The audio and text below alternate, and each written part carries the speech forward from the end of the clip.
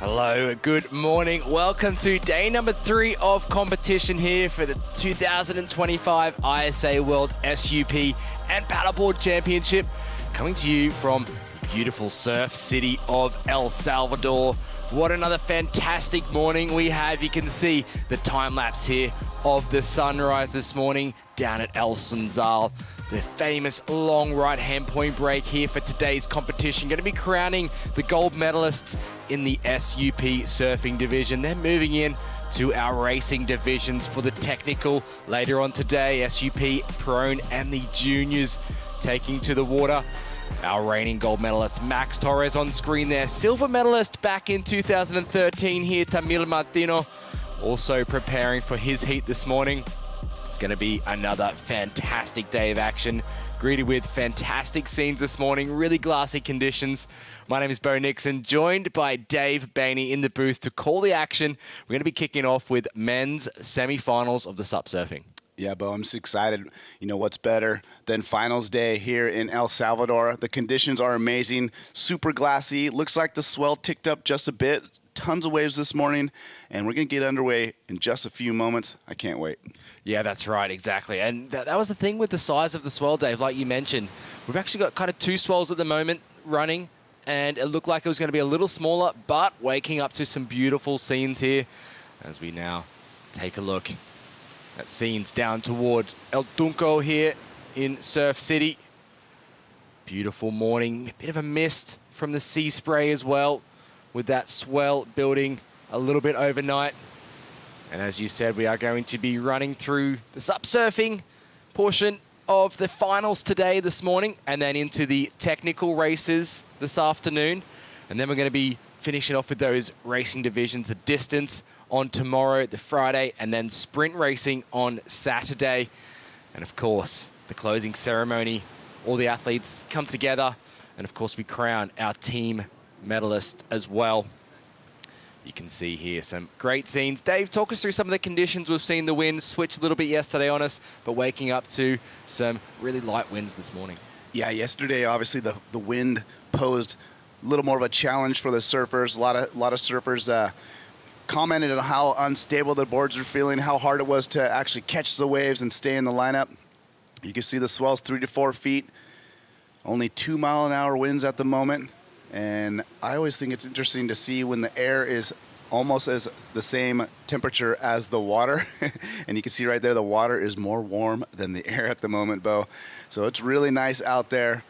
And yeah, they couldn't ask for any more. There's been a lot of energy in the water this morning. The conditions are so glassy, and we're going to see some ripping SUP surfing here. I can't wait for it to get underway. You know who I saw ripping this morning in the women's division is Stella Smith of New Zealand. And really a kind of surprise for me. She did take a bronze medal back in 2018. I think it was in China. So she's going to be looking to go a couple better this year, but she was looking on fire this morning. And the women's semi-final will be coming up after this men's semi-final heat. So great day of action in the water this morning, though. We have a couple of prior gold medalists. Max Torres, the 2023 SUP surfing gold medalist, alongside, we have Luis Diniz coming up in the next heat. So we have Leco Salazar in this heat of Brazil, a prior world champion on some other stand-up paddle tours, and Tamil Martino, a silver gold medalist from 2013. Yeah, Tamil, always so consistent, always in the mix. He's looking to do one better than that silver. He's been looking really good throughout the event. Kind of quietly, you know, one of the standouts, I would say.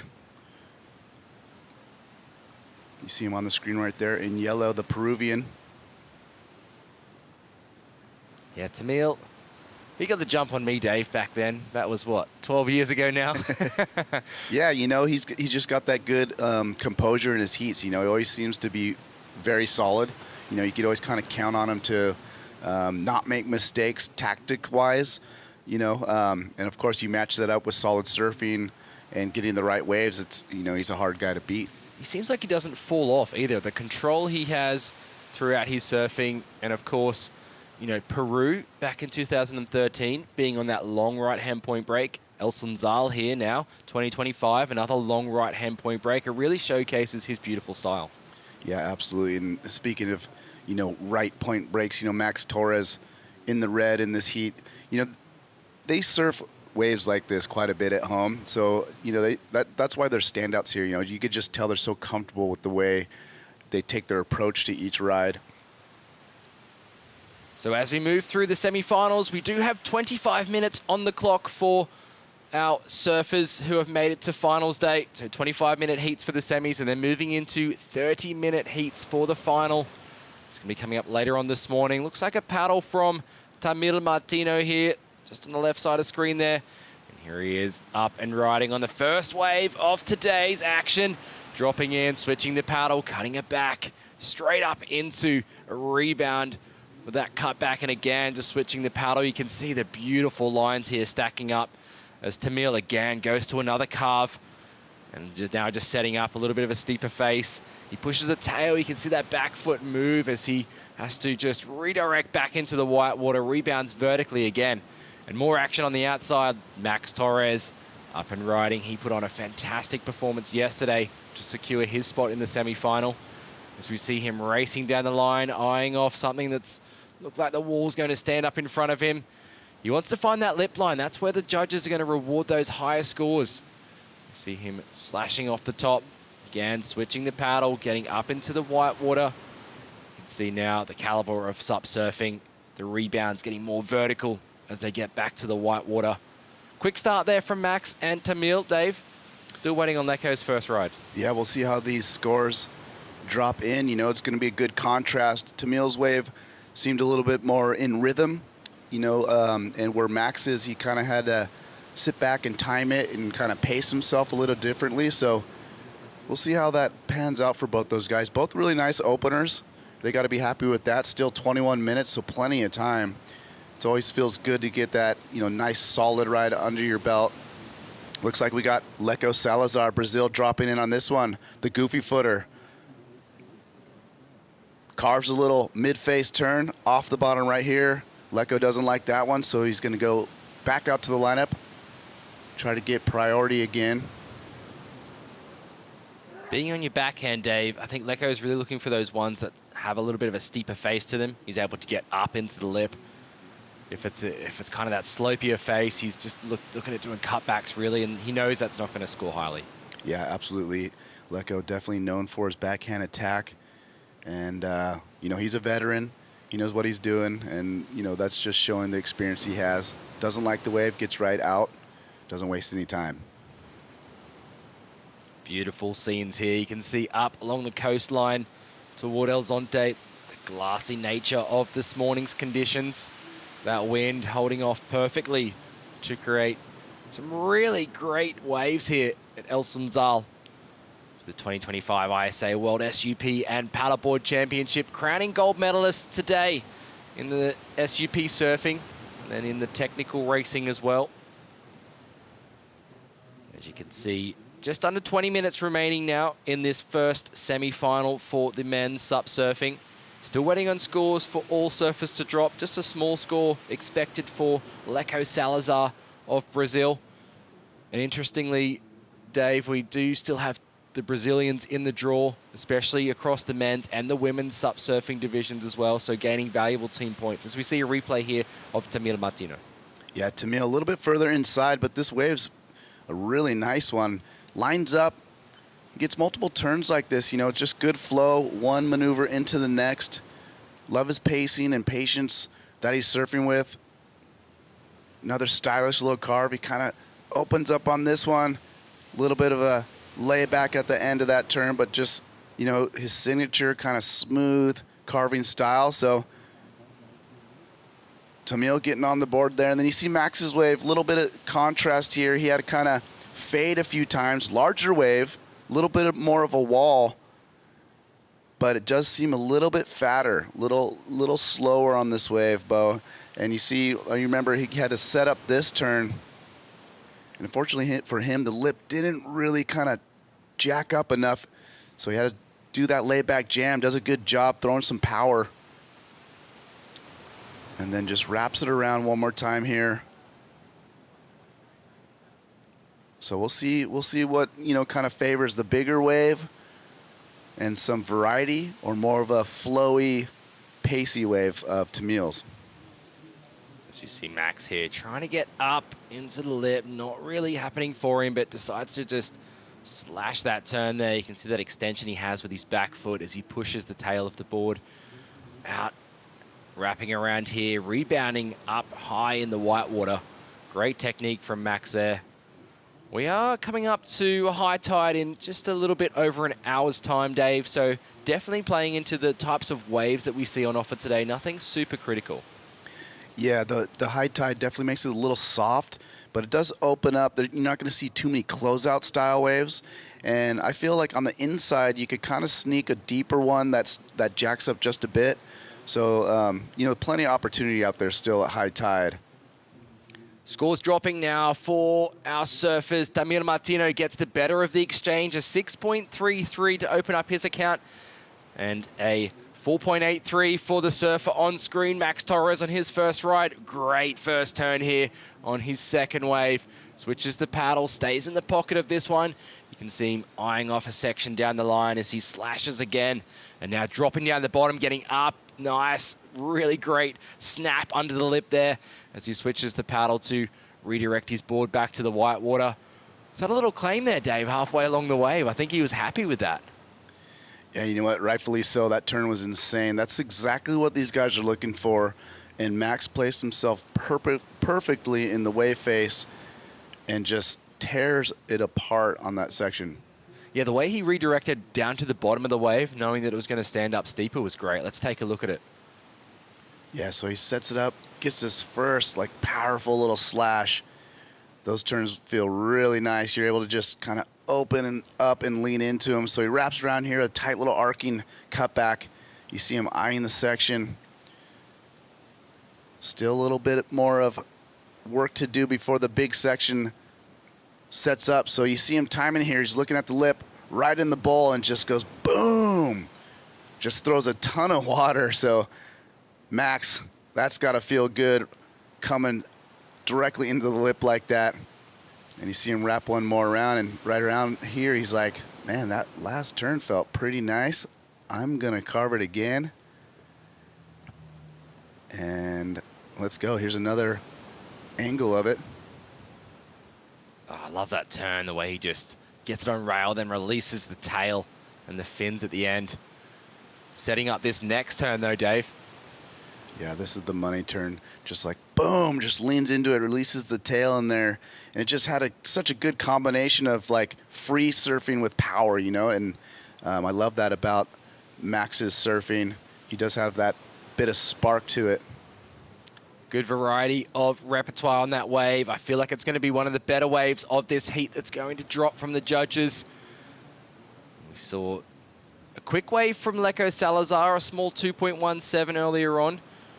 And it looked like Tamil Martino was just up and out for a quick one, so nothing of real note in for his backup wave, but we are still waiting on Max Torres' wave, expecting him to jump up into the lead.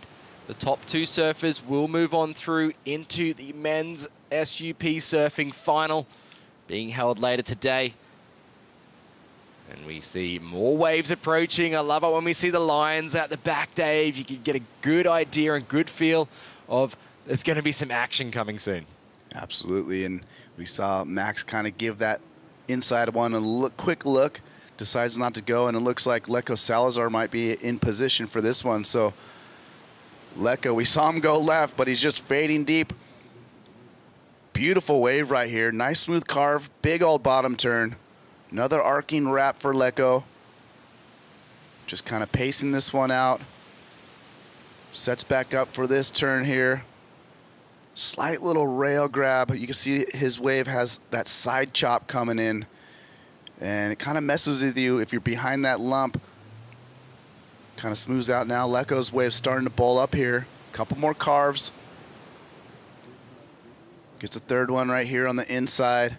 He's going to pull out. So Leco looking pretty solid. That wave was just a little funky, unfortunately for him. But, I mean, it was a nice long ride. He got multiple turns. Let's see this replay, Bo. Yeah, he kind of fades back in to this one.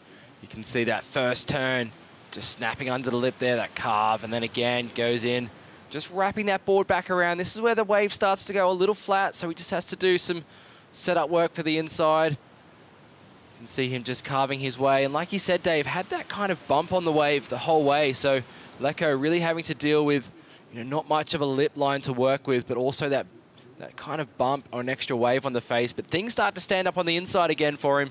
And he gets a little bit more work done, especially with this turn here at the end. Nice little wrapping maneuver into the white water. So some great surfing.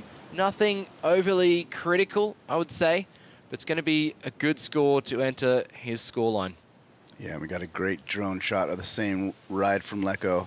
And right about here, the bump, kind of cross bump, kind of comes into play, and he's just sitting right behind it the entire time. And unfortunately for him, it just kind of messes with the wave face and kind of slopes it out. Does a good job, though, as you said, Bo, just kind of waiting for the inside. And then he finally kind of comes clear of that bump, and then he was able to open up a little bit more on the inside here. But it's going to be a nice, starting score for him, but he's definitely going to look for something, as you mentioned, to just throw it through the lip. Yeah, I don't think it would have been the wave he would have really chosen to go on, but I think with the time winding down, he really needed to get at least something under his belt. As we start to see scores dropping now for Max Torres. It is the better wave of the heat. 6.50 drops in for Max Torres. Alongside his 4.83 puts him up into the lead.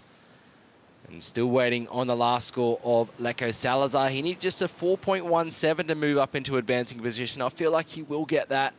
So it will change the situation, but Tamil only sitting with just a single wave score at the moment. So he's looking to back it up. Currently sitting with first priority out in the water as well. And we just can only hope the conditions stay like this to provide beautiful canvas for our SUP surfers today. Coming down 11 minutes, 15 seconds left in the first heat of the day, the men's semi-finals. We'll be moving on through to the next semi-final after this. Another gold medalist, Luis Diniz, coming up in that heat, a Brazilian competitor. So if Leko can make it through, be valuable team points for Team Brazil. And Dave, we've just got word that Team Brazil are currently leading the standings so far, gaining those points for the team standings in the SUP surfing. Spain just behind them, Peru as well, getting some good team points. So we'll see how that plays out, especially after the technical races later on today. Yeah, and as you mentioned, Brazil still has 2 surfers left in the draw here in the men's SUP surfing. Spain has, I believe, 1, and Peru with Tamil here, 1 as well. So Brazil has a good chance to really stack some points if Leko and Luis can find a way to advance into the finals. That'll be huge team points for Brazil. They've also still got Aline Arisaka and Gabriela Steinfater in the women's division for Brazil, and Peru, of course, with Vania Torres. And Ibaya Moreno of Spain still in the draw. So those countries securing some great points for the overall team standings. We saw Spain win last year in Denmark. And then France was unstoppable for 3 years before that. And it will be the teams with the number of athletes in all these divisions as well. We haven't seen some of the countries sending a full roster of athletes. So it will be those countries such as Spain, Peru, France, Brazil in the running for that gold medal. Coming down to 9 minutes, 20 seconds left on the clock. Things got a little bit quiet out here. But Leko Salazar dropped a 5.23, which pushes him up into that second position. But you can see Tamil Martino sitting with first priority only needs a 1.07 to take that advancing position back. He'll be looking to do a lot better than that, just that 1 point ride. He'll try to get himself up into the lead.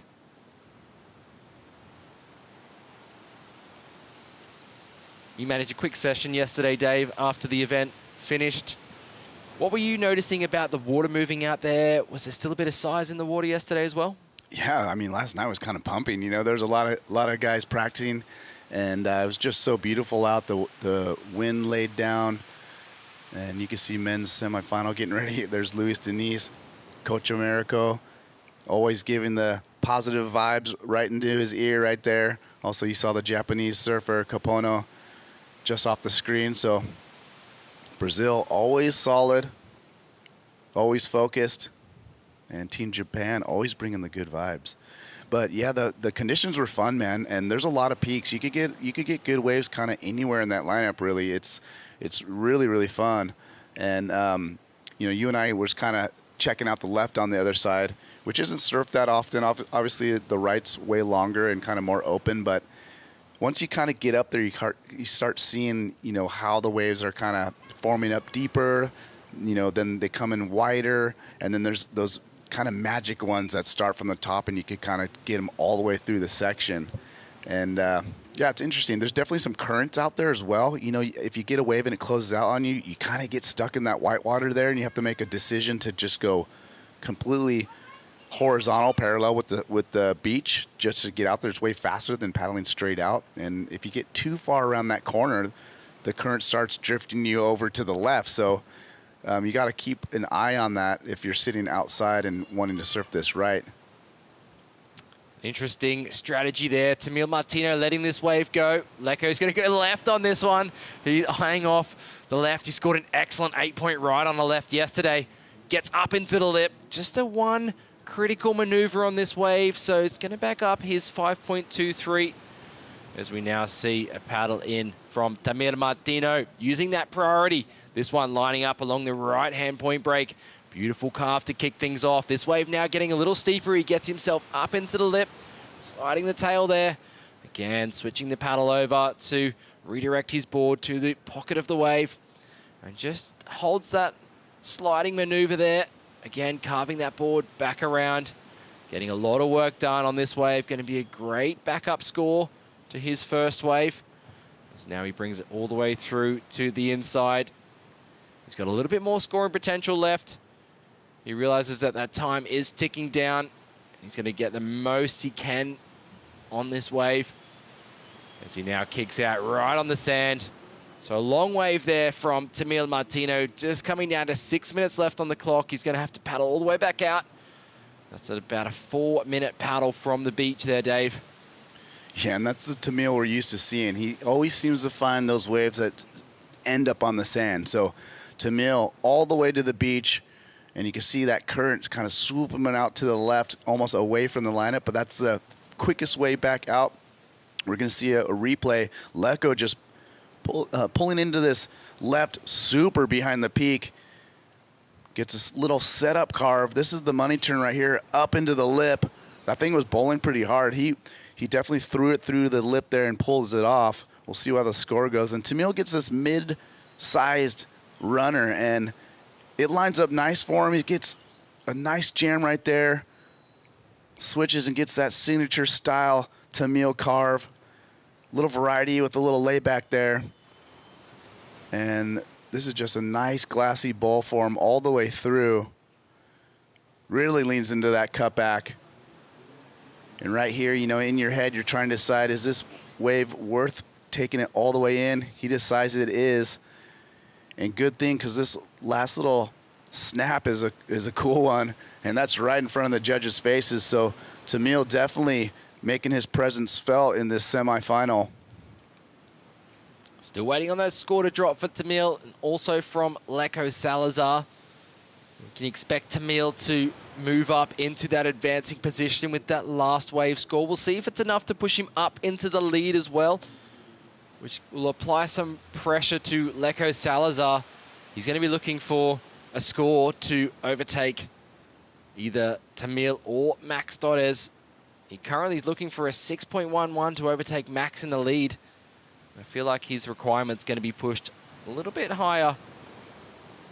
Not sure that that last wave score is going to be enough to get him up into that advancing position, but still 4 minutes remaining. He's going to be sitting out there with second priority, Leko Salazar.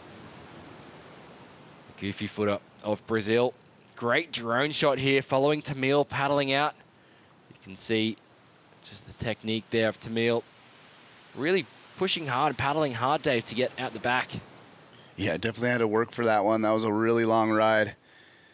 And he knows he's got to get back out there at least until he hears his score. He definitely doesn't know what's going on yet, so can't leave it up to chance. Get back there in the action. Max Torres still out the back waiting. He's been patient. He's been sitting out there for quite a while. You see him in the corner of your screen in red right there, Bo. Yeah, he was really smart, though, taking 2 waves earlier on in this heat to get a couple of good scores in his scoreline. Looking like he's going to decide to take off on this one, use his priority. Max Torres there fading back to the whitewater as now things start to get a little steeper. Unfortunately, uncharacteristic fall for Max Torres there. His back foot looked like it slipped off. We do have scores in, so Lecco now down into 3rd place, needing a 6.11 to overtake Max Torres now in 2nd. And Lecco Salazar up and riding this wave, offering up some great wall. Straight up into the lip for Lecco. Can he back it up with a 2nd turn? He does. He throws his board up into the whitewater. Doesn't connect how he would have liked to, but he wraps that board back around into the whitewater there. He's going to stay with this one, realizing time's winding down. Another great carve there. And again, just redirecting that board back into the whitewater, just wiggling that board through this section. Unfortunately, this wave really starting to fade out now as it hits the inside section. So Lecco just doing what he can. This is probably going to be his last shot at a score.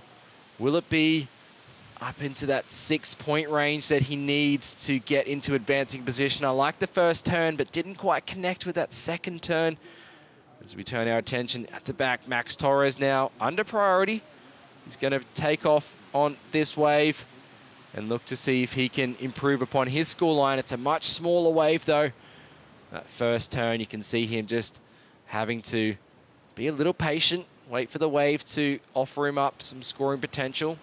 Kind of, you know, slashing out on the face of the wave, not really in the pocket at the moment, but now things start to get interesting on the inside. Floats over that section there, and again, back up into the lip, tries to push the fins out, but just has to play it safe. I love that turn there, sliding the tail, and again, switching the paddle over, showcasing to the judges that he is using that paddle through his turns as well. Just over a minute left, and looks like Max could improve upon his scoreline. Great exchange there, Dave. Yeah, what an interesting exchange as well. Like you said, Lecco had that big set wave. That first turn was the money turn. He set up another one and just got, you know, just a little bit under that lip, so he had to be tentative so he doesn't get knocked off. Then he surfs it solidly all the way through. Is it going to be enough for a 6? We don't know. If he would have jammed that second one perfectly, I would say he had a very good shot. Well, let's compare it back to Tamil's 6-3-3, because that's probably going to what the judges are going to do. So he had 3 carving maneuvers on the outside, where Lecco had that more vertical approach. Yeah, and, you know, the vertical approach, I mean, that was insane. And then he did more work on the inside. It's just, how are they going to take account that one little bobble or, you know, just that just kind of checky style turn that he had to do, he's forced to do. And, you know, good on him reading that correctly so he doesn't fall. And then Max's wave, what a little gem. I mean, he faded so deep, and that thing just grew into just this sick ripping bowl, and he teed off on it on the inside. I feel like no one's safe in this heat. Although Tamil Martino sitting with a couple of 6-point rides, Max could easily go up into that with this one here. Dave, let's take a look and see what work he got done. Yeah, this is such an interesting ride. He fades so deep. You see it right here, like, oh, just bummer for him. It's kind of that inside, you know, kind of weird wave. And then, you know, he's still kind of working. You're like, okay, cool. He gets a cool little turn. He's doing everything he can. And then right here, he starts picking up speed. And you see the wave just grow. And you're like, wait a minute. Boom. Just flies over that. And then just bowls up and he just smack and pulls that one. This one's so sick.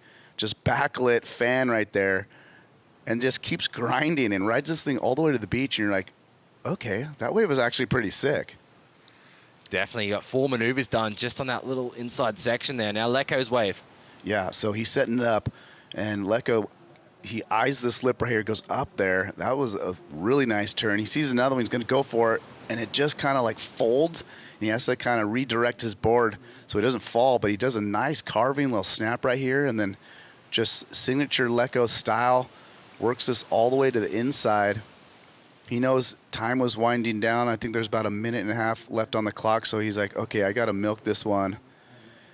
And then bummer for him, it just shoulders off. It didn't kind of open up like Max's wave, so just kind of doing it, staying with the wave, and he made sure he rode it all the way to the beach. But it's going to be interesting here.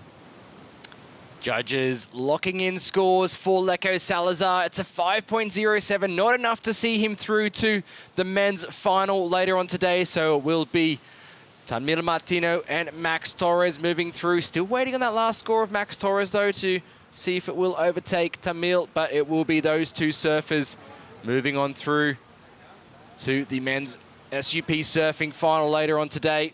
Leco Salazar put on a great performance. We'll be right back. Men's semi-final number 2 coming right up after this short break.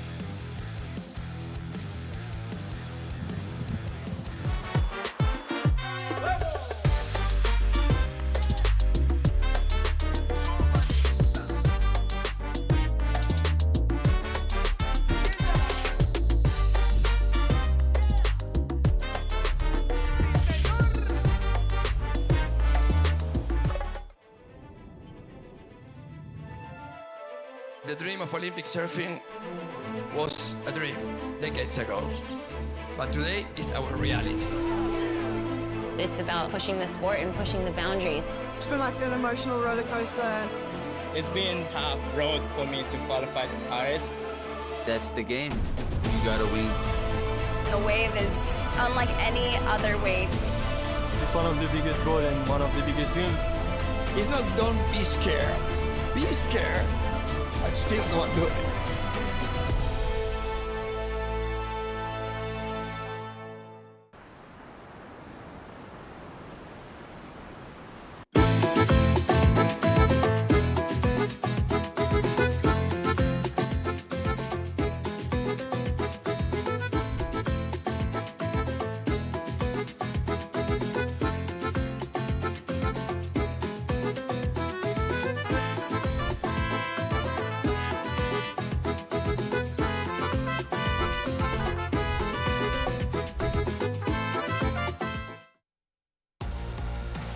Hello and welcome back to day number 3 of competition day. Finals day here for the SUP surfing for the men and the women. It is another beautiful morning here in Surf City, El Salvador for the 2025 ISA World SUP and Paddleboard Championship. Moving through into heat number 2 of the men's SUP surfing for the semi-finals. Juan de los Reyes from Spain in the red jersey, Luis Diniz of Brazil in the blue, and Kapono Fukuda of Japan in the green jersey. 25-minute heats for the men's semi-final. You're joined with Bo Nixon, and we'll now have Rachel Tilley in the booth to call the action for this men's semi. Rachel, what did you take away from that first heat of the men? Gosh, well, the fact that it's another beautiful day, the wind, which proved to be difficult for the surfers yesterday, is not around at the moment. These surfers have really clean conditions to kick off, and everyone at this point of the event is surfing their best. So we saw great surfing even get knocked out towards the end of yesterday and this morning. So it is the battle now for that medal round. The 2 surfers that advance out of this heat will join the other 2 surfers that already advanced out of last heat to bring a medal home to their country. So you can just feel, I think the energy's a little bit different now that we're here on finals day. It certainly is a little bit different. Thank you for joining us wherever you're watching from. If you're on ISAsurf.org, you can catch up with all the live scores that are dropping for the athletes. Make sure you do check out the Facebook, the YouTube page as well. You can tune in there. And make sure you tag us in any posts you are doing and let us know where you're watching from, who you're supporting. Now, Rachel, you spent a lot of time surfing out here. I'm taking a look over my shoulder. We can see the athletes from where we're sitting in the booth. They're sitting really deep. Athletes without priority at the start of a heat. So you can see they really pushed themselves really far across the point break here. Yeah, it's a dangerous position to be jockeying for that inside position when they push themselves so deep. We'll see what this wave lines up as. It looks like Luis Diniz is going to be in position, but usually the waves that you're taking off this deep aren't the maximum scoring potential types of rides. But we'll see this live action here and how it goes. 3-time gold medalist Luis Diniz up and riding, gets that board up into the lip for his first turn. You can see the wave flattening out, connecting with the actual point break here. which is the left now, and then Luis redirects himself back along. So as you said, Rachel, they're not the waves that are going to reel along the point break here of El Sunzal.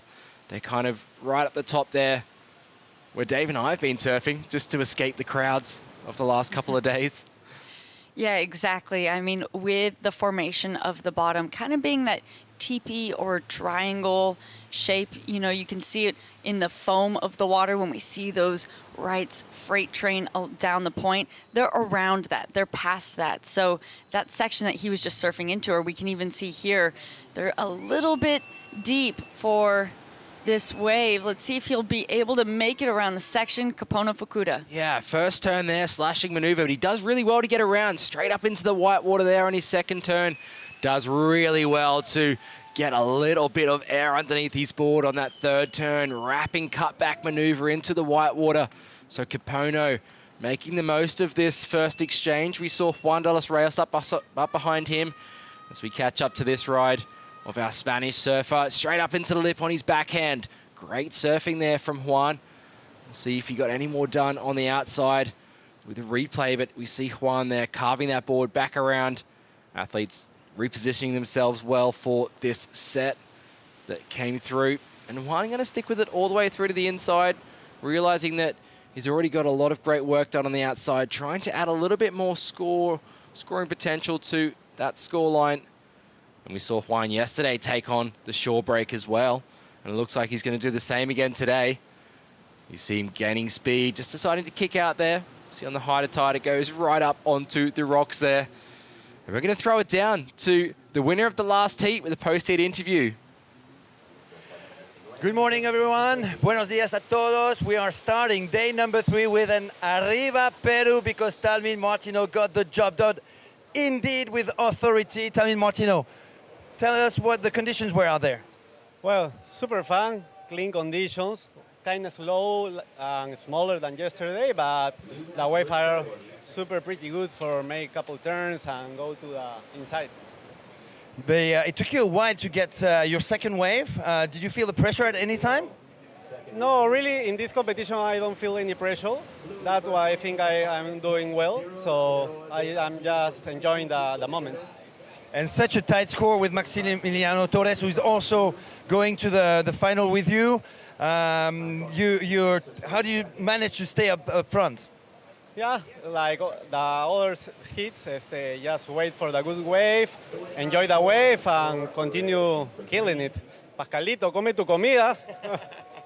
Well, we're starting with an Arriba Peru. Now, the big question is, are we going to finish this morning with another Arriba Peru? We've got a men's final now to find out. Back to you. Thank you very much. Tamil Martino putting on a great performance there. A silver medalist back in 2013. He's going to look to go one better this year in El Salvador, and he's looking on fire. Also on fire are the surfers in this heat here. The top 2 surfers will be joining Tamil and Max Torres in the men's SUP surfing final. We saw Luis Diniz's first ride locking in at a 5.0. Still waiting on scores though for Kapono Fukuda and Juan de los Reyes to drop, which probably will change the situation. They had a lot longer rides there. As we see Kapono Fukuda now locking in a 4.57, and he's up again on his second ride. Just fading back, waiting for this wave to stand up. A nice turn underneath the lip there, and again just throws the board up over the white water, but goes down on his second turn. A little bit of a smaller wave would have added to his scoring potential, but I think he's just going to recompose himself. Still 17 minutes left on the clock. That really helps having those 25-minute heats, Rachel. Yeah, I was just going to say that normally these surfers are used to surfing those 20-minute heats and having those really busy starts and trying to stay active. Kapono Fukuda has been one of those surfers really locking in 2 good scores in that first half of that heat. So he's staying in form and staying busy, but those 25-minute heats really extends your need to, I think, be a bit more, you can be a bit more patient. Yeah, you definitely can be a bit more patient. If it was that 20-minute heat, they'd already be down to, almost 11 minutes on the clock. So it's exactly. Definitely very, very helpful to have that extra just 5 minutes of time And then we'll be moving through to 30-minute finals as well. So that gives the athletes even more of a chance to get 2 or 3 set waves in their final. So scores now are dropping for all competitors after that first exchange. Juan de los Reyes gets the best of that, a 5.83. He's up into the lead. Luis Diniz in second. I think Capono's going to overtake probably Luis and likely Juan with that last wave score. 2.5, just a small score, but puts him up into the lead currently. And you can see now Luis Diniz just needing a score underneath that 1-point ride to advance. Still lots of time on the clock, and these competitors going to wait for the next set. Now the priority is established. Yeah, and all of those initial scores coming out pretty close within each other. Juan getting the nod in that 5.83. Let's take a look at this 5-point ride from Luis. So he took off from this one really deep. The fortunate part about these deep ones is he does get a big section, oncoming section like that. So what you don't get in length of ride, you do get in size of section and a bit more critical nature. Taking a look at Capono's, this was a 4.57. Nice opening turn. Taking off from this one a little bit deep as well, so he had to be a bit patient. Nice foam climb, good use of that section. Wrapping it around, releases the fins, switches the paddle around quickly, hits the whitewash. So he got a lot of work done in all of those sections and then decides to opt out here. So everyone starting their campaigns off really closely. It's going to be a tight heat moving forward as we see Juan going for his second ride. Yeah, this wave really starting to shoulder out though for Juan. So he decides to kick out. Luis Diniz now up and riding on his second ride. His front foot just slips off there. He was a little bit deep, maybe just deciding to hit the eject button there and stay out the back with that second priority now. It will be Capono Fukuda out in the lead in first priority. We just saw Juan drop a 2.57 for that last ride, so we'll put him up into the lead now. Just those smaller scores backing up Surfer's first ride. We'll wait for another set to come through. What I found interesting during that first exchange, Rachel, that Luis Diniz only done those 2 turns, and you mentioned it, had that wave had that more critical nature. The wave stood up a lot steeper for him, so he was able to get the board up into the lip a lot more. And that's why his score went above Capono Fukuda, although he did, 5 or 6 maneuvers. Wasn't up into the lip as much. Yeah, to me that was a little bit surprising. I thought Capono was going to actually get that nod or, not by much, maybe just flip those scores. But the judges are really asking of the athletes to go critical. They want to see big explosive maneuvers, especially here on finals day. And so when you're an athlete out the back and you hear your score, you're trying to interpret, okay, what did I do? And what are the judges communicating to me now? And so that's what all of these athletes are taking away is what are the judges asking more from me here? And let's see what Capono can do here. Yeah, hopefully he gets a bit more wave to work with up into the lip. Great first turn there, and he links it together with a beautiful snapping maneuver for his second turn. Crosses the paddle over for a roundhouse cut back into the white water. 3 major maneuvers already done on this wave. Looking likely he'll better that first score. So Capono kicks out. He's going to make his way back out. Very happy Team Japan there. They don't look super happy. I can feel like there's a little bit of tension there. Tense. Yeah. They're hoping that, they know that a medal is on the other side of this heat. And while I think when you're in that position and you're supporting someone in that position, you're more nervous than the person that's out there. You can never quite take a full deep breath. That is so true. But Team Japan will be coming up later today, especially in the technical races. Returning gold medalists, especially Shuri Araki, will be representing Japan in both the junior tech. He's got a couple of gold medals, actually 4 gold medals to his name. As we see a replay here of Capono's wave, Rachel. Yeah, this opening turn, nice and critical, does well to keep that nose from bearing back around, and a nice snap, use of the paddle, bringing it all the way back around. All 3 maneuvers so far being different than the one before it, and just kind of finishes this last turn off. He feels good with that one. He's trying to build upon that score line. Beautiful drone angle. We'll be able to see that spray whip off the back of those critical turns. Look at that with that beautiful backlit sunlight, early morning. It's a beautiful start to the day. It certainly is. And of course, with Action Sports Productions bringing you all of these angles, we have cameras set up along the beach, cameras in the sky. We're capturing all of the action, not missing any of the waves of the surfers in the water. Still waiting on Capone's last wave to score to drop. That's going to change the situation. Only looking for a 3.84 to move up into the lead in this heat. And it is the 3-time gold medalist, Luis Diniz, in that 3rd position at the moment. He won his golds in 2017, 2018, and in 2022. So he'll be looking to go for his 4th gold medal. And there we go, scores dropping. Best wave surfed of the heat so far, a 6.13 from Capone Fukuda, now in the lead. Juan de los Reyes in 2nd. And is Luis Diniz needing just a 3.41 to see himself up into 2nd place. And that'll advance him through to the final. When you get a score drop like that, that finally goes above your competitors in the 6.13, that's when you can start breathing a little bit easier, you know, and you're out there and it's these early morning heats. A lot of times you try and guesstimate what the judges are going to award your score or your wave. But sometimes in these early morning heats, it's hard to do so because they're still figuring out their scale and you're trying to understand their scale as an athlete. As we see Luis Diniz using his first priority. Yeah, other athletes having to give way, fades right back into the white water to find that more critical section as he just starts to work his way through. Now you can see him really gaining speed. That wave standing up again for him. Gets that board up into the lip. Great turn, very dynamic.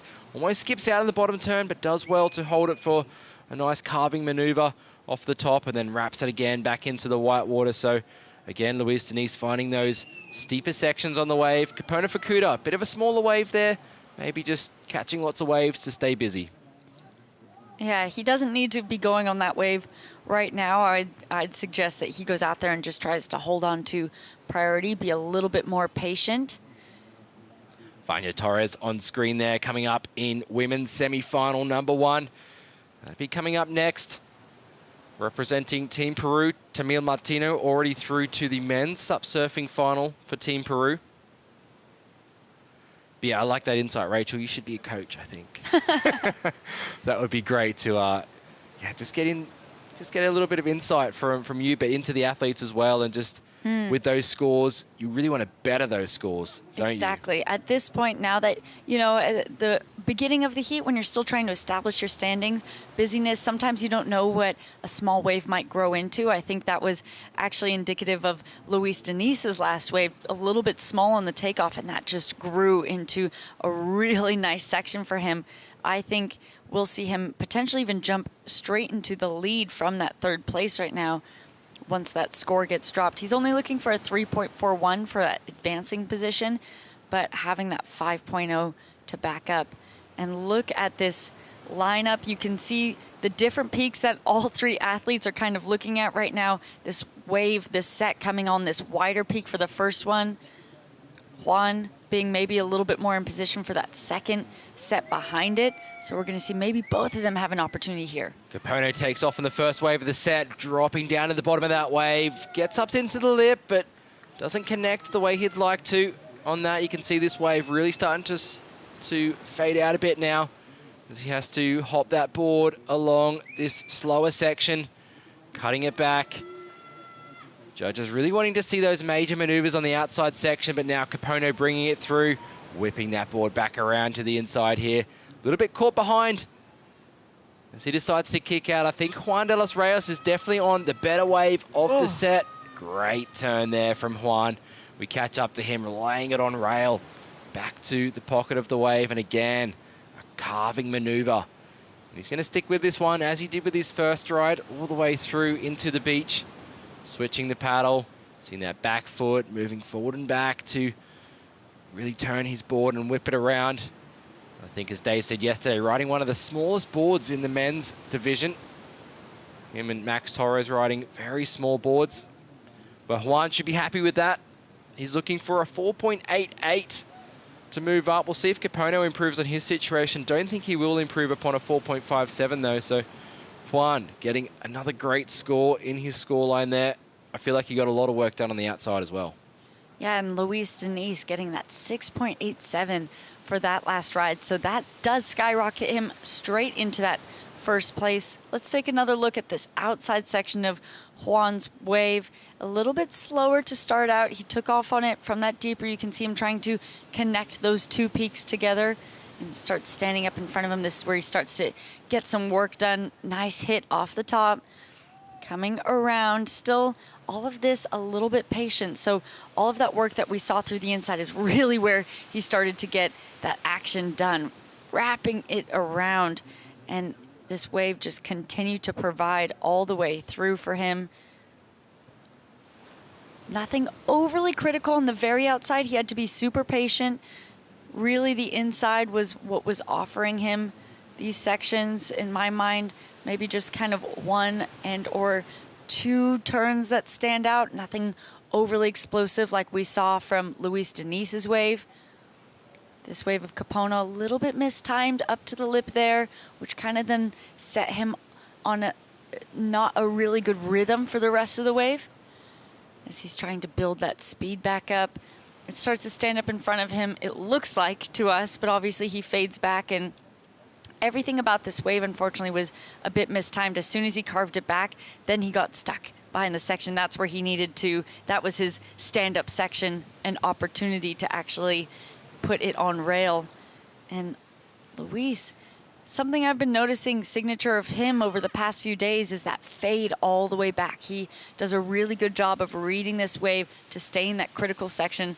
And this one, unlike his first one, actually continues to provide opportunity after those opening maneuvers. And that's why this one got the nod of that exchange, a 6.87. Really critical on the outside, clean. Capono's up on another wave, live action. Yeah, Capono up, slashing maneuver off the top of the wave there. Switches the paddle. Big roundhouse maneuver, banking off the white water. You can see this wave went a little bit funky there, a bit of a wobble in it, but he decides to stick with this one. He's doing some great work through the inside of this wave. We heard Team Japan, the cheers from the beach. Capono goes up into the lip there to finish this one off. So he'll be looking to improve his scoreline with that last ride. We'll see how the judges determine that score to come through. We can update you. Juan de los Reyes dropped a 5.57. So he's in that second position. And we saw Luis Diniz, that replay of Luis. I love the speed that Luis surfs with. And I think that's what the judges really like as well. He's able to fit a lot of turns in a short space of time and a short space on the wave. And just he seems super explosive. Yeah, he's a surfer that looks really light on his feet, especially in those sections that on both of his waves, we've seen him have to connect through that dead section, but he somehow is able to continue to generate speed through that. And you're right, it just looks really, out of not a lot of speed, straight into an explosive maneuver is really impressive. Great technical surfing in order to do that. Let's have a look at this wave. Juan having a look. He just goes in and out, but man, look at these beautiful conditions.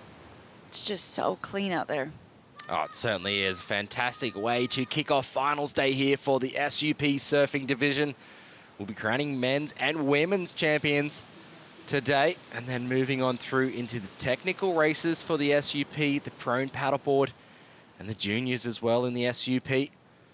We've got just over 2 minutes remaining in men's semi-final number 2. Still waiting on the last score to drop for Capono Fukuda. There it does, it drops. Wow. 5.43, puts him into second place. So Juan de los Reyes now dropped into third position. He's looking for a 5.74. And that's going to match his, almost his highest score there. So he'll be looking to improve upon that 5.57. Luis Diniz currently sitting out in the lead, but definitely still not safe. All those scores tallying up to that 11-point range for all three surfers. Oh, it's such a close heat. Look at that. As we see lines coming in, will Juan de los Reyes get another opportunity before that buzzer sounds? He's turning around. He's up and riding, live action here. Juan de los Reyes took this wave about halfway up. Foam climbs on his backhand there. this wave now starting to flatten out, looking for that fire. He shakes his head. You can see that body language. He's not liking what this wave has on the inside. And you can just tell he's looking back. That's not going to be the 5.74 he needs to progress through. 1 minute left on the clock. Now he's on the inside there. And we saw Juan take off on a wave on that replay, Rachel, that you called about halfway out and just deciding to kick out. Maybe he should have paddled a little bit further out to position himself, especially as you see a couple more lines approaching in the last minute of this heat. Luis Diniz sitting with first priority. He's going to take this one just to keep Capono off, I feel like. Also looks like a great wave setting up for Luis. Up into the lip for that first turn. Just how tight he can turn that board in the pocket is very technical surfing. You see Luis just patiently waiting for this wave to offer up a bit more steeper face. That's where he really comes alive.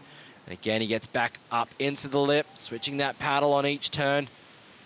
And Luis, again, just staying with the white water. I think he has to, especially on such a small board. He wants to stay where the speed is on the wave to help him generate that speed through the sections. Now Luis riding this wave through. 5 seconds left. We'll count this wave out. No one else is going to be able to get another wave in this heat. So a 6.87, and we'll see if that one jumps up into his scoreline a bit. It will be Luis Diniz and the Japanese surfer Capono Fukuda moving on through to the men's SUP surfing final. And we're going to go to a short break. We'll bring Rachel and Dave into the booth to call the action for the women's first SUP surfing semi-final.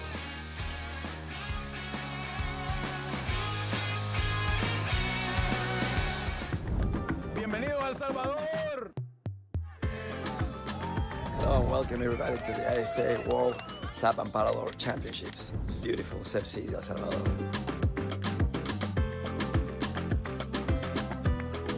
I hope you have a great competition.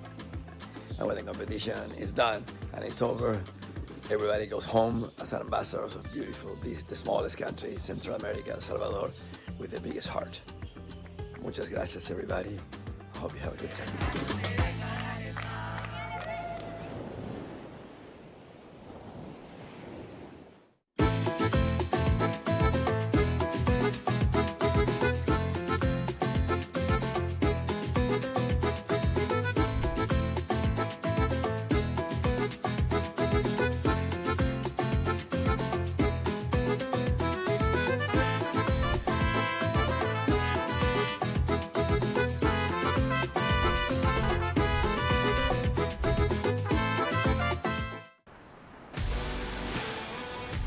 Welcome back. It is finals day here for SUP surfing. We just saw the men's semifinal 1 and 2 take place. We are now moving on into women's semifinal 1.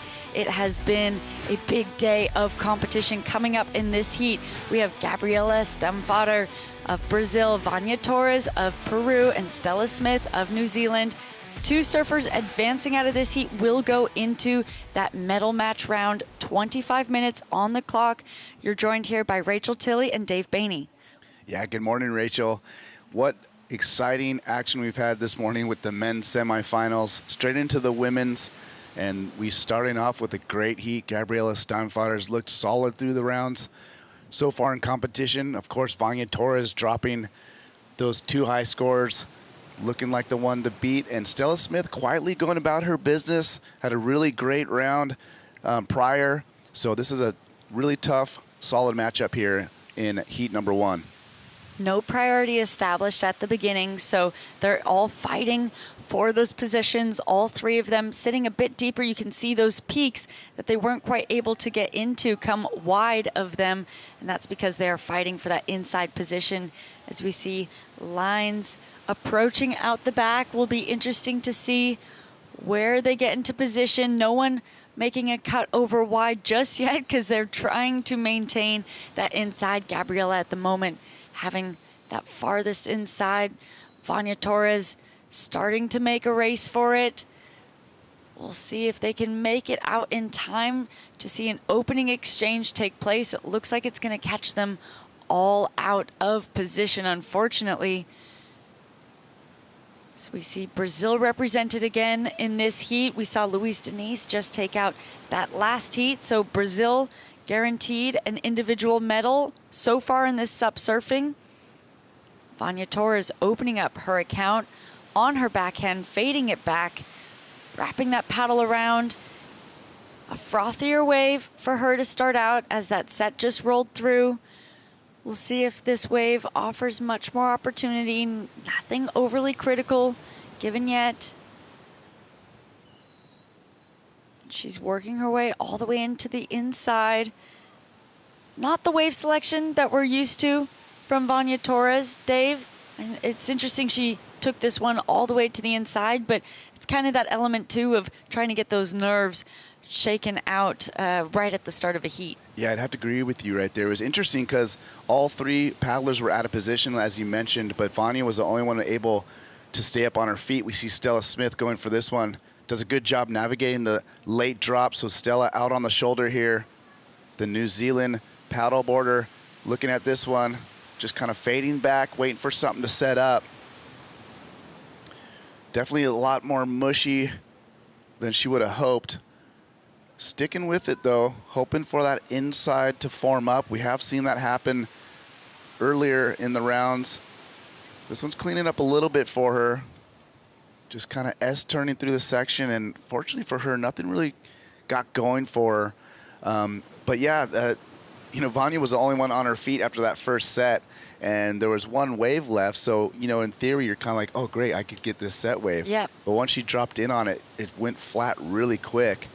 And she had to make a decision whether to pull out or ride it. And, you know, that one didn't line up as well as she would hoped. A little bit better than Stella's ride, but, man, those were long waves, and they're going to have a long paddle back out. For probably two scores that neither of them will be wanting to keep within their overall score line.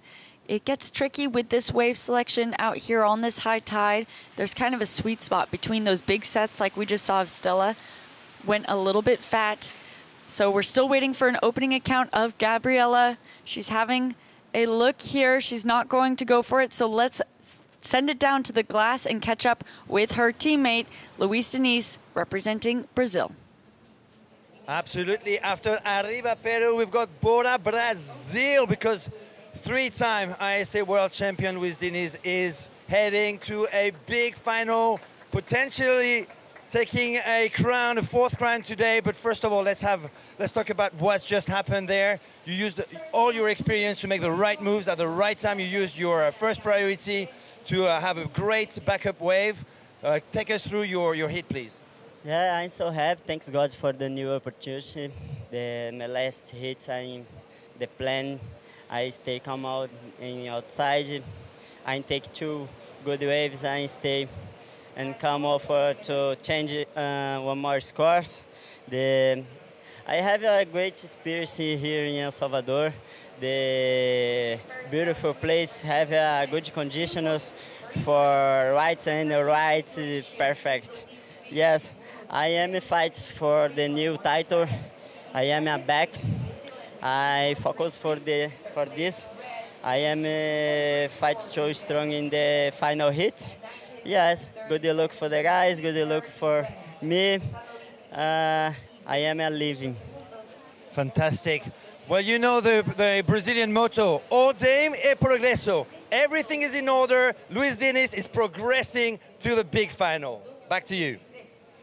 Thank you so much, you guys. As attention turns to his teammate, Gabriela, opening up her account here, gets into a beautiful one. We'll see if this one has a little bit more opportunity than the other two surfers. It looks like it's standing up. Nice carving back, switching that paddle around. You can see her trying to show that variety for the judges early on in her heat, early on in her wave, opening this account.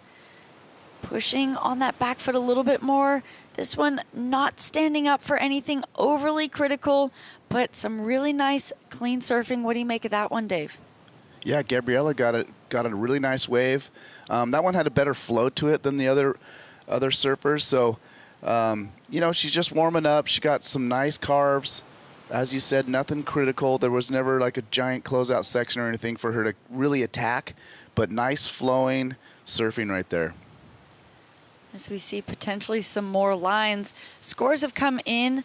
Vania Torres in the lead at the moment, a 3.17. Stella Smith getting a 2.33 for her opening ride. So both of those waves, again, not ones that they are probably hoping to rely on by the end of this heat. Of course, as a competitor, you're hoping for two excellent scores, and that is what we've been seeing from these surfers, especially from Vania Torres, been really in form all week. Stella Smith with priority. She's having a look at this one. She's not making a strong paddle yet. Looks like now she's starting to commit. Taking off. It's standing up in front of her. This one has a little bit more of a face. Will it run away from her? She's going to make it around. Whips it around. Carves that, digs that paddle in, carves around it. Nice two opening turns right in front of Gabriela. This one's standing up more than we saw in her opening ride, so allowing a little bit more variety and opportunity. She'll definitely build upon that 2.33 with that one. Yeah, definitely a bigger wave for this heat so far. She got a nice couple clean turns in there, a little bit of variety, so nice wave for Stella. We got Vania Torres out the back there. Looks like a few more waves coming towards Vania. Looks like she might spin around. She's taking a look. She's in pretty good position, you know, kind of deeper, setting up this long wall. So Vania dropping in. Nice little backhand turn. She's going to bail out a little too deep. And that's where that decision was made. She wants to go back out there and keep her priority. So probably a good call for Vania there, with more waves appearing to come into the lineup here. She also would have just heard that Gabriela dropped a 5.17, so that is a little bit more of a meaty score. As we see a bit of a paddle battle happening on our screens. Gabriela trying to catch up to Stella Smith, paddling hard. So we'll see where the priority judges allot that. We have one judge dedicated solely to that priority. It looks like Gabriela is overtaking Stella here. No priority awarded yet, but the judges will be keeping a keen eye on this situation. It's the first surfer that makes it back out to the lineup, the one awarded priority. That's why we see Gabriela working so hard to try and make it clear that she is in front. Still nothing awarded yet. 15 minutes, 20 seconds on the clock. A 4.53 dropped for Stella, and there we go. Gabriela was able to overtake Stella Smith on that paddle back out to be awarded that second priority. You could see she's probably there trying to catch her breath. Yeah, definitely seemed like Gabriela had a little bit more awareness of the priority maybe, or at least a lot more effort. Stella Smith looked pretty casual paddling back out there. It pays off for Gabrielle. She does get that priority number 2. So Vania sitting in priority 1, still waiting for a second wave. Plenty of time here, 14 minutes, 30 seconds left in this one. Right now, Vania basically needs 2 new scores, I would say. You know, I mean, at the moment, she just needs a 2.01 to get into that advancing position, of course. If the other women don't get that, build upon their scoreline, Gabriela still waiting to even catch a second ride. So it's Vania that will need to replace that 3.17 to get closer. You know, Gabriela 2 points higher than Vania's ride right now. So either Vania will be pushed into that corner of needing a bigger score by the end of the heat, or will have the ability to get 2 more rides. 13 minutes, 50 seconds on the clock, still plenty of time. Yeah, they're all kind of looking at this one, see if Vania wants to give it a go. She seems a little deep. She's going to keep Gabby off this one, though. Dropping a little behind the section. Wow. Or 2 for Vania, just out of a position again, and she's going to lose her priority. Not what we've been seeing from Vania so far in this event. Normally we've been seeing her great positioning and great wave selection. It seems like she's just been she's a little bit lost out there potentially. Each wave that's come through, she's just been slightly too deep for it. Yeah, I would have to agree with you. She does look a little at sorts at the moment. A little uncomfortable in the lineup there. And, you know, a couple poor choices, you know, if I'm being honest. That she shouldn't have gone on that one. But here we go.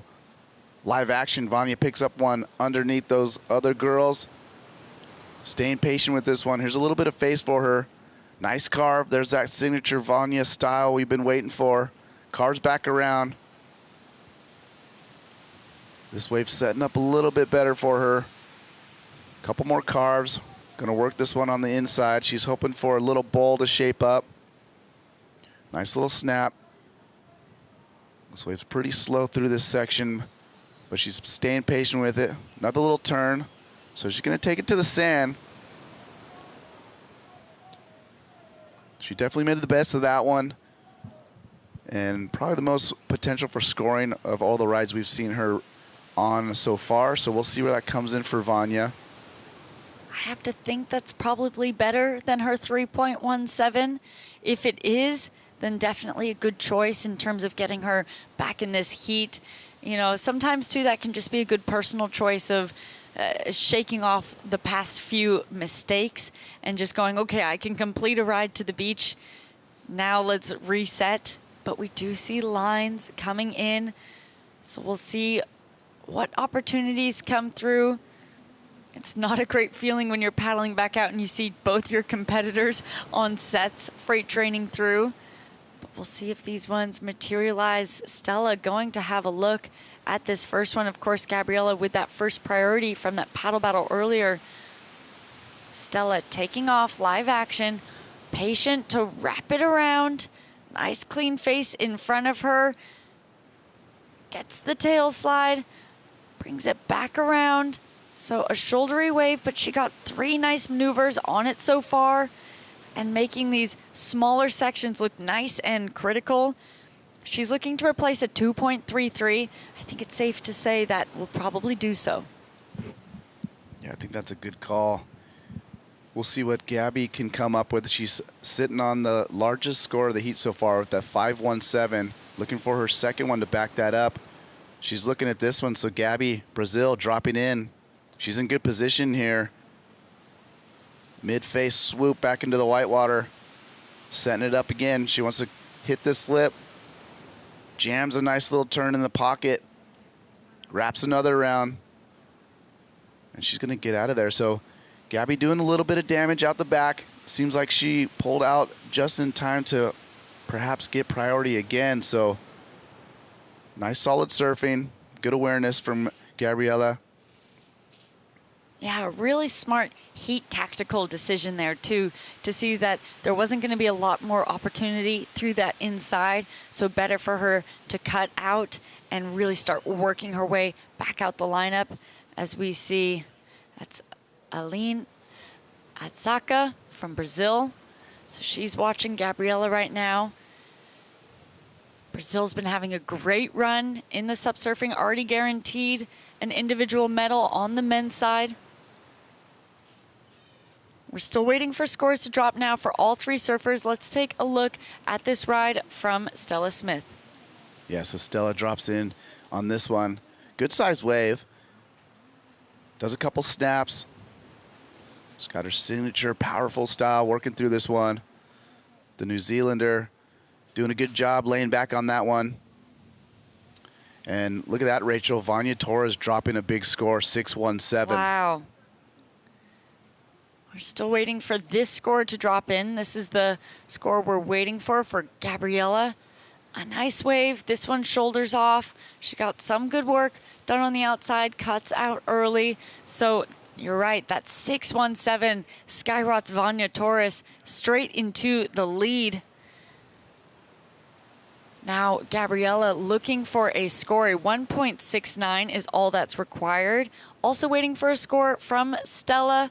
Looking to improve upon that 2.33. She does. Judges drop a 4.17.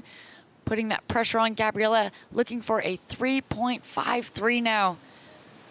Still waiting for that final score. She makes it back out the back with first priority, looking like she's turning around straight into another opportunity. This one potentially going to line up a little bit more in front of her.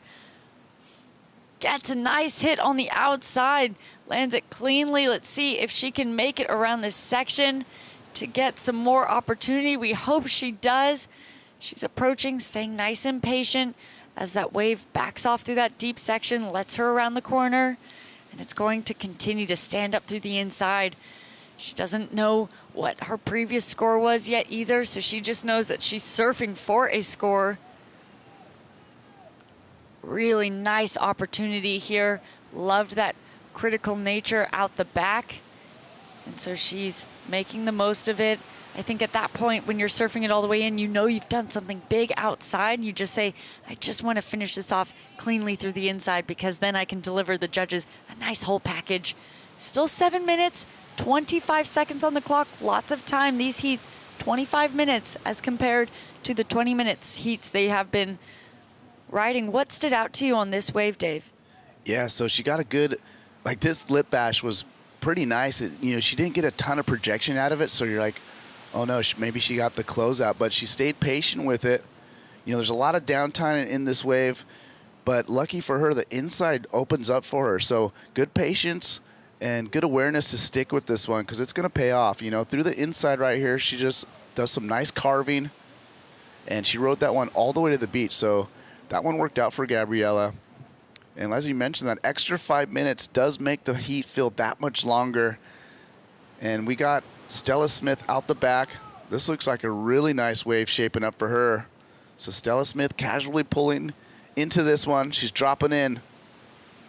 Surfer in yellow, Stella Smith from New Zealand. This one's shaping up. She's being patient. There's a wall forming. Nice carve.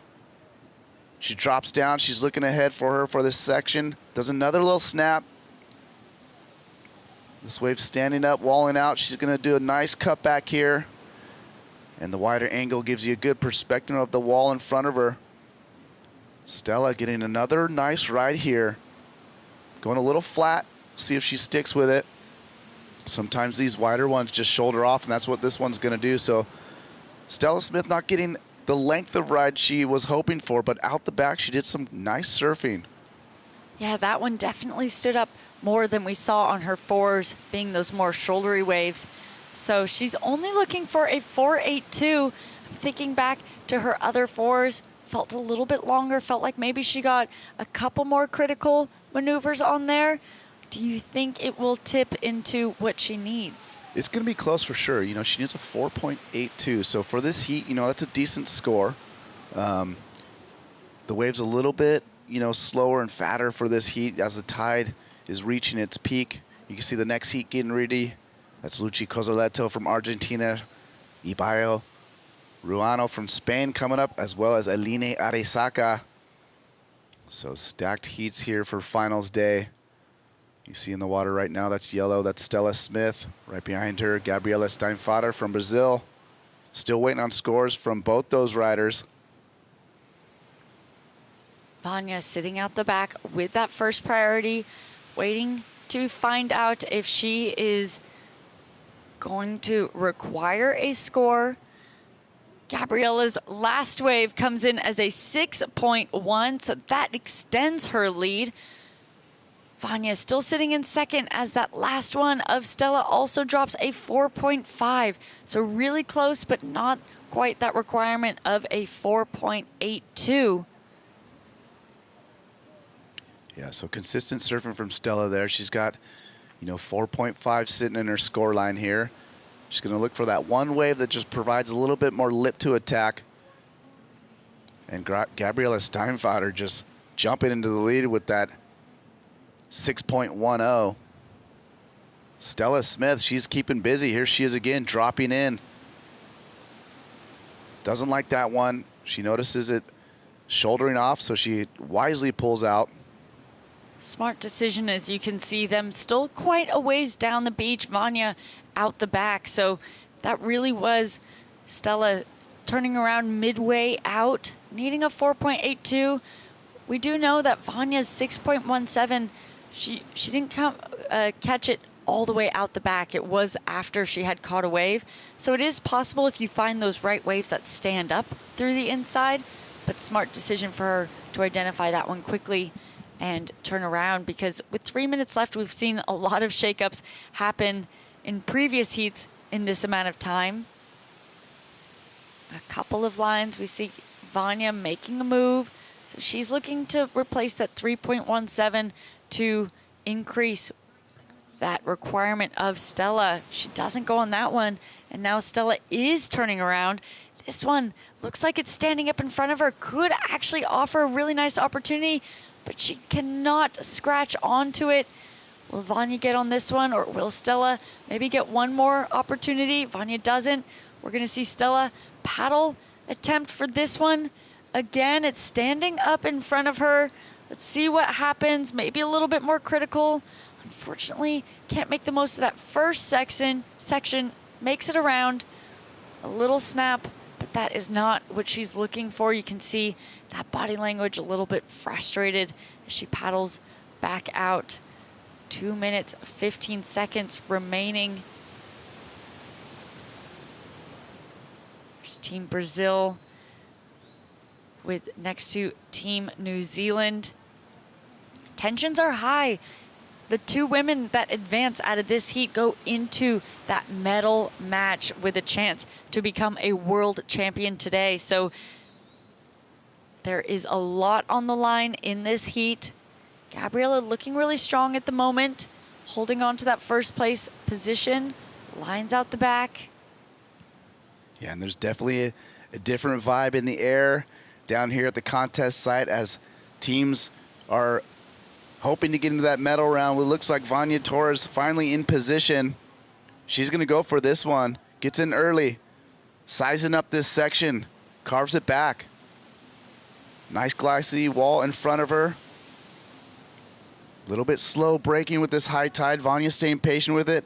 Wow. Nice little backhand tail slide. Times that one perfectly. Vania with another snap. She's going to ride this one, keep with it. She's eyeing the section here, hoping for the reform. Just doing some busy work. Flowing into the section, waiting for it to form up for her. She likes the look of it. Another snap on the inside. The inside giving her some opportunity. We got Gabriela, heat leader, on another set wave. Team Brazil looking strong. Nice little carve for Gabriela. Deciding which side to put her paddle on. She goes for the roundhouse. Looks like the inside might form up. She's looking for it, switches it for this cutback. Coming here close to the beach. Let's see if she's got a closing section. Nice little snap. And she's gonna bow out right before the sand, so nice smooth surfing. Gabriela's looking stoked, tired. She's hoping that was enough with 10 seconds left in this one. Stella Smith looking for a score. A 4.82 is what's required for her at the moment. She's paddling, and she will get not into this wave. So that is confirmed. Stella Smith, unfortunately, bowing out here in the semifinals. Vania Torres gets a 7.5 on her last ride, the highest single wave score of the heat. That sends her into the lead. Still waiting for a score to drop from Gabriela, but it is confirmed Vania and Gabriela advancing into that final medal match. Both surfers will be going home with medals. So that's the first semifinal done. One more semifinal to go to find out who those surfers will be in the final medal match. Who will become a world champion today? You can feel that energy. Brazil is relieved. They have Luis Diniz on the men's side. They have Gabriela Stamfader on the women's side now. So stay tuned. We are seeing world champions crowned today. Action is alive. Let's watch Vania Torres on this one on our way out. Stay tuned.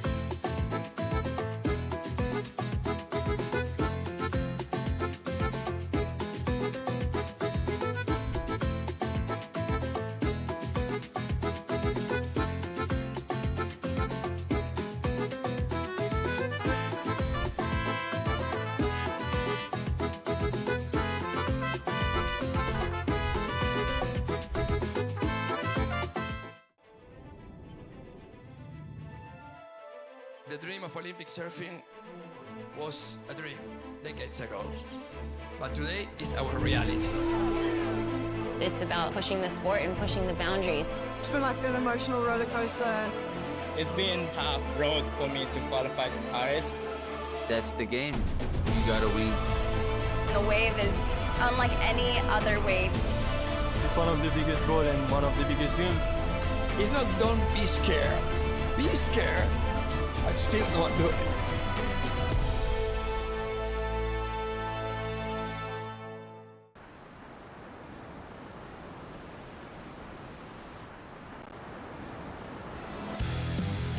Hello and welcome back. You are watching the finals day for SUP surfing as part of the 2025 ISA World SUP and Paddleboard Championship here in Surf City, El Salvador.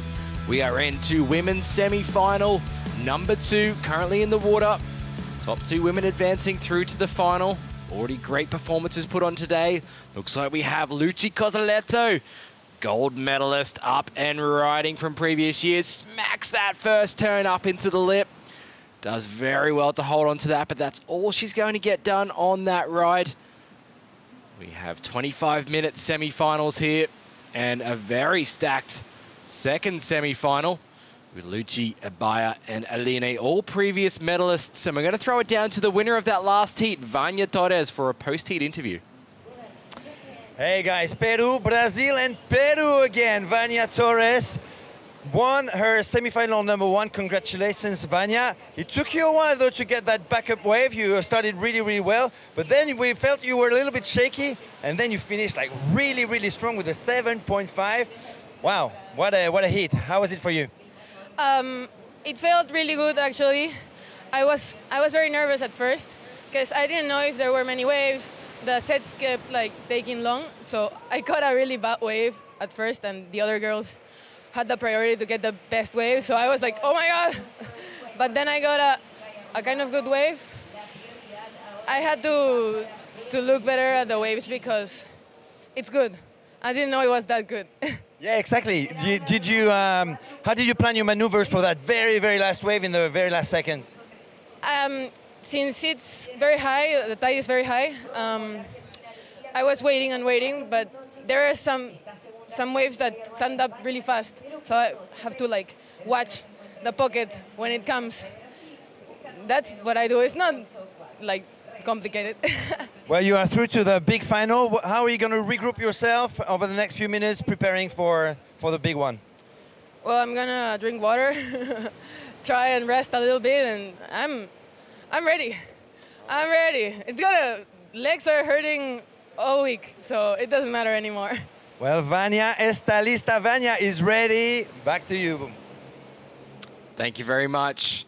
Vania Torres there, moving on through to the final. She put on a great performance earlier on today. Speaking that she didn't realize how good the waves were out there, Rachel. Yeah, yeah, it can be sometimes hard to decipher from the beach what that looks like, of what the good waves look like once you're actually out in the lineup, which is why it's been so crucial getting all this heat time and water time prior to the event, because these days can be really unassuming. You know, we can see that it's really clean and nice, but we see some of those sets shoulder off. Coming back to this heat, this is another look at that opening ride for Luchi Cosoletto. A really nice hit, really critical. Only one maneuver, but judges drop a 4.83 for it. Really rewarding its critical nature. That could even stay as a backup for her. Just that single maneuver, as you said, Rachel. A great score locking in for that wave that she first caught. She's going to stay busy as well. Having a look at that one on the inside, she is sitting in that third priority, so she does have the ability to hunt around on the inside there, looking for waves underneath priority. Just under 20 minutes now remaining. Just a small score drops for Ibaya Moreno of Spain. Ibaya, 2-time silver medalist, has a number of bronze finishes as well in previous years of the ISA SUP surfing. So she'll be looking to get a ticket into the final this year and have another shot at a gold medal. And of course, Aline Arisaka, also medalist She was a medalist in France in 2023. I believe she was a silver medalist there, just behind Luci Cozzoletto. So lots of experience in this heat in the water. Looks like another wave approaching. Luci, as we said, going to try and stay busy. Having a look at this one on the inside.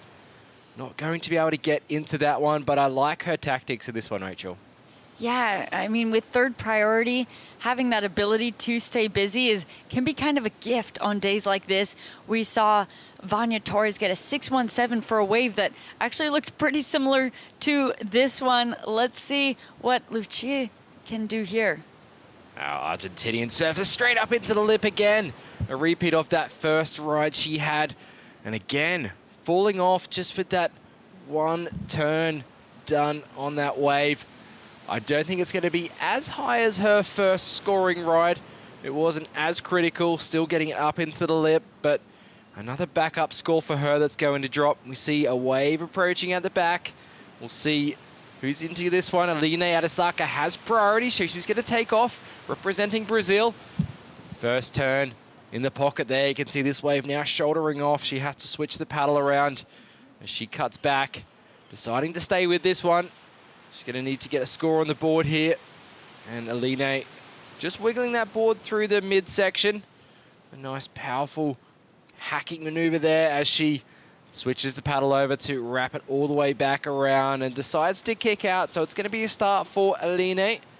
Not going to be a huge score to drop for her, but it's going to be a confidence builder. Yeah, and I like to see the activeness of Luci, you know, just getting those big one-hit wonders, but now she has the ability with 17.5 minutes to go out and just sit a little bit more patiently and putting that pressure on Ibaya now out the back without a score under her belt besides that 0.83, which will be a throwaway ideally. It's a nice position to make it back out to the lineup when you know you've already had 2 waves under your belt, and just putting that pressure on to perform. However, we saw the same situation for Vania Torres, being that person without really that score of substance, and we saw it change quickly into her being that heat leader as we see an opportunity here for Ibaya on a nice wave. Yeah, dropping down, overhead set here for Ibaya. First turn, just slashing off the top of this wave, drops right down to the bottom, utilizing the whole wave face as she gets another maneuver on the top. Now switching the paddle, cutting it all the way back toward the whitewater. You can see Ibaya just waiting patiently for another turn off the top there. As things start to get a little busier along the inside of this wave, Ibaya having the opportunity to get lots of work done on this one. You can see her just setting things up again, another turn off the top. A lot of the same maneuver happening for Ibaya, so not lots of variety there, but I like the outside maneuver on that first turn, Rachel. Yeah, really beautiful style. I love that knock knee, just has a lot of flow in between maneuvers. So like you said, nothing overly critical, but a nicely linked together wave, and that will feel good for her, at least just opening up her account. As we see a replay of this one. Nice slash. That was a beautiful opening turn. Brings it back around again, that knock knee style, just looking really beautiful. Switches the paddle around, going for some variety. Roundhouse, banks it off the whitewash. So I love those combination of maneuvers. Again, nice slash. Really pushing those fins down, using that paddle, leaning on that paddle for that higher degree of difficulty. Exactly what the judges are looking for. From this angle, actually, I like that wave even more. You can really see the criticalness of those maneuvers as we see Aline back up. Yeah, getting a second ride quickly after her first ride. Great first turn off the top, drops right down. That was a more explosive maneuver. Loving that turn there from Aline, and backs it up with another carve. So great start to this ride for Aline. Getting some major maneuvers done out the back, keeping that board moving all the way throughout the midsection of this wave, just staying with it. She can see something. No, she decides to kick out of that ride, but that's going to be a healthy score to drop for her. Now we have our 2-time gold medalist, Luci Cozzoletto, up and riding. You can see her in a great wave at the moment. Right in the pocket and again up into the lip. She manages to hold on to that one. Fantastic turns there from Lucci. I feel like that wasn't completed, Rachel. Yeah, commentators curse, right as we said she got that one. She just comes unstuck at the end. All that work done. So I don't think that is a big difference between complete and incomplete in terms of the score that we can expect from that wave. Judges wanting to see competitors ride out cleanly in control on their feet from each maneuver. And Lucci just unfortunately going down in the white water there. You could tell that she just didn't ride out of that maneuver with control, but got a couple of turns done before that. Let's take a look at a replay of Aline's wave. Yeah, really nice work done on the outside. The inside shoulder's off, so this section out here is really critical, and nice layback there. Brings the paddle around, wraps it around. This is where the wave starts slowing off, but she still finds opportunities to jam that tail. Again, wraps it around, nice speed. And you can see that face of the wave just angling and pushing her more and more back. So she's going to opt to cut out of that one. Let's take a look at this replay of Lucci's wave. Really nice opening turn, nice and clean. Love that. Straight into a hit. Gets to it a little bit late. Looks like she's going to ride out clean, and then just looks like she loses her footing right at the bottom of the wave. So still waiting for both of those scores that we just dropped. So Ibaya Moreno, she drops a 5.83 for her second ride. So that's a great score. Currently sitting in her score line. She's in second place. Still waiting on Lucci's last wave to drop, but also Aline has another wave to drop, and I feel like it's going to be one of the better scores of this heat so far. Those first two turns, really powerful on the outside section. There it is, a 6.9 drops for Aline Arisaka, puts her up into the lead. Lucci Cosoletto now in that second place. Still waiting on that last wave score to drop, but she did have that fall at the end of it. So Ibaya in that third position right now. Her requirement's going to possibly go up a little bit more. We'll see what score drops for Lucci's last wave. We are on the 12-minute mark in this heat, so 12 minutes remaining. And now all surfers, except for Ibaya with two waves in their scoreline. Ibaya just with that 0.83, she's going to look to drop that. She is sitting with first priority out in the lineup, and that's a good feeling. And a 4.37 drop for the last of Lucci. She's staying really busy, paddling, having a look at this one. Opts not to go on it, with potentially an opportunity for Ibaya now to build upon that 5.83. She has first priority. This wave here, you can see peaking out right where she's taking off, drops right down to the bottom of it. That first turn, I love the way she pushed that board all the way back to the white water. Things starting to get a little slow now on this wave. Let's see if Ibaya has selected a wave that's going to stand up more on the inside. Another slashing maneuver. Here we go. Ibaya Moreno on the inside track there, getting lots of speed. As we see Aline on the outside. We'll stick with Ibaya. Great turn there, switching the paddle as she cuts all the way back around to the white water, rebounding vertically into that. Now Aline Arisaka at the back. That's going to be her fourth maneuver, I believe, on this wave so far. As she brings it through this wave, standing up steep. This high tide providing the goods for our athletes in the water.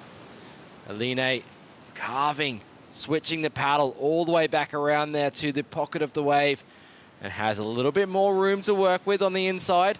As she gets one more turn done before that end section, you can see the backwash coming off the wall. Aline is on fire. That's definitely going to improve upon her 4.33. Yeah, getting a glimpse of the work that she was able to do on the outside while we were also following Ibaya's wave. Looked really nice on the outside. So feeling really good with that 6.9 already. So we see Kapono Fukuda preparing for the men's final. An opportunity to become a world champion here. You can see just trying to handle that pressure. Yeah, he's only 18 years old, so really young surfer out of Japan, coming up against some big names in the final of the men's SUP surfing. 9.5 minutes left in the women's semi-final number 2. Lucci Cosoletto on screen. Again, up and riding here. Looks like she's found herself on a nice wave. She gets up into the lip. Great first turn. To start this off, she decides to switch the paddle. Oh, beautiful carving maneuver on that steeper face. But things start to get a little slow here. We'll see if Lucci can link this one through. You can see a bigger set rolling in behind her. And Lucci now staying busy toward the inside of this wave, wrapping that board back around and again switching the paddle, leaning on it as she just transitions from rail to rail throughout the inside here and comes to the inside. So Lucci, we'll see if that wave improves upon her scoreline. I feel like those outside maneuvers were really, really well performed. The only surfer who has not been able to break out of that 4 range, you know, she's done really excellent surfing on those waves. It's more of just what those waves have or have not allowed in opportunity. So that's the first one we've seen her take all the way to the beach. We'll see how that reflects in that scoreline. She makes her way back out. 8.5 minutes left. There's still plenty of time, but pressure's on her at the moment, requiring a score. Yeah, looked like she had great wave selection. Bigger sets behind her that closed out. So here we go, Rachel. Talk us through that first turn. Nice opening turn. Love that she leans back on the paddle, wraps this one around. Great variety in the pocket of the wave. That's what the judges are looking for. So she got a lot of work done when there was that opportunity. It just slowing down here. And this is where now she's just trying to milk it for everything that it will give to her, taking it all the way to the beach. But really those 2 money turns were those outside sections. Really nice. Loved that variety from her. Loved that criticalness. Great patience off the bottom. Again, coming back around, you can see her read that wave in real time, have the paddle on one side, and then decide to move it over to the other side, because you're watching her in real time read, what is the wave requiring of me here? Maybe I'm going to do another hit. Actually, I'm going to wrap it back around. Just love how fluid we saw her link those maneuvers together. No stranger to finals day appearances here. Lucci Cosletto looking to improve upon a 4.37. We have scores dropped in for Aline Adesaka, a 7.60. Alongside her 6.9, that puts her out into the lead. And we'll see if Lucci's last wave can get her up into advancing positions. She was looking for a 4.94. I feel like with the caliber of those first 2 turns, it is going to be a score bettering her 4-point rides currently. So we'll wait for that score to drop, and we'll just see a replay here of Aline. I mean, I think the point of difference on this wave, having it go up into that 7.6 range, is how long it stood up for. We saw maneuver after maneuver. I mean, she's on her 4th maneuver. That wave's still standing up for her. Goes up again and around. Beautiful, just carving into that one. The spray coming off of her rail, indicating how much power she is putting into those turns. Using the rail, the paddle, all really fluid. All the way to the beach. That's the highest single wave score of this heat so far. She has the 2 highest single wave scores of the heat, so that has her sitting really comfortably in that first position at the moment. Well, we just had a score drop for Lucci Cosletto, a 7.33 for Lucci, so she's comfortably in that 2nd position. And now Ibaya in that 3rd place. That's that elimination spot. She's looking for a 6.34 in order to overtake Lucci to progress through to the final. And she has first priority out in the water, so she'll have choice of a wave that comes through. Just coming down to 5 minutes, 10 seconds remaining. But Lucci, again, just staying busy. Wants to improve upon her 4.83, make things a lot tougher for Ibaya. Dropping down on this one. So you're switching the paddle for that first turn, wrapping maneuver back into the white water. Ibaya up behind her. Lucci coming out. Ibaya, a nice turn on the outside. And again, she has more wall to work with. Fantastic second turn on her way, definitely, to progressing through this heat if she can continue on and add a little bit more scoring potential. Almost falls on that one. You can see the board just wobbling a little bit, but another turn in the pocket. Ibaya carving back. The wave starting to really turn on here in El Sunzal. Ibaya kicks out. Rachel, I feel like that might just be enough. Oh, that just might be a 6.34 she needs.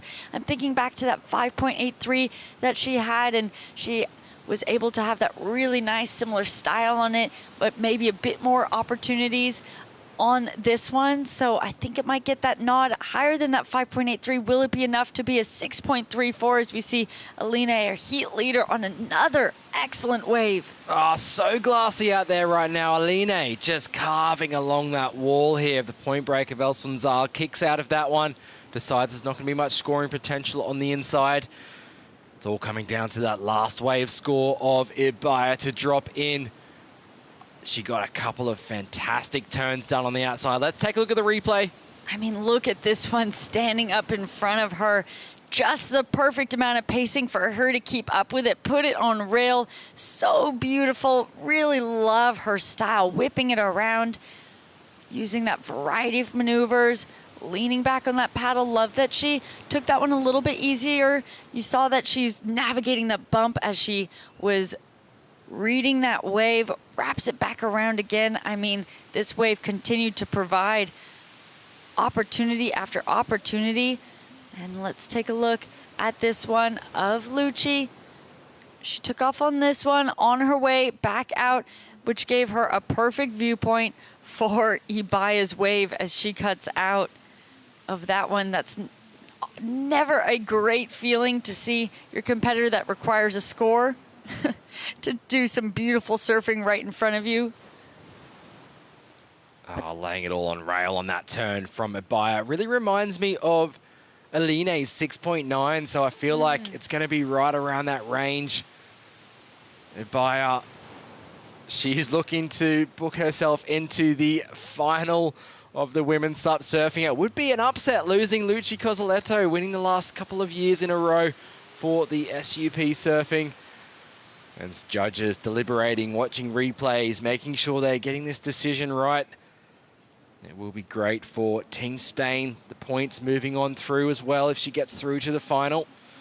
But it is currently Aline Adisaka out in front, 7.6 and a 6.9 in her scoreline. And there it is, the score drops. It's a 6.2, so just underneath the requirement that she needed. Now looking for a 5.97 in order to overtake Lucci Cozzoletto. And look at these tactics. Lucci is now sprinting her way in. She's going to sit on Ibaya for those last minute and 40 seconds. Great heat tactics here by Lucci, showing her experience. It's the move of a veteran with first priority. She doesn't want to give any sort of opportunity, knowing that Ibaya has that ability to do so if given the opportunity. So with priority, this is where you can start to use tactics.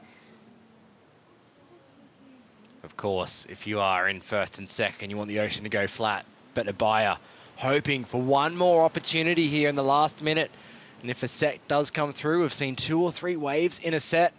A couple of little bumps approaching the lineup as we take a look over our shoulder here from the booth. And as we start to see the drone pan around, you can start to see some little bumps there approaching. So we'll see if this does reach our competitors in time. Ibaya will have to turn and try and sell. Oh! She just falls there. She's going to have to get back up quickly. A couple of little bumps. Of course, almost a 6-point ride needed to really having to match that previous wave, which was a larger set wave.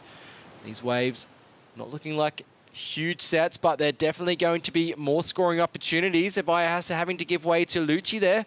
Lucci Cozzoletto up and riding on a left. To see it, just a great first turn there for Lucci. Throws it up into the lip. She goes down on that one. Ibaya now caught in the inside in these sets. She's not going to get another opportunity.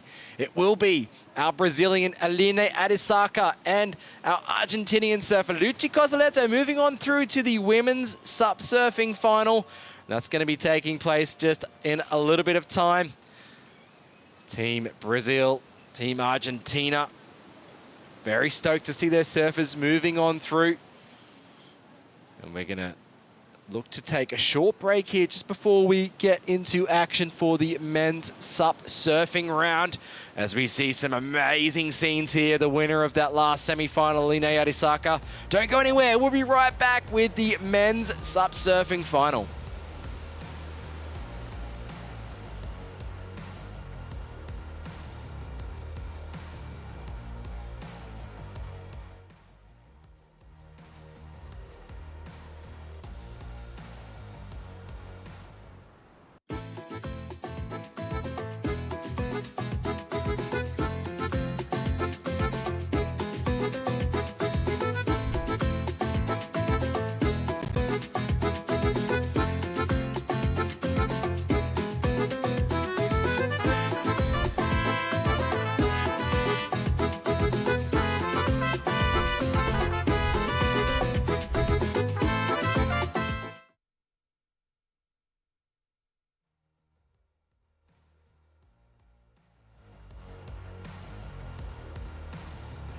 Here for our SUP surfing division, the ISA World SUP and Paddleboard Championship here in Surf City, El Salvador. We saw Aline Arisaka and Luchi Cosoleto moving on through to the women's SUP surfing final. We're going to turn our attention now to the men in the water. This is going to be our medal heat, crowning gold, silver, bronze, and copper. Tamil Martino of Peru in the red jersey, Kapono Fukuda of Japan in the blue, Luis Diniz of Brazil in the green, and Max Torres of Puerto Rico in the white jersey. Two previous gold medalists here fighting it out. Luis Diniz of Brazil, three-time gold medalist here for SUP surfing. Max Torres, of course, the reigning gold medalist of 2023 in France. Tamil, no stranger to SUP surfing finals. He had a silver medal back in 2013. Done some great surfing to find himself here in the final. And Kapono Fukuda, my underdog pick, makes it through as well to the SUP surfing final. There's the buzzer, 30 minutes on the clock. Dave Bainey in the booth here to call the action alongside myself. It's going to be an exciting 30 minutes of SUP surfing, Dave. Yeah, Bo, men's final. It's the big show. And we got some veterans as well as a fresh face, as you mentioned, Kapono Fukuda from Japan. Definitely a standout through this event. He's going to have a tough task, though. Tamil Martino, as you mentioned, a silver medalist, a lot of experience there. Luis Diniz, multiple medalist, and Max Torres, the reigning gold medalist. He's feeling it. And these guys are already kind of pushing each other up the point there, Bo. Yeah, they really are pushing themselves deep to start things off. Of course, when a heat begins, there is no priority established, so you kind of have to fight and jockey for position out there in order to get the inside position, but these athletes pushing each other deep, and then we might see a couple of breakaways here. We did see Luis Diniz earlier on in his heat, and Kapono taking almost over to the left here, but it looks like we will get a start here for the men's final. It's going to be Kapono Fukuda. No, Max Torres on the inside there. But he's caught behind a little bit to kick things off here. Is there going to be a bit of scoring potential? There is. He's huge turn in the pocket, but goes down. As now we see Kapono Fukuda up and riding of Team Japan, up and over that section there. A little bit mistimed, doesn't get the clean exit he would have liked from that turn, but finds himself a bit more open face to work with now as he links this wave together. And he has a bit more wall to work with. Unfortunately, you could just see his back foot slipping off there. Yeah, Kapono going for it, though, blowing the tail out. Tamil Martino in red, up and riding on this one. He's got a big wall to deal with here. Speeds down the line, looking for the re-entry. Big one for Tamil. Same thing, caught behind here. These guys definitely pushed themselves a little bit too more deeper than they would have liked. This one kind of shaping up. Tamil pumping hard. Trying to get to the section right here. Still behind that section, so Tamil is sticking with this one. See what he's going to decide to do. He did have that one re-entry. He's going to pull out of there. So a little bit of a shaky start for the crew right now. that's a lot of ground covered for not much reward at all. So he's going to look to get himself out the back. Looks like more lines approaching as well as we move through the men's final. These ones are coming really wide. Our athletes out the back now. Currently, Luis Diniz very deep on the point, looking like he might not even be able to get across to these sets coming in to the lineup there. Alongside Max Torres now also out the back. He's trying to get himself into position for this wave. Looks like he might be in a better position than Luis, but Luis looking at a left, opting not to go. Max Torres now, our reigning gold medalist, up and riding, having a look at this one, stepping on that back foot, just stalling it a bit. Nice. Oh, almost got into the air with that one, but his feet slipped off again. So what I'm seeing here, Dave, is that the SUP surfer just upping the level. Now Tamil Martino on the inside, finds a wave halfway out, wrapping that board around. It's going to be the first score of consequence on the board. And Tamil there just rebounding off the water again, switching the paddle, getting back up into the lip there. And we see him again. This wave just a little bit flat, so having to opt for a lot of cutbacks on this one. Decides to push the tail there, leaning back on the paddle. And now he gets himself up to the top of the wave, sliding, laying back on the paddle. He's going to get one more turn in just to finish off the back of that wave. And it looks like we had Luis Diniz up behind him as well. So all surfers now getting scores on the board. Yeah, and Tamil Martino been doing a good job all event long, getting kind of like these baseline scores to get his heats going. A little bit better rhythm for Tamil on that one, riding all the way to the beach. He's gotten a lot of rides like that through this event. Did see a quick one from Luis Diniz. We're going to see the replay here. Looks like he gets a little setup turn right here. A little more foam on this one. Gets another snap. Let's see what he does here off the bottom. Nice hooking backhand turn right there. Gets another carve. So Luis Diniz getting pretty loose on this one. Paddle gets stuck in his leash for just a second, but nice combinations through the inside right there. So Luis Diniz kind of opening it up. We'll see where that score lands for him.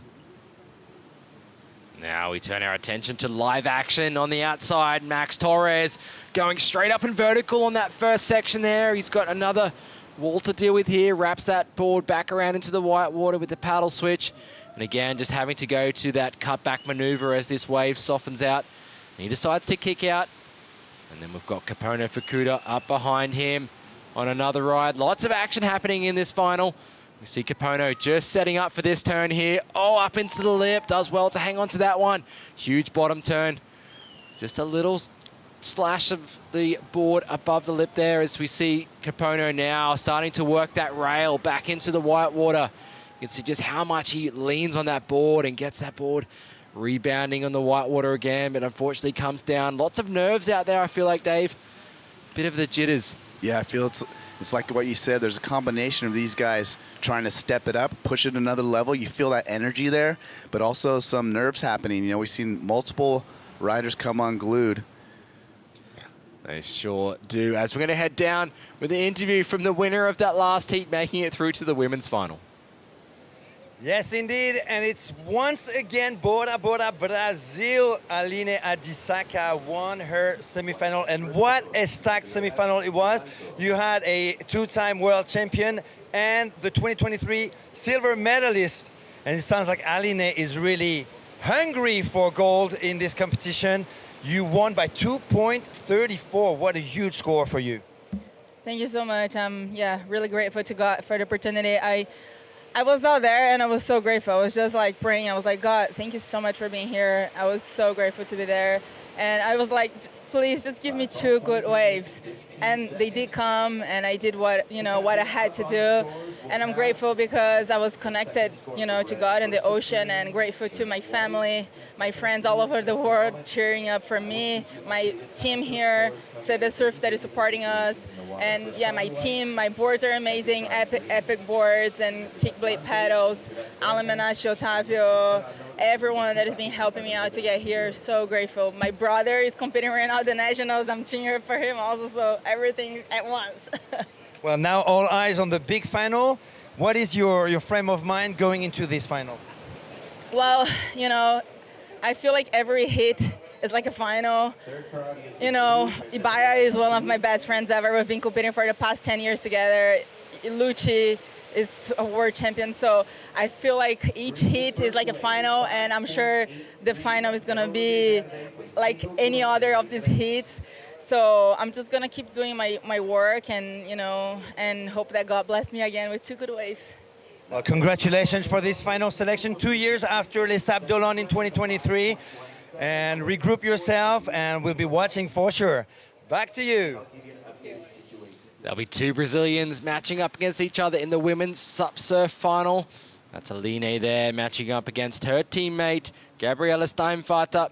And they'll be up against Vania Torres and Luci Cozzoletto coming up after this men's final. And we'll get you caught up with the scores starting to drop after that flurry of waves to kick things off here in the men's final. We see Luis Diniz locking in a 5.83. And then Tamil Martino, a 5.17 alongside his 3-point ride. Capono Fukuda now locking in a couple of scores, a 4.43 and a 2.67 for his first ride. And then still waiting on that last wave from Max Torres. We'll see if that is going to be enough to put him up into the lead. Looking for now a 7.17. So those scores are for the athletes to go up into gold medal position, not just advancing. This is the men's final. Now Tamil Martino on the inside here, looking for his 3rd wave as he fades back in, gets a nice carve in the pocket there. As you can see, he switched the paddle, showcasing the judges. He's got a little bit of variety in his surfing. And again, just carving his board back into the white water. This wave starting to slow down a little bit. So now he's still relying on that cutback to continue on through that wave. He's got that cutback on lock. He's just going from one rail to another. Capono Fukuda up behind him, pushing hard with that back foot, slashing that board up into the lip. This wave stands up for him. He's done some really great linking maneuvers there on the inside, Dave. Yeah, both riders getting some scores under priority. That always got to feel nice. And it's kind of cool, you know, if you could sneak one in between the set waves. You know, a lot of these surfers use that as an opportunity to really push it and kind of go for it, knowing that it's not like a genuine set wave, but a lot of times, you know, you could sneak a good score there. So both surfers staying busy as we got Luis Diniz and Max Torres out the back, still waiting for those sets to roll in. Max Torres drops a 4.03 for his last ride, so still in that 4th position, but only looking for a 4.15. Let's look at this replay of Tamil. Yeah, fading back Tamil. Sets that rail, does a nice down carve there. Little layback snap. We've seen that before from Tamil here. Nice wrap around there. So solid surfing, smaller wave. But right now, Tamil in 1st place in this heat. So just applying more pressure. You know, a lot of times you stay busy, and for your fellow competitors, if you're just standing around, you know, waiting for waves, you know, it could start to rattle you just a little bit. And then same thing, Capono, he's in 2nd place. So the heat leaders staying busy, applying that pressure, keeping their foot on the pedal here. And you saw Capono just throw it into the lip. That was a really nice turn for him, and just does some signature snaps through the inside. Gets another little lip blast right there. So he's stoked. Looks back at the team, and they head back out there feeling good, being in 1st and 2nd. I mean, Capono got a lot of work done on that wave. Some really critical surfing. It was a smaller wave, though, so judges are going to take that into consideration, but I love the work he got done on that. You see him linking from maneuver to maneuver. We'll see if that's going to improve upon his 2.67 or even go up into his highest wave score above a 4.43. As we're still waiting on Tamil's last wave. He's looking to improve upon a 3-point ride. Wait for judges to lock in those scores. Of course, the judges have access to replay systems, able to compare waves between athletes in this final. So they're going to make sure that they take the time to get it right as we have a little bit of a lull in the action here. But as you said, Dave, you want a lot of these athletes, and especially Tamil, staying busy, trying to get himself onto lots of rides, give himself an opportunity to at least apply some pressure to the other competitors here. He's no stranger to competition surfing. But we do have Luis Diniz and Max Torres in that 3rd and 4th place at the moment. They're going to play the patience game, just with one score really of substance in their scoreline. Just looking for small scores to get up into the lead at the moment. 17 minutes left in this final. Beautiful conditions, Dave, for a SUP surfing event. Yeah, and with that opening flurry of action, this heat has kind of tapered off and has been a little sleepy through the last few minutes here. You know, the high tide still kind of lingering around, but the conditions are just amazing. Look how glassy it is. We've seen some incredible rides here, and all surfers patiently out the back. It's a good angle from this vantage point. You can see the surfers, they are not sitting down. They're actually sunken down to their waistline. Gives that illusion of, you know, they look like they're shortboarders sitting on their surfboards there. You can see Max in the white, just such low volume boards. That is so hard just to stand there on your board. That thing is sinking up to his waistline. You can see Capono in blue, and also on the left in yellow, Luis, they're doing the signature squatting. That is legal. As you see on screen, the previous gold medalists from the SUP surfing division. Of course, Max Torres, Luis Diniz on screen there. Luchi Cozzoletto coming up in the women's final after this. We lost Benoit Carpentier from competition yesterday. He won here back in 2019. Then Luis Diniz took the medal, the gold medal, the 2 years previous to that, 2018, 2017. So he's a 3-time gold medalist, and he's sitting out there in 3rd place, currently with 2nd priority. First priority sitting with Max Torres at the moment. As we see score starting to drop, so a situation change out there in the lineup. Capono Fukuda, a 5.7 drops for his last ride. He's now in the lead. Tamil Martino drops down to 2nd after a 4.83 drops for his previous ride. Luis Diniz looking for a 4.3. Max Torres a 6.1 and Tamil a 4.97 to move into the lead. Here he goes now, up and riding Team Peru.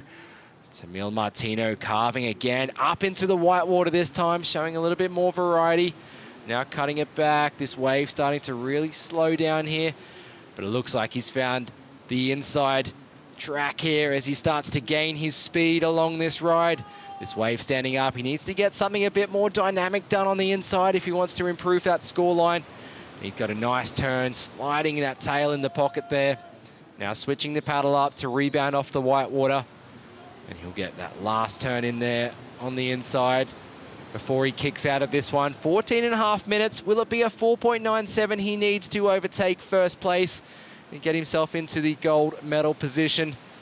We'll see the other SUP surfers repositioning themselves out there in the lineup now. Hopefully some lines approaching, looking like there might be a set coming through for these athletes. They need to make sure they're in the right position because they found themselves deep at the start of this one, Dave. Yeah, absolutely. And Tamil kind of recognizing this heat's a little slower, making some good decisions, getting some good waves beneath priority there. And as you said, Capono in 1st place. It's got to feel good to sneak in that 5-point ride under priority. You see Luis Diniz, he's been waiting as well. So he's going to take a look at this one. A little bit of a mid lineup wave he's finding, but he gets a lip bash right there, comes around with a lot of speed. Boom, big old fan on his backhand. Luis Diniz opening up on this, wrapping around. Inside bowl forming. Little bit of chatter in the face. He's got to deal and hop back in. Resets his rail, cars back around. So Luis Diniz with the fist pump, with the rally call. He's feeling good. He only needs a 4.30 with some vertical attack from that last one. We'll see where that comes in. But that's got to feel good. He waited quite a while for that wave. 100% Dave. He gets the score. Looking like Luis Diniz going to move up into the lead after this one. Look, watching this replay.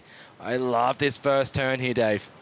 Yeah, what was sick about this, he was able to just kind of lip glide it, get all this speed, and he just sets this one up off the bottom and just boom, just tags that lip, big old fan. And the rhythm just keeps going. Another one, arcing, just kind of power snap. Here's another angle, the drone. We get the bird's eye view. You see how just critical that lip line was. And then just off the bottom, I love the spray that just comes off his board right there. And that power snap combination was just insane. Right here, it's a little frothy. You see him kind of hop back down, but it pulls up for him. And the fist bump is apparent. Double, triple, quadruple fist bump. We see heat leader, Kapono Fukuda, Japan dropping in, Bo. Yeah, up and riding Kapono. He's going to carve this one on the outside section.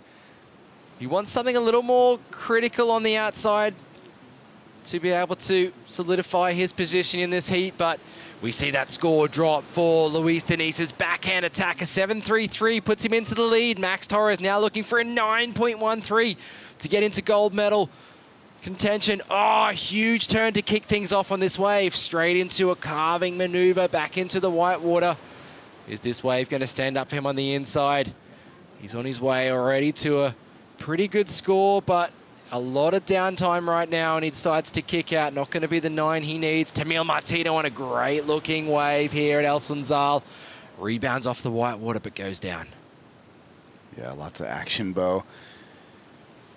Yeah, unfortunately, man, that first snap of Max Torres, he had a ton of speed and just laid into the rail. That was epic. Tried to set something else up, and the wave kind of ran away from him. Tamil up and down. And a little bit of the same story with Kapono as well. Had a good turn, and his wave just really kind of just faded out. So we're going to see a couple replays. Max just charging into this section with a ton of speed. Lines this one up. Has a little pause, but he just leans right into this snap. Just boom. Lots of power. The tail goes flying, and he's looking ahead. He's got this nice swooping arc. Again, you can see the shoulder fattening up a little bit. And right about there, he's like, dang it, I wish this thing was lining up. Gives it a chance here, but quickly realizes the ride is over. But Max, impressive turn right there. He decides this wave has no more scoring potential, decides to kick out of that. As we see Tamil there, but looking like there are more waves approaching. It's been really consistent in the last few heats of the SUP surfing. You are watching the men's final right now. If you're just tuning in, thanks very much for joining us. We have the women's SUP surf final coming up after this, and then moving into the technical races later on today. But we are going to have a look at Kapono Fukuda sitting with first priority out there, looking like he is going to take off on this ride. He's up and riding, fading back, waiting for this wave to stand up in front of him. He goes up for a first turn, just a little snap in the pocket there. Carving back into the white water. This wave has a lot of wall in front of him. He's got a huge section in front, bang, off the top of that wave. So 3 maneuvers on the outside section. Can he stay low and manage to get around this white water?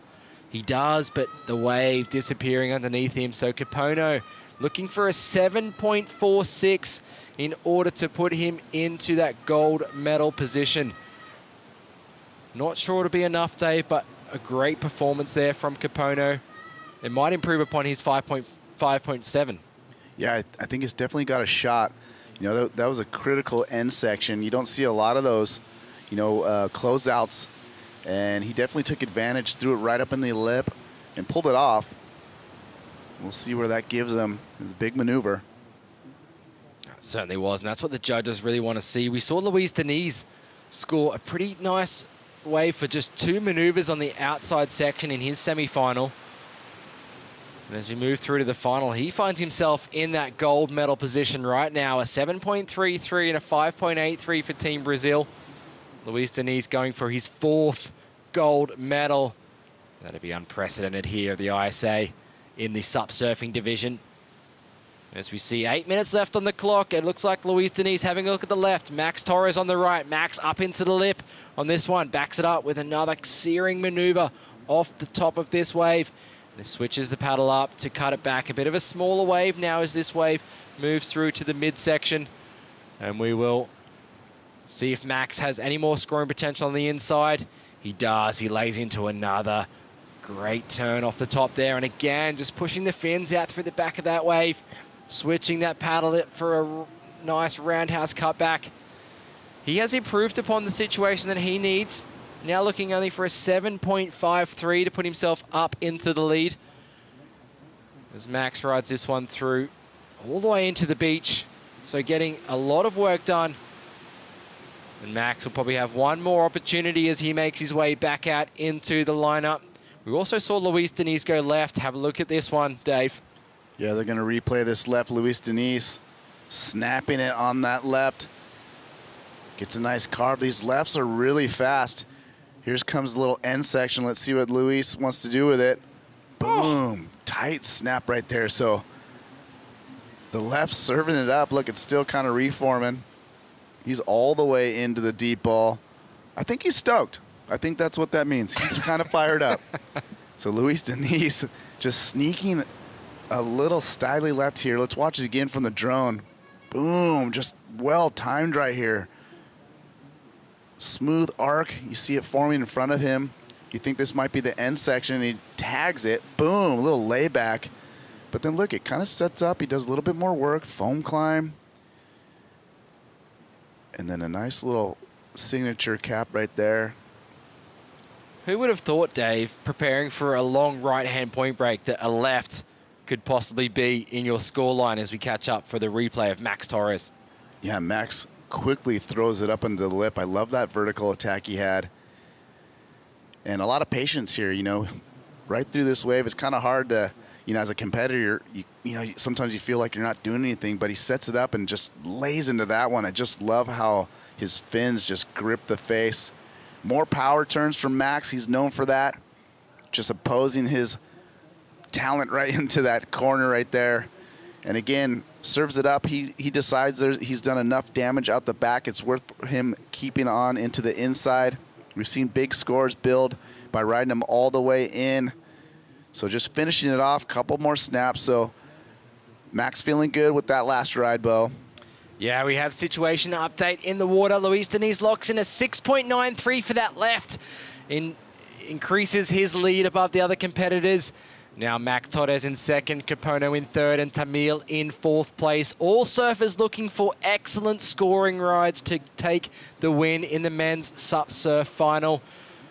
They will be looking to go for gold here in this last heat of the men, as we see even more sets approaching, Dave. So a lot of opportunity in this men's final for surfers to get the waves. I love that we are able to see all surfers putting everything on the line in this heat. Absolutely. And Luis Diniz definitely making that job a lot harder. All surfers needing at least an 8-point ride to overtake him for that gold medal. And I mean, to be honest, dude, Luis Diniz has not looked to himself this entire event. And as an athlete, you kind of want to start building and getting better and peaking at the right time. This is a perfect example of peaking at the right moment. This is the best informed Luis Diniz has looked all weekend long. And that left, he just ripped into it. And we got Capono, Japan, not digging that one. But you know what? Tamil's feeling it, so he's going to pick it up midway through. And it's lining up for him, Bo. Certainly is. One wrap off the top there. And again, just that carving maneuver back into the white water. Has to lean on the paddle, use it as a brace to stay in control of that as he makes his way around that white water section. He's got a little bit more opportunity here on the inside. Goes up into the lip there. That's what we want to see more of for the judges there. Going to reward that surfing from Tamil. So linking a few maneuvers on the inside there. A lot smaller wave, though, from Tamil, looking for a 9.09. Definitely not going to be that excellent score to drop for Tamil, but it might help his situation. If he can get a score better than a 5.17, it will help to lower the requirement needed in order to take the lead here in the final. 3 minutes, 20 seconds left on the clock. That leaves the competitors out the back. Capono Fukuda looking for an 8.56, currently with first priority out in the lineup. And Luis Diniz holding second priority. That is your current heat leader. The gold medal position. Luis Diniz going for his fourth gold medal. Max Torres in second. He's had a gold medal here in the 2023 edition of the SUP surfing. So he'll look to try and find an 8.09 to take the win. But it's a big, tall order, especially as we haven't had an excellent score drop yet in the final today. And we see Capono making his way across this wave just to peak. I don't think it's going to offer him up much in terms of scoring potential. We'll see. He uses his priority, Dave. Big error there from Capono. Yeah, that's absolutely going to be a huge error, unfortunately, for Capono. He needs that 8.5. Basically had the priority in his hands, and he didn't even get a turn off on that ride. So right now, Luis Diniz, that puts him into priority number 1. So he's in prime position in this final. He couldn't hope for a better spot to be in. Max Torres with second priority. Luis can play a little defense and keep him off whatever ride Max is looking for. So Capono opening the door here for Luis to capture that next gold medal. Yeah, that was quite an interesting move there from Capono to give away priority with just over 2 minutes remaining, but now we're down to 1 minute 30 seconds. Capono will have a look at this, but he has to give way if any other athletes want to take it. We'll see Capono going on this one. Needs an 8.56, an excellent score. He's going to give it all he has up into the lip here on that first turn, switching the paddle to carve that board back around into the white water. As he again just sets his rail to whip that board back around and again. So we're having to rebound off that white water, but that's all she wrote for that wave. 1 minute left on the clock. Not going to be an excellent scoring ride. We'll see if it puts him up into silver medal contention. But it is Luis Diniz currently off Team Brazil. You can see coach there cheering him on. He understands the competitors need excellent scoring rides, and Luis Diniz is going to do everything he can if a wave comes through to keep other competitors off it, if it looks like a good, excellent scoring ride, as we see Max here trying to improve his score. He needs an 8.09, stalls it to start as he makes his way through this one. This wave walling up in front, sliding, slashing maneuver up into the lip, now releasing the fins. A little bit more of a dynamic turn there from Max, backing it up with a cut back into the white water. You can see him stomping on the tail, setting things up for where the wave gets steeper. A great, powerful turn there from Max. Again, switching the paddle back into the white water. It is a smaller wave. Not sure if it'll be an 8.09. We'll have to wait because that's the buzzer of the men's SUP surfing final.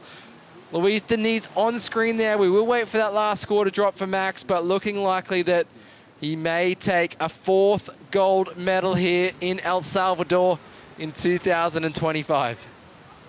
Wow, Bo. Luis Diniz coming alive in this final and doing it unconventionally on the left, solidifying his lead with that 6.93. As a fellow goofy footer, I got to give him a high five for that one. Took some guts to pick that wave, and he surfed it well. Luis Diniz still just relieved. You know, he knows he hasn't been in his best form, and he's just so happy to make it happen and finally get into the final and get in a rhythm.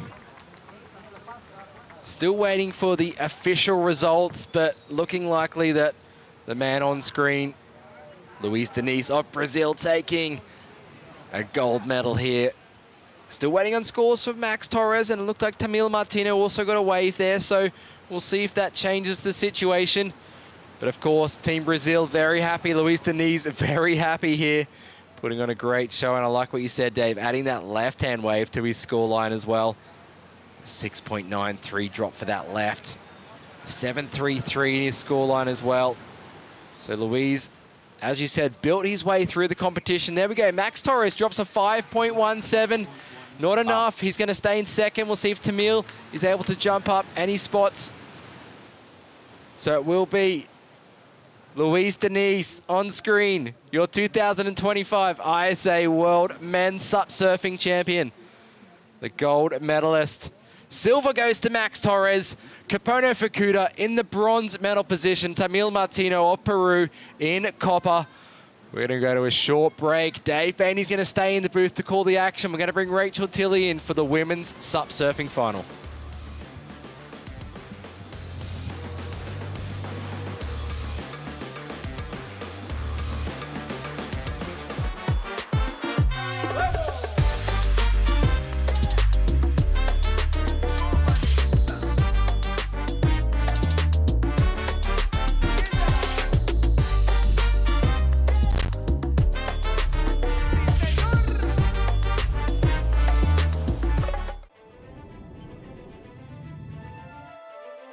dream of Olympic surfing was a dream decades ago, but today is our reality. It's about pushing the sport and pushing the boundaries. It's been like an emotional roller coaster. It's been tough road for me to qualify to Paris. That's the game. You gotta win. The wave is unlike any other wave. This is one of the biggest goals and one of the biggest dreams. It's not don't be scared. Be scared, but still go and do it.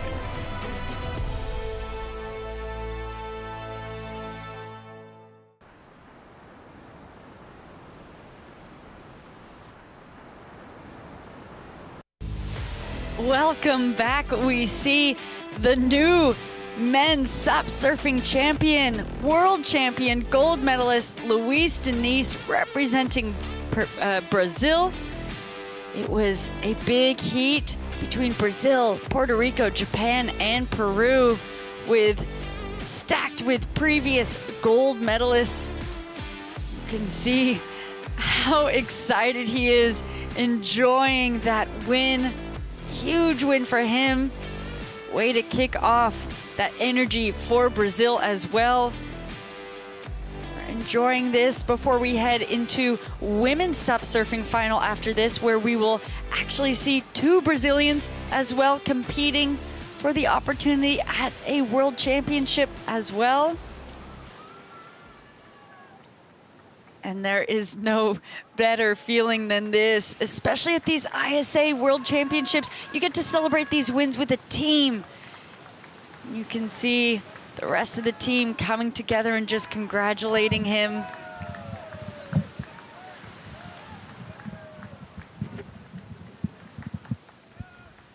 Cheering him up, the champion, Luis Diniz, flying that flag of Brazil proudly. Dave, there is no better feeling than this. Absolutely. Luis Diniz, he's got to be so stoked. Fourth gold medal for Luis Diniz. He doesn't want to share those things. He just wants to keep collecting those gold medals, and well-deserved. Luis Diniz looking so impressive during the final. Team Brazil taking a solid lead in the team standings here. And Coach Americo, you saw him counting down with us on the live feed. So stoked, so supportive. Brazil, the ever so passionate country.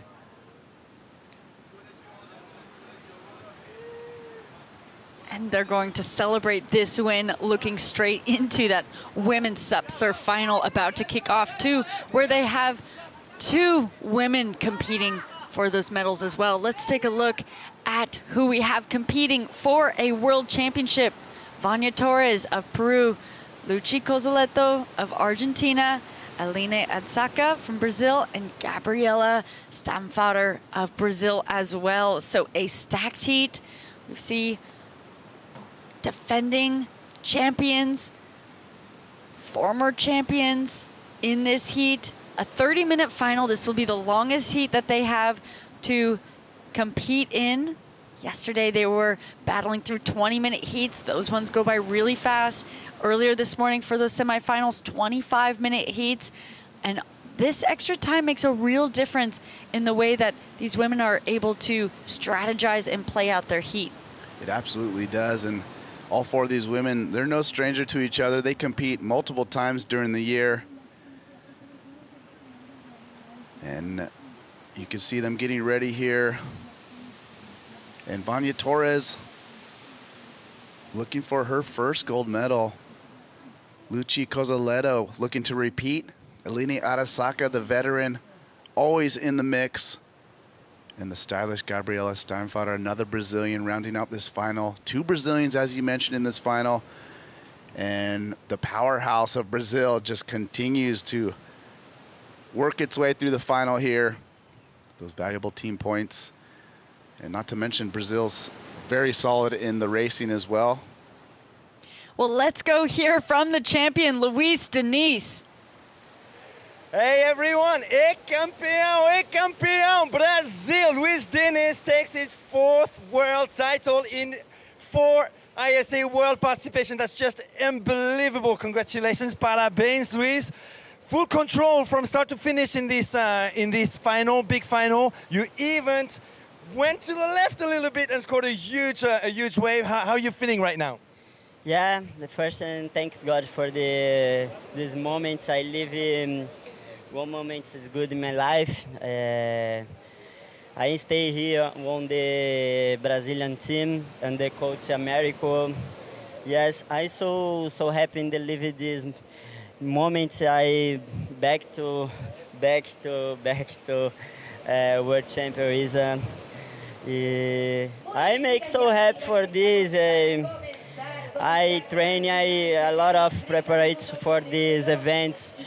I strong training, so big thanks my box in Brazil, CrossFit Guarujá, for the training very strong.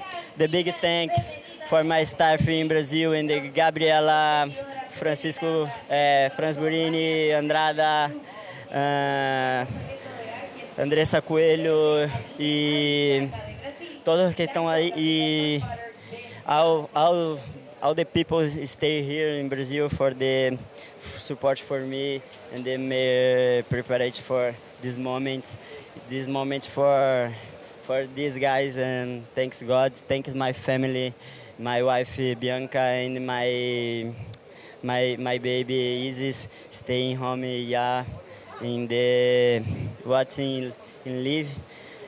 Galera, eu estou muito feliz, vou mandar logo um português logo, porque eu acho que é o momento. Antes de tudo, glória a Deus pelo momento que eu estou vivendo.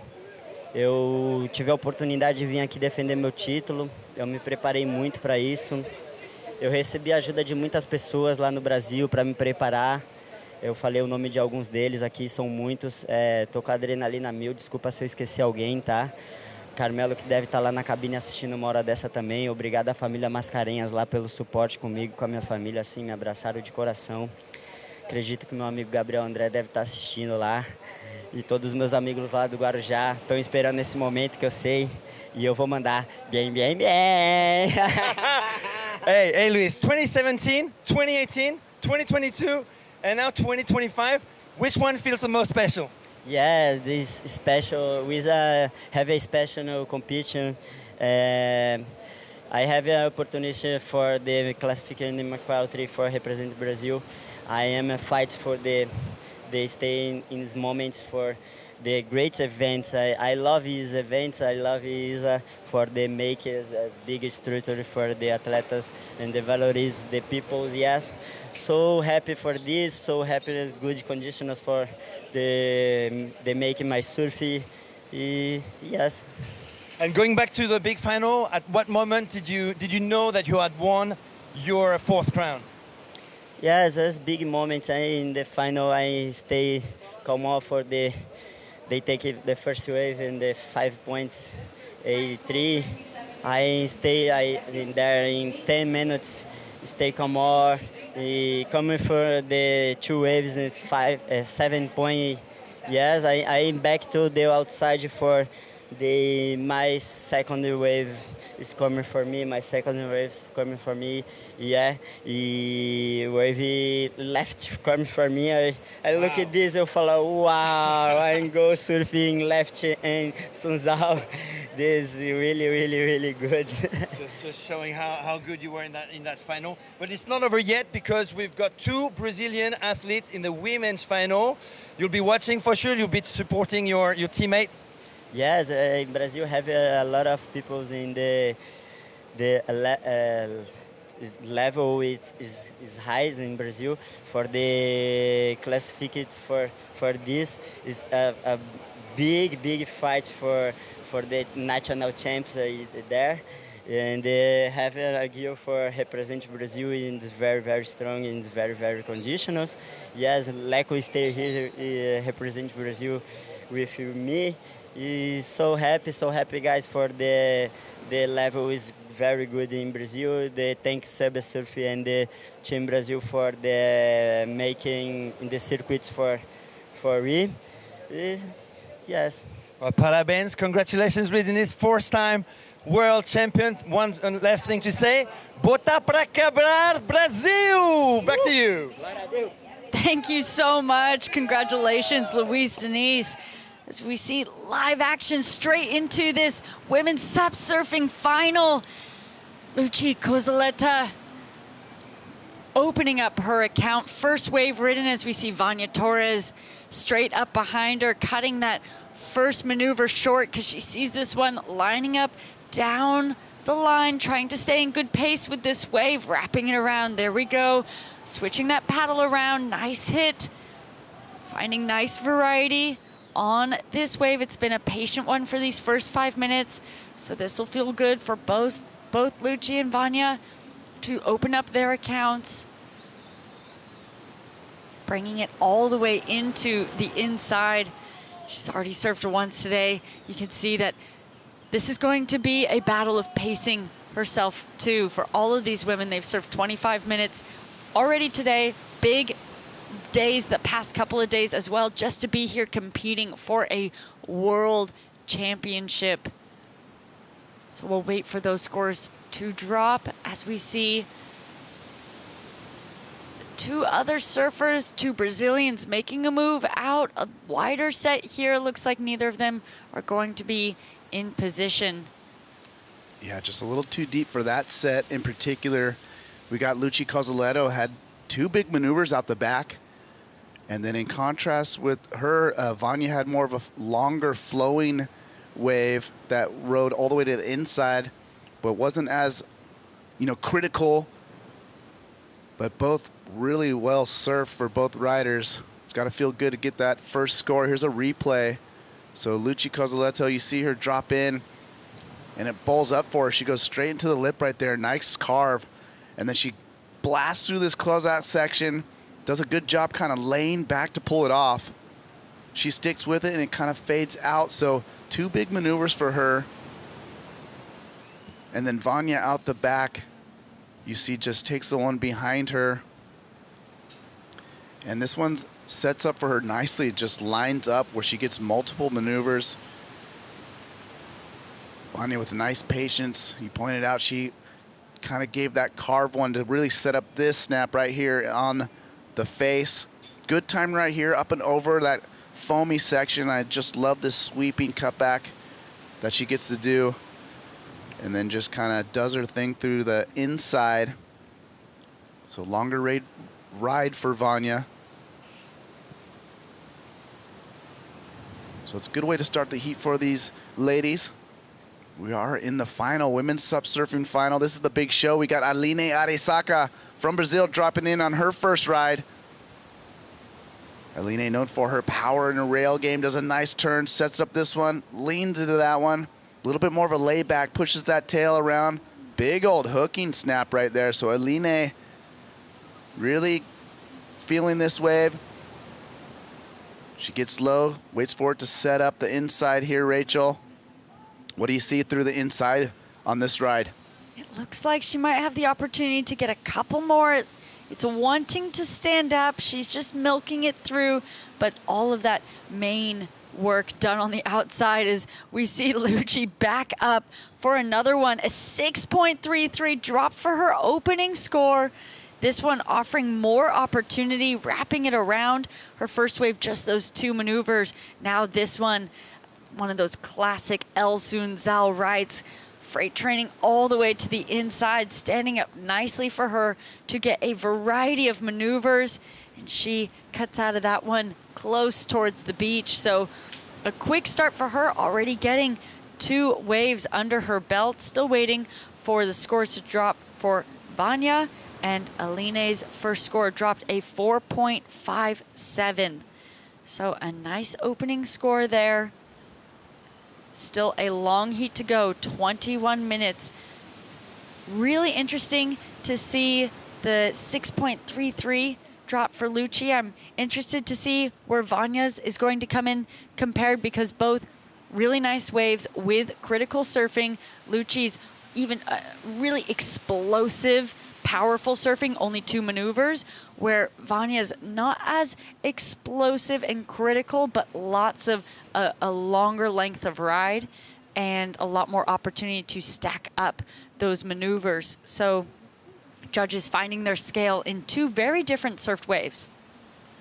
Yeah, we see Gabriela Steinfader, also from Brazil, on her first ride. Gets a decent carve right here. Setting this one up. Here comes the inside section for her. Nice carve setup for this bowl right here. Let's see what she could do with it. Lays into another turn. Nice little cut back there. So decent length of ride. Multiple maneuvers for Gabriela. She's sticking with this one. Gonna work it all the way to the inside. Shouldering off a little bit here. Gets one final turn. And she's gonna make her way back out. So yes, like you mentioned, we're still waiting for scores for Vania's first wave. Luci Cozzoletto kind of caught me off guard already dropping into that second wave. And her first turn looked really powerful. So let's see the replay right here. So she drops in and just hooks it around. I love how she just leans into that one, sets this up. Another one, she's got that signature kind of carve that she loves to do. Little variety there with a little bit of a layback kind of snappy turn. Another roundhouse. So Luci Cozzoletto from Argentina getting some work done early in this heat here. Judges still thinking about it. Here's a replay of Gabriela's first ride. This one drops through as a 3.73. I think the point of difference, while it was really well surfed, the wave didn't offer the same opportunity that we have seen from the other women so far. Really nice turn there. I loved that. Brings it back around. And then this is where it kind of starts to back off. And she stays with it, stays patient. Dave, with the longer heats, I think we might see the women in this heat stay with those waves as far as they can, because now they know that they have that time, whereas opposed to these shorter heats, they were maybe opting to cut out a little bit sooner so they can make it back out the back for another opportunity. But with a 30-minute heat now, only 18 minutes, 30 seconds remaining. Still waiting for that score to drop for Luci to back up that 6.33, but it's Vania who gets the second best of the exchange, a 5.07. So judges really liking the length of it, but that lack of opportunity to really go critical, reflecting in that compared to the 6.33. Yeah, and you can even see the second score, Luci Cozzoletto dropping a 5.73, so even higher than Vania's first ride there. Judges definitely liking more of that lip attack rather than the carve kind of flow. If you could combine the two, obviously that's the magic formula here that we've been seeing at El Sunzal.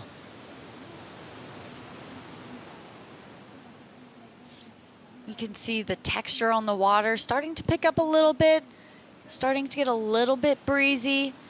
But of course, we are finishing the SUP surfing division here with the women's. We've just seen a world champion crowned with Luis Diniz from Brazil, waiting to crown a women's world champion now. We'll take a short break as the team prepares the race courses, and then for the rest of the week, we head into that technical and distance racing. So we will see juniors and SUP and prone technical racing taking place throughout this afternoon. But it's back. Focus into this heat. Lines stacking up.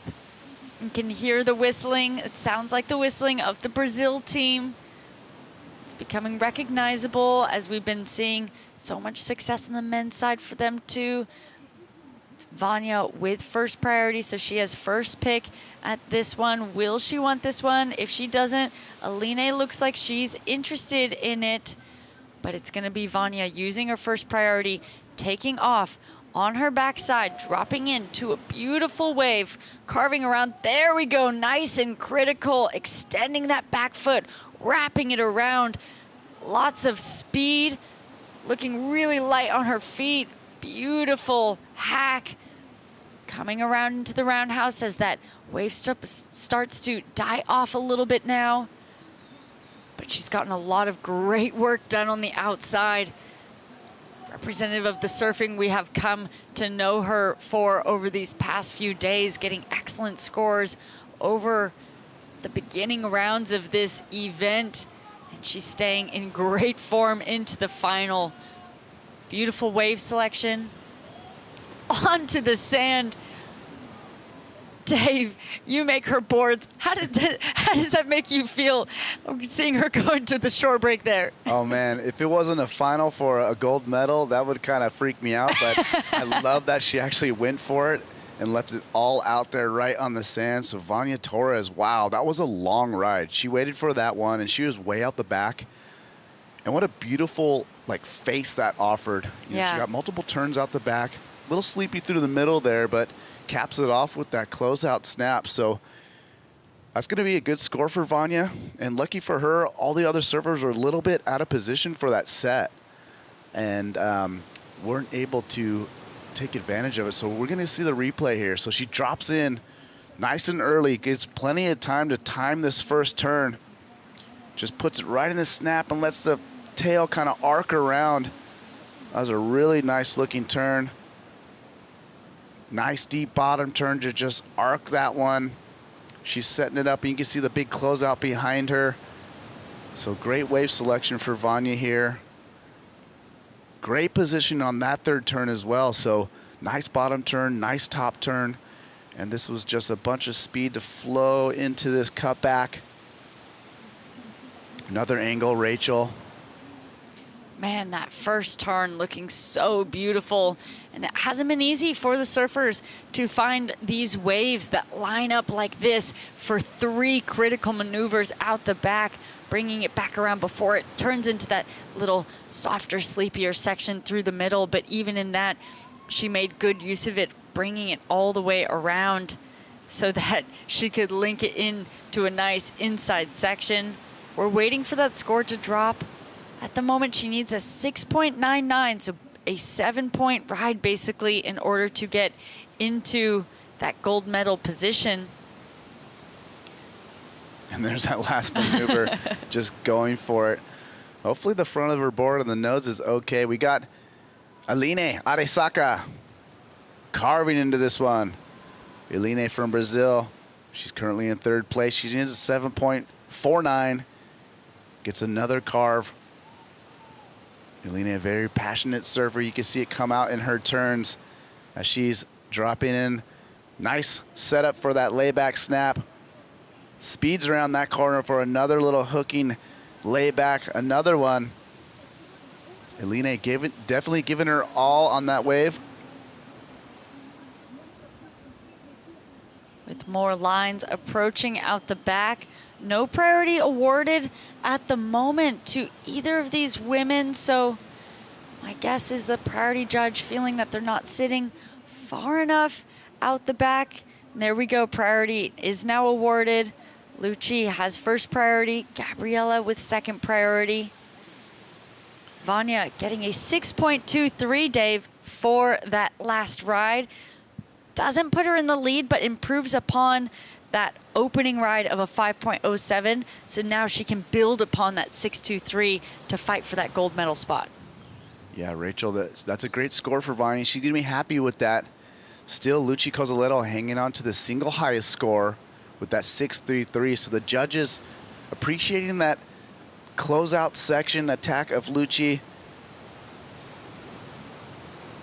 on her 6-point ride. We see her in blue right there, kind of looking at this wave. She's going to let that one go. She does have priority, so she's in the driver's seat right now. Good place to be, in the lead with priority. And Vania is going to be looking for a 5.84 to overtake for that gold medal. Aline is in the mix with a couple 4s. 7.49 is needed for her. And Gabriella Steinfader really looking to get going in this final. She's got one wave ridden, 3.73. So she's looking for a couple scores. Still plenty of time here, 11 minutes, 15 seconds on the clock. We are in the women's finals day here for the SUP Surfing ISA World SUP and Paddleboard Championships. To be honest, Dave, if I were any one of these competitors right now in their position, I'd want to be Vania in that third priority, only needing a 5.84. You know, this is sometimes where she has the ability to go under priority, as we're going to see Aline take this wave under priority, going straight off the top, wrapping it around for another one. You can see really trying to put that emphasis into that paddle, onto that rail. I don't think this one will go into her top two. A shorter ride. Still waiting. We'll wait for those scores as we see lines approaching out the back. But, you know, I'd say it's almost Vania with still so much time to go. She is able to be in that driver's seat of picking whatever wave she wants and try and build into that 5.84, where while sometimes priority is a luxury, sometimes it can have you waiting for a little bit too long. But we'll see what happens with this set now. It's coming a little bit wide. Will Lucci be able to get in position for this one? Gabriella's having a look. Lucci's turning around as well.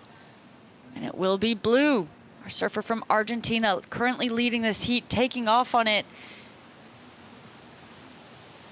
And looks like she was kind of sold into that with all the other women getting really excited about it. It had that nice, beautiful line, but unfortunately was not the one that she'd want to use first priority on, Dave.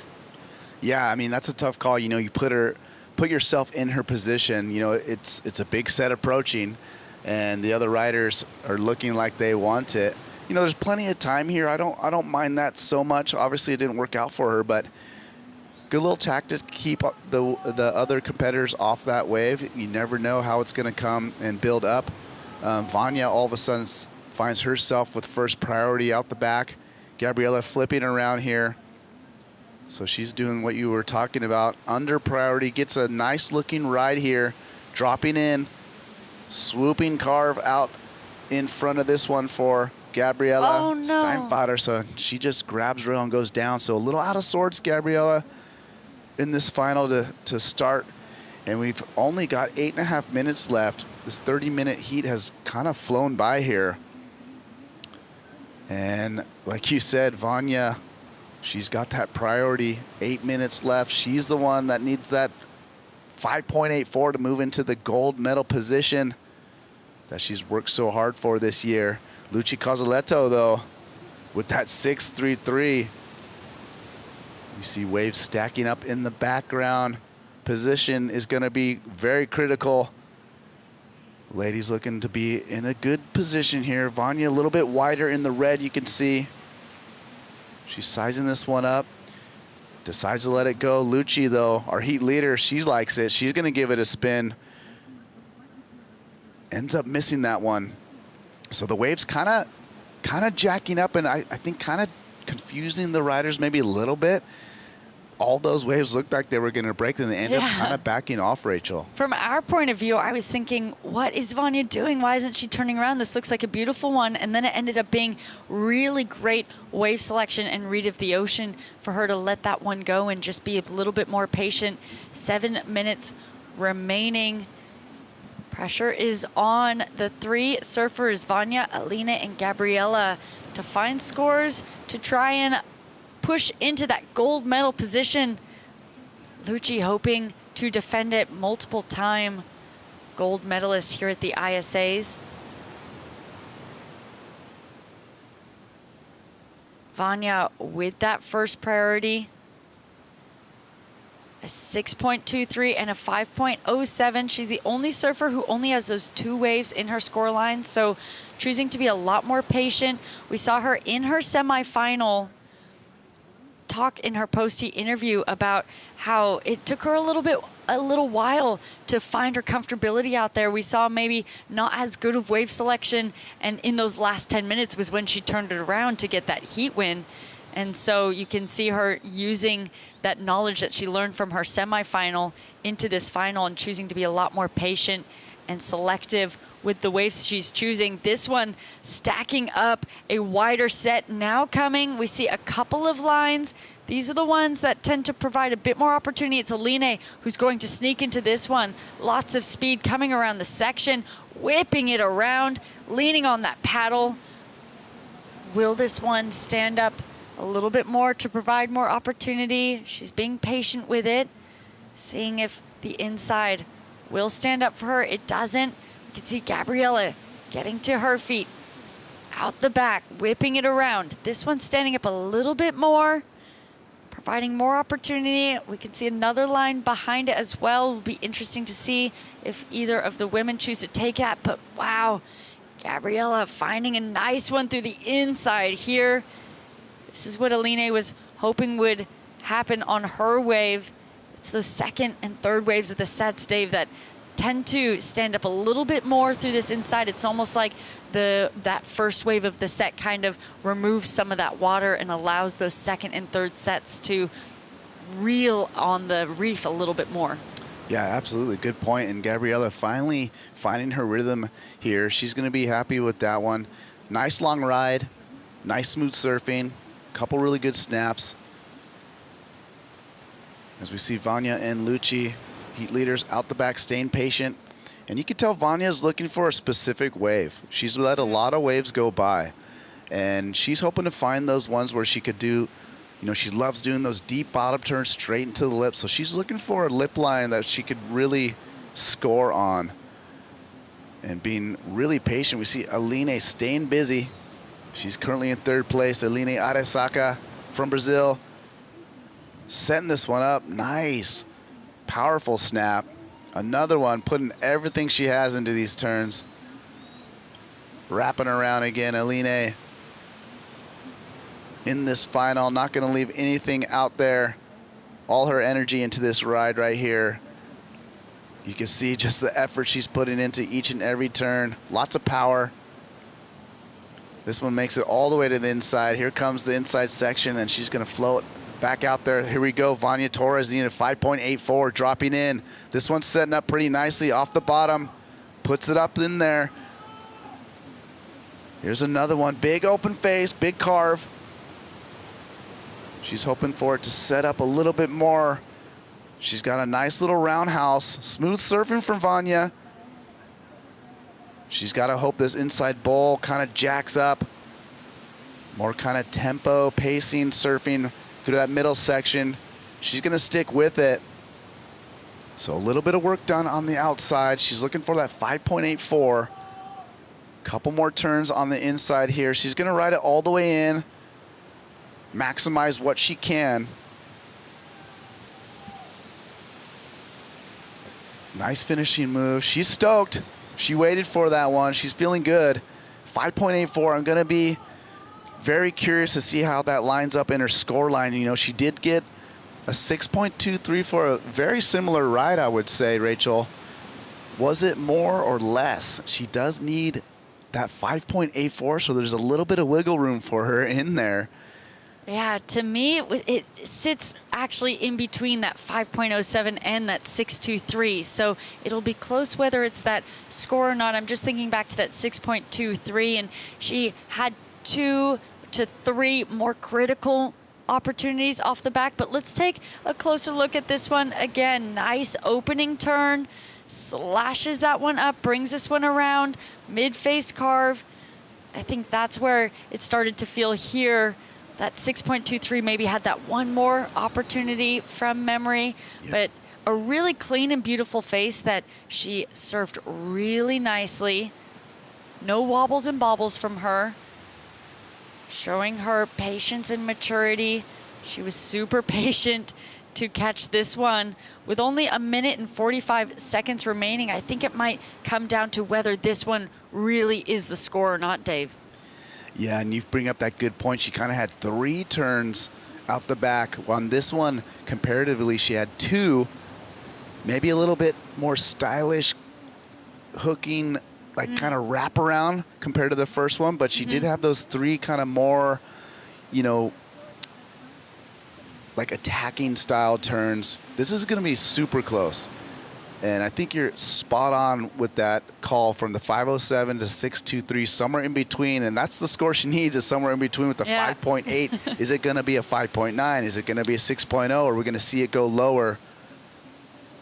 This is nervous time for Vania. She loved that ride. She was excited about it. Yeah, she was super patient, waiting for that wave, being super particular, and I think that paid off. I think out of all the opportunities that she's had over the past 10 minutes with that first priority, that was the wave that gave most opportunity. And we are waiting for that score to drop still. Lucci out the back, not knowing what has happened. So 25 seconds remaining. It all comes down to this. We're also waiting for a score from Lucci to drop. She was on the set behind Vania, but doesn't look like she'll improve her score line with that one. So it's coming down to Vania. Aline going for another opportunity on the inside here to build upon her 4.73. My gosh, my heart is racing so much. It really comes down to this, Dave. Oh my gosh, and you know, obviously I'm a little bit more invested with Vania, so I am so nervous for her. She's sitting down there waiting to hear the score. You can see her take a deep breath. She's just stressing. Look at her. Ay, ay, ay. Vania's waiting for these scores. Lucci Cozzoletto ripping in this final. Vania doing what she can. It's all in the hands of the judges here. Will this be Vania's first gold medal? Or will Lucci Cozzoletto repeat champion, two-time gold medalist for Argentina? You can see Vania just praying hard. What's it gonna be? Judges taking their time with the replays.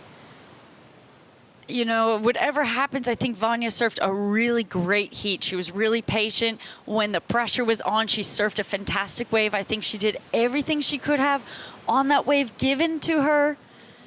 It was a wider wave, had a beautiful face. She did excellent surfing on it.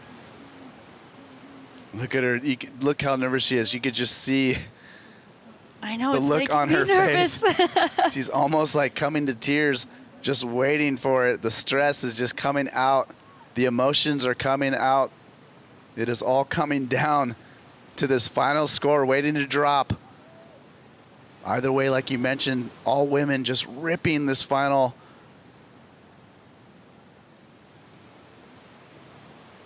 Still doesn't know, just running up the beach. Everyone got their phones out. They want to get the reaction. Oh my gosh, so much emotion in this moment. We are waiting. They'd have their phones down with them right there, watching the same red circle that we're watching, that you guys are watching at home. I think you can feel the intensity from both surfers, hoping for exact opposite situations. One of them will be crowned a world champion right now. Time is ticking past. The heat is already over. She's praying there on the beach that it is the 5.84, but it is in the judges' hands at the moment. The whole team around her, Team Peru. Oh my gosh, just imagine being Vania and Lucci. Look at Lucci just having a moment to herself in the lineup. She knows she's done everything she can. We're just waiting here. What is the score gonna be? Who is gonna be the world champion? Wow, the judges knowing that this means everything. And so they're being really, really selective and crucial with their timing, picking apart everything. They'd be comparing it to her 6.23. They're comparing it to Lucci's 5.73, seeing if they think it's better than that 5.73. Trying to place that wave right within the scale that they have set for this final. Everything comes down to this. Looks like it is enough. 6.2. Wow. New world champion Vania Torres of Peru. Dave. Oh my gosh. Rachel Tilley, that was the most intense moment of the event so far. Vania Torres, 6.2, takes over the lead. That is your gold medal winner, world champion Vania Torres from Peru. Look at her. She's stoked. Team Peru is fired up. Wow. Amazing. Dave, there's your infinity board that you create for her, carrying up behind her. You'd be so proud right now. Oh my gosh, words can't describe how proud I am of Vania. I know how much she wanted this. I know how much she's prepared. So much time and dedication all these athletes put into this one event. This is the major win of the year for SUP surfing.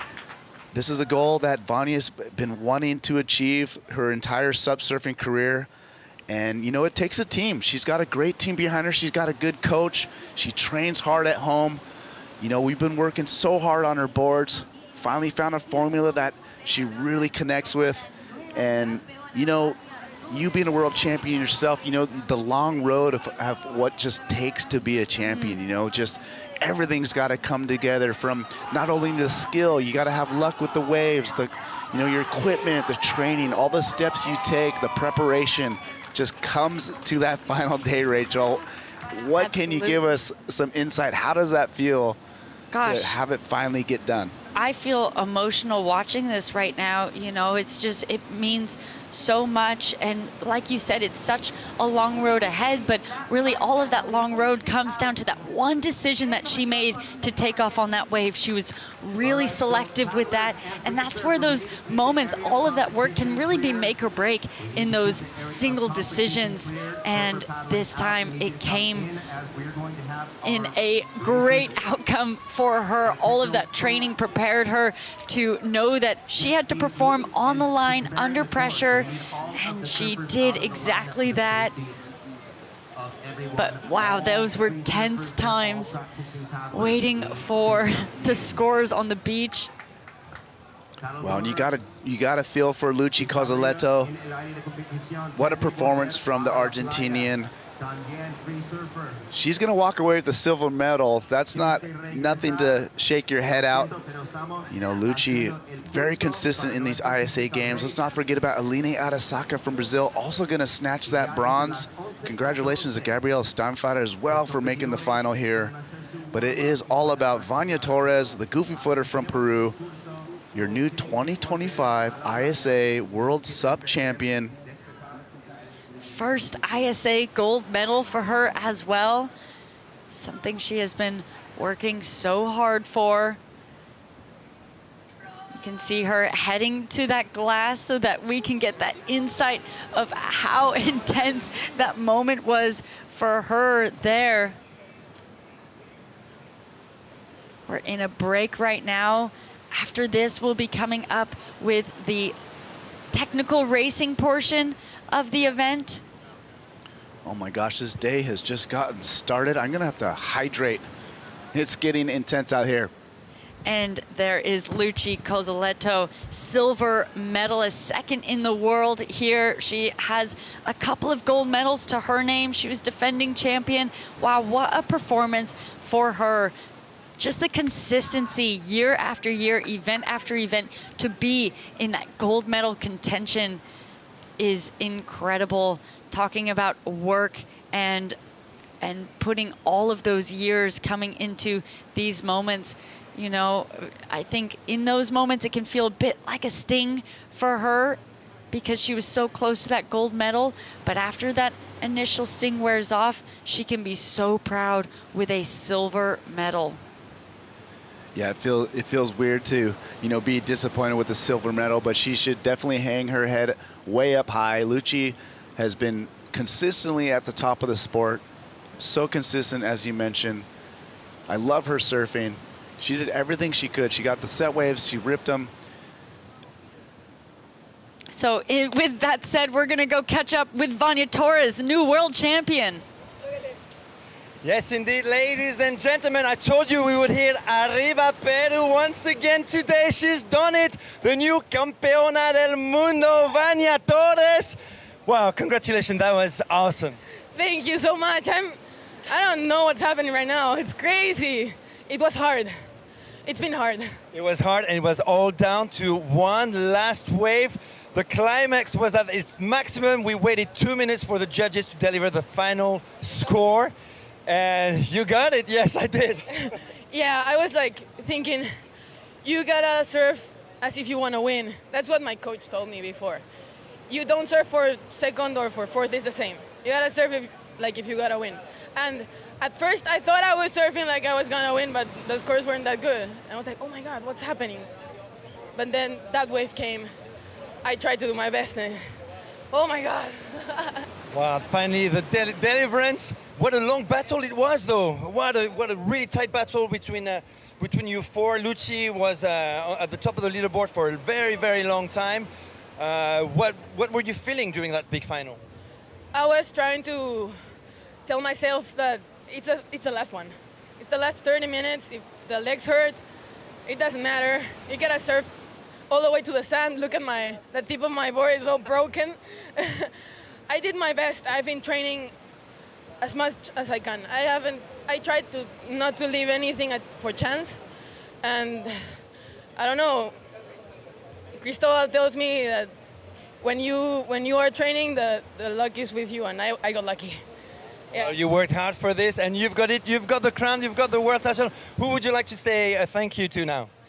I would like to thank my family that's been behind me all the time, giving me good vibes. I'd like to thank Team Peru. They're always trying to get me on the best trainings, and they're trying to put money on our trainings. That gets it better. I would like to thank my sponsors. I have Geely, PX Sports, Citizen, and Infinity that are the blades that I'm riding are the best.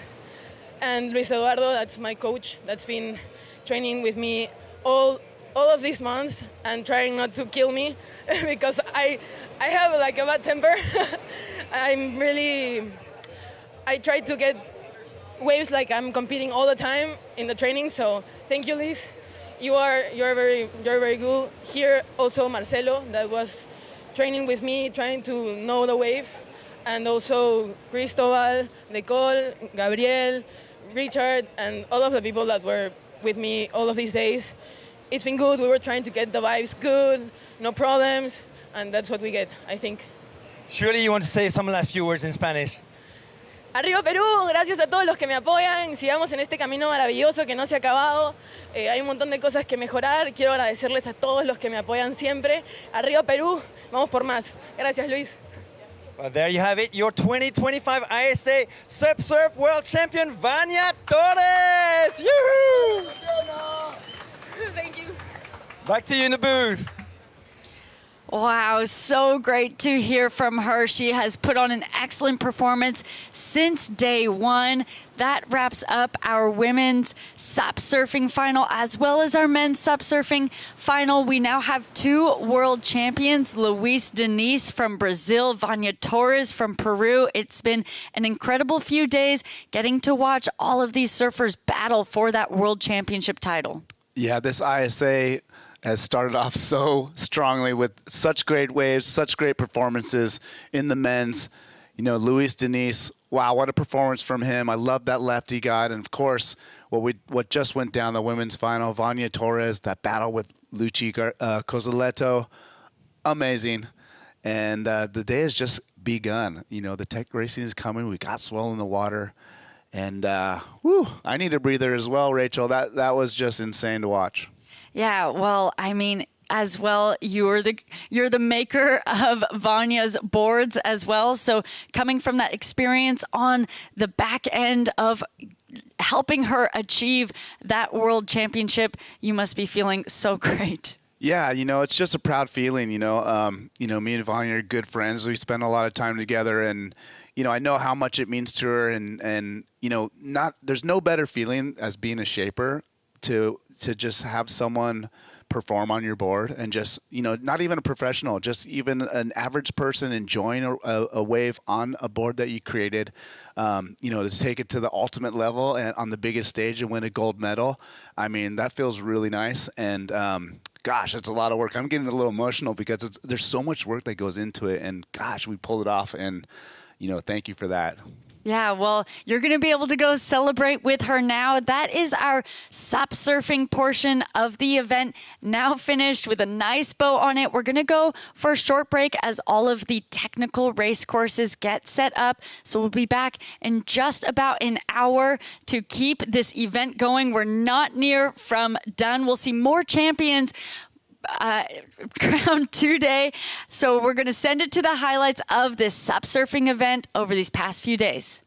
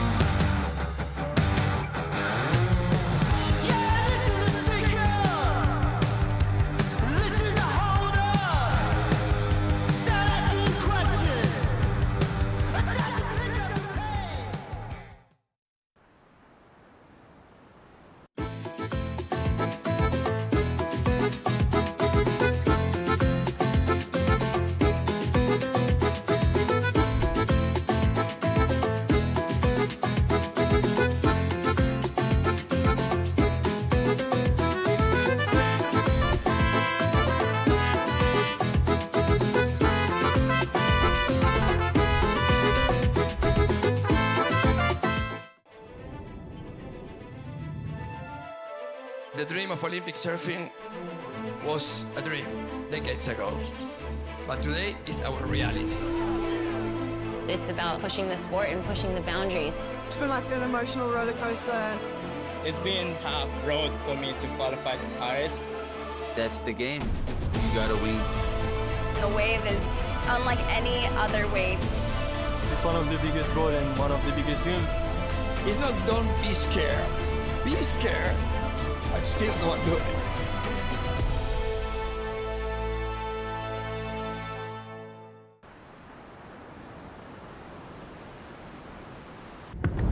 Bienvenidos a El Salvador! Hello and welcome everybody to the ISA World SUP and Paddleboard Championships. Beautiful SUP City, El Salvador.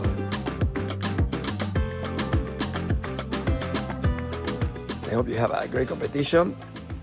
And when the competition is done and it's over, everybody goes home as ambassadors of beautiful, the smallest country, Central America, El Salvador, with the biggest heart. Muchas gracias, everybody. I hope you have a good time.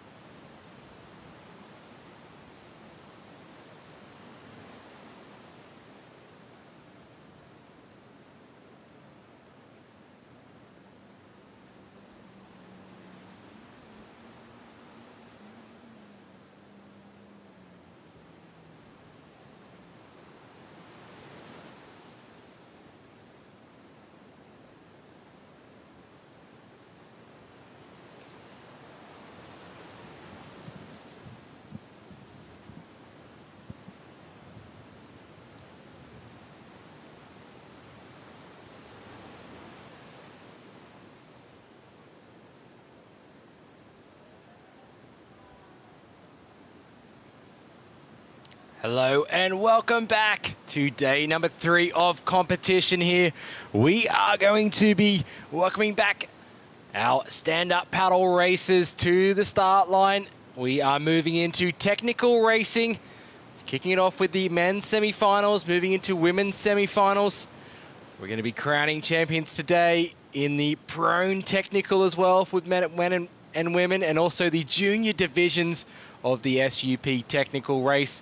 We saw SUP surfing finish earlier on today.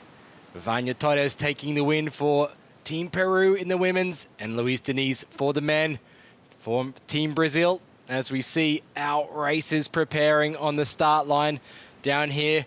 Some big names getting toward the start. You can see in center of screen there, ISAsurfing preparing for the start of this. He was our sprint gold medalist back in 2018. Now he's competing in the technical race here. Things getting underway quickly for this race start on the beautiful sands of El Sunzal, Surf City, El Salvador, for the 2025 ISA World SUP and Paddleboard Championship. You are joined by myself, Bo Nixon, and Dave Bainey in the booth to call the action. Dave, waves coming through, the sun's hot, things are heating up down on the sand. Yeah, thank you, Bo. This is going to be an incredible tech race we're going to see. You see the draw in the first semifinal here. And, man, we got waves for this race. A lot of conditions you got to consider. There's a little bit of wind. You know, the tide's moving, a lot of water moving out there. But there is an opportunity to ride a ton of waves from the top of the buoy all the way in. They're going to be doing a beach start and also a beach finish. So we have to contend with that shore break. And you see the draw right there. Jose Gonzalez from Chile, Christian Lopez from Puerto Rico, Mikołaj Majdan from Poland, Campbell Carter, USA, David Alpino from Italy, Guilherme Risp from Brazil, Donga Zhang from Korea, Vicente Villanova, Venezuela, representing Vince Duschneit in Germany, Nagito Hirata from Japan, Andres Rodriguez, another Puerto Rican, and the Frenchman Arthur Arukin lining up on the starting line as well with Fabrizio Rondonada and also Antonio Morillo. You'll be representing Spain. Definitely one of the favorites in this first men's semi-final of the technical. Well done, Dave, for getting through those names on the screen. You never know when they're going to disappear either. Exactly. I had to get my practice out. Good job. Yeah, and Bo, you could see, you know, a few different choices in equipment. You see a lot of dugouts on the starting line, and what we mean by dugout is that recessed deck. There's also some flat decks, which are really nice for riding waves, as you know. Doesn't hold water in the tray there. And also beach starts too. Yeah, so, you know, equipment choice can come into play here with the larger surf. That's one thing the ISA Tech Race always provides, is that challenging course through the waves. You see race director Anthony Vela down there on the sand, waving to all the racers, getting them ready, getting them fairly lined up. Yeah, Anthony Vela there, of course, putting together these races for our athletes, doing a great job down on the sand. Once again, Bo Nixon, Dave Bainey in the booth to call the action. We're switching up. We bring Rachel Tilley in as well. And we've also got a very exciting boat commentator out there today, Mathieu Auster, out in the boat. Yeah, absolutely. So we got some pretty fun coverage coming up here from land. Also, directly on the water, we're going to get that call from Mathieu. And he's going to be in the most critical spots, you know, kind of calling the backside of the race where we don't have as good of a visual. There's Matty right there. He's stoked. He's ready to get it going. And you can see just a little bit of the course set up there. They're going to start from the beach. You see Anthony Vela lining them up. Always important to get a fair starting point for everybody. So a little bit about the race, Dave. Men's technical kicking things off. Technical race, there's 2 laps of the course. It is a 1 kilometer lap, so 2 kilometer total. There will be 8 athletes moving through from each heat into the finals. This afternoon, we will be crowning 6 gold medalists this afternoon in the technical racing divisions. And we will take a look at our race map, Dave. There it is on screen, starting on the beach. Yeah, and you can see right there, it's pretty much a classic, we call it M course.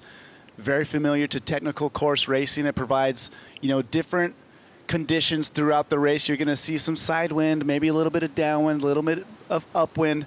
And of course, that buoy number 4, that's the one we want to pay attention to. They're going to round up on that top right corner, flip around and hope for a set wave, and you could ride all the way straight into buoy number 5, which is so close to the shore here. It's going to be an exciting course. I talked to a couple of the racers warming up, and all of them agreed. They're like, wow, I feel the buoys are placed perfectly. So that's good to hear. Racers are ready. They're stoked. And we're going to jump into semifinal action right away. Coming to you live from Surf City, El Salvador. Racers at the start line. We'll get Anthony Vella preparing the athletes for a call to begin the men's technical semifinals. 2 heats of this, 2 heats of the women's coming up after that. Then we'll move on through our prone and junior divisions before crowning those champions at the end of the day today. Lots of action already had this morning. But we're going to be turning our attention to the racing discipline now. You can see the team flags on the beach. Team Italy there, well represented. You also see Team Spain looking very strong. And it will be the Antonio Morillo from Spain in this heat. Not a medalist yet at an ISA, however, he has a very good chance this year, putting on some great performances within Europe and, of course, across the world in recent events. We also see Arthur Ruken, as we mentioned, previous gold medalist here. And also coming up later on today, Shuri Araki from Japan, 4-time gold medalist, now also competing in the junior technical racing division. So looking to add those valuable team points to Team Japan. And as we switch our attention to the women, of course, Duna Gordillo and Chirag, of course, previous gold medalist in the junior technical, alongside Cicia Pampanea of Italy. And as we turn our attention to the prone, we have Judith Verges of Spain as well. Another gold medalist here represented. Great to see some returning medalists. Now, Dave, athletes moving in for a standing water start. Yeah, you can see the athletes entering the cage, as I like to say it. And yeah, traditionally you'll see them starting a little bit further up the beach to get that nice running skim. With the conditions the way they are, there is a big little dip before the entry of the water. So Anthony and the crew opting to have a standing start, which is right past that dip. You can see athletes are just trying to get their footing and find that sandbar that's just off the shoreline right there. And you can see Anthony on the job at the top of your screen in the water, race director with the hat on there. He's got to keep the athletes behind the start line.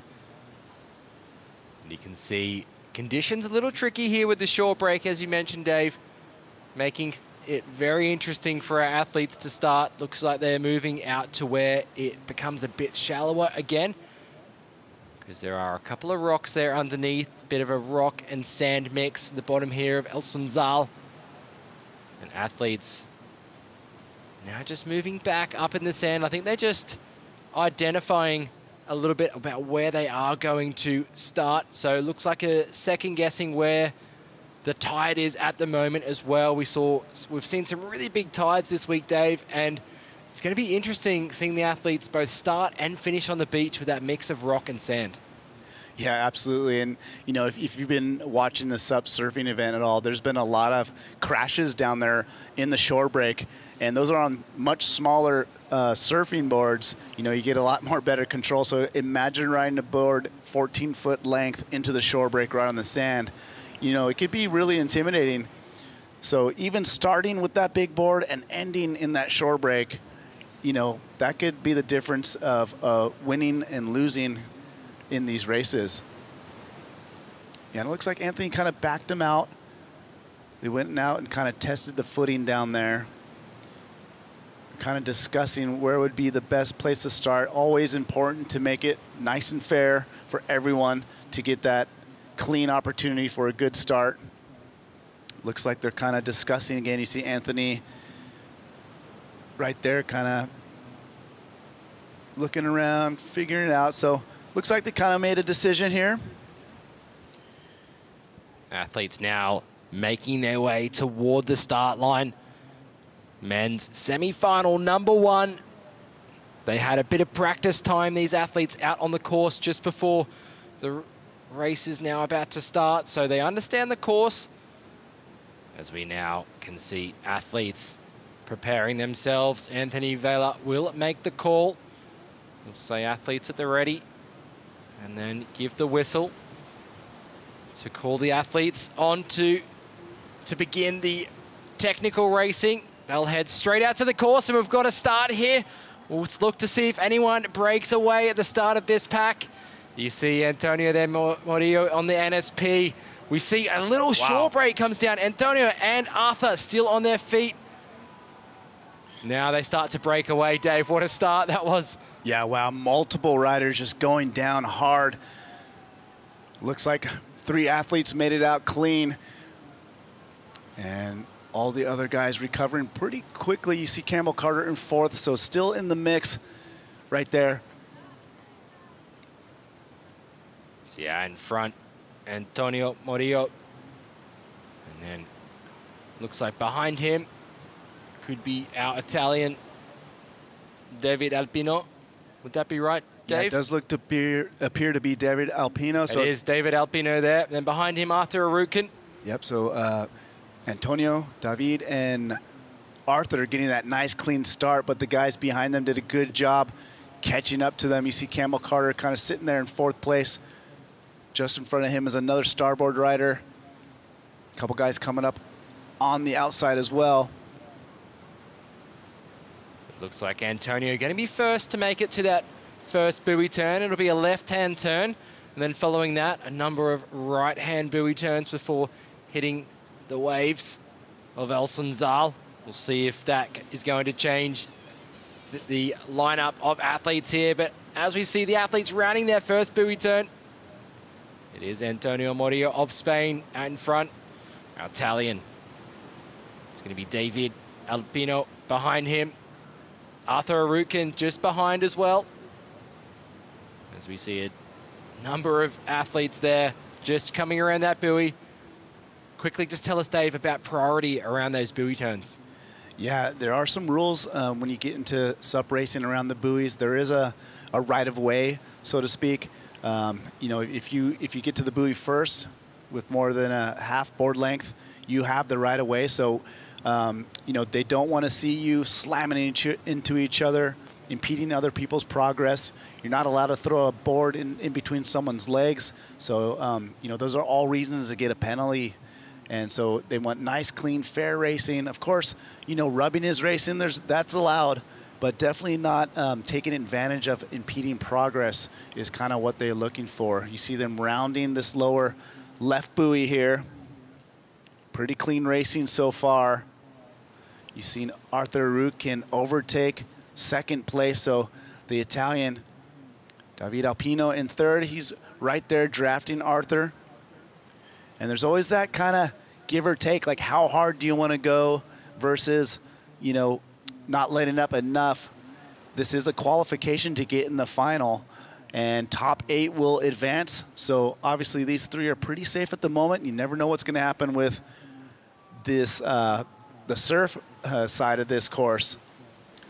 But sitting pretty well right now is the top 3. They got a decent gap ahead of 4th, so that's looking like your qualifying group right there, Bo. We got 1, 2, 3, 4. There's about 8 or 9 paddlers kind of separating themselves on this first lap. Yeah, a number of those athletes in that backpack there. We have Guillermo Reyes of Brazil, Christian Lopez as well. So Vince Duchenay is in that pack too. As we see Campbell Carter there as well, making his way up. And of course, Jose Gonzalez of Chile, Nikolaj Mazden on those SIC boards. You can see now the top 4 breaking away a little bit, but things can easily change as we head around this buoy turn number 4. It's going to be that right-hand turn going over in toward the surf break. So chance of our athletes picking up a ride from the outside all the way through. And that is where things get interesting and can change the whole race here, Dave. Absolutely. Top three still looking nice and comfortable out front. That is Antonio Moreo on that NSP. Arthur Rukin, the Frenchman. And the Italian David Alpino in third. Doing a good job sitting in that draft. Fourth, Guillermo Reis from Brazil on the starboard. Able to kind of jump ahead of that pack. So Guillermo looking really nice. He went down at the start. We got a little battle into this buoy here. Talk to us about Arthur Rukin's line right here, Dave, on top of screen there. Yeah, good call on that. Antonio went a little tighter, but Arthur, look at him get into this bump right here. So he made his way over to the lineup where the waves are. He's got a lot of experience SUP surfing, windsurfing. He knows the waves very well. So he's trying to go over there using that knowledge and advantage of his experience here. And it looks like he's going to get a little bump here, Dave. Yeah, and Arthur Rukin just showing exactly his specialty. He's so good in the wind, so good in the surf. You know, he's already riding that wave. You can see Antonio Murillo just trying a little bit harder to get it. He's going to get in there. So now it's about, you know, playing safe with each other. Make sure you don't get in each other's way. So they got a big old gap, and Antonio's part of the wave actually worked out a lot better than Arthur's. He gets that second kind of bump into the buoy here. You'll see it's going to ride directly into the buoy. Arthur's still there. He's got a little bump to work with, so Antonio breaking away. But Dave, have a look on the outside here. Sets approaching. All athletes trying to get on a wave to ride through. Antonio Murillo out of screen now, but he's out in front at the moment. Arthur Rukin there in second. We have athletes out the back riding this wave through as well. You can see just on the inside there, three athletes looking like there is a little collision there. That's going to cost them a little bit because we see more athletes behind. Andres Rodriguez of Peru up and riding on this wave alongside, looks like Campbell Carter on the left there. Yeah, and a couple racers, multiple racers go down on the inside over there. So all of a sudden these guys surfing cleanly right past the leaders. So big old shakeup, just like what we thought through the surf here. Top of your screen, Antonio Murillo way out in front. Arthur Rukin safely in second as well. Campbell Carter jumping up to fourth. That's Guillermo from Brazil in third. So that's your top three. Top four is Campbell Carter. Let's see where things settle in after that big set wave. You see Antonio kind of taking it down, just staying in the pocket, just nice, smooth strokes. You know, you can tell he's not fully sprinting. Same with Arthur right there. Oh, looks like a rider getting tied up at the buoy. Wasting lots of time, unfortunately. Yeah, remember the top 8 will be moving through. I can't believe Andres Rodriguez's track from the outside. He was right back in about 10th place in this heat, but he's made his way up into about 5th position right now after that ride. So he's done very well to get himself up into an advancing position. On screen at the moment, heat leader Antonio Murillo of Spain. He's out in front. As we said before, Arthur Rukin behind him. Yep, just gliding, reading some bumps. There's actually a pretty nice angle with the wind to that bottom buoy for Antonio. You see Arthur rounding that buoy at the top there as well. He's going to love these bumps. Really good at reading the kind of small nook and cranny swells. Looks like Guillermo Reyes holding on to that third position. Campbell Carter, USA, hanging on to fourth. So little separation happening here. Current leader, Antonio, rounding that buoy turn. He's going to head back out into the wind. As you can see him now getting quite ahead of Arthur Rukin in second. Guilherme of Brazil in that third place.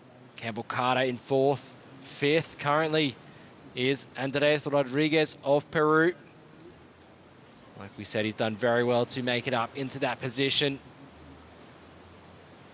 Yeah, Guillermo, seeing him take that buoy. Here comes Campbell in fourth place. Getting real close to that buoy, Campbell Carter.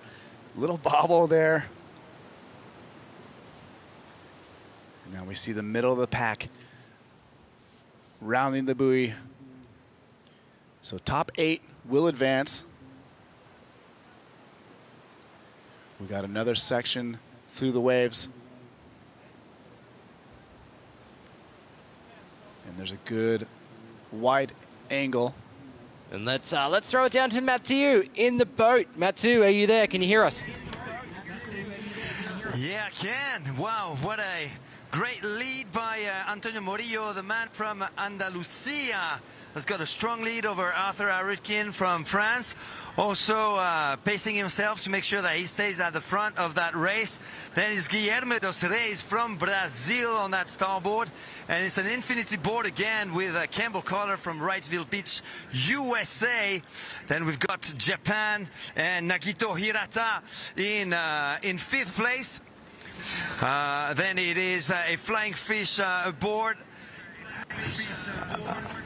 I'm very impressed with what Antonio Murillo is doing, really taking full control of the race from the get-go.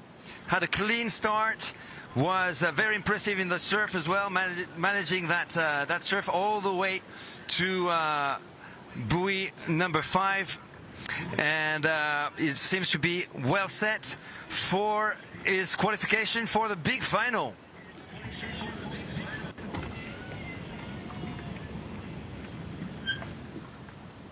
He's rounding that outside buoy now, so heading over toward the surf zone to get himself into this. This is the second lap that they're on, so they will be finishing up after this lap. 2 laps for the semi-finals. It will be going up to 3 laps for the finals of the technical racing. As we can see, Antonio, Arthur, Guillermo on screen, Campbell Carter now. And it looks like we might have had even Christian Lopez up there. Yeah, and you see Antonio this time around going a little deeper like Arthur did that first lap. Let's see if Arthur could scratch into this one and kind of catch up to Antonio. Looks like he's going to get one. So Arthur into this wave nice and early. Look at this set wave for Campbell Carter and David Alpino out the back. So these two, 1 and 2, cruising on this right. But look at out the back, a big old set. Campbell Carter out on the left. Here's a deep one for, that's Guillermo Reis on the inside right. I believe that is, who's that in the middle there, Bo? I believe, as you said, that looks like it is David Albino. So Antonio Murillo and Arthur, now you got to angle it. Arthur's going to give way to Antonio. He's got a little bit more momentum with that bump. Doesn't want to make any mistakes, but look at this second wave. They're going to basically kick out at the buoy. So what a ride here for Campbell Carter. Look at him. Falls down, but gets a lot of work done getting that set wave all the way out there. So Campbell's got to jump in his board real quick. Can't take too long. So Guillermo. So that's Nagito Hirata of Japan. Oh, right. Next to Campbell Carter there. He's done very well to get that wave with Campbell, and now he's overtaking Campbell there for 4th place. Yeah, and look at that gap now, Bo, between the leaders and the second half of this heat. David Alpino must have missed that set wave and got stuck back there. And Japan jumping into qualification position, top 4 right now for Nagito Hirata. So well done there. As we see the number of athletes here, you can see on the inside there, Andreas, we saw him capitalize on a wave earlier on, but he's a little bit out of position for this one. We'll see also Jose Gonzalez there. As we can see competitors coming through here. This is this inside buoy turn. Things get a little interesting for our competitors. Yeah, you see there's David Alpino right there making a backside buoy turn. Another SIC rider. And then Peru, that was Andres Rodriguez out shooting the buoy quite a bit, so he's down out of screen on the left. But we got a 4-pack round in that buoy. Here's your leaders, Antonio Murillo, Arthur Arutkin, just hanging on to that lead. Yeah, Antonio here now making their way back into the beach. They had to head out to that first buoy turn Make a left-hand turn around that. Now they're heading toward the beach. They will make their way back onto the sand to cross the line here. And they need to cross the line, paddle in hand. They can ditch their boards, but of course that shore break, quite damaging to equipment, as you mentioned earlier, Dave.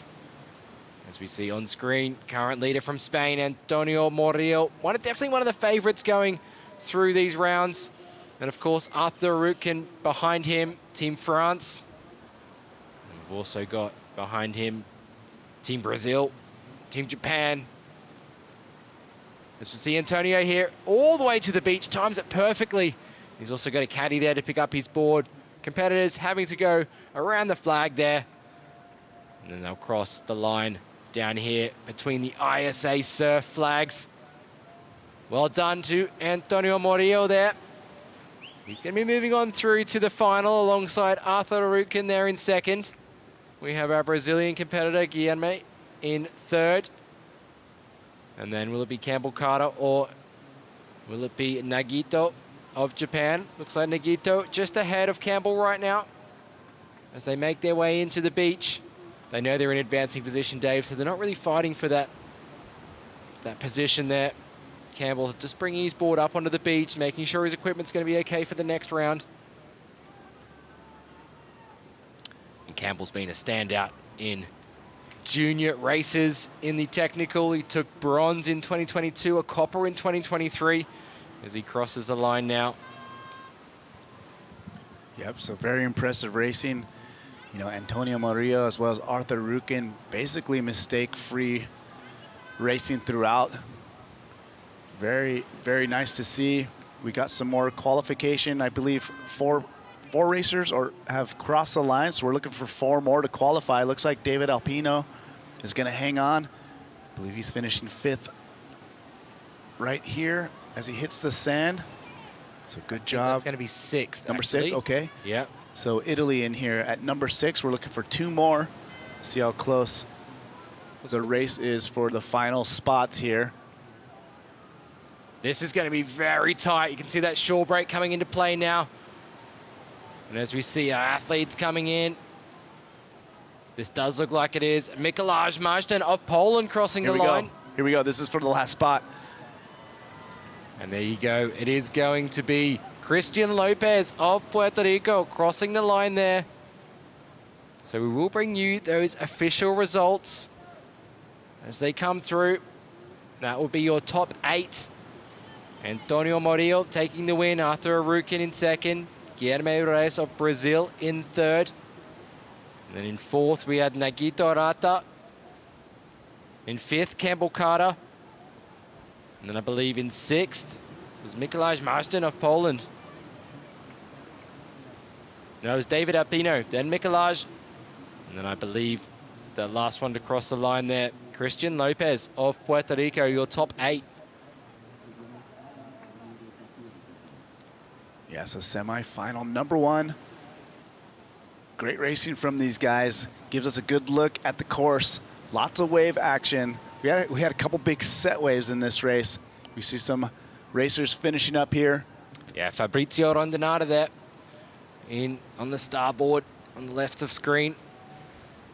As we remind you, Antonio Morillo of Spain took the win in the men's technical semi-final number 1.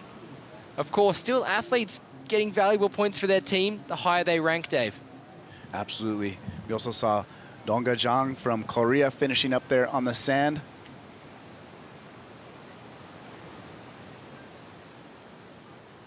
As he now makes his way back up to the finish line.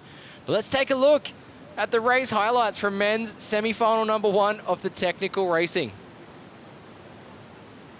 As we see Donga Jang of Korea crossing the line. Good performance from him. And then let's go to the highlights now.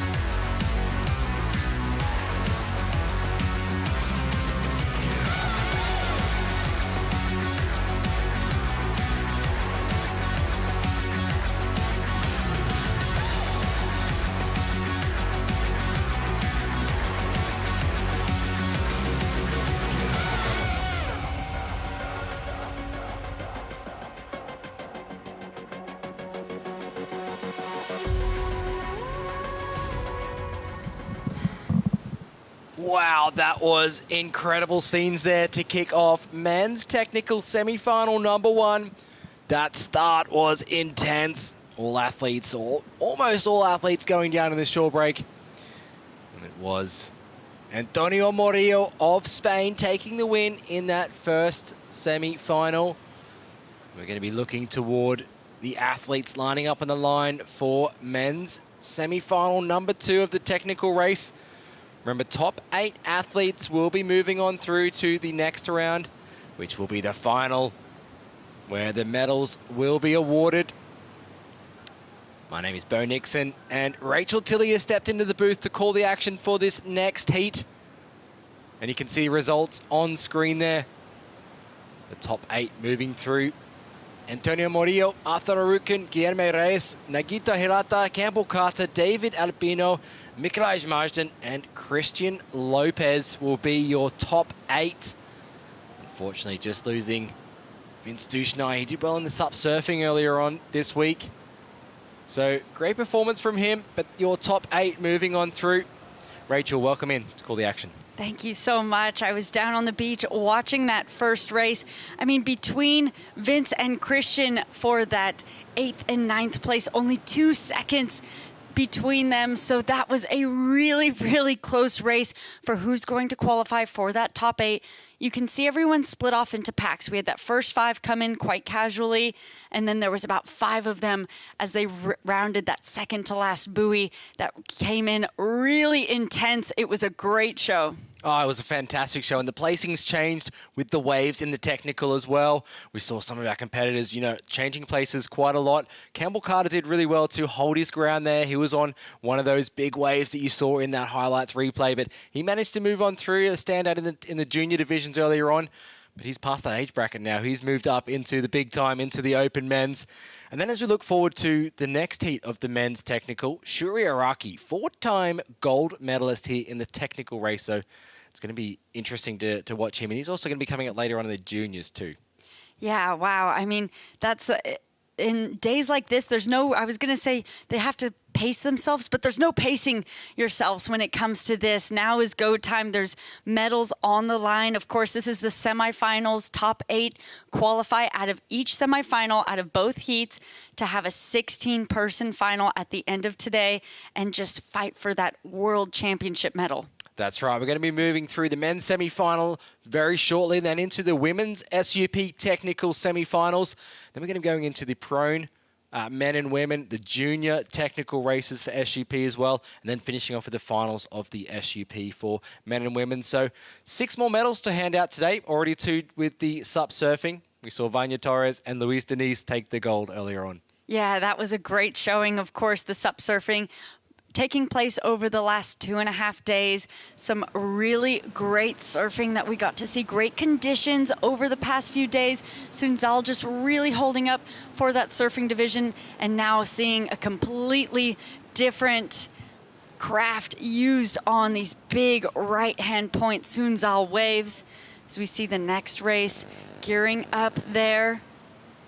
Yeah, looks like competitors starting to make their way toward the start line. Anthony Vella will be getting the athletes ready. You can see him there, bringing them all down toward the start line. The second heat in this men's technical is stacked. Of course, Shrimpy, Shuri Araki is going to be in this heat. Before we mention other names, let's head down and have a chat to Antonio Morillo, the winner of the first technical race. Hey, thank you guys. We're down here with the winner of the first semifinal of the tech race, Antonio Morillo from Spain. Very impressive opening race for you. You pretty much had mistake-free racing. Nice clean start. Obviously some well-ridden waves and rode it all the way to the sand. How are you feeling? I feel very good. Like I from Los Caños de Meca, the south of Spain, and all day trying like wave like this. So I feel very good here. Yeah, and as far as technical racing, is this some of your favorite style of racing? You look very impressive, very confident and composed. And yeah, how are you feeling overall with the style and the course?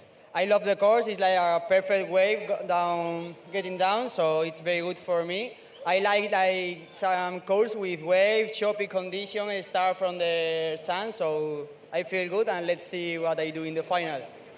There you guys have it. Antonio Murillo, the winner of semifinal number 1. Hey, looking amazing. Congratulations, and we'll see you in the final. Thank you. Back to you guys in the booth. Thanks very much, Dave. As we look to the men's technical semi-final number 2. Of course, as I mentioned, Shuri Araki in this heat alongside another gold medalist in the junior technical division, Christian Andersen, polar bear. He also took the sprint copper medal last year in Denmark. Of course, representing Denmark. And it looks like we have a start for men's technical race number 2.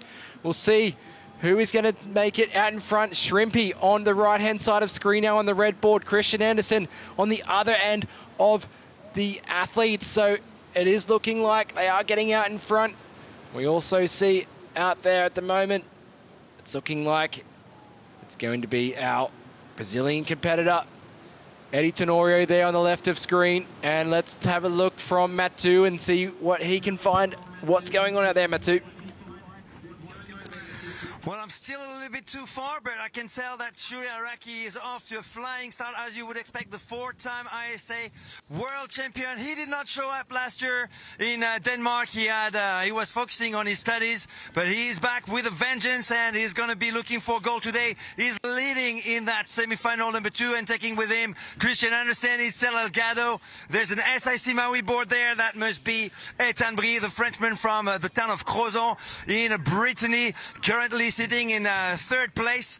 Who is next to them? It's an NSP board. It is Christian Andersen, indeed. Polar Bear now taking the lead over Shuri Araki. Denmark in 1st, Japan in 2nd, France in 3rd. They are up to the 1st buoy now. Polar Bear making a clean turn now just ahead of Shuri Araki, but it is Christian Andersen from Klitmøller, Denmark, taking the lead ahead of Shuri Araki right now. There's a bit of a gap. Ethan Brie just behind on that SIC Maui RST board. Then it's 2 starboards in the chase and a flying fish board. Then it's Cel Delgado from Peru sitting in 7th place right now. Santino Basaldena now making a move right next to Ethan Brie, the Argentinian, catching up with Polar Bear at the front though. Shuri Araki has regained his lead, now reaching buoy number 2 in 1st position. So Japan 1st, Polar Bear, Christian Andersen, Denmark 2nd. It is France still in 3rd place, Argentina in 4th with Santino Basaldela. And I believe Aaron Sanchez in 5th place. It's a starboard. I'm not sure it is Aaron Sanchez. I'm a little bit far right now, but it looks like Shuri Araki is now taking a major lead over Christian Andersen. Back to you. Very good there. You can see Shuri Araki though just really applying some power to his strokes to get way out in front at the moment. This angle is from the boat out there in the water. Great angles that the production team bring us here for the technical racing. Shuri there out in front, just showcasing why he is the best in the world. And a lot of the athletes will be looking to try and beat Shuri. He is the man to beat in this. And we see Christian Andersen there, Ethan Brie of France as well. And then behind him, we have Santino Basadea of Argentina. And as we look, we also have in the mix there on the Sonova boards, looks maybe like Vicente Villanova, Venezuela. We've also got Manuel Holhuela up there in the pack. Eddie Tenorio just falling back a little bit behind Itzel Delgado as well in that pack just behind him. Nicolo Rico just behind them as well. And Melv Garcia putting on a strong performance as well. So a lot of paddlers in that pack there just behind Shrimpy as they move back in the field. But it is Shrimpy way out in front. Mathieu, what have you got for us? Chasing pack behind that starboard. It's actually Nicolo Rico. You've just mentioned his name, the young Italian, one of the top juniors last year. Now not a junior anymore, but a top athlete. He's been working really hard. We've got Olmev Garcia in that pack as well. Itzel Elgado is there. Eric Tenorio on the flying fish board with the Brazilian colors. So it's a top group of athletes at the front in the chase behind Shrimpy, the phenomenon phenomenon from Okinawa, still with a major lead now. He's extending his lead right now, actually just looking over his shoulder to gauge how much of a lead he's got. It's now 50 meters maybe in front of, still in second place, Christian Andersen from Denmark, Polar Bear on the NSP board, SIC Maui in third. That's Ethan Brie from France. But here come the waves. Back to you. Thanks, Matthew. Rachel, what are you seeing here? Different lines being taken by the competitors. Yeah, absolutely. We see Shuri out in front, going a bit wider, which might take away his opportunities to find a wave, as the rest of the pack catching up with potentially a wave coming behind them. We'll see if that helps them catch up a little bit, close the gap. Oh my gosh, this one is standing up. It looks like a few of these athletes who are deeper are going to catch this one. There are 8 athletes there just behind Shrimpy. We'll see how many are able to pick up this wave. Looks like we lost a couple there, but Christian Andersen doing very well to come in from wide. He's on that NSP board there. We also see Eddie Tenorio there on the Flying Fish, that green-colored board. Itzel Delgado is now in the mix as well. Wow, this is really interesting here as they come into the buoy turn number 5 on the inside here. So, big scenes, you can see some of these athletes still on the wave. Itzel still on the wave. We've also got Christian Andersen as well. So they're coming in. Shrimpy's going to get to it first, though. Only just. He's going to get that priority into turn. Ethan Brie just behind him. He's going to turn in, but Itzel Delgado manages to find his way up there into 4th place. Amelf Garcia now on screen as well. Rounding that buoy, Christian Andersen. So he's up into advancing position. Eddie Tenorio now rounding that buoy, as we see Santino Basadeo, who we actually saw up in that almost lead pack, now dropping back a little bit further. It looks like Manuel Oyuela just behind him on that Sonova. So that will be who is looking to progress through into the final of the men's technical. More waves on offer at the back here. You can see our athletes there. Probably a little bit far in front of the waves, Rachel. Yeah, I'm so impressed with Shrimpy to be able to stay out in front on that one while everyone else caught those waves. I thought that was potentially going to see a lead change rounding that buoy, but it didn't. The only difference is that the athletes maybe got a little bit of that break where Shuri had to stay working really hard to keep that lead, as we see him starting to extend that lead again, keeping that stroke really tight and quick. He's doing very well to keep the lead here. We saw all these athletes really close in. Manuel Oyuela there on the starboard. He'll be looking to catch up. He took silver in the sprint last year in Denmark. So he's got what it takes to be able to apply pressure and power to his stroke to be able to catch up to the rest of the field. And we're going to throw it down to Mathieu. Mathieu, what can you see as these athletes come up toward you? Absolutely, Shuri Araki extending his lead once again, because that party wave definitely reduced that margin that he had at the end of lap number 1, but he's at it again, still taking the time to look over his shoulder, missing a couple of strokes right there, just to make sure that he's got that big margin over Ethan Brie. So it is now the Frenchman in second place, leading over the Peruvian Prince Itzel Delgado on the Flying Fish board, and then it is the Puerto Rico and Omelv Garcia. It looks like Christian Andersen didn't handle that surf so well.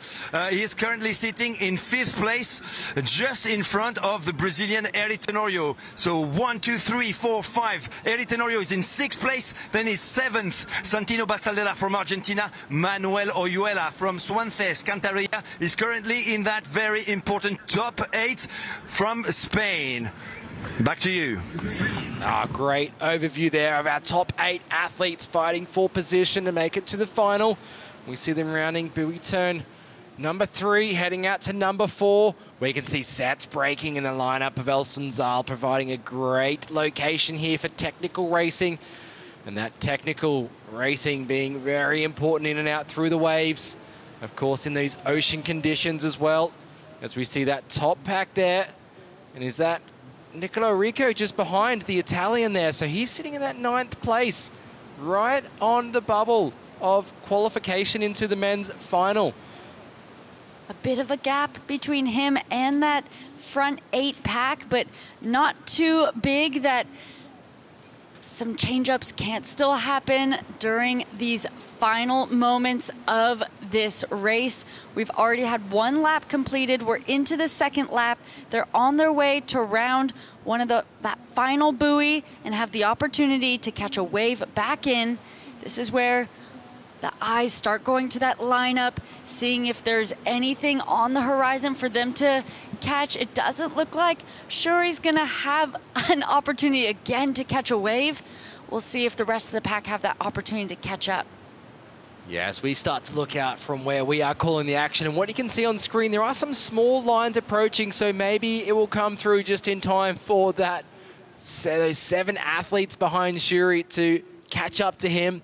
But remember, the top 8 moving on through, as we see Omelv Garcia rounding that buoy now, Christian Andersen, Polar Bear just behind him, Derry Tenorio.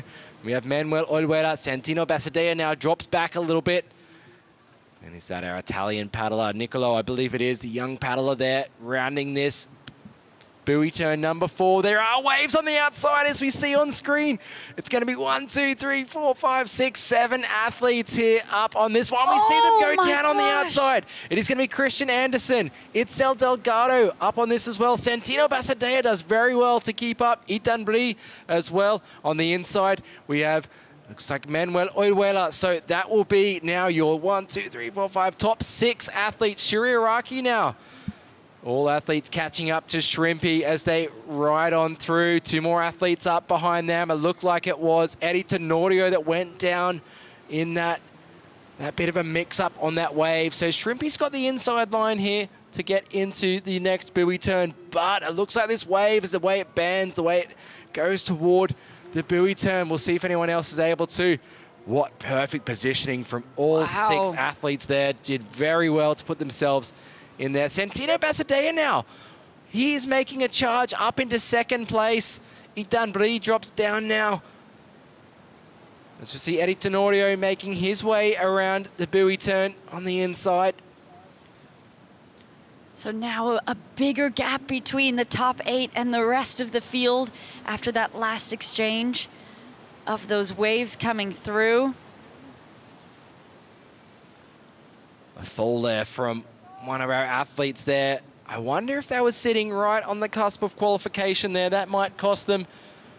As we also can see Shrimpy now still out in the lead. He's going to turn around this buoy. This is the last buoy turn. 2 laps in the semi-finals. In the finals, they will be doing 3 laps. You can see athletes completing the course in around 14 minutes, 15 minutes.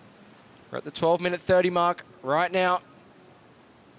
And as we can, let's throw it down to Matthew on the boat. What have you got for us?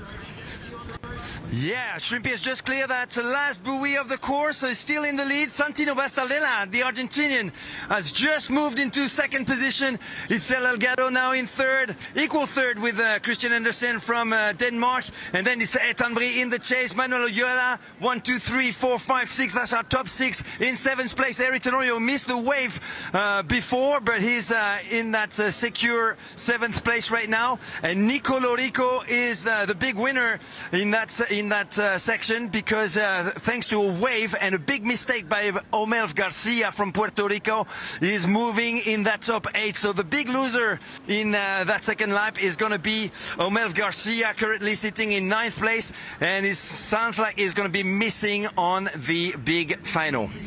Back to you. Thanks for bringing us that update, Mattu. We did lose Omel from that top back. Thanks for bringing us that update. Shrimpy bringing this one into the finish, looking like he's going to cross the line in 1st place, or at least he's going to be moving on through into the final of the men's technical. Santino behind him, Itzel, Ethan, and then we have Manuel. Christian Andersen looking to get on this one on the outside there. You see him on left of screen. And then Eri Tenorio, but that is the man on screen there, winning the men's technical semi-final number 2. It's going to be Shrimpy Araki. Oh, the inside here, taking out a couple of athletes. Itzel goes down. Santino goes down. as we see them making their way through here. Now we've got Ethan Brie making a little charge for it, of course. Let's see if they can cross the line. Remember, they need to cross the line with paddles in hand. Itzel, you need to look behind you. He crosses the line. Of course, all these athletes are going to be moving through to the final. What a finish there, Rachel. Wow, that was really exciting. Coming in with that shore break too, finding that timing was, brought everything down to that finish line. Of course, here we're looking at that top 8 group, so a couple mistakes even in that shore break weren't super consequential, but looking into the final and that same sort of sprint, all of those details in that final shore break and how they handle it is going to be super crucial for those final places. Eddie Tenorio there just crossing the line, moving on through. You can see the shore break there. This is Nicolò Rico. And I believe this is our 8th paddler about to cross the line. So that will be the top 8 moving on through. Nicolò Rico of Italy. Great performance from him. Omelv Garcia, though, that is the story in this heat. Omelv was right up at that front pack. Yeah, unfortunately, just getting that mistake, knocking off of that wave in that big pack that became a defining moment for the rest of the race, especially it being that second lap. Not enough time to have one more opportunity to change that mistake. Yeah, I do wonder what happened because he was right next to Eddie Tenorio, who managed to still cross the line. So unfortunately, losing Omelv Garcia in that. And Nicolò Rico, he'll be moving on through. He took copper in the junior technical division last year, so mixing it up with the opens this year. He'll be moving on through as we see our competitor here coming in to cross the line. Also getting those valuable team points. Yeah, at this point too, like you said, team points are still up for grabs. And that here at the ISA World SUP and Paddleboard Championships, you're not just fighting for yourself, you are participating upon a part of a greater team. And let's go to a heat recap, the highlights of men's technical semi-final number 2. It was a great start from all of our competitors there. You see Shrimpy left of screen, Christian Anderson right of screen, Itzel Delgado right in the center there. And Ethan Brie as well manages to get out in front, but it was Shrimpy who managed to, no, it was Christian Anderson who managed to get to the buoy turn first. And then it was Shrimpy all the way from that point there, Rachel.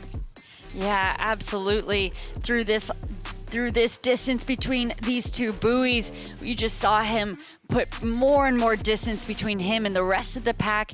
At this point in this lap, there were about 9 or 10 of those athletes fighting for that top 8, but that gap became closer as these waves came in. They caught up to Shrimpy, and then it was back into a battle for that second lap. It certainly was. They caught right up to him, and then they caught up to him again on that second time in the surf. Ethan Brie there in second place. He's still going to be going through.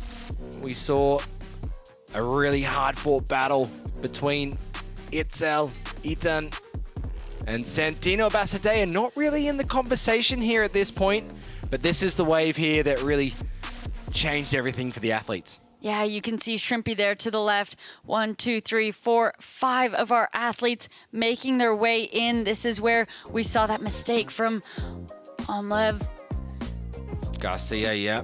And he unfortunately went down with Eddie Tenorio on the outside, but Eddie did well to get back on his feet. You can see there Eddie Tenorio, Nicolò Rico there on the inside, rounding that buoy as they head back toward the beach to finish off men's semi-final number 2 of the technical division.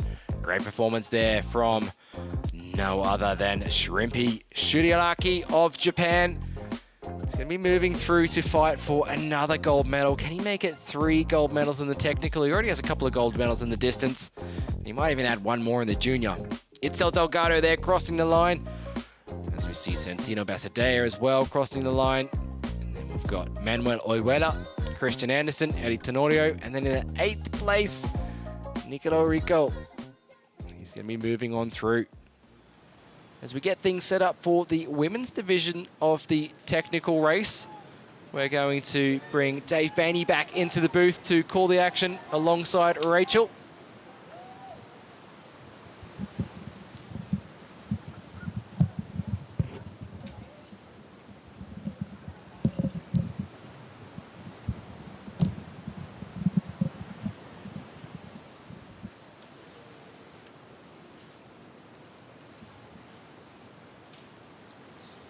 All right, we are seeing the women's technical SUP race now setting up. They just saw their men teammates complete their semifinals. We have 16 men now locked in for that final with the opportunity for a medal.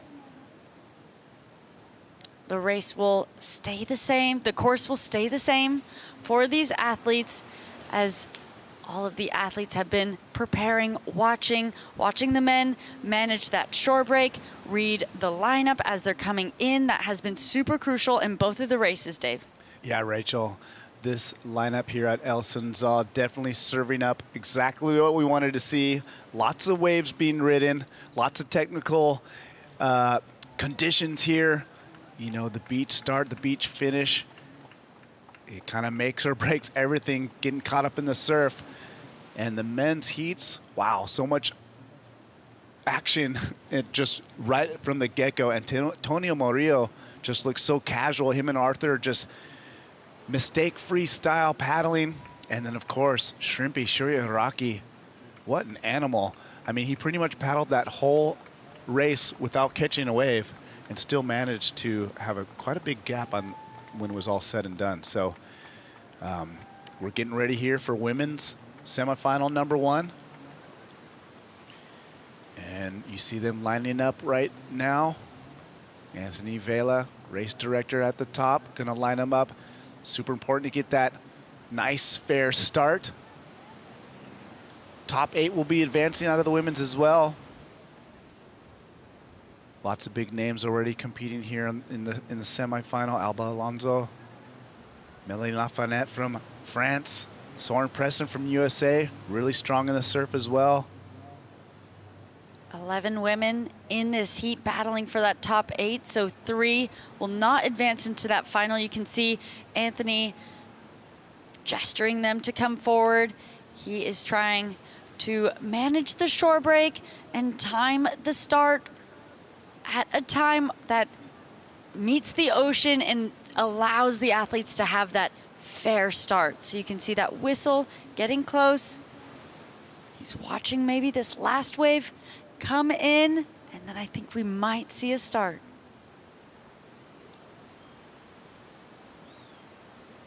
Yep, racers in the ready position. They're waiting for the call. Once you see them line up, and they're off. Here we go, women's technical race semifinal number 1. Soren Preston up to her feet quite quickly there. That's Alba on the far left. Had to navigate a little bit of a wave. Right next to her in the middle is Melanie Lafayette. So it looks like Alba kind of sneaking out in front. That's Soren Preston on the SIC. Melanie Lafayette from France. Right in the middle of your screen right there on the Infinity. And right behind Melanie, we got from Japan, that's Rika Muzantani. So nice, clean start for all the competitors here. They're charging out to the top buoy. Out on the outside, making a move.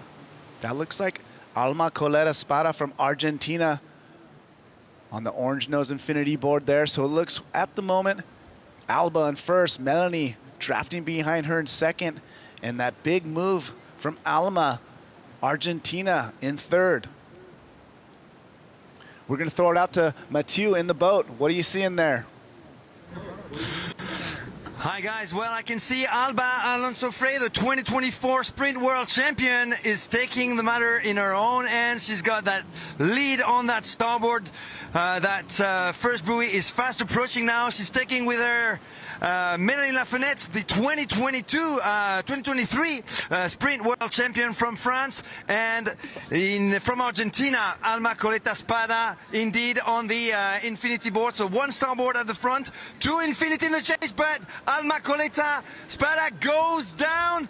It is France in second place still, and Sorin Preston from Dana Point, California is overtaking on that SIC Maui board. It's a starboard right next to her, and Alma Coleta is now sitting in 5th place. At the front though, Alba Alonso Frey from Fuerteventura is looking really, really strong. She's got a 10-meter lead now over the French athlete Mélanie Lafenette on a Backfish Ghost White board from Infinity. Then it's SIC Maui and Sorin Preston clearly in 3rd place. Alma Coleta from Argentina gets to 4th position. That's our top 4 right now, as the second buoy is now approaching for Alba Frey. Watch out, she's losing her balance a little bit there, but she manages to keep her stance. So Alba Alonso Frey, Mélanie Lafenette second, 3rd Sorin Preston, USA. And a battle for 4th going on right now between Alma Coleta and a starboard rider that I'm yet to identify. Back to you. Thank you, Mathieu.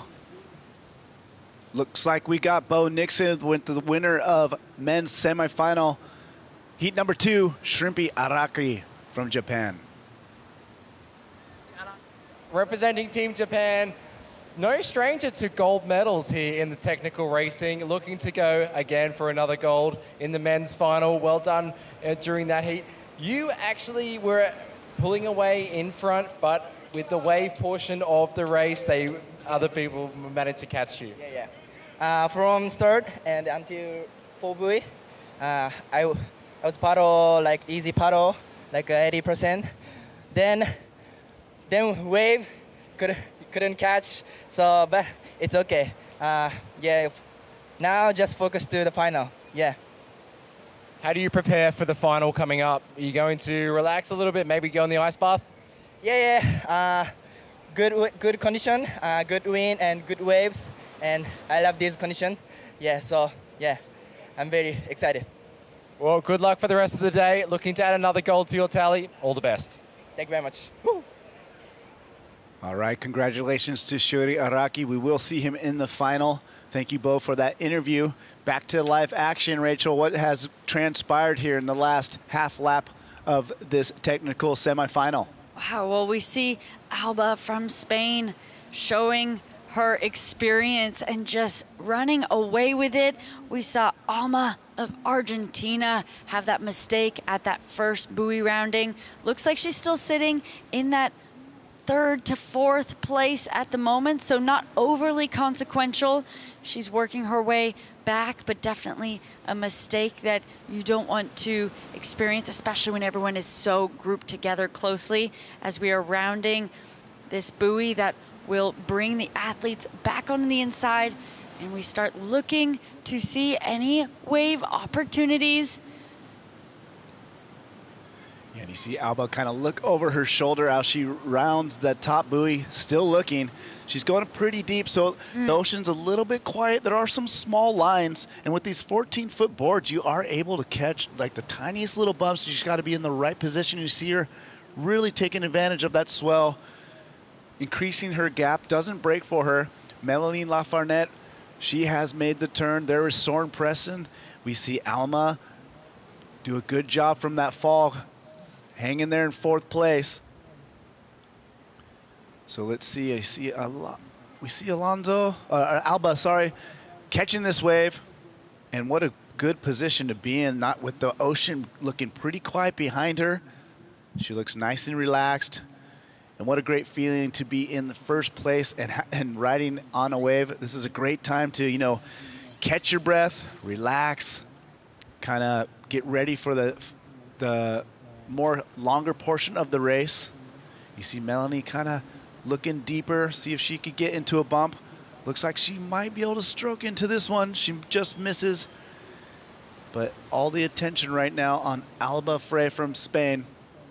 A really smart idea for her to angle inward after rounding that buoy. She goes deep. That allowed her to catch that wave. Perfect positioning. And we've seen some of these bigger sets like this come through where Alba was able to have a small one that just allowed her to relax on it. We are seeing this big set come in now. It will catch up almost all of the surfers. Unfortunately, surfer getting knocked off there.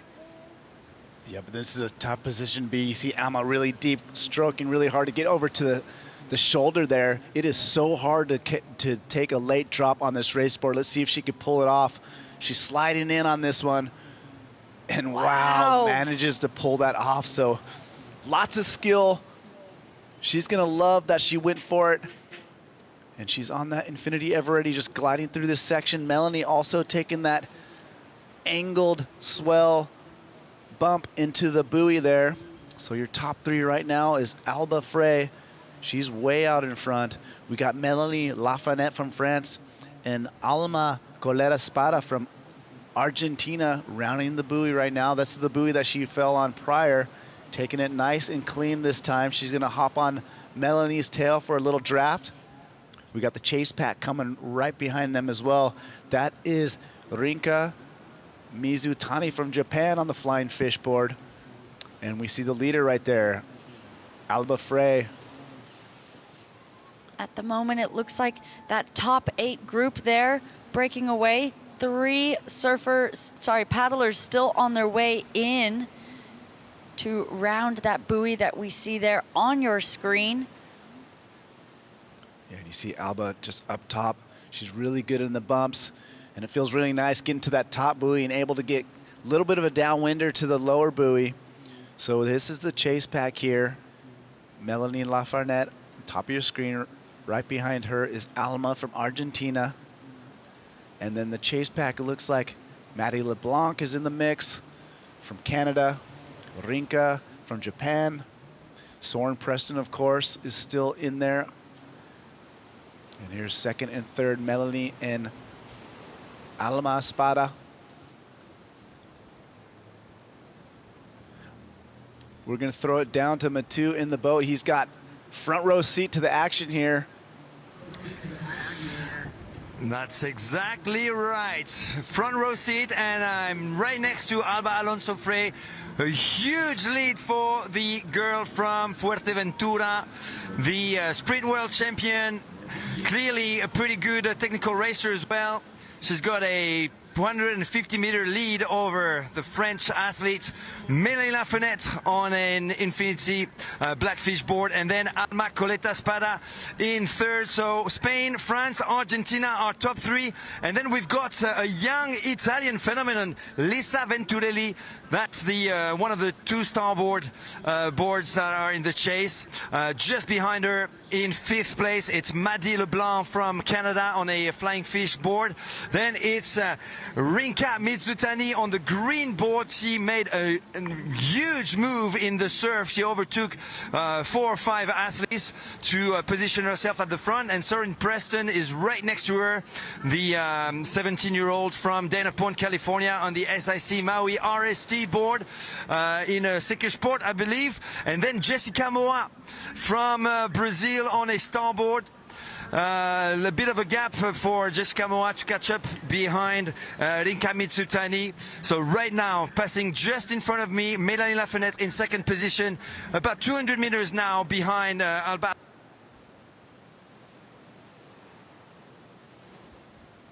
Thank you, Matu, for that up-close look at the race here. So that is your top 8 qualifying paddlers. If all goes well for them, they will be moving on. The story right now is Alba looking so strong, way out in front. That's her right there on the starboard. And there's your chase pack, 2nd place. Here's Melanie Lafanette from France, choosing a flat deck board, which is really nice in the surf. And right behind her, we got Alma Coleta Espada from Argentina. And Rachel, we got about a 5-pack of racers all in that group behind them, all in that qualification spot of the top 8. Yeah, 2 of the women in that group, Lisa Venturelli of Italy, only 14 years old. Soren Preston of USA, only 17 years old. So this is not the juniors division, this is the open division, and they are doing really well to keep up with this whole pack in that qualification situation at the moment. Absolutely. Some racers we've seen in the junior divisions in years past taking that step up into the open and right in the mix. Nice shot there from the drone. You can see how far off they are from the beach shore now. Looks like Alba has rounded that buoy. So here comes our favorite part of the race. They're going to come up to the surf section here, Rachel. Yeah, as we look towards that ocean, Alba Alonso catches another nice wave in. She has had total control, great read of the ocean. This has been a perfect race for her from start to finish as she makes her way in. Surf lineup, they like to angle to the right so they get that direct line to the bottom buoy there. Got to give it up to race director Anthony Vela and the crew for setting up the perfect course. As we've seen plenty of opportunities to catch up, make some moves with these sets. Looks like Melanie is in position. Alma's scratching for her. She's going to miss it, but Melanie's going to slide right into this one. So Melanie from France, perfect position. And nice smooth takeoff there, Rachel. We got other paddlers with some opportunities behind her. Like you said, this is a crucial part. This is the technical race. So utilizing this surf on the way in is crucial when creating this overall course for the athletes. Utilizing these waves, showing their strength and ability on their way out, their ability to read the ocean and surf those waves in. Yeah, a nice ride for Melanie right there. She took it all the way to the buoy. She should be rounding it right about now. We see Alma still trying to scratch in there. She chose to go a little bit wider, stay safe, not get caught in impact zone. But here we go. It looks like the Japanese rider out over to the right, scratching in, catching up, making some ground. All of those women not going as deep into the lineup and unfortunately not then really able to maximize on that wave that just kind of got sucked onto the reef, went deep. Yeah, it's a decision you got to make. Obviously, it's the safer route, staying clear of the surf. And all these women, you know, they are in advancement position, so not a bad call. You know, keep the mistakes to a minimum. That's what it's about in these technical races. It's the action's quick and fast. A lot of times it comes down to who makes the least amount of mistakes in these things. So Alma Coletta Espada still hanging on to third. She's riding a little cross bump into this buoy. Angles there. This is her buoy that she fell off on the first lap, but she's going to make it around clean. You see Alba Frey charging into the finish already. You see her just casually finishing her race in first place. And that's got to feel good. Like you said, mistake-free racing. Definitely in the rhythm of the sets. It comes down to the rest of this pack. We have 6 women still making their way in. Melanie just rounding that buoy out there, making her final sprint in. Yeah, Melanie now with quite a big gap, separating her from third place. And there's our winner from semifinal number 1, Alba. She's making her way to the beach now. Takes her leash off. That's always something very important to remember. A lot of times you sprint up the beach and you forget and you just fall right on your face. That's happened many a times. I have done that myself. So Alba, she's going to come casually into the win. So very impressive win for her. She's got to be happy with that. Melanie Lafarnette right behind her. Start to finish mistake-free for Alba. Yeah, you see Melanie kind of, you know, once you know you have it pretty safe, you see these paddlers kind of wind it down, almost kind of start the recovery process already, right? Don't want to waste any energy that you don't need to. Melanie casually coming into the finish line. You see the chase pack behind her at the top of the screen, rounding the buoy. Top 8 will advance. Melanie getting a nice little ride all the way to the sand. And like you said, they are going to go and recover because they have their finals this afternoon. In just a couple short hours in between that, we will see the juniors SUP technical, prone technical, and then bring it back to the open men's and women's SUP technical. Yeah, so Melanie Lafarnette, she'll finish her semifinal. Anthony Vela there making sure they know and are aware of the rocks. So she runs right around there in the sand. Well done, Melanie. Good to see her back in competition. Didn't race that much this summer, spending a lot of time foiling, I know that. And here we go, the up-and-comer from Argentina, Alma Coleta Espada. Very impressive semifinal for her. Looked really strong, even despite that fall she had at the buoy. She crawled back into 3rd place. So she's definitely got to be happy with that. So she'll be in the top 3 here as she slides into the finish line. Team Argentina. She chose to run the rocks. She did. But very impressive, Alma Coleta Espada from Argentina. So we have our top 3 women now. 5 spots remaining. They're all coming in quite quickly, one after another. So you see a sprint to the finish. Yeah, we got Maddie LeBlanc, number 12, finishing. We got Soren Preston from the USA finishing up right there as well. Looks like we have, that's Jessica Moa from Brazil, I believe, 86. And then Team Japan, Rinka Mizutani. Nice finish for her as well. So top 8 advance. This is heat number 1 of the SUP technical for the women. Got another heat right after this. And still a ton of waves out there. Got a couple racers finishing. There's your top 4 finishers right now. It was Alba Alonso Frey from Spain. Very impressive win in this semifinal. Melanie Lafanette from France. Good to see her up in the mix.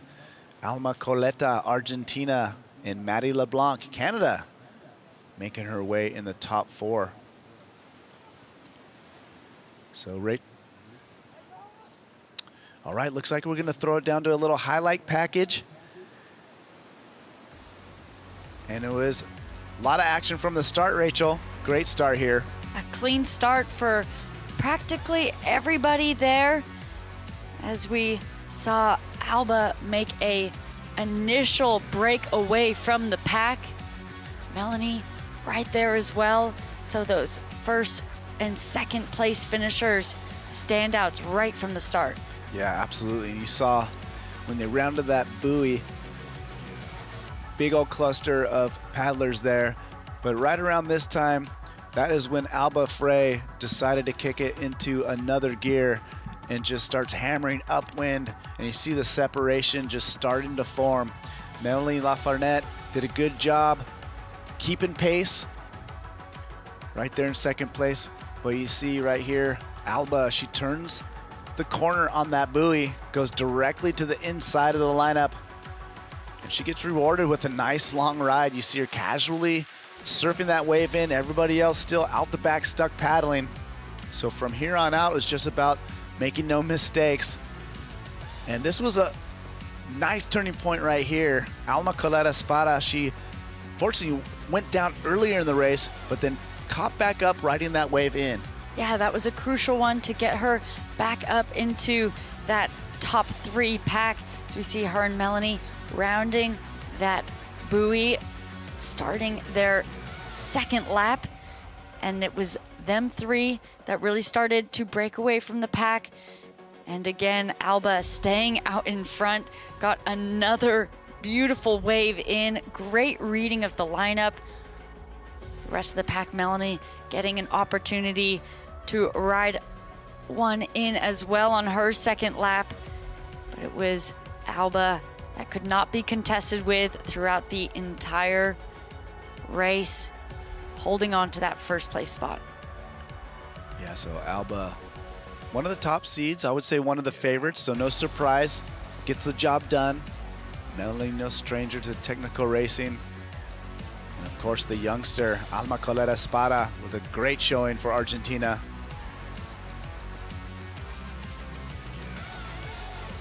So semi-final, number one of the women in the books. We got the slow-mo at the finish. And thanks for that highlight package, you guys. Great, great action. Happy to be here. This is the 2025 ISA World SUP and Paddleboard Championships. And we are into SUP racing for the day. There's results on the board. Alba Alonso Frey, you can see with that time of 16 minutes, 11 seconds, more than a minute ahead of second place, Melanie Lafayette from France. Alma Colera Espada in third. Argentina, Lisa Venturelli, Italy. Maddie LeBlanc from Canada, Soren Preston. We got Jessica, Rinka, Camila, and Stina rounding out your top 8. They will qualify into the, or the top 8 will qualify into the finals here. So Camila just missing out, as well as Stina from Denmark. You see the wave still pouring in to that bottom buoy. But Rachel, man, we had so much action with the surf in SUP surfing. Who would have thought we'd have such good action with the surf in the SUP technical racing? El Sunzal is providing. Yeah, well, El Sunzal is a great venue for so many different disciplines. We've been talking about that all week across actually all the disciplines that ISA runs across the year. But here, especially at this event, the SUP surfing the past few days, now going into the racing portion, there's this big open bay out alongside Sunzal that is great for the racing, but a nice right-hand point that allows that incorporation of the waves, especially into these technical races. You're spot on. I couldn't agree more. The venue here is just set up so perfectly for stand-up paddle. As you can see, all the action with the surfing that we got to see in the first few heats of the SUP technical paddleboarding. So we got heat number 2 coming up, and it's a banger. A lot of the favorites happen to be stacked up and seated into heat number 2. We're going to look for Duna Gordillo. Of course, Cecilia Pampanella, one to look for. Lena Ribeiro, she's a veteran, but very good in the surf. Of course, Marie Carmen Rivera, she's looking to continue her dominance in the sport, looking really solid the last few months. Juliet Dhu, we have yet to see her this event, but always one to look for in the waves. And also a couple, dark horses, maybe like Chilag Coxis from Hungary, one of the stronger junior competitors, now taking her shot with the open division. So looking forward to this matchup. And still plenty of waves. You can see heat number 2 getting ready. They're already lining up, waiting for Anthony Vela's call. Behind that start line, they'll get that call to then go in front of that line. And then that is when it's up to Anthony. He has the whistle that they're all listening for. He's reading the ocean, trying to start the race at a fair time, so everyone gets a chance at a fair, clean start. Yeah, this is a really good mix of talent in this heat. It's super stacked. We got some favorites. We got some dark horses. We have some veterans that have, the experience and really good skill. We have a couple new faces, like Caroline Cook from Canada. I know her experience in the waves is pretty minimal, so she's going for it. We'll see how she handles the test of the sets. And also Gianissa Vecco from Peru, another good paddler in the waves. You can see right there in the middle, Marie Carmen Rivera, also Juliet Dhu. Duhaime in the middle right next to her. So they're lining up here. Anthony Vela putting in the work. Yeah, he is. We saw for that very first race, he was shoulder deep in the water, trying to just understand what that trough looks like for these athletes to run into. Everyone on the start, getting ready. You can see Anthony holding them off. Waiting patiently for this wave to come through. Yeah, and as a racer, you wait for the first kind of indication he's going to start the race. He will start it with racers ready, and you'll see them brace a little bit more, and then he sets the horn. So let's see how this sets up. Probably waiting for the waves to clear a little bit, give them a nice, fair, clean entry into this technical course.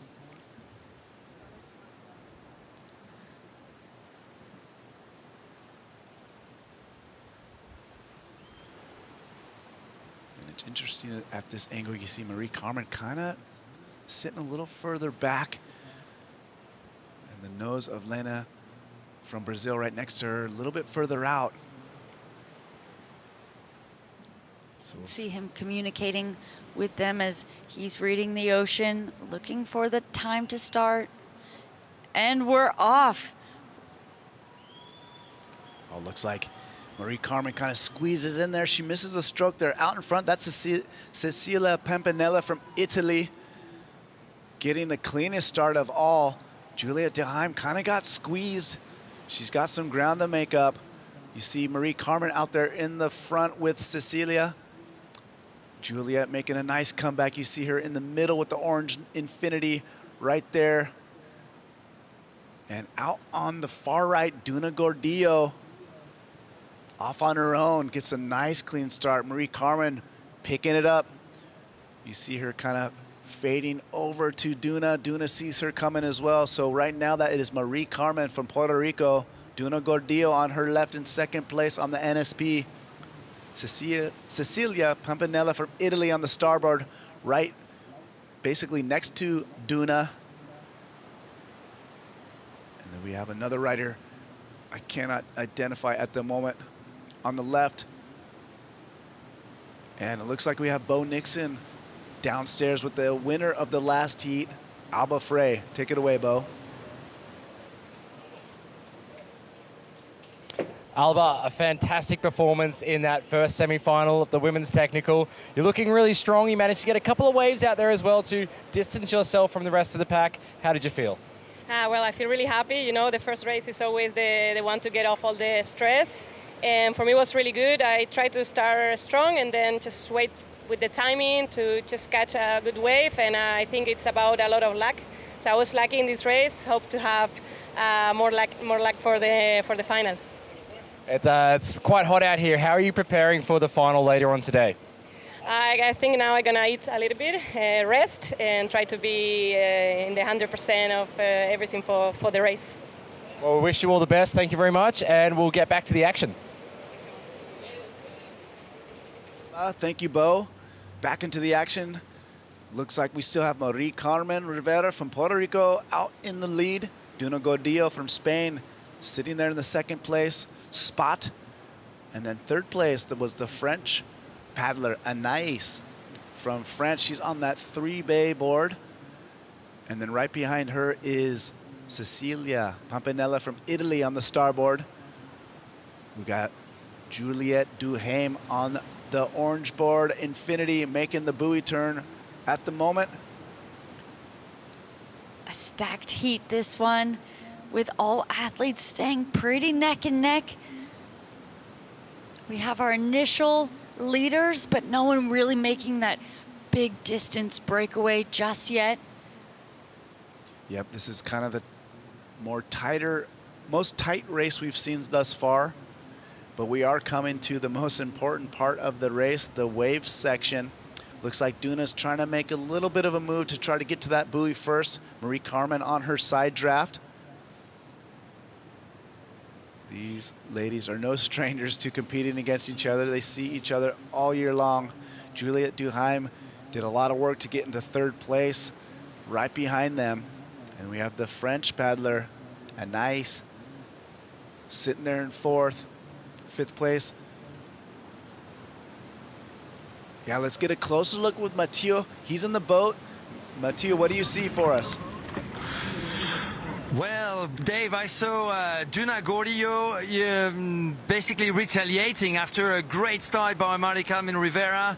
The 2024 technical race world champion Duna Gordillo is obviously up to her standards at the front, at the very front. Juliet Dhu has made a move to the front as well. She's sitting just behind her teammate from Infinity, Mari-Carmen. So the Argentinian currently sitting in third. Anaïs Guillaume had a pretty good start as well. She was fourth last year, so you can also count on her at the very front of this race. She was actually fourth in front of Melanie Lafenette, who was fifth last year in the big final in Denmark. So the favorites are definitely at the front. Cecilia Pampinella is also in the mix, a top junior world champion formerly. She is now one of the top women from Italy. So definitely the favorites at the front. Mari-Carmen and Duna Gordillo, Spain and Puerto Rico in the lead. Back to you.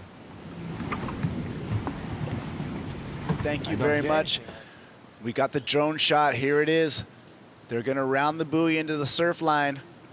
Not much has changed as position-wise, but it's about to get interesting. As they round this buoy, looks a little quiet. We'll see if the racers opt to go deep and risk. You know, is it reward versus risk right now? Yeah, absolutely. This is where things get really technical, as we see maybe a bump here for some of the paddlers to surf in. They're going to make a move at it. Will this stand up enough? On these 14-foot boards, they can catch some of the smallest bumps. Yep, and there's a great look at the lineup. And all these women have spent lots of hours out in this lineup every day we've been down here. So looks like Juliet Dhu making a move. She's on the inside. She's trying real hard to catch this wave. So she does the work and it pays off. We got the top three surfing into the buoy. Mari-Carmen, Duna Gordillo, and Juliet Dhu from Argentina. Top three right now. Angling perfectly into this bottom buoy, all three ladies looking really strong. Right behind them, we got a couple racers looking at some waves. Looks like we might have Team France in fourth on a little bump as well. So that's looking like Anaïs from France. So what was previously a really close pack, now a few of those waves really spreading that pack out. Not so much neck and neck anymore, except for that top position, those top three, as we see our paddler in fourth. That's Anaïs from France. Yep, and then fifth place looks like Japan. So Japan in the mix right there. That's Otono Hirata rounding this buoy right now. We're going to throw it back out to Mathieu out in the boat.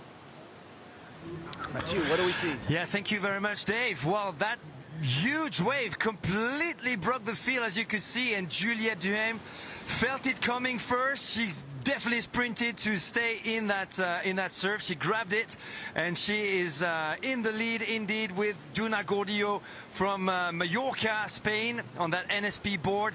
Now reaching buoy number one of the course, just ahead of Mari-Carmen Rivera on the Infinity Ever Ready board. Another Infinity Ever Ready board just behind her, and that's Juliet Dhu, the Argentinian. So it's the Spanish-speaking countries at the front. We've got Spain, we've got Puerto Rico, and we've got Argentina. But Juliet Dhu gets stuck at that buoy a little bit. She loses a little bit of momentum there.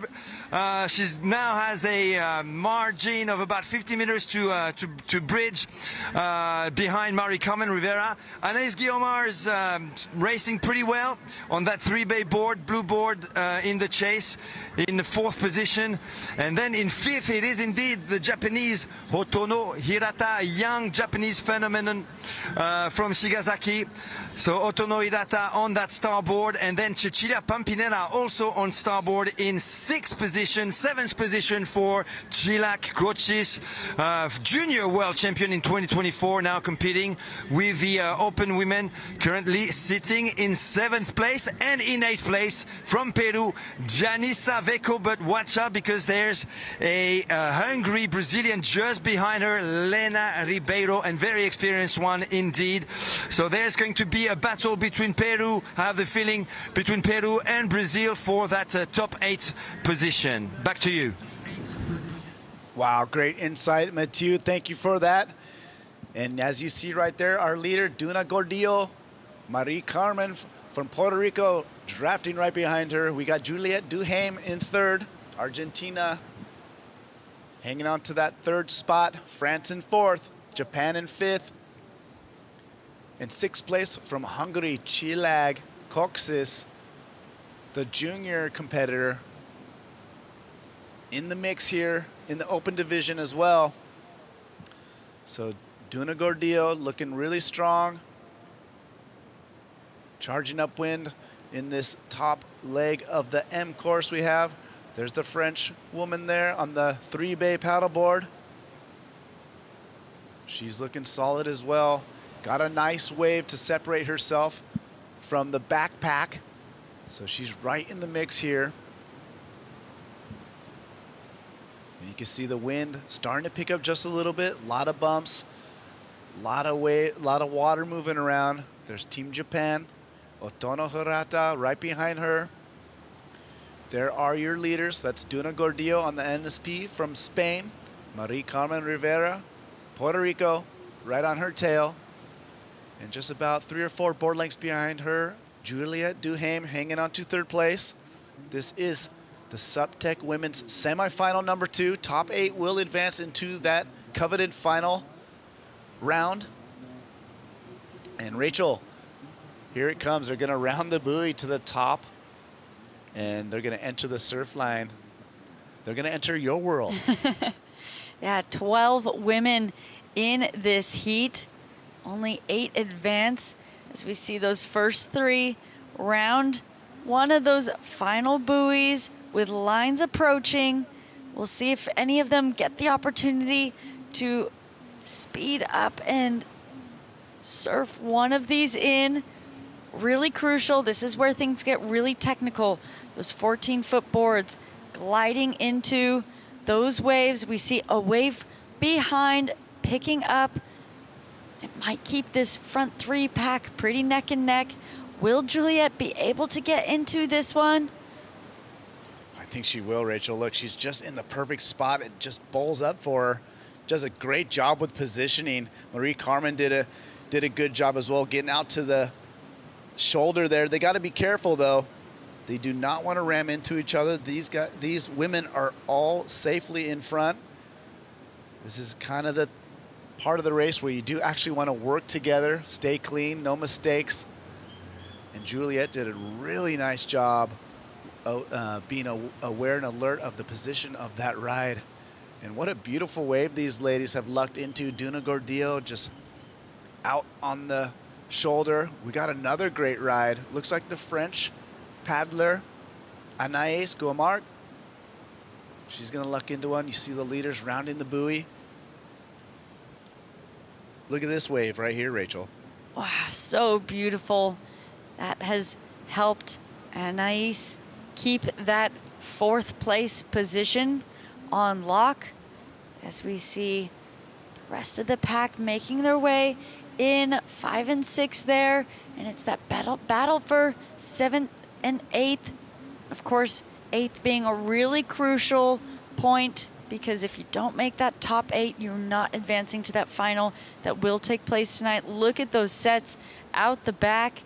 We could see a change up or a catch up, I should say. Here comes a great ride. That is Lena Ribeiro from Brazil. Look at her just slide into this set wave.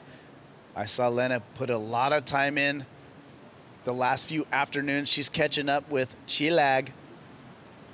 So she did take a little bit of a safe route, not sticking with the shoulder there. Looks like we're going to drop it down to Mathieu again to get the front row seat. Mathieu, what is happening? Yeah, thanks, Dave. Well, you know, the end of lap 2 is just a repeat of lap 1. You had Juliet Dhu sprinting to stay in that huge surf, catching up with the 2 women in front of her, Mari Carmen Rivera and Duna Gordillo, and she is indeed in that top 3 position.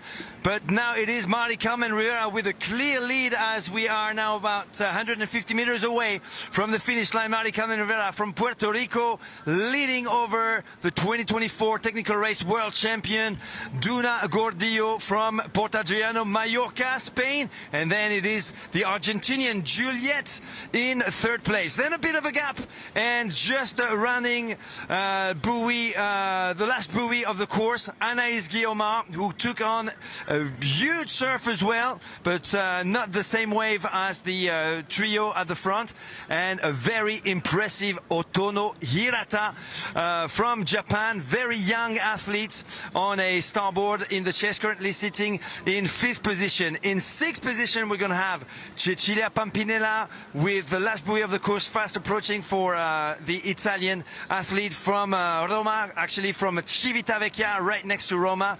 So that's our 6th position. 7 and 8, we're going to have Cilak Kocis from Hungary.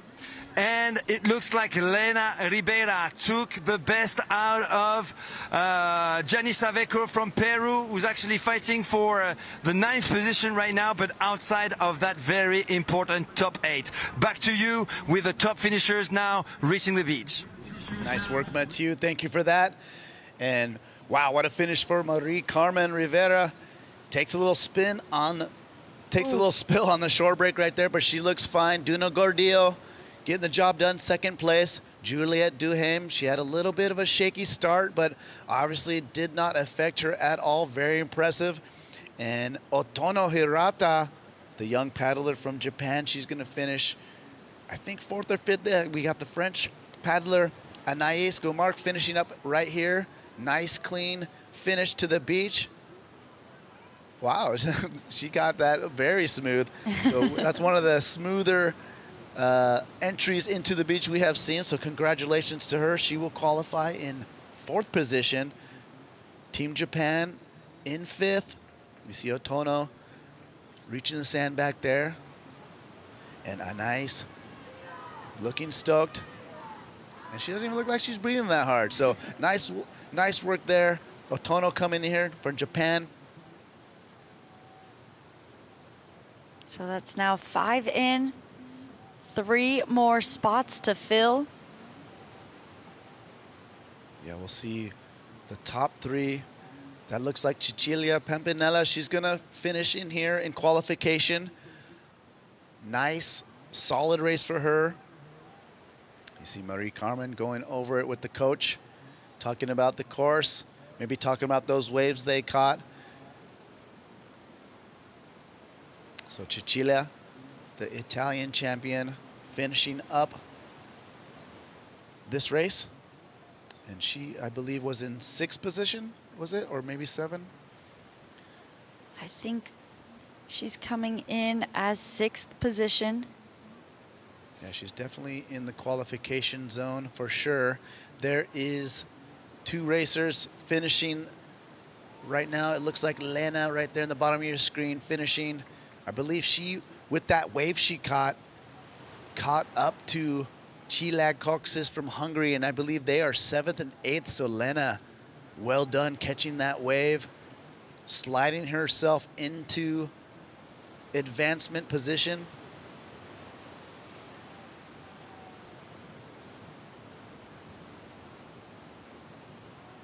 That's Stephanie Borin from Panama crossing. Yeah, and that's Gianisa Vecco from Peru as well. You see finishing up her race as well. A couple more racers out there and trying to finish as strongly as they can to garner those valuable team points. That was a stacked heat, great racing, lots of former gold medalists and world champions all within those 12 women. You see our top 6 results right there, actually the top 10. So Marie Carmen with that first place, she finishes it in 15 minutes. And I believe that is a minute faster than Alba did in the semifinal prior. So she's flying. Dhu Gordillo also in that 15-minute mark. So we're going to go down and check out a highlight recap of the race. Lots of action from the start here. You see Juliet Dhu just get lost in the frame back there, but it was Cecilia Pampanella with the whole shot. A lot of carnage back there to be dealt with, and Dhu Gordillo just quietly on the outside by herself doing her thing. Gets a nice clean start, as well as the French paddler, Anais. She's right in the mix. So first to the buoy was Marie Carmen. Dhu Gordillo, you see a nice tight pack. And at this time, Juliet Dhu overcame her start and was in the top 4. And then you flip around that top buoy and you get a little bit of a downwind section there. And that's another spot we should be paying attention to. You know, we'll see some separation of their downwind skill paddling. Definitely comes into play. There are some specialists in the mix here, but it's all about this section right here, Rachel. How can you manage the lineup and the surf? Well, these women did it so well. That top 3 pack breaking away by getting onto this small and clean one. Like you said, they work together as to not take any of each other out of the mix. Really crucial in those small waves when you're tight together. And this is where they really start to break away. Yeah, and there's a little, you see Juliet just get hung up on that buoy, but she kept her composure, didn't fall in. No big deal, makes it around. She's in 3rd place. And then we got the other bottom buoy. And this is right where Dhu and Marie Carmen kind of opened it up here. Back into the surf lineup. And then these ladies caught a bomb. And it was Juliet who was able to recover from that buoy rounding and catch that bomb to get back up into that top 3 mix. Beautiful shot right there. You know, these 14-foot race boards, you know, you're not going to hit the lip, but they are super fun to ride a wave. The glide is just unmatched. You see these ladies just doing it in the bottom buoy turn. And then we saw Anais get a nice one. But here it is right here. Lena took her shot at getting a big set wave, and that advanced her into qualifying position. So lots of action this semifinal too. Did not disappoint. Marie Carmen slides into the inside. Does a little tail slide. Got to be careful there. Gets really tricky in the shore break as we've seen all day long. But Marie Carmen comes away clean. She will take the win.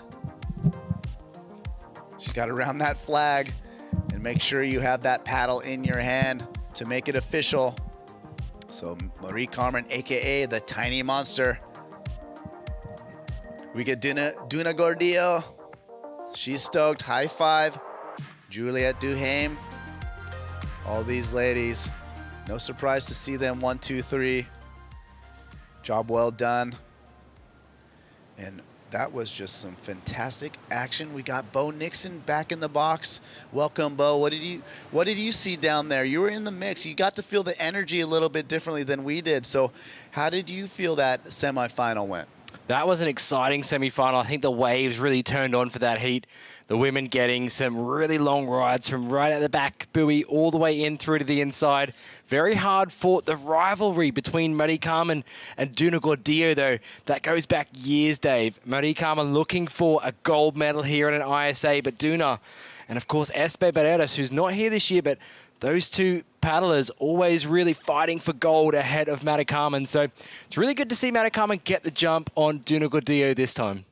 Yeah, you know, and it was a qualification round, you know, so it doesn't matter if you finish 1st through 8th, but it is always nice for your mental and kind of get that momentum going. You know, it is nice to finish 1st, 2nd, 3rd, and, you know, it gets that confidence going. I really loved that set wave they rode together. You see the experience coming with those top 3 ladies. You know, they gave each other space, and very, very impressive paddling from, you know, the who's who in stand-up paddle racing in the women. So great action here.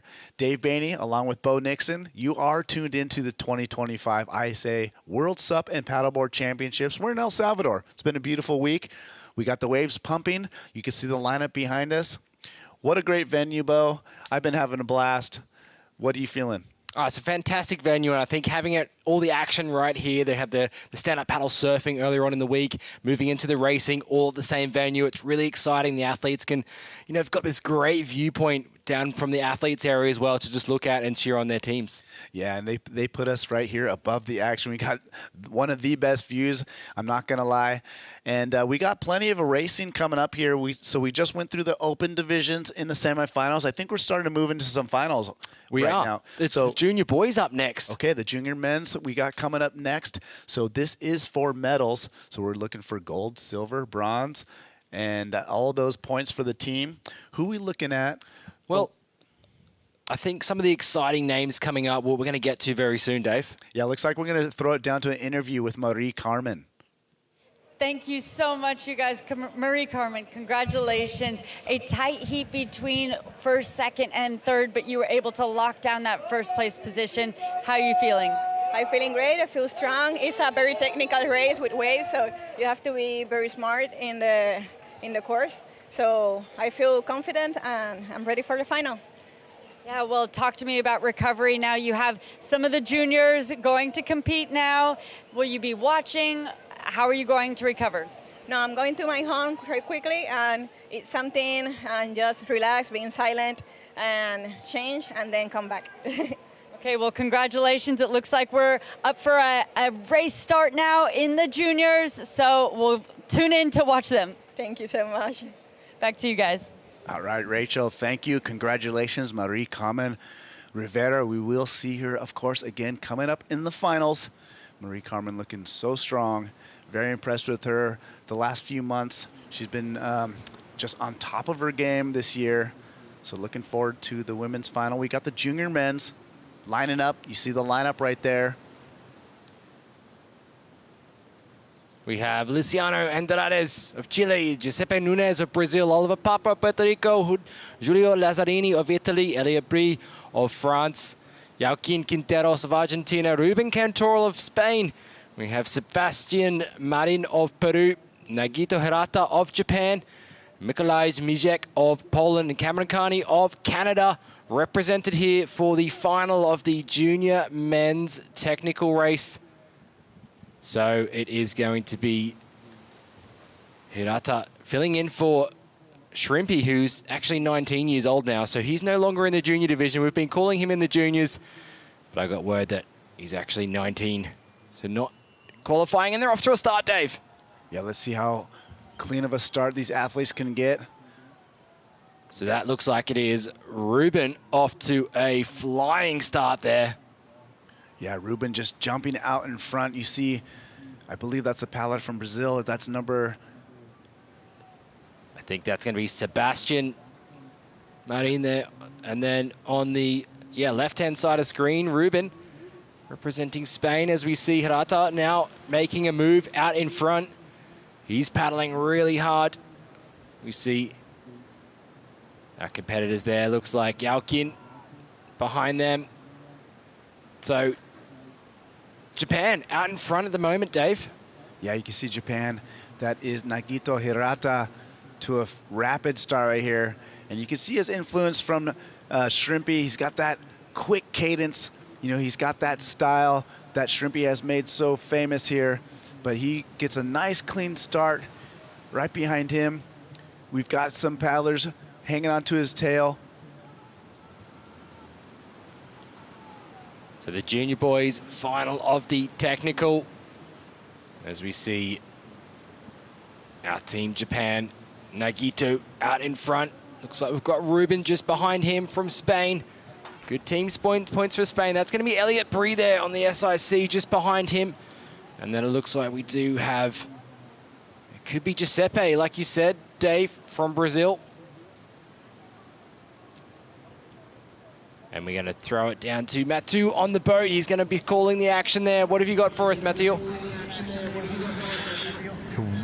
Thank Thank you very much, Bo. Well, behind the Japanese, very much paddling shrimpy style, we've got from Spain, Ruben Cantora. That's Sergio Cantora's little brother. Very experienced paddler of 16 years old. Already very experienced indeed. Trained by Daniel Pares, down in Alicante. And indeed, in third place, we've got a Frenchman, Elliot Brie. That's Ethan Brie's little brother. He comes from the town of Crozon in French Brittany. Then watch out for the Italian Giulio Lazzarini. He's got an Infinity Blackfish board. A very strong athlete from a club called the Italian Surf League. They are very, very good, strong athletes up in the northern Italy. So Giulio Lazzarini currently in fourth place. In fifth place, it is the Brazilian, indeed, junior Brazilian champion Giuseppe Nunes. So that's our top five. In sixth place, I seem to recognize Cameron Carney. Yes, it is. Cameron Carney from Canada in sixth place. So our top six currently, as we are halfway through lap number one. Back to you. Thank you, Matu. Great insight from the front row seat he's got in the boat right there. So right now, leading this heat, we've got the Japanese paddler, Nagito Hirata, with a big chase back right behind him. There's the look of the leaders. Ruben just chasing his tail there, drafting. Nagito there in front now as they make their way out to buoy turn number 4. Elliot Brie just behind him. So very close, these top 4 paddlers here looking for this medal position. Remember, this is a final. We are going to be crowning our medalists here. It's going to be 3 laps of this, I believe, Dave. Yeah, one extended length for the final, as you mentioned, Bo. So that's our medalists at the moment right now.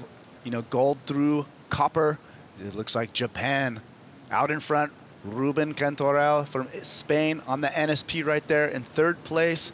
As you mentioned, Elliot Brie from France and Giulio Lazzarini, Italy, hanging on to copper. We're going to see what happens as they round this upper buoy. This is the surf section. Wind's starting to pick up just a little bit here. It's hard to tell from the drone angle. The drone always looks a little smoother, doesn't it? And here we go. It looks like Italy in fourth place, trying to make a move. Going to the inside. That looks like Elliot Brie. He's going to go a little deeper than Japan. I see a little bit of a bump coming back there. Let's see if Brazil, rounding the buoy, can be aware and see if he could sneak into that top 4. So it looks like Elliot Brie going deep. He's going to catch this one. He's on that SIC board, still paddling. Yep, he's going to get this one. Let's see if NSP Ruben can get it. He misses it. So wow. Ruben just falls off the back. It is Elliot Brie there. Yeah, Elliot Brie shoots from third place straight to first. Now we got more waves underway, Bo. Yeah, we saw the Italian Giulio Lazzarini now up and riding on that wave. He's going to be taking it through alongside Ruben there, and it looks like we also will see our paddler. Oh, Japan goes down, Bo. Oh my goodness, wow. So Nagito going down. He was leading the race on this first lap. There is Giuseppe there of Brazil. And behind him, we've got a lot more paddlers coming through. Look at this beautiful wave here, Dave. Oliver Papa on the inside there, taking the drop. Puerto Rico, nice wave from him. He's sharing it with the starboard rider at the moment. Guys going down in the back, big old drops. Woo, everyone's going down. They can't navigate that set. So the juniors tech race getting some bombs. Look at Oliver, though. That looks like, is that Cam Carney right there on the starboard? Yes, that is Cameron Carney. Okay, so Cam and Oliver getting that epic ride. They are in the mix. You see a lot of carnage happening right here. Once you fall in a race board and you're in the impact zone, it is so hard to get back and recover.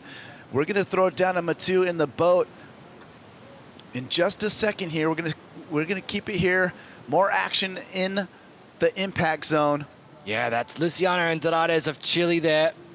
He was alongside Joaquin Quinteros of Argentina. Just getting caught up as we take a look at this beautiful drone angle here of our lead pack. Yeah, and the story here, Elliot Bree coming clean from that set wave. He is well in the lead at the moment. This is the Junior SUP Tech Boys Final. These guys got to lay it all on the line. This is their chance.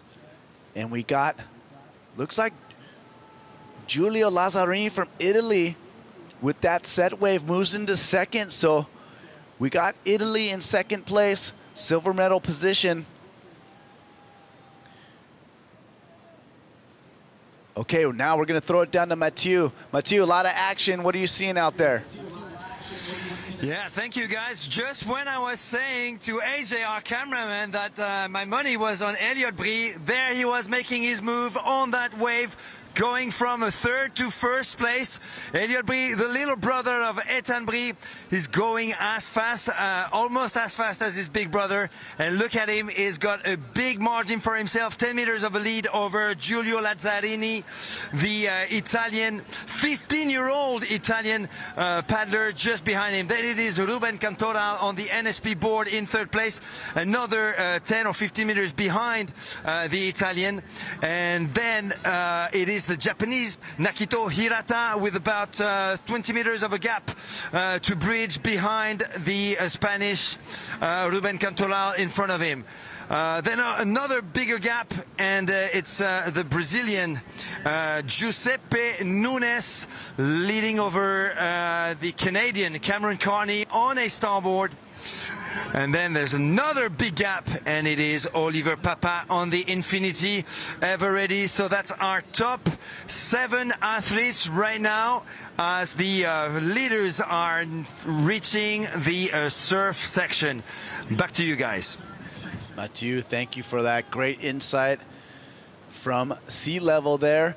And as we see our top 4 rounding the top of this course again, you know, if you're one of the paddlers sitting in 5 or 6, you definitely want to try to at least stay in striking distance, because it's all about this section right here. We've seen so many changes happen just with the waves. You could get a ride all the way back to the buoy and catch up. So Ethan Bree or Elliot Bree lucking into this set wave. This is a great ride, Bo. He's going to get this one all the way to the buoy if he is able to hang on. Yeah, he looks very confident on his backhand out here, El Sunzal, but there is a set wave behind as well. Ruben of Spain up and riding there on this wave, just goes right behind.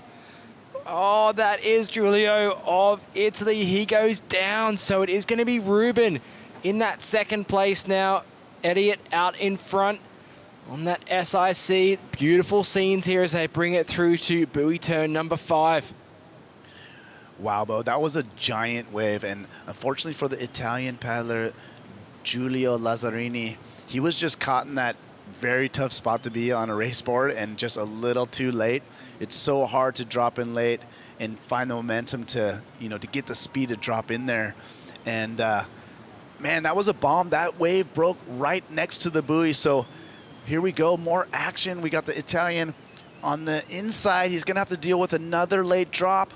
As we said, this is so hard to do. He's got to pick up his pace. Not looking good. Oh, he goes down again. Once again. So it is our Japanese surfer Nagito on this ride. So he puts himself back into 3rd place. That is the bronze medal contention right now. As we see Nagito there, rounding buoy turn number 5. He's going to head back out. He's looking to try and pursue his goal. What happened there? Looked really quick. It looked like Elliot Bree. He fell down on the buoy, but didn't go all the way in the ocean. So he definitely did a good job hanging on there. So no harm, no foul there. He still got a nice lead there. We see the Italian recovering from his 2 wipeouts. He's got some work to do, though, if he wants to get in that top 3 medal contention. We're going to throw down to Mathieu. He's right in the action right there. Mathieu, what action we're seeing through the surf, buddy? Yeah, that surf is actually creating a lot of moving and shaking, as you can see. But at the front, it is still the young Frenchman, Elliot Brie, on that SIC Maui RST board, reaching buoy number 2 of the course with about 30 meter of a lead over the Spaniard, Ruben Cantoral, on the NSP board.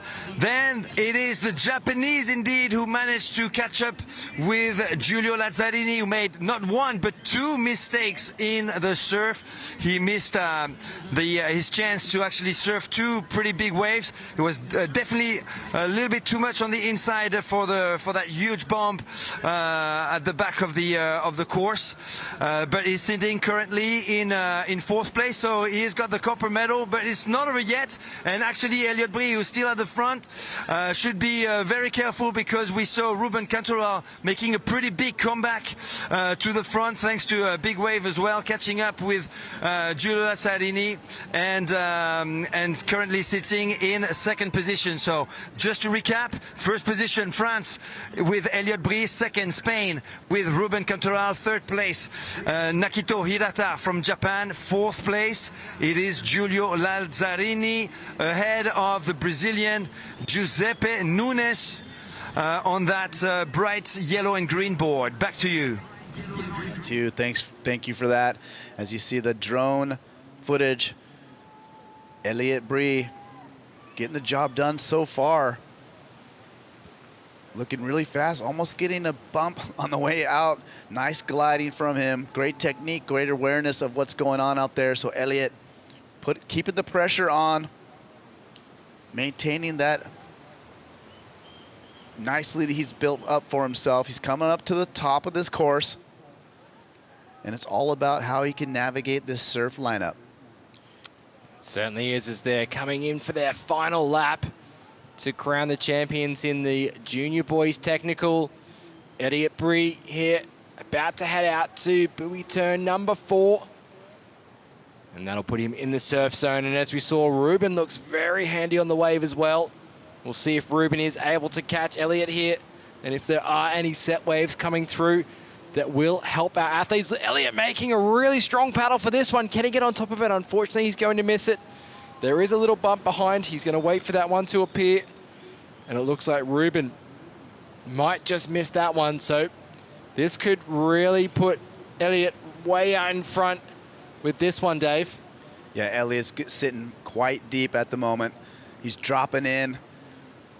This is going to be a nice, easy entry to this wave for him. So nice casual ride. He's trying to recover, catch his breath. Definitely doesn't want to make a mistake. You've seen this wave kind of go from deep to the wide section here. It does bowl up. Does a good job. Kind of just pacing the glide right there. He's carving it on that wave. Yeah, good. Definitely took a nice trim. And you see, here's where the cross-up swell comes. You'll see him angle a little bit more, so reads it quite well. He's going to angle it on this bump. You see him just paddling on the left just to get and point to this buoy right here. Perfectly placed. And he looks over his shoulder just to see where he's got. Looks like Ruben. Yeah, Ruben. 2nd place. Japan just behind him in 3rd. That is Nagito. Can he get onto this little bump? Ruben's on this small wave in front, really has to angle his board across this wave to get to that buoy. Otherwise, he will outrun it. Unfortunately, Nagito not able to get onto that one there. Behind him, it looks like Italy, Giulio. But it is this man on screen currently in the lead, Dave, Elliot Brie of France. He's looking to take home a gold medal. Yeah, he's looking super solid. He definitely, he's just in the rhythm in this race. He lucked in, we'll say it luck, but he put himself in all the positions that he needed to be to have a really nice race. Didn't make any mistakes and rode those waves cleanly. There was a couple bombs in this race, and he's rounding the final buoy now, I believe. That is Elliot Brie. He's basically just got to hang on, make no mistakes, and seal up that gold medal. If he could do that, he's going to be stoked. So that's our top 3 right there in the frame. And it's looking like Elliot Brie from France on that SIC board right there in 2nd place at the moment. We have Ruben Cantoral. He's from Spain. He's on that NSP board. And then Japan in the bronze medal position. Nagito Hirata on a starboard. And the ocean's looking pretty quiet, so like I said, if there's no mistakes being made here, this should be your top 3 right here. We're gonna go down to Mathieu. Yeah, if you don't mind, guys, I'll do the finish with the Elliott Brie from France. Now reaching or about to reach the beach. The young man from Crozon in French Brittany is going to take his first junior world champion title. Elliott Brie now reaching the beach on the SIC Maui board. I'm sure his big brother is watching. Ethan Brie will be very, very proud. Ethan Brie will be in the final later on, but it is now for his little brother to shine. Elliott Brie, coached by Amaury Dormé at the Crozon Waterman Club, is now reaching the beach and he will be picking up a gold medal. Over to you. Thank you, Mathieu. Mathieu with the call, so gold medal secured with France. Here he comes, the champion, your junior world tech champion, Elliott Brie from France. Well done. Team France is fired up. They're in the gold medal mix here in El Salvador, casually getting the finish here in silver. That's gonna be Ruben Cantoral from Spain. Looking really solid in this final, riding some great waves. Ruben's got the Spain flag flying high. He's got to be stoked. Silver medal here. Congratulations to Ruben Cantoral, Spain. Well done. Very impressive racing from these top 2. France and Spain, 1 and 2. Looking solid. 3rd place is going to be Japan. That is your bronze medal winner, Nagito Hirata from Japan. All smiles for him as well. That was a hard-fought battle. We had a couple exchanges throughout this race with 3rd, 4th, 5th. And Nagito comes away clean with that bronze. So congratulations, we got France, Spain, Japan, 1, 2, 3. Looks like Italy is gonna be finishing up in copper. This is Giulio Lazzarini, Italy, finishing here on the sand. Nice racing from Giulio. He was in the mix for more than half this race. Proud Italian, finishing strong. When it was all said and done, the surf was the difference there. Giulio, unfortunately, coming unstuck on a couple wipeouts. It really cost him, Dave, when he fell on that very first lap in the waves. Yeah, he definitely showed he has the skills to be in the mix in that top 3. We got more racers finishing up here. Giuseppe Nunes of Brazil making his way in. Behind him, looks like Cameron Carney of Canada. But that shore break's just still a little bit of technicality to deal with there, but Team Brazil there, you see Giuseppe Nunes doing very well to navigate the shore break. He's going to cross the line there in 5th position. Valuable team points for Brazil, who did very well in the SUP surfing earlier. As we see Cameron Carney representing Canada, stepping off his board there. Making a run up the beach, Dave. Yeah, Cam Carney rounding out the top 6.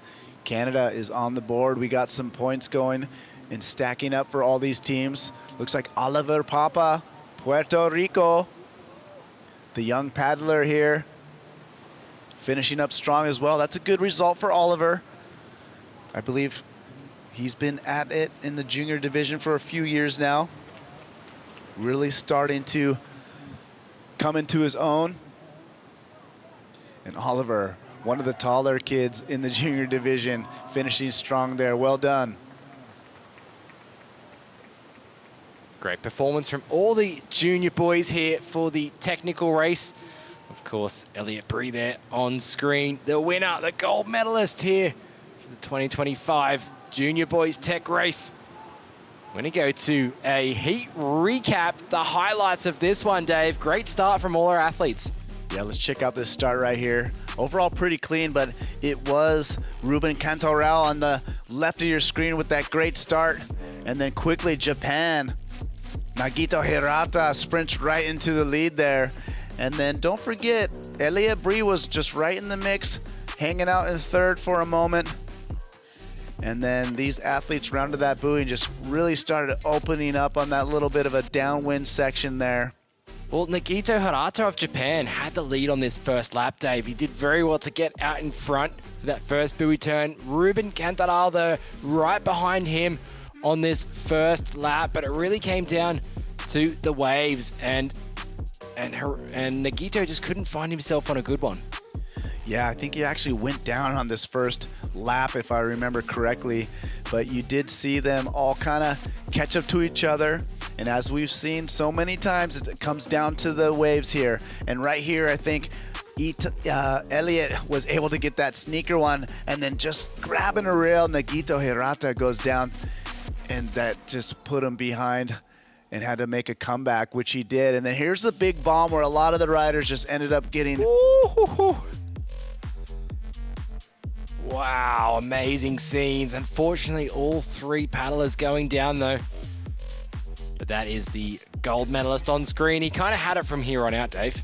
Yeah, after that first flurry of waves, you know, he definitely settled into this race. You see him right here, picks up this nice ride, basically at the buoy. So he's going to ride this one all the way into the buoy there with a nice, you know, turn down there at the bottom. So lots of skills. And this is where Ruben was able to overtake Giulio there of Italy. Ruben, great skills on the waves there too on his backhand. Yeah, Ruben, nice and composed with that set wave. There's Elliot Brie there. Manages to extend his lead. Ruben, though, put on a great show. You see there, again, our Italian competitor, Giulio, just going down, which allowed Nagito to overtake him for that third place. So that's definitely going to be a lesson learned there for Giulio Lazzarini of Italy. Getting some more work done in the waves to come back stronger next year. But it is this man on screen on the SIC, Elliot Brie, taking the win in the junior boys technical division. He's just styling here at this point, trimming his way through on the final lap of the race, rounding buoy turn number 5 as he makes his way out for a final turn back toward the beach. Ruben Cantoral in that second place silver medalist.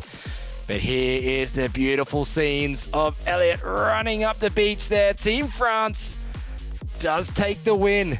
We've seen Team France very strong in the junior technical races earlier on as well. Vaik Gariud is what that name. Of course, his brother Noik of Team France doing very well in the technical racing in years previous. So Team France dominating the technical junior division there for the boys. And we are going to throw it down within.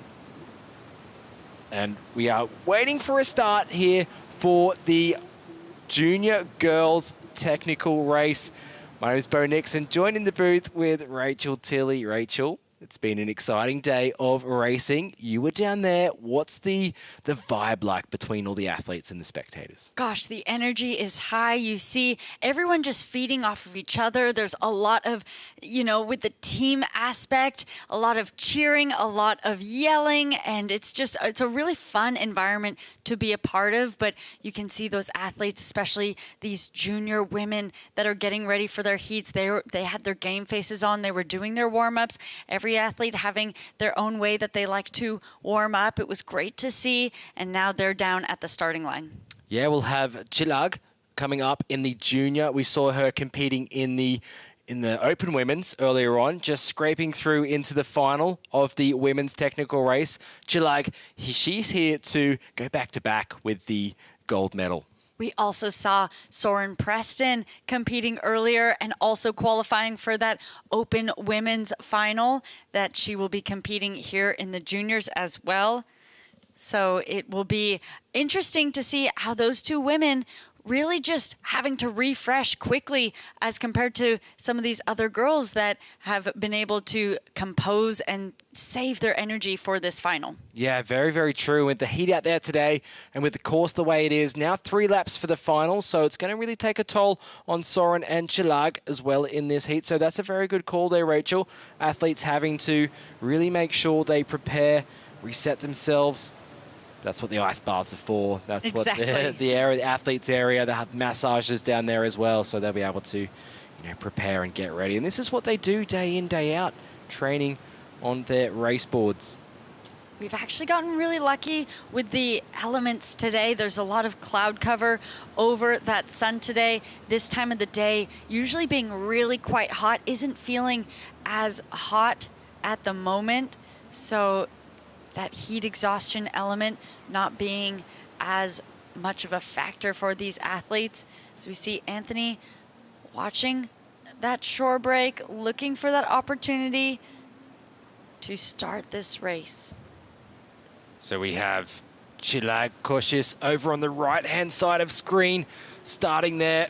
Of course, the defending gold medalist here in the junior division.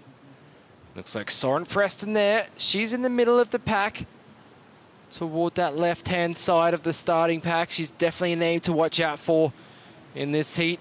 It's actually quite a stacked final. Rebecca Klotz of Brazil as well on the start line.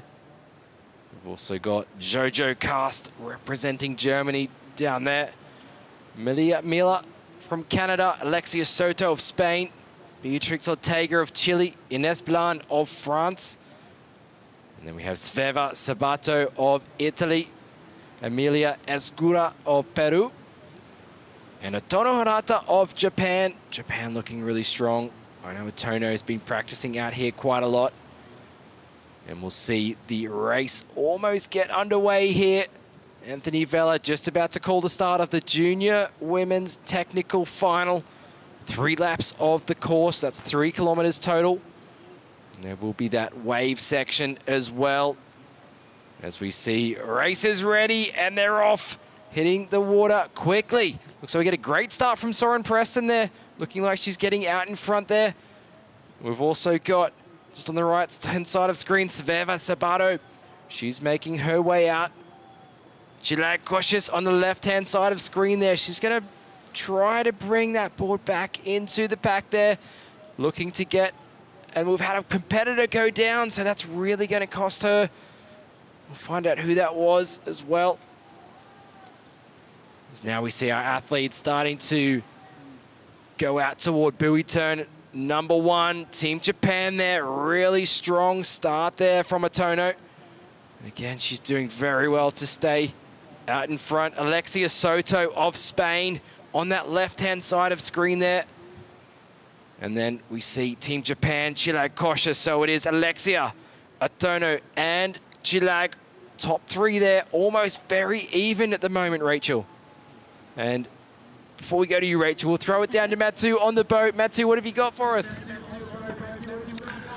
Thank you, guys. Well, I can tell you that Alexia Soto took a flying start on the NSP board, leading now with Otono Hirata from Japan, Chilag Koshis from Hungary, the returning defending champion, now taking the lead as the first buoy of the course is approaching. Chilag Koshis taking the first position ahead of Alexia Soto. Otono Hirata now in third. Sveva Sabato, don't rule out the young Italian from Taranto in southern Italy in the top 4. Sveva Sabato has pushed herself to the front ahead of Soren Preston, who was third last year. Soren Preston from Dana Point, California, in 5th position. So it's a group of 5 athletes at the very front, and you've got a 6th athlete on a Rebecca Klotz. It is Rebecca Klotz from Brazil on that Infinity Blackfish board in the chase. So that's our top 6. In between buoy number 1 and buoy number 2, Chilag Koshis still in the lead. Over now, Otono Hirata second, Sveva Sabato third, and Alexia Soto has moved to 4th place. It is Soren Preston in 5th and Rebecca Klotz in 6th. Back to you. Wow, thank you very much, Matsu, for that update. It's going to be interesting as these athletes head back out to the top of the point, Rachel. Great start, though, from all of these girls. Yeah, and during the break in between the last, I was talking to one of our water safety. Jake Kevel was just out on the jet ski, and he was explaining some of the course out here. That line that we just saw them do has a lot of current pushing them down, a lot of wind helping them there. And now as they've just rounded that buoy, they're going against the current and against the wind. So this upwind leg proving to be really taxing for them physically. And I think that's why we see sometimes some of them group back together during this leg as they round out to that surfline buoy. And that surfline buoy coming up right now. Buoy turn number 4. Chilag of Hungary, not 100% confident in the waves. But we do have some surfers in there. Soren Preston, quite good in the surf. Rebecca Klotz as well of Brazil. So it's going to be very interesting to see how our athletes handle it. That is Chilag Koshis out in front. That is going to be Otono Hilata currently in that second position. We've got Sveva Sabato now in third. Alexia Soto in that fourth position. Soren Preston just behind her from the USA. She's just going to try and catch up to them. If she can catch up to them, it's going to give her a good chance to get on a wave to stay with that top pack. As you can start to see the scenes here now, you've got Rebecca Klotz behind her. So Team Brazil not far behind as well. A lot to play for in this junior girls final. Be crowning gold medalists. And right now it is the defending gold medalist Chilag Koshis out in front. And she'll be looking to round this buoy and try and find herself a little bit further out in front to get onto a wave. See if she can create some gap. Interesting from this angle, we're able to see obviously Chilag in that lead and second, third, and fourth drafting off of each other, just trying to conserve that energy on this upwind leg. Soren in fifth, about to round the buoy and catch up with them. This is where it comes down to the lineup, the surf, and seeing this, the technical side of this event, of this race. Will we see a change up in the lineup? You can see Alexia Soto of Spain to the right-hand side of screen now, realizing that she likes the experience of surfing the wave, so she's going to try and find herself a bump. Chilag Koshis now on the left-hand side of screen. She's trying to make sure she can take the inside run into that buoy turn. Not a set approaching the lineup just yet, but it looks like there could be a couple of smaller waves that these athletes are able to get on. Can Alexia get on top of this one to really change up the situation? Looks like she's not. So Chilag Koshis playing things very smart here, maybe realizing that there wasn't going to be many waves coming through, as we now see her maybe just get onto this one and just create a little bit more distance between her and also Sveva and also Otono just behind her.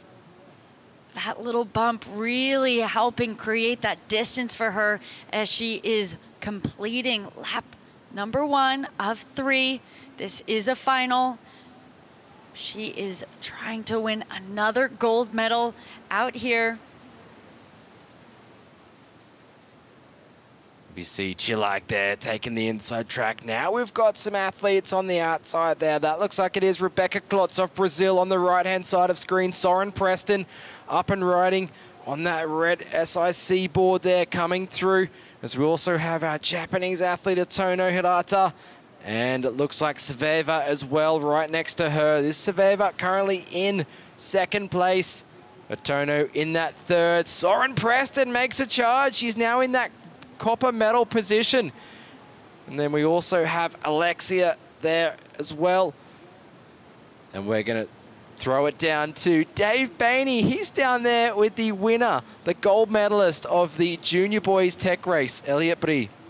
All right, you guys, I'm down here with the man, Elliot Brie, Team France. He is the new World Junior Champion here in the SUP Technical. Elliot, how does it feel to be crowned gold medal here in El Salvador?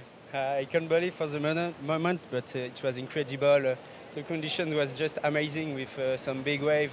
This was one of the most the best technical I ever do for sure. And the level of the other boys was just amazing. So yeah, it was incredible.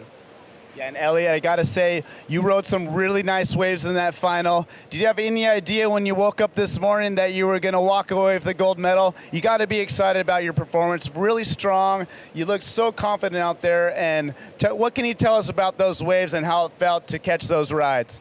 Yeah, the waves are just incredible.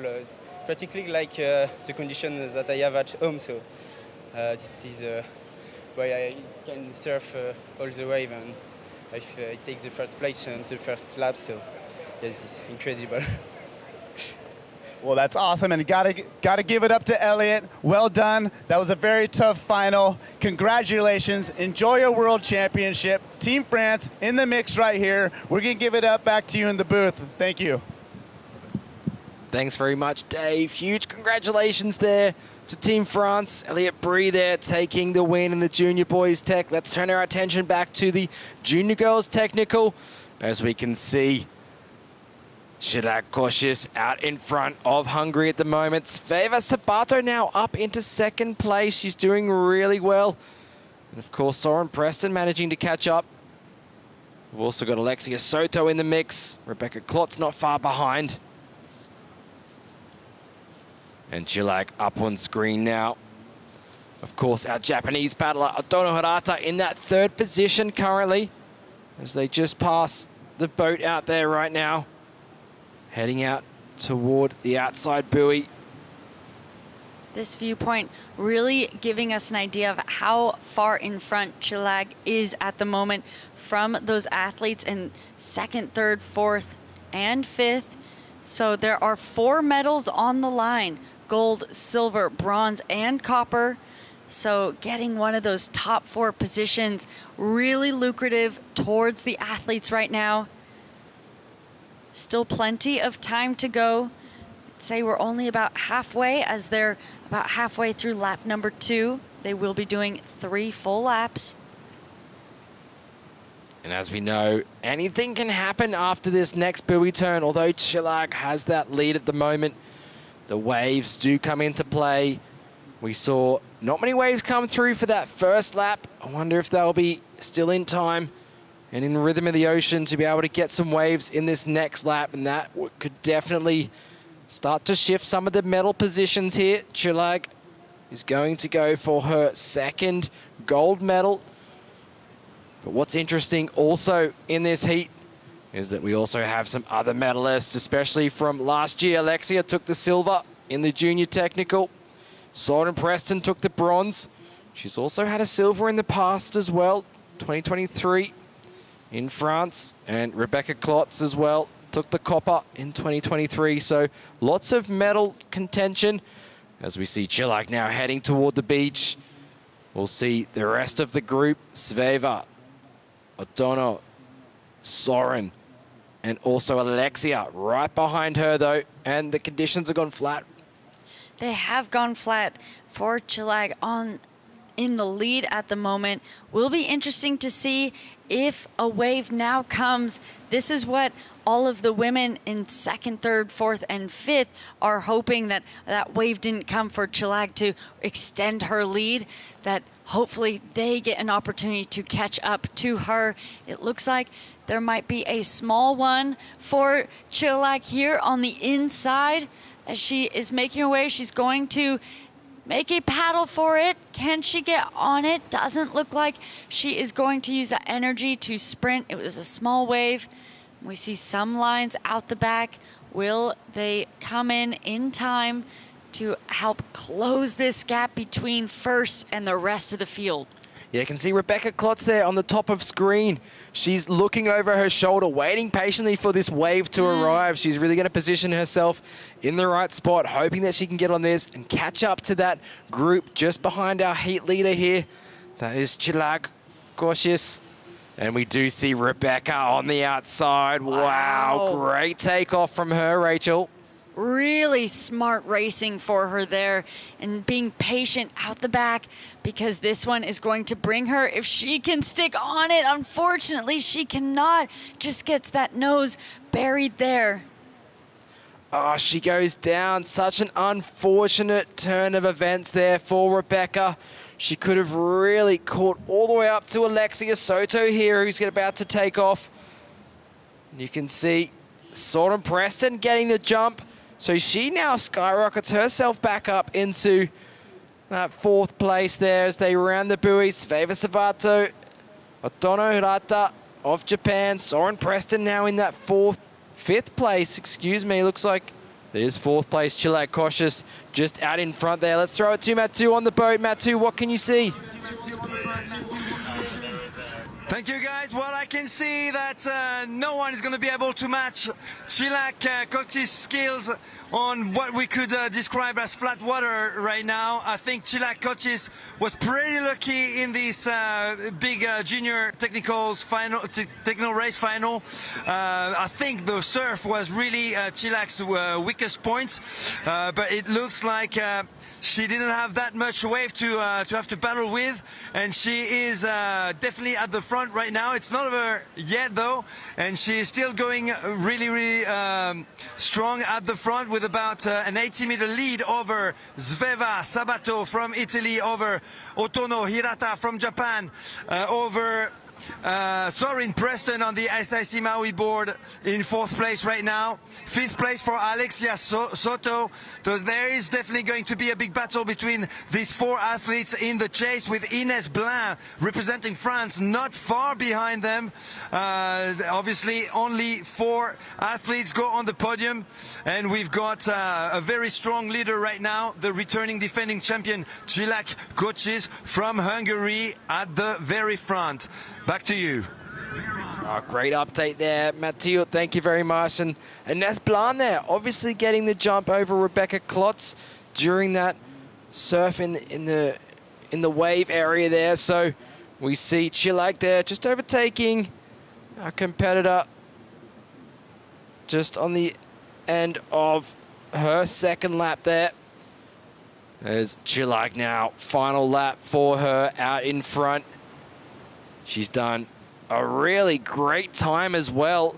We saw 2 laps from the Open Women's Technical semi-finals earlier on, and they were around this time, and Chilak would have been hitting the beach as well. So Chilak really putting a great pace on for the Junior Girls Technical Final. She's going to find herself with a big lead after this portion of the race. She's got about half of the course to go. But there we go, it is Sveva Sabato in that 2nd place currently. And then we also see Otono Hirata of Japan there, closest to screen on the starboard. Soren Preston in that copper medal position right now, but these 3 athletes, it could be any one of them. As we see Chilak ahead of everybody else. She's done so well out here today, and she's put in a lot of time as well practicing, getting lots of insights from Dave Bainey. Of course, she's riding that infinity board, but Dave helping her to navigate some of the waves out there as well. Yeah, which, as Mathieu was just saying, hasn't really played a huge factor into her race here. It has for people like Soren Preston, which is someone that we would expect to really take advantage of that surf. Now, as she's rounding that final surf buoy out there, we'll see if there is an opportunity. There's some small lines, but doesn't look like anything overly big to help her out there. So we'll see if she can maintain her lead here, and more so by how much she can maintain her lead. I think she's going to stick to her tactics. She's really just been heading straight toward that inside buoy there. You can see the top left-hand side of the screen. She's heading straight toward it, where we've seen some of the other racers go a bit toward the left of screen to get into the surf zone to catch a wave. Can she get on top of this one? She's going to play it safe. She's going to stay braced. She's not going to do too much in order to, to hinder her first place at the moment. But there's a wave coming around from this buoy here, Rachel. Let's see if these Oh, ladies can manage to get it. It looks like it is going to be Sveva making her way on the inside. I don't think she's going to be able to get on top of it. So now she's kind of heading in a different direction. Juliet Dhu goes over that one. There's another one behind her.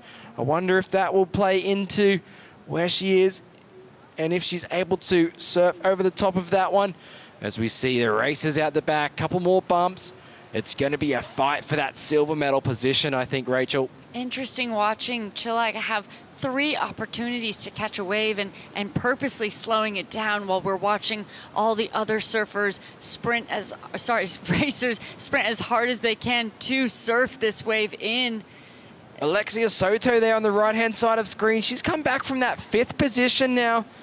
Soren Preston also on the wave. We've got Otono on there as well. And of course, Sveva. So all 4 athletes fighting for medal position. Juliet Dhu now running it. And there we go. We've just had a fall there from Sveva and also from Alexia. It's going to be Soren Preston getting that great inside track there throughout this one.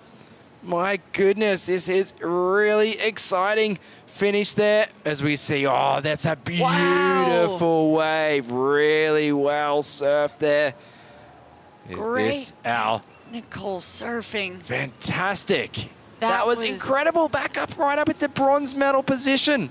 That was incredible. She positioned herself so well on that wave, stayed in the pocket, came off of that wave with so much control and speed. She's now sitting in that bronze medal position. It's Soren Preston up into the silver medal position. You can hear all the cheering and chanting from the beach, everyone cheering. Yeah, let's head to Mathieu on the boat. Mathieu, what happened just then? Yes, we've got Juliet Dhu obviously still very much in the lead. She did manage to actually escape from the surf. That's what she was mostly dreading in that technical race. And she got lucky also in that second lap as well. Not much surfing action for her. So it's all about paddling, and she is definitely the best. She is very much in the lead. The returning defending champion from Hungary is going to be able to pick up her second gold medal back-to-back in the chase. It is the great surfer. She did manage to milk a few bumps behind Chilak. Soren Preston from USA, California, is in second place right now, chased by, is it Alexia Soto in third?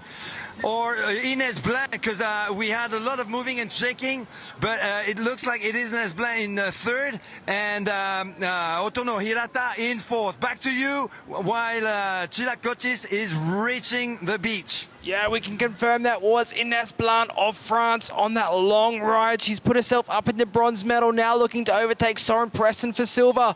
But it looks like it will be our Hungarian paddler, Juliet Dhu, going back-to-back here in the junior girls technical race. It's a fight for the silver medal, though. Chilak on screen. She's bringing it all the way to the beach. Look at this. It is Ines Blanc of France trying to get ahead of Soren Preston.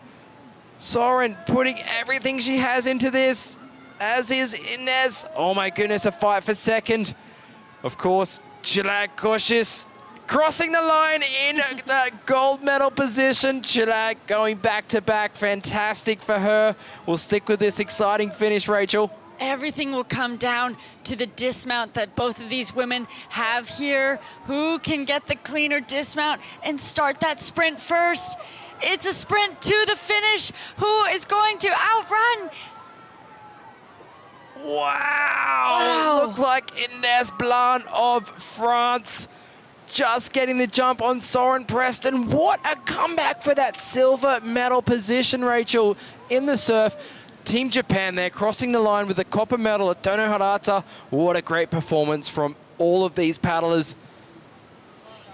That was huge, as you can see them celebrating a huge win for Chilak back-to-back.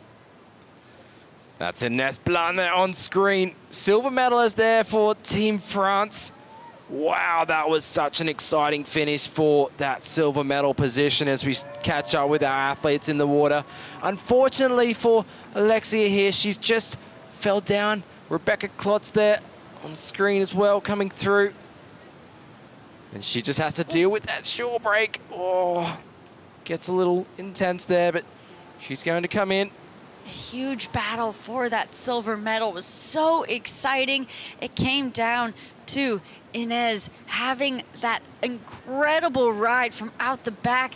Wasn't someone on our radar as we were coming into that final buoy round, and she just came out and around. You can see how happy she is. Team France, ecstatic, bringing home that silver medal. Yeah, of course, Juliet Dhu taking the win here, the gold medal.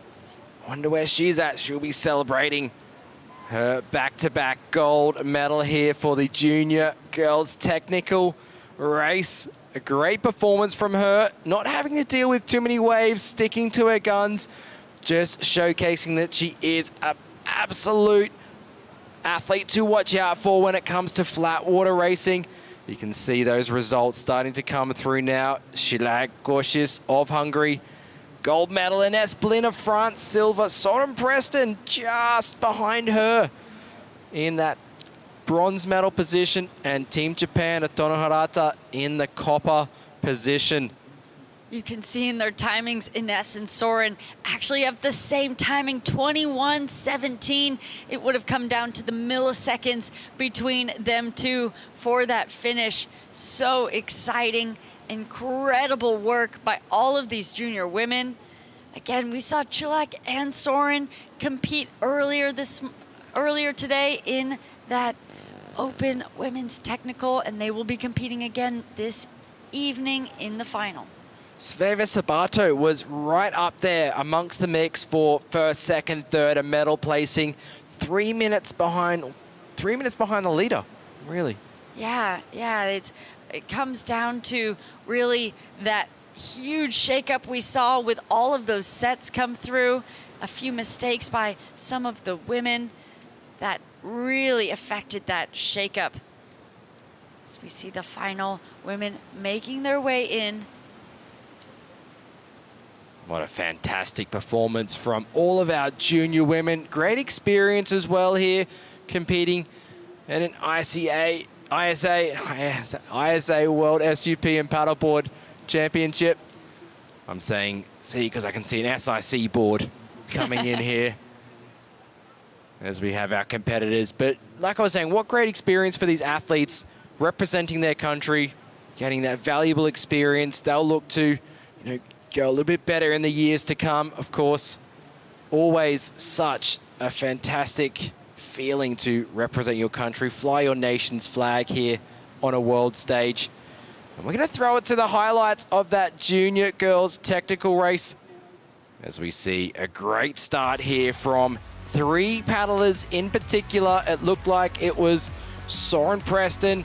We had Alexia Soto and also Juliet Dhu. No, it was Otono Hirata also in the mix there right at the beginning of this. And it was such a hard-fought battle between all of these races here as they rounded that first buoy turn. Juliet was out in front from the get-go on that first buoy turn, and she did not let up the lead all the way through along this race. It was Otono Hirata who just did fall back in the later stages of this final. You can see she was catching up, and then we had our 2 NSP riders there, Sveva Sabato and Alexia Soto as well, right behind. And then Soren Preston did so well to come from so far back in the field to start with and managed to really catch up to book her bronze medal position as things rounded out. But it was this woman on screen, Juliet Dhu, Infinity Team rider. We've got Dave Bainey back in the booth. Dave, can you speak to us a little bit about Juliet's board and about how she was really trying to navigate the surf out there? Yeah, Bo, thanks for that, man. Super stoked Juliet with the gold medal. It gotta feel good. And, Juliet was the defending champion, so she probably had the most pressure on her shoulders to do well here. Of course, if you're talking about the scouting report, Juliet, the one chink in her armor, she doesn't have a ton of experience in the surf. So it must feel like a, even a more extremely just she's just got to be so happy to be able to get it done in the surf at this venue. And as you said, she navigated the field so well. She did go a little safe through the lineup here on the final lap, but it did pay off for her as all these riders were unable to get a wave till the final end, and she was already rounding that buoy. A lot of riders going for it. You see Soren Preston gliding into one. Yeah, but look at Ines Blanc of France here. This is where she overtook everyone to get into silver medal contention, Dave. Look at this ride. Yeah, this was insane. She really just set this up and went down the line, and she uses that glide to just squeeze in there around the buoy, and now it's just who can hang on and who's going to break. How bad do you want that medal? Very bad for Ines Blanc. She made her way up into that silver medal. Look at this. She's behind Soren Preston here on this inside run, but manages to really steam ahead to get that silver medal. Of course, Juliet Dhu there on screen, bottom left. She took the gold. Amazing performance from her. But it was that fight for silver, Dave. Yeah, and Chilak's so strong. Look at her. You could just see the relief on her face. She is so stoked. And then this right here, this is the battle for silver. So stoked to see Soren Preston in the mix right here. And it always comes down to this run. Looks like Soren just sank just a second more in the sand. You can see him sprinting. And what a battle it was. But both these ladies coming from behind to get into medal contention, they got to be stoked. Oh, definitely stoked. And Tono Hirata there of Japan in that copper medal position. So a fantastic finish there to the junior women's final there for the technical races. And we are going to go to the men's prone technical final here very, very shortly. Dave, it's been a fantastic day of action. The race is hitting the water this afternoon. The conditions actually look really nice for technical racing. Yeah, Bo, the action the level just keeps going and going. We saw some great gold medal rounds here. And wow, the swell is serving up. El Sunzal does it again, Bo. Tons of set waves during that race. Man, the juniors race, so impressed by these young racers. I was talking to Bob out there, and it's fun to see the evolution of these young athletes. A lot of these racers have been doing these ISAs for several years now. And, you see them with these little kids, and all of a sudden growing up, and you see someone like Chilak, who's just this fierce competitor now. And it's just awesome, man. The vibes down there, the energy, just the camaraderie going on the sand right now is unmatched. And gosh, we got more racing coming up, and I don't know if I could take any more. Still a lot more medals to hand out. We've handed out 2 gold medals already in the SUP surfing, another 2 in the junior technical divisions as well. And we're going to throw it down to the winner of the women's junior technical race, Juliet Dhu, down on the sidelines. Thank you so much, you guys. Gold medalists, back-to-back gold medalists. Talk to me about how you're feeling in this moment. I'm just incredibly surprised, first and foremost. This whole trip for us was super last minute. We weren't sure how we can manage to come here. And probably the main thing was the waves, because I'm not a pretty good surfer. I have no idea what I'm doing out there, to be fair. So I'm just extremely grateful for this moment. My second title here at the ISA, defending my title, so it's just everything for me. Last year as a junior, so it's like the perfect round for my little junior career. Super grateful for my dad for being here supporting me all week long. Without him, I wouldn't be standing here. Also, huge thanks to my mom watching back home. They are really everything to me. Yeah, well, and my brothers, my sponsors, Black Project, Infinity, and sorry. That's okay. You can see how much this moment absolutely means to you. It's huge. It's starting to set in. You're a world champion. You had a huge race out there, a huge lead the whole time. Talk to me about your strategy. Yeah, our strategy was to really make a good start, maybe break away at some point. All the girls are super strong. I think the junior field just really leveled up over the years. We have newcomers like the Japanese, of course, veterans in the juniors like Alexia, Inez is super talented, Sorin, everyone really is just amazing athlete. So it was really a great battle with them. I look up to them very much. They are great friends of mine, so sharing the waves with them, the water with them, this whole experience is just super special. Yeah, just really a lot of work went into this. That's why I got a bit emotional. This year wasn't super easy for me and for my family, so it just really means a lot. Yeah, well, talk to me a little bit about what this ISA means to you, you know, to, like you said, round out your junior career here as a back-to-back champion. You are competing in the finals later on here as well in the Open Women's Technical. So a great run out of juniors into Opens, but you're a champion first and foremost. So talk to me about those emotions. Yeah, like this is my life basically. With school, it's not easy, as many of us know. You know, waking up early, doing the morning training, then going to school, then going back to training, sometimes 3 trainings a day. So it's really just a lot of work, but in these moments it really pays off.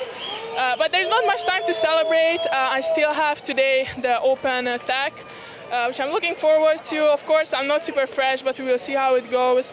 Tomorrow, the long, which I'm really looking forward to, and then the sprints coming up.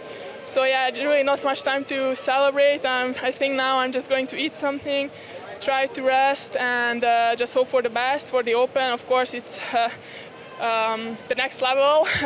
They are all just incredible. So I'm excited to see that competition.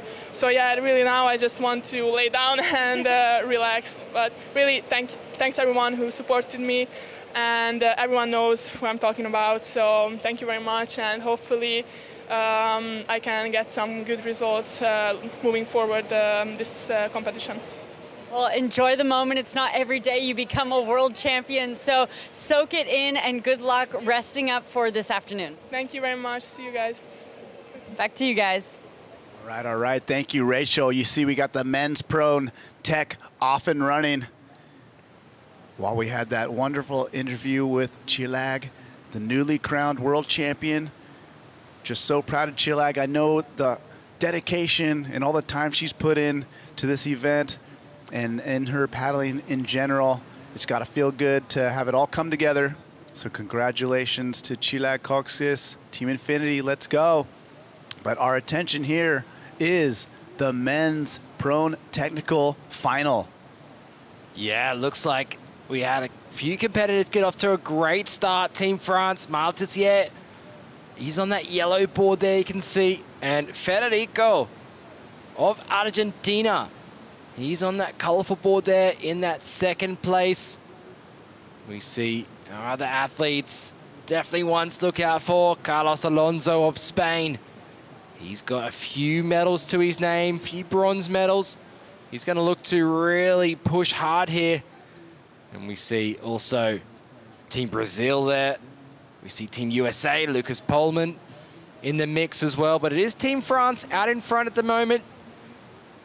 That nation of France doing very well recently in the last few races. And let's throw it to Matu on the boat. Matu, as these prone paddleboarders make their way towards you, what have you got for us? Well, I have a Frenchman for you, Maël Tissier, indeed. Surf life-saving champion, Maël Tissier, winner of the 10K long-distance race over in France. That's how he got his qualification for Team France. Maël Tissier on that yellow prone paddleboard, leading ahead of a stacked field of athletes. As you said, we've got Argentina, we've got Brazil, we've got the Italian, but watch out for Carlos Alonso, indeed, the bronze medalist from Fuerteventura. I don't see him at the very, very front right there just now, but I'm sure he'll be catching up with the front, unless that's him in third place right now. Yes, he is in third position. Carlos Alonso currently in third behind the, I believe, the American Lucas Pohlmann in second place right now. But it is France, USA, Spain, and Japan fourth. I think it is, yes, indeed, is Brazil in fifth place, Argentina in sixth right now. So that's our top six, led by Maël Tissier from southwest of France. Back to you.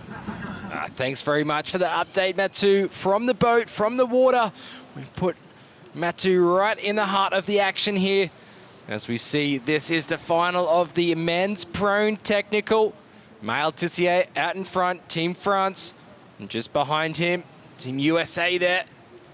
Looking strong. Carlos Alonso in that third position. Of course, then Team Japan. Looks like we have Sonomura, Brazil there. Jada, of course, a big name to look out for. Argentina behind him. Got off to a great start. Federico from Argentina, but falling back a little bit now in the field. As we get a great drone shot of our athletes heading out toward that buoy turn number 4. And it looks like maybe a couple of lines there approaching the lineup. We'll be able to see if these men are able to pick up a wave. Looks like Carlos Alonso making a little jump for it now to get out in front for the inside track to this buoy turn, Dave. Yeah, making a little move to try to get to that buoy first. You know, it's always nice to get clean around those buoys. And here's the surf line. So we see Maël Tissier from France. He's going to really try hard, stroking really hard on his knees. He's not going to make this one, but great effort. Does get a glide, catches a little bump, a little bit of separation there. You see also Lucas fall back kind of to third there. He's been on his stomach a lot, conserving some energy. You know, when these guys go to their knees, there's a lot more leverage, and that's when they really want to step it up and get a lot of speed here. So we got a ride for Maël Tissier right here. So he's on his knees. He's going to navigate sideways, try to angle towards that buoy. And then here we go. All the prone guys basically left. Carlos on the inside. Yeah, Carlos on the inside. Obviously, these guys are experienced lifeguards. Jada's lost his board from Brazil. Yeah, there's some commotion on back there. Someone's still hanging on. That's Sonomura of Japan, barrel rolling his way. Team Argentina now up into the mix. We see, looks like that is Lucas of USA there on the outside. Yeah, Lucas right there, kind of crawling and proning, trying to stay with this bump. He's doing a good job keeping in the mix there, but the real energy is further inside, so they get a longer glide. So nice navigation there. We had some carnage. You know, these prone boards, a lot of these guys are, you know, expert lifeguards. They spend a lot of time in the surf. A little bit easier to handle a prone board. These are 12 feet in length, you know, in the surf, you know, compared to a 14-foot race board that you're standing on. So here we go, some more navigating. Love that cross swell. Just shows, you know, all that skill and wave riding ability. We see a late drop. Oh, that's Jada of Brazil. And he's fallen right back in the field. Unfortunately, he was right up in the mix in medal contention, as was Sonomura as well. You can see him just ahead in that pack there. Wow, exciting. But as we catch up to the heat leader, Maël Tissier of France, coming around for the start of lap number 2. 3 laps for the technical finals here. Maël getting a great jump on his competitors. Carlos Alonso now in second place. That's going to be Lucas in third. Federico in fourth place. That is your current medal contention. So a good start here from Team France, rounding their way around this buoy turn. You can see some of the athletes there wearing leashes, Dave. Good call, especially with the waves. Yeah, for sure. You know, these prone boards, they do have some, you know, grab handles on the nose, on the tail, to really give you all those, you know, points to save your board if you do happen to wipe out. But a leash, always a smart idea when in the surf. We got our leader, Maël Tissier from France, keeping everything under control. He takes a quick look to his right to see where his competition is.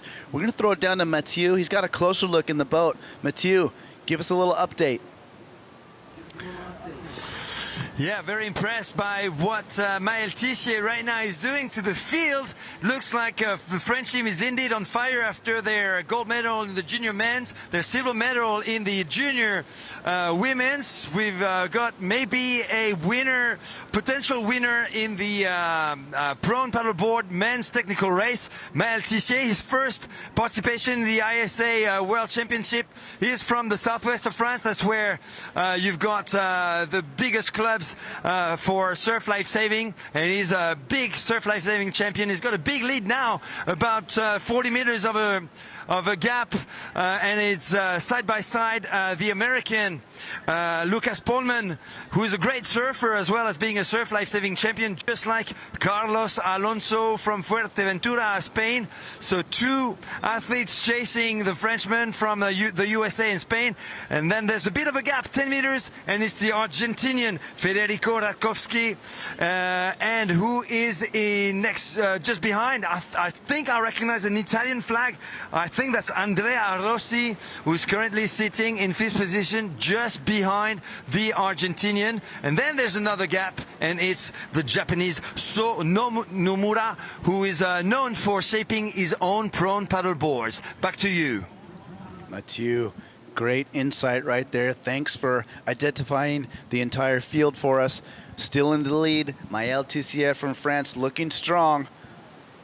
Almost extending his lead since we checked in last with him. You see second place, virtual tie right there, USA. And who was the other rider drafting with him on the side? Is that Carlos? It is Carlos in that second place there, I think now, right next to Lucas. And then we had Argentina, Federico in that 4th place. Andrea Rossi managing to get up in the mix as well, so getting himself up toward medal contention. And of course, So Nomura not far behind him either. So things can all change here. Maël Tissier now heading back in toward the beach. He's found himself a little bit of a line here. Can he get on top of it, Dave? This looks like this one's going to stand up for him, and that's got to feel good. Oh my gosh, his lead is going to double or triple in size. He got that one right off the buoy. So that is what you want to do, and you look back quickly. Doesn't look like there's many waves after that. So what good fortune for Maël Tissier. He puts in the work, and he is blessed with this incredible wave from the top to the bottom. The other guys in the back, you can see them scratching for little bumps deeper. But Maël Tissier, mistake-free, just looking so solid. The Frenchman. That could seal the deal right there, Dave, on lap number 2. However, it's not over until we have the win across the line, as we see Carlos making his way to the right of screen. Lucas next to him there on the left. It looks like they're both going to be able to get onto this wave. They're both very... Lucas has to scratch hard. Okay, he's managed to do it, so the job is done there. Sorry, Bo, kind of interrupted you there, but look at Carlos trim across. These guys got to fight their way back to the buoy a little bit. You see them, they're kind of behind the peak. Let's see if they try to drop in or actually kick out. Looks like they're going to pull it off. And there's a difference with the prone boards. You're able to kind of ride these waves out. You see Carlos put his hand on the shoulder, and that's not, any kind of, ill intent. It's actually kind of working with him, helping him, because you guys got to help each other to not crash into each other. So good work as a team right there. As we see some athletes catching up, those guys went pretty deep. So we're going to have a virtual tie for second here with about 4 different prone paddlers at the buoy, Bo. It looked like So Nomura got a great track there into the turn. Silver medal position now, So Nomura. Argentinian Federico also in the mix, but there's going to be Lucas taking some strong paddles to hold on to bronze. Carlos now down into that tie for 4th place. My goodness, Dave, that can change everything. That was a lot of action there, and you gotta love the sneaky slide in on the inside right there. And Lucas, he's been paddling quite hard on his chest this whole race, so he's got to be feeling it. But right now is not the time to give up. He's got to put more effort and get on that draft. He wants to stick in that silver medal race, and we got 4 people at the moment fighting for silver. Obviously, Maël Tissier in France, the race is not over, but he is well ahead The conditions kind of flattening out here, so a little more of a flat water style, paddling you're seeing here. Not many bumps to kind of get any advantages on this leg where we saw earlier there were some nice bumps kind of sweeping across that lower buoy. So Lucas still hanging on a second. Wow, and look at that gap after that perfectly well-ridden ride, Bo. Yeah, Maël Tissier of France, way out in front. You see him on the yellow board right of screen there. Sonomura now in that second position, creating a little bit more space between him and Lucas of the USA. Carlos just behind him. Looks like Federico just trailing behind. Federico doing very well in the surf section of this to catch up every time. But it is this man on screen, Team France, Maël Tissier, really showcasing the strength he has as a technical prone paddleboarder. Doing very well in the surfing portion. Sonomura now rounding the buoy. And we're going to throw it to Matu on the boat. Matu, what have you got for us as Maël passes you? Well, he passes me and is about to catch up with another paddler in front, the slowest of them all, Gander Tawas-Cherna from Canada. That's going to happen in a few seconds, but he's got a huge lead, about 400 meters, and as you called it, the Japanese Sonomura, who did manage to place himself in second position using his knowledge of the surf. Well done for Sonomura, who's got a bit of a margin for himself, about 5 meters ahead of the American Lucas Pullman, currently sitting as a potential bronze medalist. Carlos Alonso, who was third, who was a bronze medalist last year, is currently sitting in fourth place, so virtually on the podium for the Spaniard. Let's just recall that it was France in second place last year, behind someone who's not showing up this year, unfortunately, Andrew Bayet, aka Milky, who's probably watching from home right now, a Frenchman defending the colors of France right now, very much at the front. Back to you. Mathieu, thanks for that. And we do have a battle on the screen here for silver. Team Japan hanging on to that second position. And the one you're gonna wanna watch is Carlos. He's sitting currently in fourth. But if you notice, he's been doing a lot of drafting this lap, just really conserving his energy. Lucas from the USA has been putting in all the work in third right there. And Carlos with the great strategy, just gliding right behind him. And you can see he's gonna try to make his move right now. So Carlos, I love the strategy. You could just see him overtaking Lucas right now. That's been his strategy at every buoy turn, Dave. He really tries to get that priority going into the buoy turn there. Trying to get half a board length in front. He does have the inside turn though. So he's trying to get himself up into bronze medal position. It is going to be Sonomura ahead of him. Maël Tissier now making his way through toward the inside buoy turn. He is well out in front, currently on a wave as well. There he is on screen now, Dave. Beautiful technique. Barrel. Look at him though, look at his control. He's dragging the foot to kind of, redirect his board. These prone boards do have fins in them, but you will see a lot of the arms and feet giving a lot more control in directional control, turning and kind of helping you trim. You can see Lucas and Carlos still battling there. Lucas is side drafting him. So a lot of strategy here with these guys. Both looking back. Japan out in front. It appears to look like Lucas and Carlos will grab this wave. So they're going to catch up with Japan here just in a moment. We'll see how each rider navigates this ride, see how they work together. Carlos drops in first. There's Lucas. Japan out on the shoulder. Let's see if he's going to get it. And he does not. So Japan misses out, sliding into second, virtual second. That is Lucas, Team USA, and Carlos, I believe Team Brazil, in third right there. Argentina. Yeah, my apologies. Yeah, he's riding that wave in. Will he be able to overtake Sonomura for that copper medal? But it is going to be a fight between Carlos and Lucas for that silver medal position. Maël Tissier dominating the field here in the men's prone.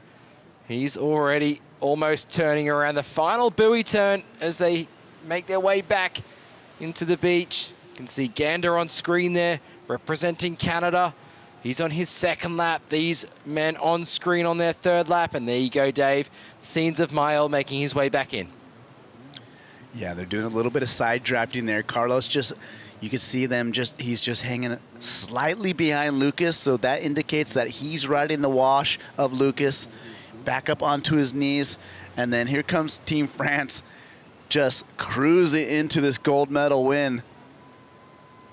You see Sonomura there and Federico really battling it out for fourth place, but that man on screen, Team France, looking very comfortable to take the gold medal here for the 2025 Prone Men's Technical Paddleboard race. You might have a little bump here as well, Dave, to celebrate that win. As he makes his way through, he's done very well. Team France very strong in the prone paddleboarding. Also with the women too, coming up after this, as we see Carlos now making his presence felt for that silver medal position, just ahead now of Lucas of Team USA. You can see Carlos up on his knees. Lucas opting to stay on his stomach to paddle. These are the two different positions. Bo, and we could feel this coming. You know, Carlos has been racing so smart this entire race. Lucas hanging with him, though. Lot of tactics between these two for silver. So Lucas now, he's getting a little bit. You see the gold medal. That is Maël Tissier, France, bringing home another gold. This is your prone world champion in the technical race. Congratulations, Maël Tissier, Team France. Banks another one in the medals. So Team France getting all those points today. And then here's the battle right here, side by side. We've been watching this all race long. This is for the silver medal. Lucas onto his knees. Haven't seen him do that much, so you know he's just trying to grind this one out. Carlos Alonso in Spain getting a little glide. Lucas still digging deep. Both of them looking behind to see if there's any kind of bump that could give him an advantage. Lucas has a little bit of an edge, just the tiniest of bumps he's able to just pull away. He's maybe a half board length ahead, but Carlos, he's gonna stroke into this one. He's angling off. He's gonna try to take a little bit of his angle away for the run. Lucas to his feet before Carlos. He's conceding the silver medal, but Carlos is gonna get third. We got Lucas, little shimmy shimmy to the finish. Silver medal, what a battle. Congratulations to Lucas Pullman from the USA and Carlos Alonso, Spain. So we got France, USA, Spain, 1, 2, 3. This is for the copper. Team Japan quietly stacking up some medals as well. So Team Japan, that is number 89, So Nomura. 54, that is Federico Rakowski, Argentina, with a strong showing. So the prone racers, Bo, navigating the lineup. What a battle we had for silver medal there. It certainly was a big battle between Lucas Pullman and Carlos Alonso, but Carlos just falling at the last hurdle there to settle for another bronze medal. And we see Jada there on screen representing Brazil, just overtaking the pack there. You'll get some valuable points for Team Brazil. We saw them do well earlier on in the day in the surfing division. As we see our other competitors here making their way in. But it will be Maël Tissier of France taking the gold medal here for the men's prone technical.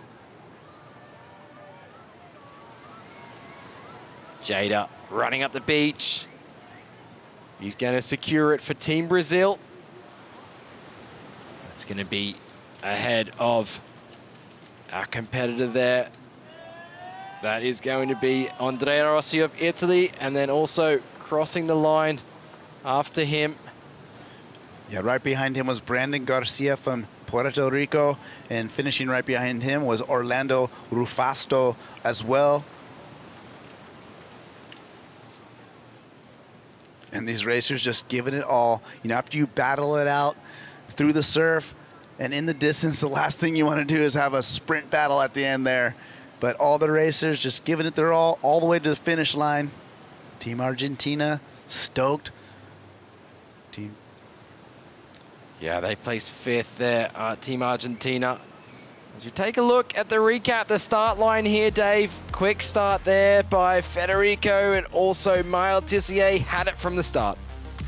Yeah, and you know, so many times in these technical races, you see the good start really, you know, really a point of difference, you know, to how your race is going to go. And perfect example there, Maël Tissier from France. He gets that whole shot and pretty much held the lead for the most part the entire race. You see Argentina in the mix early in 2nd place, but right here he opens up. He spent a lot of time on his knees just digging in, reading some bumps. We had USA, Lucas in the mix. And then this long stretch bow is really, he just kind of put in the effort, the little extra effort on his knees, and just powered and separated. Oh, look at these scenes on screen here. This is where insane. Jada come unstuck. Oh, wow. Sonomura also getting caught up there. You can see him hanging on, but just has to do that El Rolo there out the back of that wave. We'll get a replay of that. And you just see boards on top of bodies and, you know, just, I mean, you got to think that people are lucky not coming away from that with injuries, but these guys are so experienced, you know, just the way they navigated those wipeouts was very impressive, all of it in itself. And you just see the cruising right here. Here's the fun battle between 2nd and 3rd with Carlos and Lucas. Great shot of the lead that Maël Tissier was able to open up right here. And this was really the difference maker. You know, he had that big lead. If there was any chance for the other guys to catch up, it would have been through this section.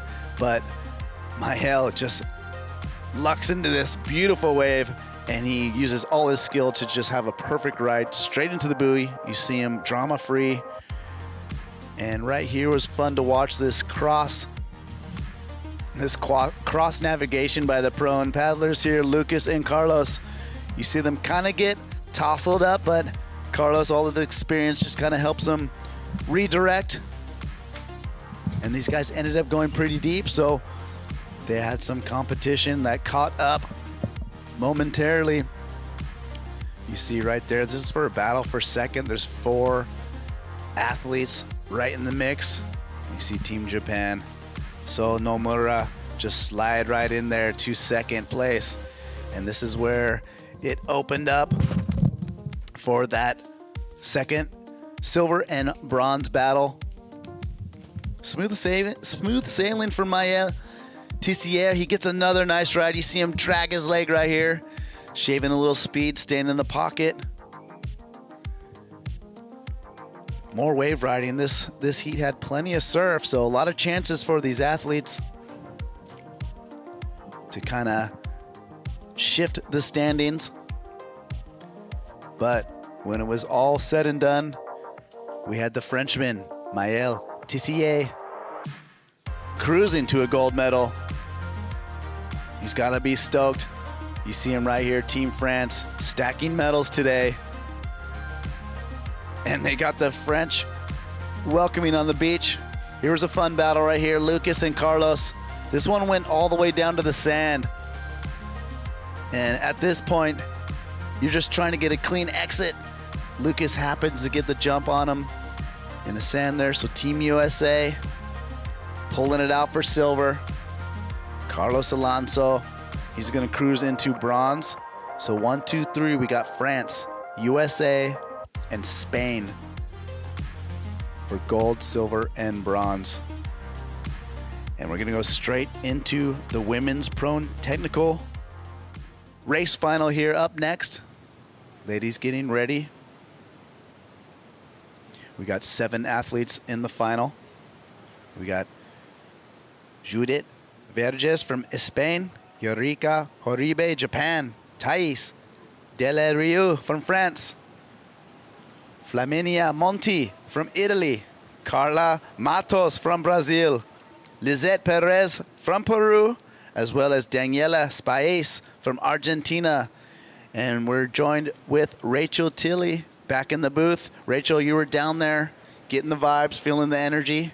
How was it? Oh, man, energy is so high. I was standing right by that finish line for that really tight battle for second and third place between Luke and Carlos. So that was really great to see. You could see them putting everything they had into it and the teams there at the finish line to welcome them in. But, of course, it was Maëlle who had that amazing win. No one could catch him. I'm excited to now see the prone technical women here race. Yep, they're lining up. You see race director Anthony Vela telling the racers to hold their position.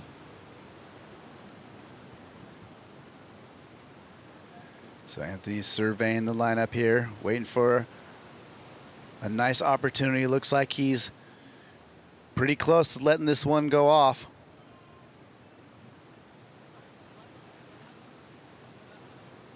7 women here competing. They will also be doing 3 laps of the same course that we have been watching. It's a final, so these women are competing for a world title here, that gold medal, individual gold medal. Also, these results do go towards their overall team rankings. So you can see the list of the names there, and they're off. All right, let's see who can get through the shore break the cleanest. Looks like they have a little bit of a backwash wave. You see that? You see that wave just kind of give everyone big problems. No one has a clear advantage. You see the paddler in the middle on the bark board sprint out to the lead. She's really given an effort. She sees an opportunity here. So we'll see this final women's tech prone race get underway here. Looks like Daniela having that early lead. Everyone quite neck and neck as they are approaching that first buoy rounding. And it's a little bit more difficult to identify in the prone paddlers, but we are straight into this final here. So all the racers straight into the lineup.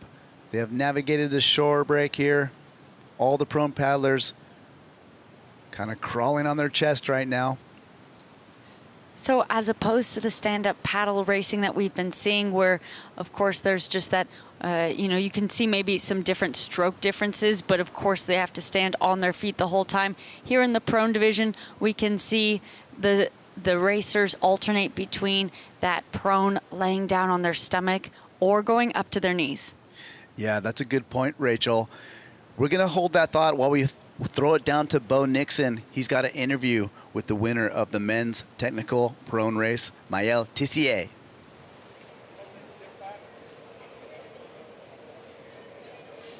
That's right, I'm down here with Maëlle, the gold medalist.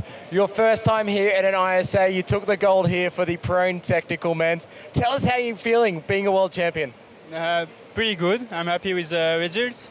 I was a bit lucky with the backwash at the start. And then I catch a wave pretty fast at the 4th scan, I think. And then I was able to manage my fitness because I was a bit alone, so it was good. And very lucky to have the second wave. And then, yeah, really happy with the results. You should be very, very happy, a world champion here. You talked a little bit about the waves out there. Is that kind of what you're used to back home training? Yeah, but I'm used to train with a 10-6 for life-saving, so it's very different. The shape is very different, so I was lucky to arrive like on the 6th here and train with the French team in the wave at El Cocal, so it was really good. As a training, really good to train like this because I catch 3 waves, so I need to manage the way to arrive on the beach. And Team France doing very well in the racing this afternoon. How's the vibe amongst the team? Yeah, really good, really good. It was a bit sad yesterday with some not bad result, but like unlucky moments, because we thought we have the possibility to have like really good results, but it's okay. It's we have all the race guy starting now, so we have like Ines second and Elliot first, and then we have Arthur and Elliot, and all the race coming on the next day, so it will be very good. Any messages for friends and family back home after your win? No. Just following the example of Juliet, who won 2 times the technical race. He's a teammate, so I'm really happy to have the title like him and follow the example he did in 2019 here. Well, you seem very cool after that win. Huge congratulations, and of course for Team France moving forward. Good luck. Thank you. All right. Thank you, Bo Nixon, with that interview with our latest gold medal winner, the Prone Technical Champion. That's Maëlle Tissier from France. Yeah, calm, cool, and collected after that gold medal win. So we're going to drop it down to Mathieu in the boat to give us some sideline reporting from the water. Mathieu, what do you see? Thank you, guys. Well, we have a trio at the front, very much detached from the rest of the field. And as you would expect, we have the 3-time world champion, Juliet Verges from Spain. She's actually come from Catalonia, Barcelona, but she lives in Fuerteventura, where she is a lifeguard. So Juliet Verges taking the lead with another world champion, but this time in the long distance discipline. Yurika Horibe from Japan. Side by side with the Spaniard. Just behind them, it's a French athlete, Thais Derieux, a top surf life-saving athlete, but also very strong as a surf skier.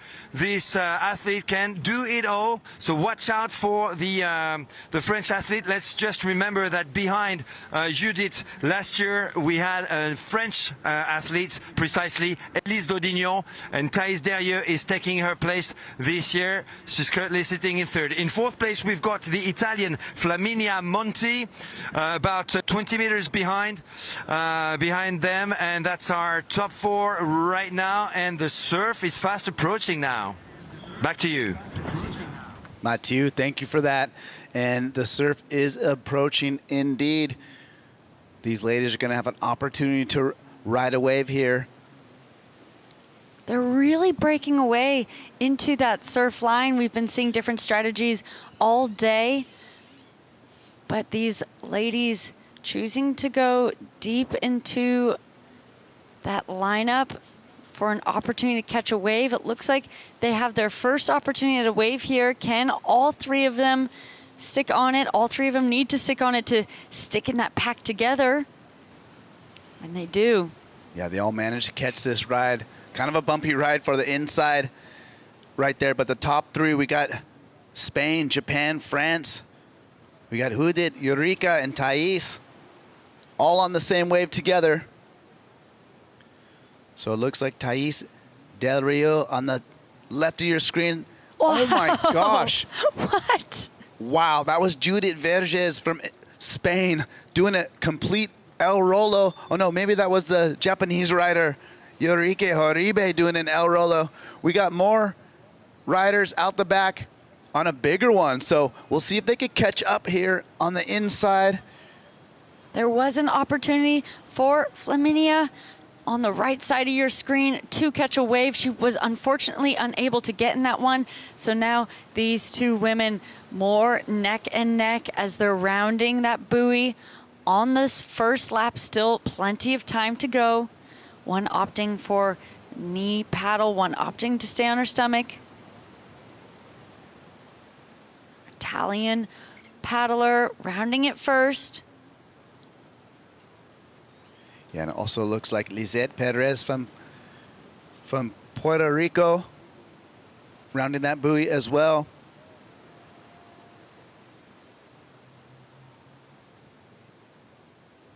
And it looks like Eureka breaking away out in front. And as well as Thais Del Rio from France. She's on that bark board. And then Judith. So 3 women kind of all changing up their positions. Eureka really trying to get ahead. It's where in the surf that they can try and find those opportunities to, you know, find that distance, and rounding that final buoy before the surf is really crucial and helpful to maybe trying to find that different wave in front of your competitors to build that distance in this portion of the race. Yep, you see Flaminia Monti from Italy rounding the buoy, as well as Juliet Perez right behind her. So that is our top 5. And I believe that in first is Juliet Verges from Spain. She's got a little bit of a lead over Thais Del Rio on that barkboard from France. And I believe that is third, Yorika Horibe from Japan. More riders on the wave. This one went all the way to the buoy.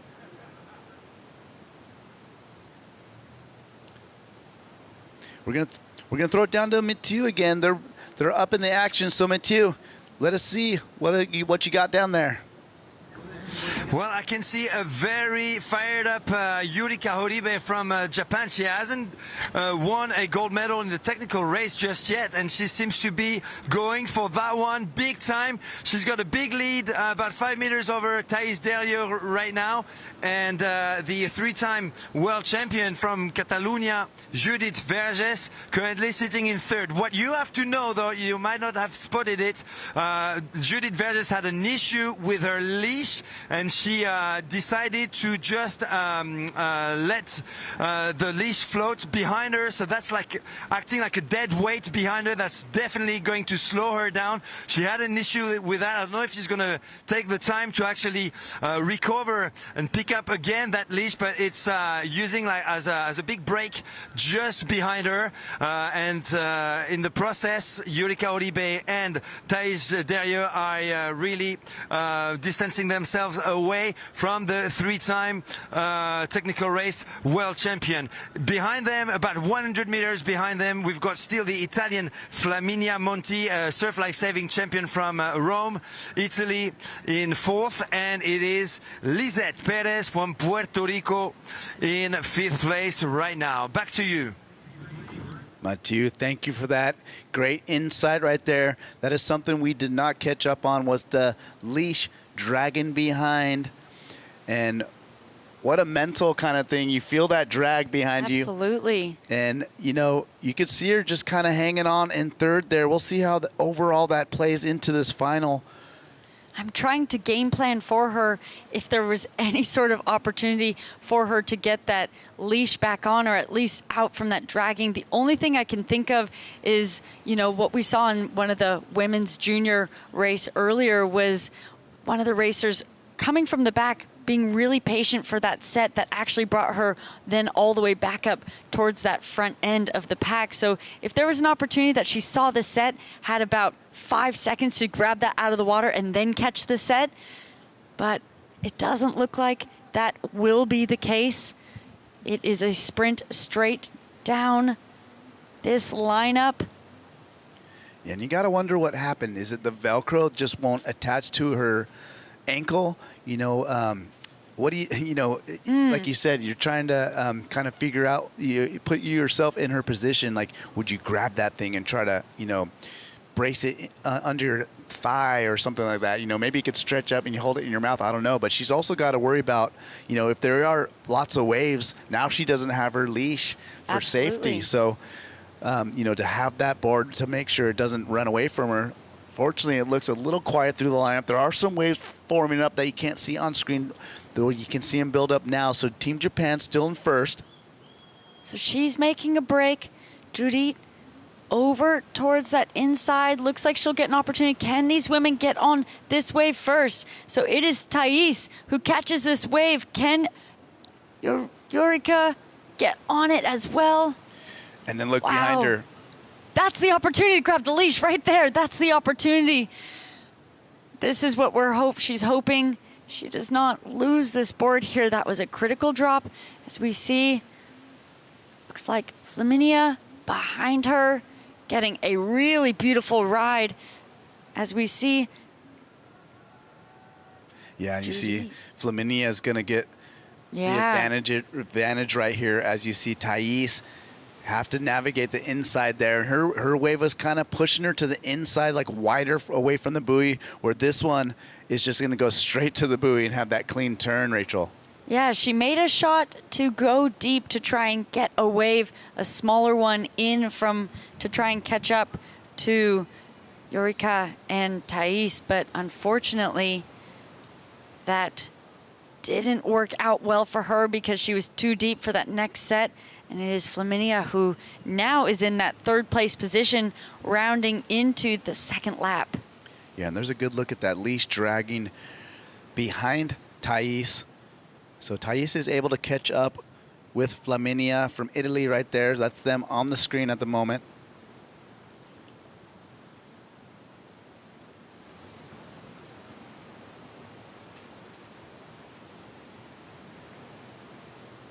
So rounding the buoy in first right now, that's Yorika Horibe, Japan, hanging on to that first place. And then Thais in second place on that bark board. So Yorika really starting to break away with that win at the moment. Both of first and second place were on that wave together, riding in. So you can see how much work she is putting in to break away. Let's head down to hear from Mathieu from the sidelines on the boat. Hey, hi guys. Yes, I confirm that that bark board you're looking at in second position is the French athlete Thais Derieux. Indeed, she is 10 meters behind the pink board of Yurika Horibe from Japan, the two-time long distance world champion. There's the bit of a gap, about 100 meters, and who managed to catch up with Judith Vergès is actually Flaminia Monti from Italy, and that's, I think, all down to that leash dragging in the water. You know what? Surf life-saving champions, they actually paddle, they actually compete without any leash. So I think this is a new accessory that they are not accustomed to. It is the case for Judith Vergès, who I don't even see her take it off from her ankle. I think she attached it to a handle, and that was bothering her when she was paddling. So she decided to just let go of that handle, and now is dragging behind her. And I think that is costing her a chance to defend properly her world title. Actually, 3 world titles back to back. So Yurika Horibe very much at the front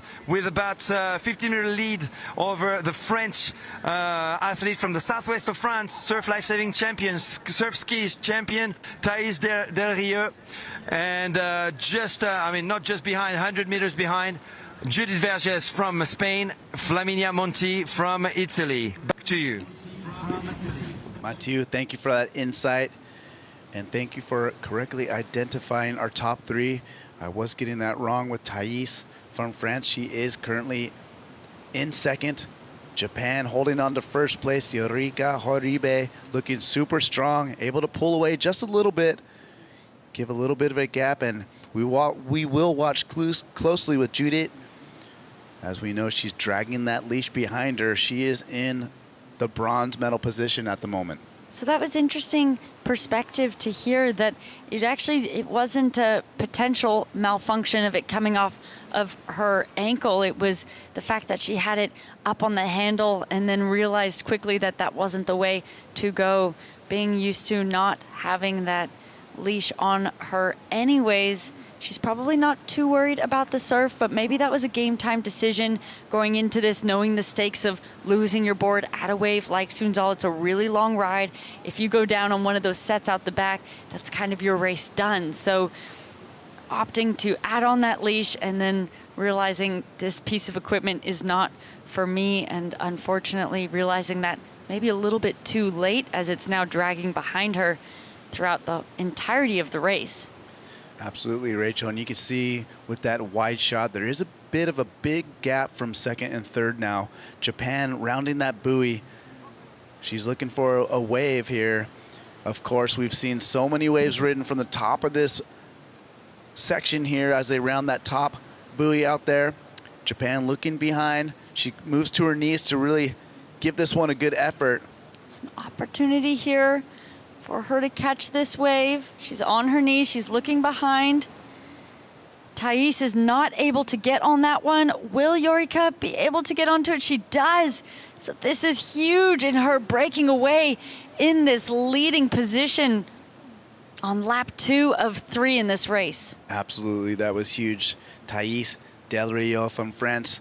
She really tried to scratch in there, but unfortunately unable to do so. And then Yorika Horibe in the perfect position from Japan.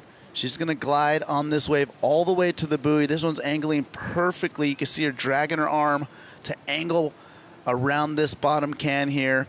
Still out the back, no waves ridden, so the gap has widened to a very big margin here. As we see Thais now catching one through the inside. Yeah, and Juliet Verges with that draggling leash from Spain. She's getting into one as well. So we got some good fortune with the waves from these paddlers. They're all gonna come straight into this buoy perfectly. The angle of this course just sets so nice in the surf here, giving everyone some opportunity to ride some beautiful waves. And these first 4 women really breaking away from the rest of the pack. There are 4 medals up for grabs. So at the moment, it's just about who is going to get what type of medal for these first 4 women. As we see potential lap there by Yorica.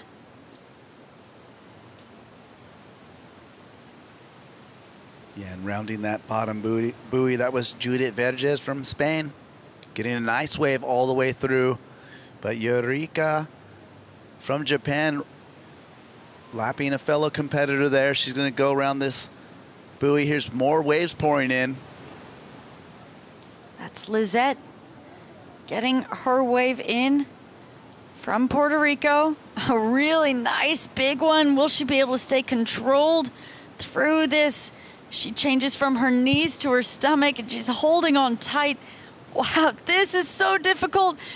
Can she hold on to it? She gets knocked off, unfortunately, but she's wearing a leash.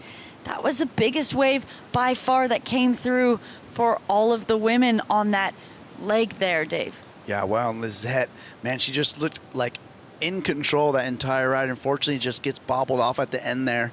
And, you know, good point from that we heard earlier. You know, these are not surf rescue style boards, which have a square tail, which are a lot more easy to ride in the surf. You know, these pintails really are made for speed and distance rather than wave riding.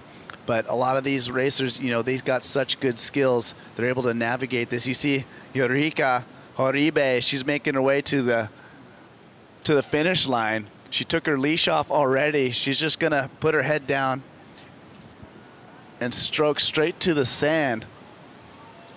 But she's got quite a big lead. There's a little bit of bump behind her for second and third. There's a battle going on. But it's all about Yorica, Japan, head down. She was able to break away from the pack here. Very impressive. Got some nice rides. She's gonna navigate. She's got a big wave behind her though. Let's see how this shore break lines up. We got second and third about midway through. Yorica looking behind her. She's aware of the breaking waves. Moves down to her stomach to pull it off. Really effortless finish there. She grabs the flag, waving that Japan flag. Smile on her face. She is the new world champion. Yes, congratulations, Team Japan. Racking up a gold medal right here. Here it is. Here's the battle for silver. This is Thais Del Rio from France, Juliet Verges from Spain. And who's going to get it? It's Juliet who gets the cleaner finish onto the beach, sprinting up. Thais right behind her. Wow, huge change up there. Huge comeback for Juliet. Yeah, very exciting finish right there in the prone technical race. Wow, Japan with a gold medal here.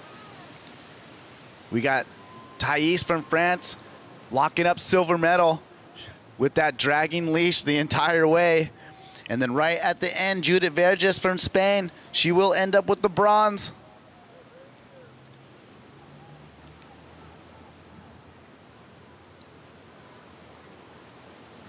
As we see that sprint for fourth, that's Flaminia from Italy.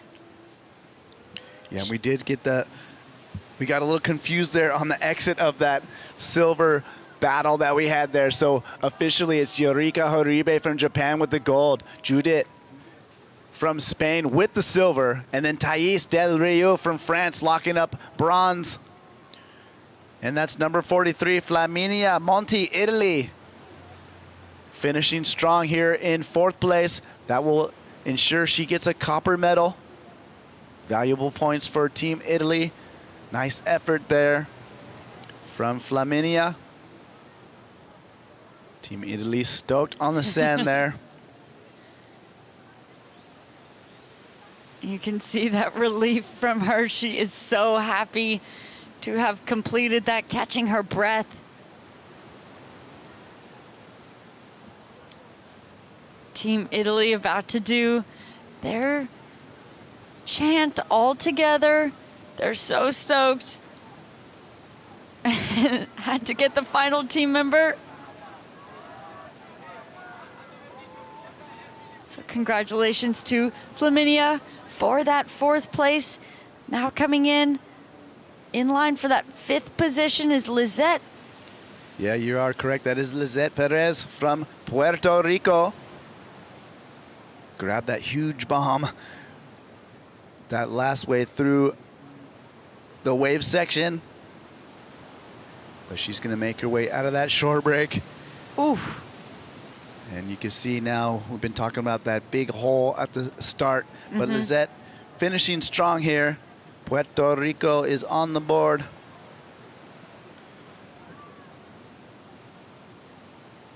So this is a huge win for Yorika Horibe because she is a 2-time prone distance champion. This is her first time winning the technical race, but she has won silver, bronze, and copper in this division, so finally securing that gold for her as well. As we take a look at the highlights, it was a important start. The 3 surfers that ended up in 1st, 2nd, and 3rd, breaking away early on, getting hit by that wave, but it was a quick recovery for them.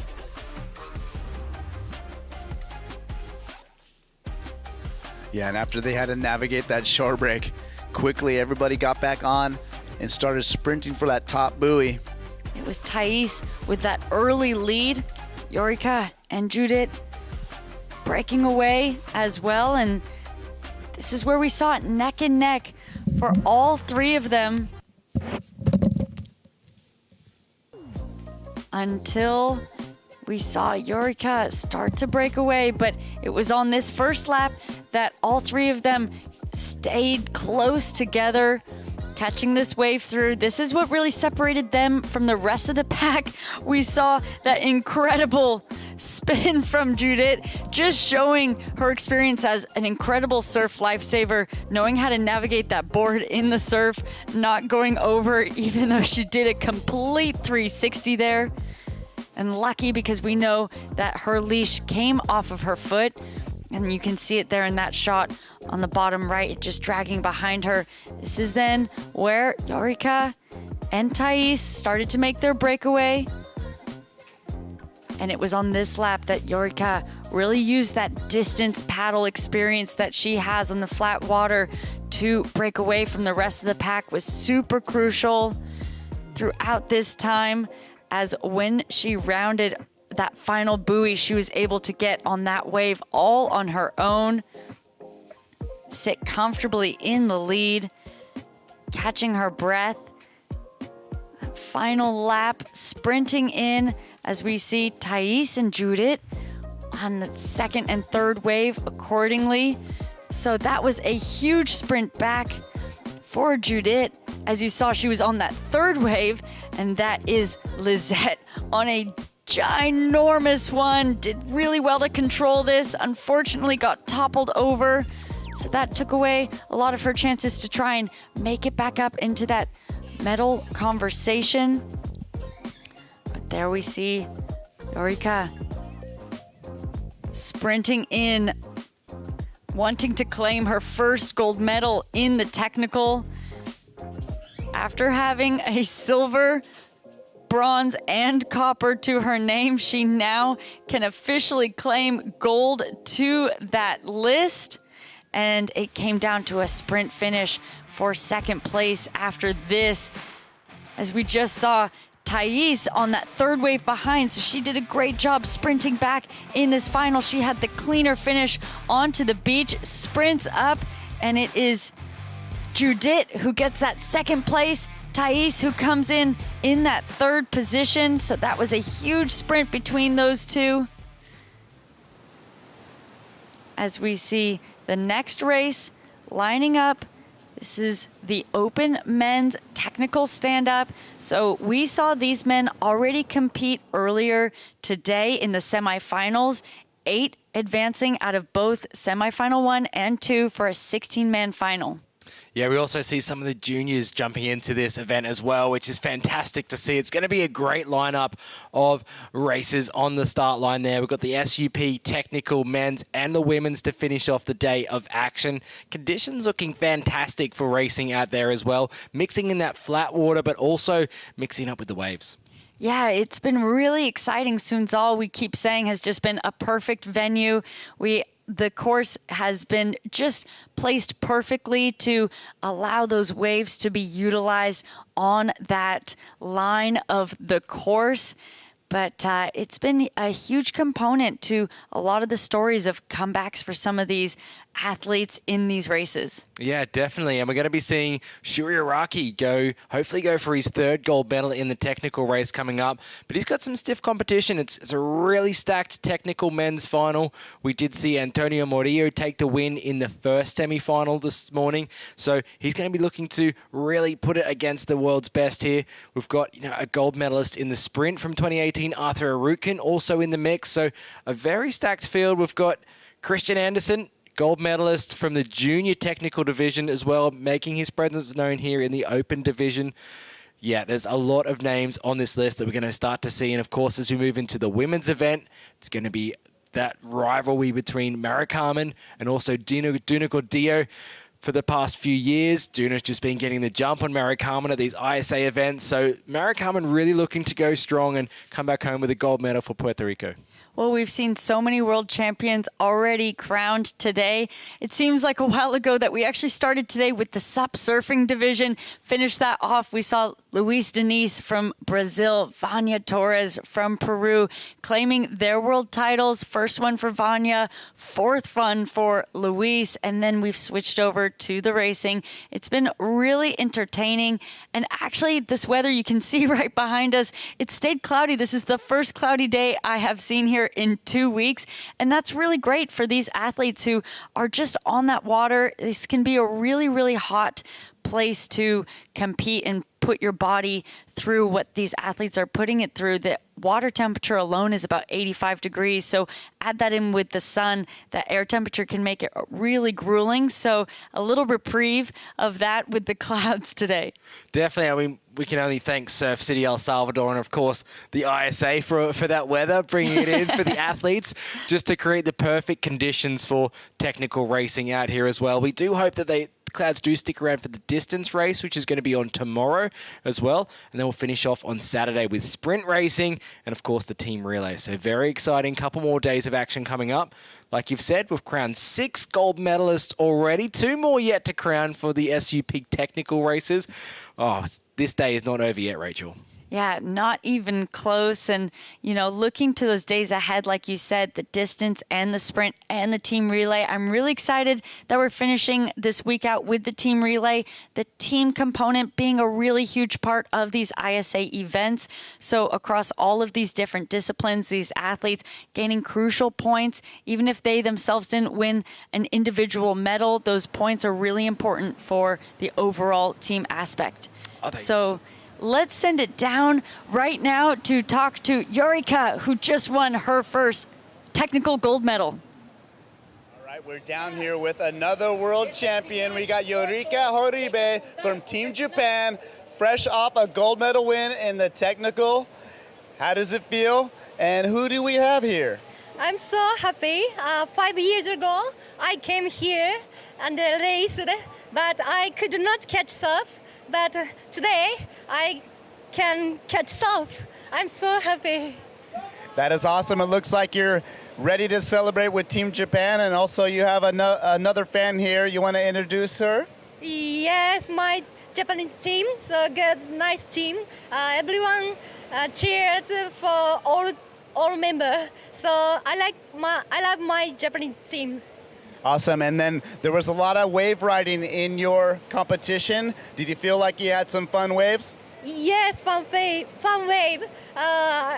But it's difficult for me because in Japan, I practice only beach. I don't have a leaf, so it's difficult for me. But I practice. Well, I could tell it definitely looked easy for you. Congratulations on your gold medal. Team Japan feeling good. Back to you guys up in the booth. Thanks very much, Dave. Team Japan, they're looking really strong, as they are also at the start of the men's SUP technical race. Races at the ready on the line here. It's going to be 3 laps to round out competition here for the men's technical. You can see Antonio Morillo there, closest to your camera. Shuriaraki there, Arthur Arukin, Itzel Delgado. As we move through the lineup, Christian Andersen, Manuel Oyuela, and it looks like Ethan Brie positioning themselves on the right-hand side there of screen. Eri Tenorio as well in the mix. Wow, what a lineup of athletes here we have. It's going to be a really exciting race, and especially as we go out toward that buoy turn. We've also got Christian Lopez, Mikolaj Marsden, Campbell Carter in the mix, Nicolo Rico, David Alpino as well, Guilherme Reyes of Brazil, Santonio Basadea of Argentina, Nagito Hirata of Japan. And that is going to be the lineup of athletes mentioned there. As we have the race start there, we can see all athletes now getting off the line. We see Shrimpy there on the right-hand side of screen. It looks like we do have our starboard contingent putting in the hard yards. Itzel Delgado now trying to get out in front. Does look like we have Santino in the mix as well. Coming up from behind there, Campbell Carter as well. Manuel Oyuela on the outside of screen there. Christian Andersen. As we turn our attention out to the athletes out in front there. That's going to be our, I think, Italian rider out in front. Shuri bringing up the rear there. We've also got Ethan Brie just behind him. So we've got our athletes there. That's going to come out to the first buoy turn. Nicolo Rico actually putting on a fantastic performance. You can see him up there in the mix as well. As we come up to the first buoy turn, this is where things get really exciting. We're going to throw it down to Mathieu as they round this first buoy. Yeah, trying to identify who is in first position. I do believe it is Nicolo Rico from Italy, the young Italian rider, who is just in front of Shuriaraki right now. So the two of them took a great start. But it looks like the Italian wanted to show some Italian colors. It's an SIC Maui board in third place. I believe that is Ethan Brie from France in third. Then we've got Manuel Oyuela in the chase in fourth or fifth place next to Guilherme Dhu from Brazil. That's our top 5. Christian Andersen sitting in sixth place right now. And Shuriaraki now taking the lead as he's about to reach buoy number 2. So Japan taking the lead now just in front of Ethan Brie from France. Japan, France, and it is Italy on the starboard. Nicolo Rico in third.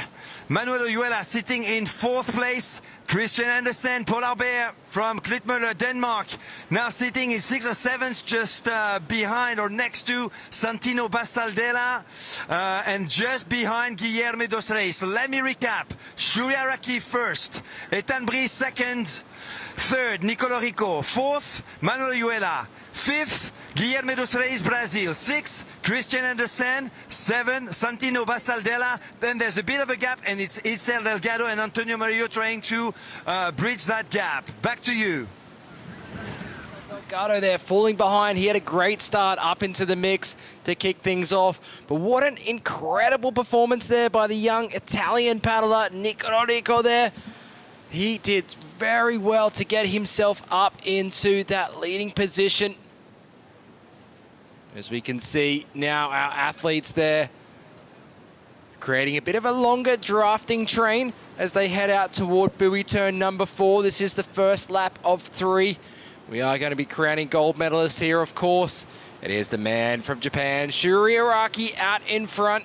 He's putting on a dominant performance, as he always does in these technical distance races. He's amazing at all disciplines of stand-up paddle. And he's going to be rounding this buoy turn out in the lead at the moment. Ethan Brie of France in that second place, but it's a fight for silver medal as they're going to round this buoy on the outside. We'll see what line Shrimpy decides to take here, Rachel. Is he going to head towards the waves? It looks like he is. Yeah, it looks like he's going to go deep. It does look like there are some lines behind him. Can he get on this first bump? You can see coming up underneath him. It doesn't look like it, but it looks like a wave behind that maybe multiple of them might be able to get on if they turn around in time. Oh, let's see who is making the sprint. We see Shuri going out wide. And we do see 1, 2, 3, 4, 5 athletes get on this wave, catch up to Shuri's lead, and he gets on it as well.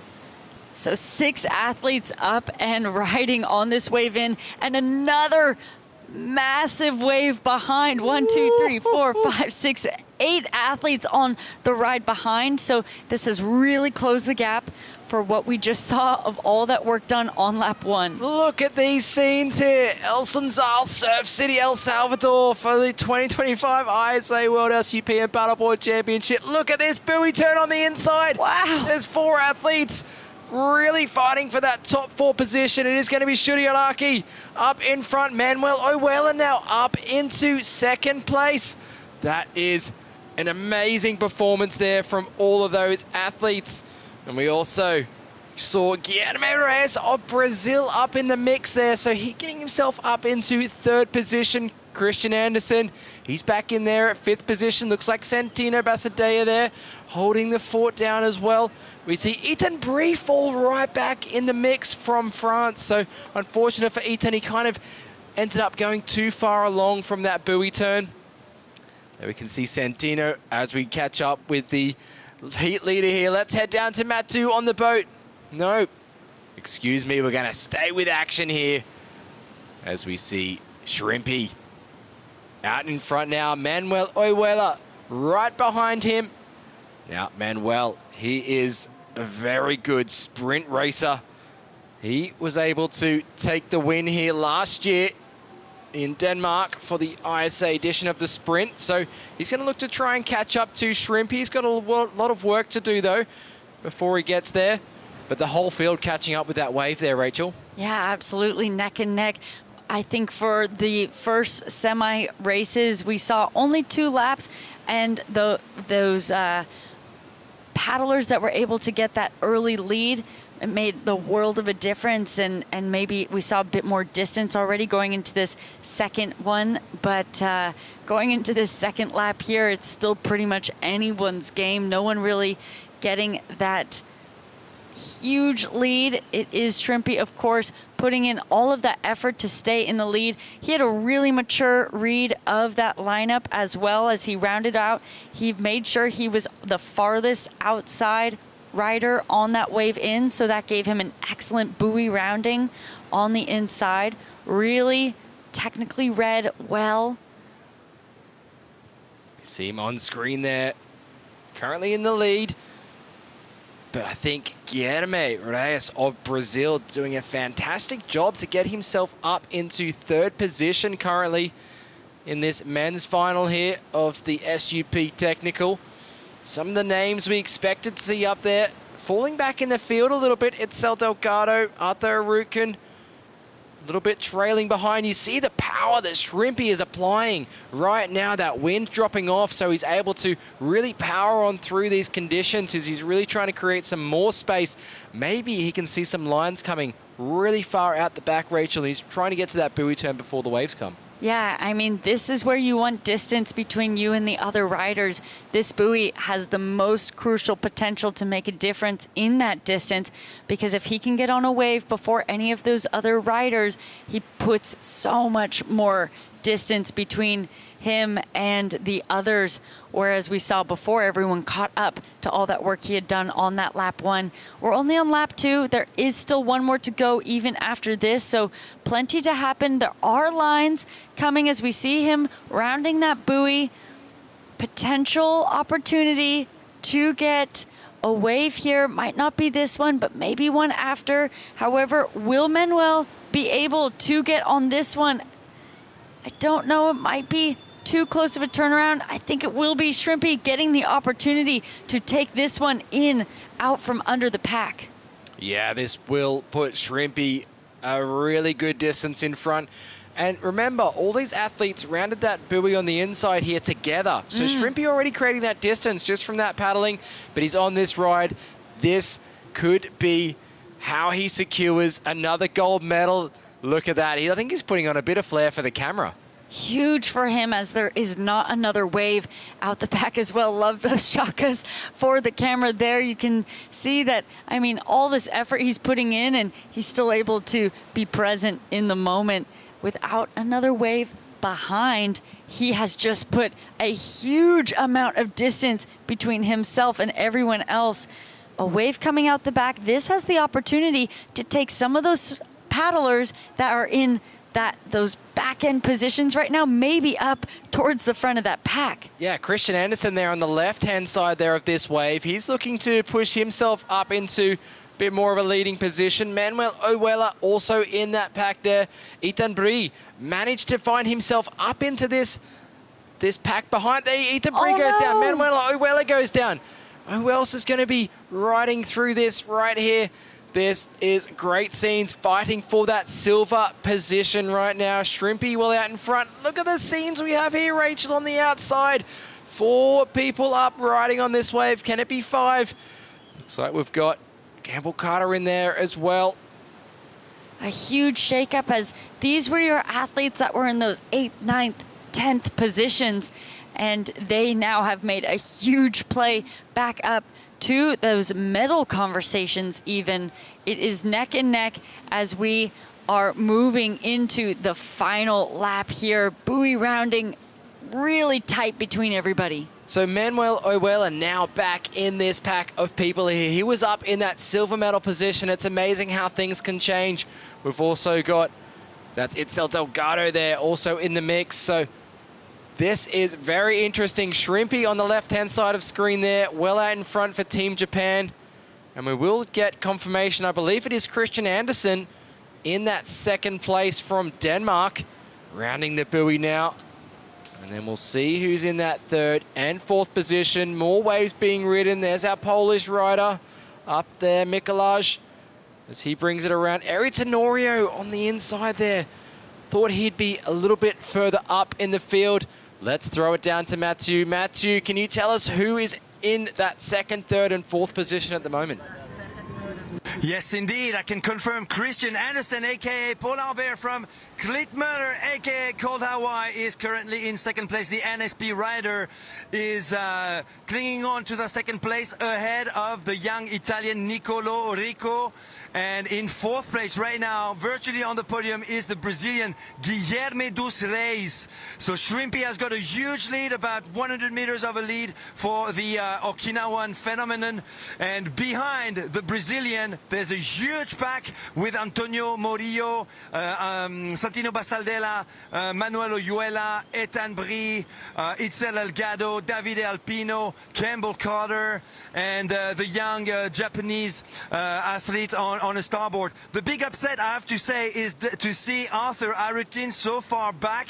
He is not supposed to be so far back. He actually fell early in at one of the waves. And the other upset that I saw is Manuel Oyuela, who was at the end of lap number 1 in 2nd place with a 50-meter lead over the chasing pack, but he didn't have any wave. He had to wait for 5 guys to catch up on him, and then he fell and is now currently in 6th or 7th position. Over to you. Wow, what a fantastic comeback here for Polar Bear on screen. Christian Andersen, he's looking really strong in that silver medal position. This is their final lap here for the competition.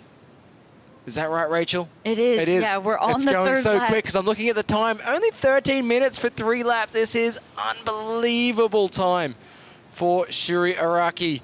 He's doing so well to lead this technical race here. Christian Andersen in second. Amazing, the Italian Nicola Rico in that third position. He's done so well. He started well. He fell back in the middle of the pack there on that lap number 2, but now he's really found his position up there in bronze, and Shrimpy's just going to extend his lead. This has just been a masterclass of performance from Shuri. I mean, his lead on all the flat water has put him in such a huge advantage to maximize this distance made by these waves. Is that a switch foot? It was a switch foot. I mean, he really is just having fun at this point. Even if he fell, he has put that much distance between him and the others that it wouldn't really affect. You can see him shaking out those arms as he's going to go for another sprint. Doesn't matter that he has so much distance. He's going to give it everything he has because it means a gold medal on the line. The multiple-time gold medalist previously going for another one. Yeah, Shrimpy Araki there on screen, but it will be the battle for silver. Christian Andersen gets ahead of the pack. Huge. The Danish paddler. I can bet that Kasper Steinfath is watching right now. Big shout out to Kasper. You've supported Polar Bear in his years, and of course you've supported the ISA in everything they do as vice president as well. So big shout out to Denmark as well as we have our paddler here. Is that Guilherme Reyes of Brazil catching up now? Nicola Rico also on that wave too. Looking like it could be Antonio Murillo on the wave behind. This is the battle here for bronze right now on screen. Our Brazilian and our Italian rider bringing it through. Nicola Rico there on that inside track. Guilherme Reyes on that outside there. As the camera pans across, Shrimpy's already on his way back in on this final lap. Polar Bear in second place, Christian Andersen. But it is this man on screen, has not put a foot wrong this whole event so far. Shuri Araki making his way back in, looking very likely he will take the gold medal in the men's technical SUP racing, as we see more waves being ridden out the back there as well from athletes. Wow, look at Sunzal just providing wave after wave, making the whole lineup, continuing to shake up the whole lineup through all 3 of these laps has been so entertaining. And let's throw it to Mittu on the boat. He's got all of the action there right in the heart of it. Well, we know the winner for sure, guys, but who's going to take silver, who's going to take bronze, who's going to take copper? It looks like Polar Bear, aka Christian Andersen, the man from Denmark, is set to take a silver medal, but the battle is fierce going on between Brazil and Italy right now with a set coming in.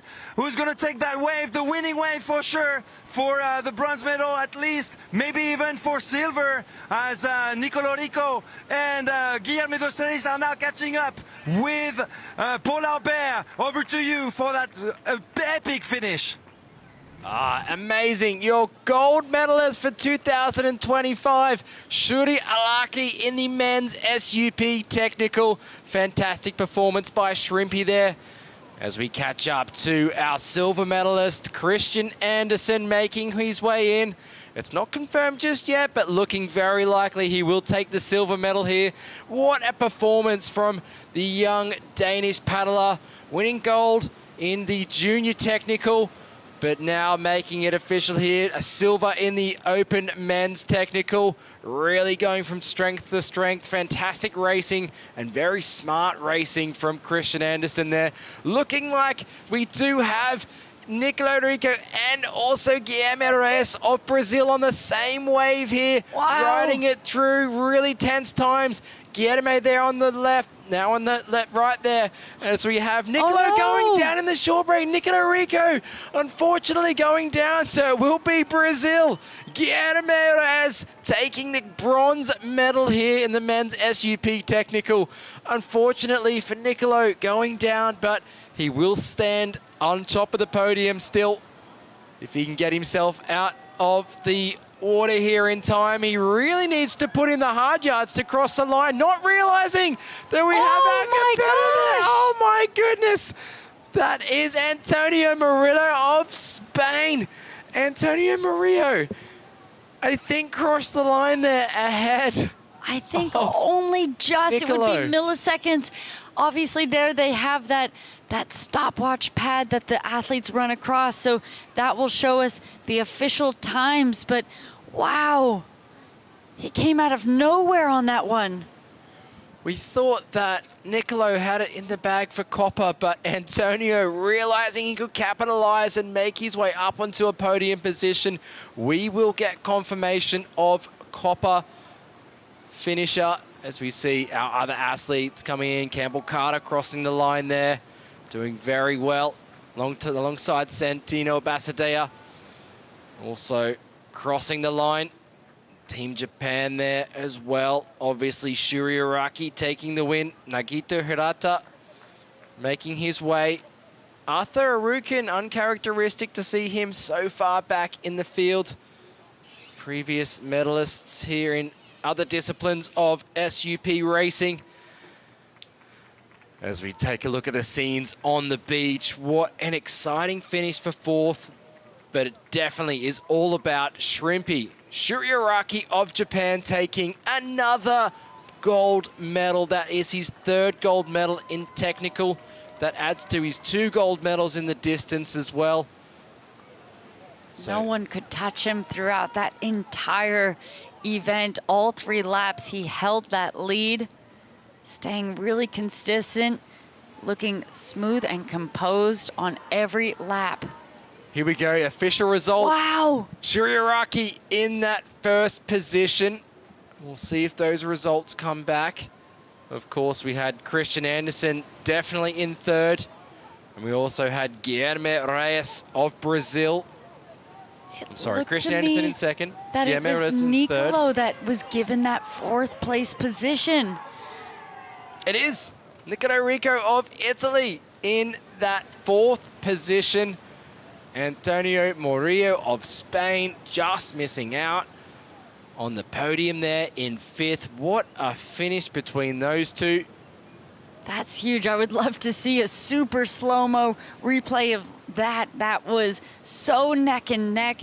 Came out of nowhere. A huge battle for who was going to be that final person to stand on stage receiving that medal at the closing ceremonies later this week.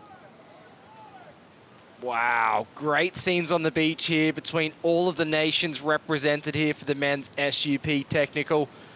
Some great sportsmanship, of course.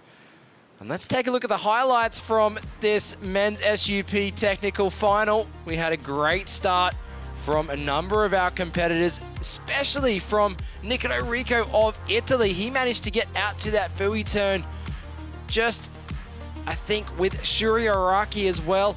So he put on a fantastic performance. There we go, he actually got to the first buoy turn first. Team Italy there leading, but it was Shuri Araki after that, and he didn't put a foot wrong. He held that lead all the way through. Ethan Bree up in 2nd place here on that first lap, Rachel. Yeah, we saw so much change up throughout these 3 laps in that 2nd, 3rd, 4th, all the way down to 10th conversation, because there were some big waves that came through. I forgot about this one, even the fact that everyone came up neck and neck. Shuri having that outside position that gave him a really great run for that buoy rounding.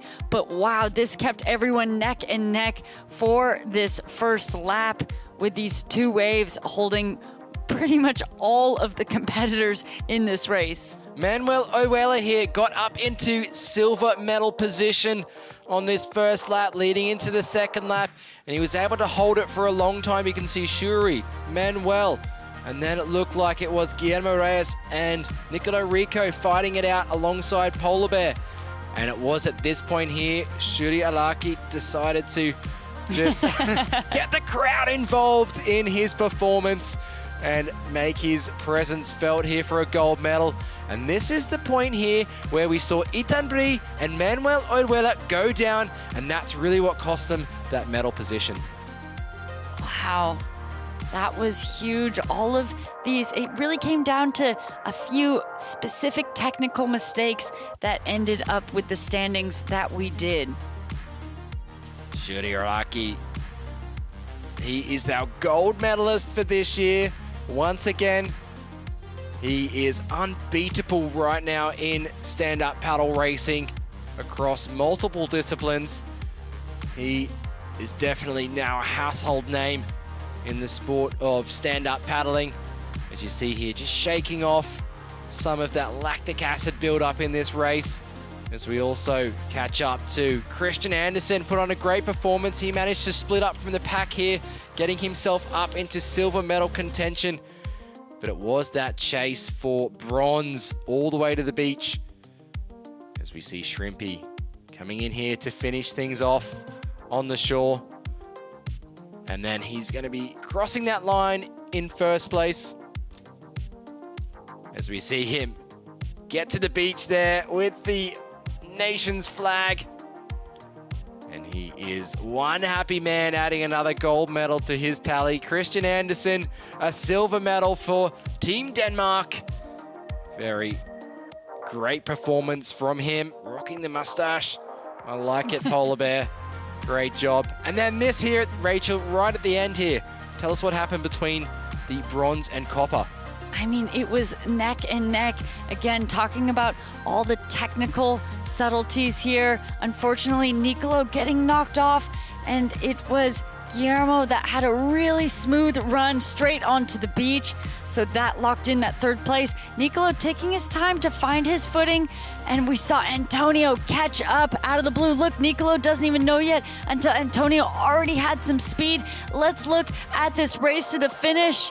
I mean, it really was neck and neck. Even in that, I know we saw that the stats gave it to Nicolo, but I still couldn't tell watching it from my eyes there. Of course, it was just which timing went over the line first. It was Nicolo Rico in that copper medal position. And then we're going to be moving into women's SUP technical racing. The final coming up. The final race of the day. 16 women set to race. Similar to that final that we just saw earlier. It was 8 women and from semi 1 and 2 that are making this final now. So it has been a huge day so far. We're going to send it to a quick break as they are setting up this last final of the day, the technical SUP women.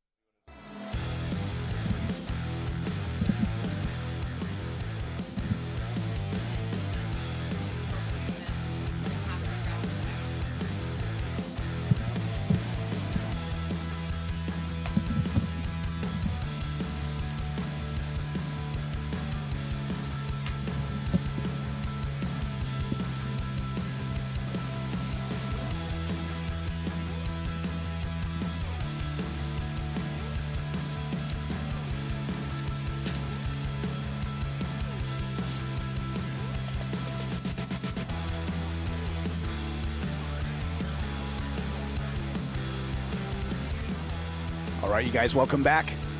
We are setting up for the women's SUP Tech final. Last race of the day. Conditions still pumping, lots of waves. Sun going down, getting a little darker out there. But the action is still going off. This is going to be a stacked final, of course. All the favorites happen to make it through qualification in the semifinals. It's been a huge day of competition, starting with that SUP surfing at 7:30 a.m. Now it is 5 o'clock p.m. local time. So we only have a little bit of light left for the day. And we're going to use that last little bit of light to crown one more world champion, Dave. Yes, absolutely. And this is going to be a really exciting race to watch. We got some top names in here. We know we got Alba Alonso Frey. She was the winner of semifinal number 1.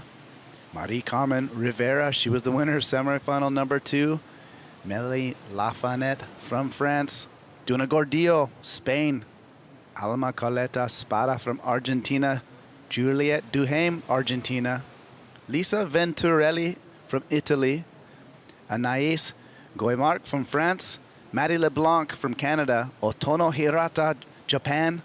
Soren Preston, we're going to see her back in action in the open here. We just saw her take a silver medal in the juniors race.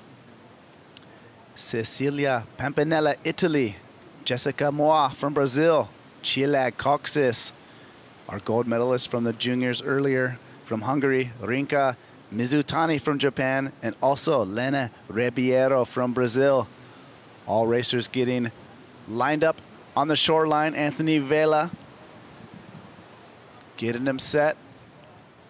Just about to start this final here.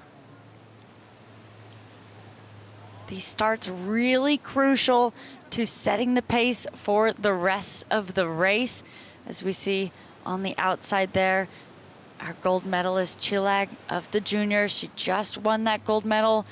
Had 1 hour in between that race and this one. She had a dominant performance. But a field of 16 women on this one, waiting for the whistle.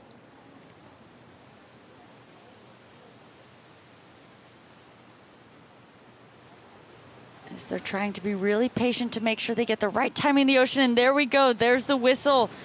As we see racers up and going. Who's going to get these early leads? So crucial.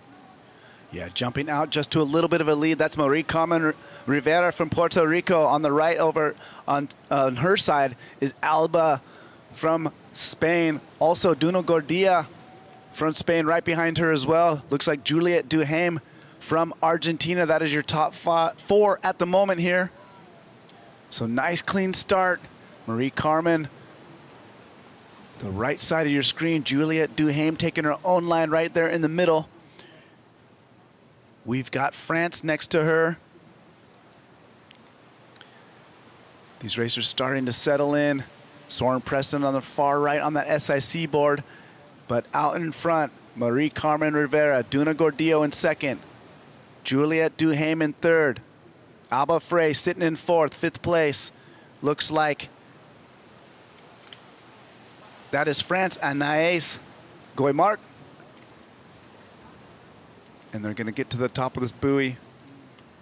We're gonna jump it down to the sideline with Shrimpy Arukaki, winner of the final men's SUP technical. Congratulations, Shuri Araki of Team Japan. Another gold medal to add to your already numerous gold medals in technical and distance racing. Tell me, you must be feeling really good. Yeah, very amazing. Yeah, first I want to say thank you for my family, my father, and my sponsor, my supporter, and ancestor. Thank you for everyone. You must be very proud, and your family must be very proud of you as well. You mentioned you are doing the distance as well tomorrow and the sprints on Saturday. You didn't look like you were saving much energy out there. How are you feeling? Yeah, this year I challenging to 3 gold medals. So now just focus to tomorrow. And I used our original board today, Katana board, and that was amazing. Yeah. Are you going to stick with that board for tomorrow's distance race? Yeah, for sure. Yeah. in the ocean race, and 2 weeks ago, Abu Dhabi flat race. Yeah, same board. Yeah, my father designed it, so yeah, just focus. Well, you are unbeatable in the world of SUP racing right now. Do you have any words to say for your friends and family back home in Japanese? 今日とりあえず優勝することができてよかったです。応援ありがとうございました。そして明日またディスタンス優勝します。お願いします。Congratulations. Look forward to seeing you compete tomorrow, and well done for Team Japan. Thank you very much. Thank you, guys. All right, thank you both. Thank you, Shuri. Congratulations once again. We're going to drop it down to Mathieu out in the lineup here. Mathieu, what are you seeing?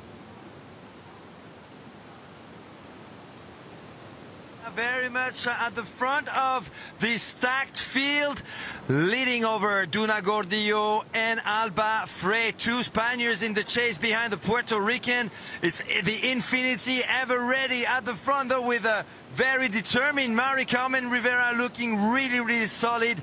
The returning defending world champion from last year, Duna Gordillo in second, Alba Alonso Frey in third, the Argentinian Juliet Dhu in fourth. Then there's a bit of a gap, and Cecilia Pampinella is currently sitting in fifth. Anaïs Guillaumard in sixth, with her teammate from France, Mélanie Lafenêtre, in seventh. Then there's another gap, and it's Sorin Preston, the young Californian, Chila Cochis, Lisa Venturelli, Maddy Leblanc. We've got Alma Coleta and Jessica Moa. That's our top 10. Back to you. Good, thank you for that. Right in the action. We get a nice little drone shot of the leaders there. Marie Carmen still hanging on to first place. You see Duna Gordillo, Alba Frey, basically in a virtual tie for second with Juliet Dhu hanging on right in that pack. They're going around this top buoy, looking for waves.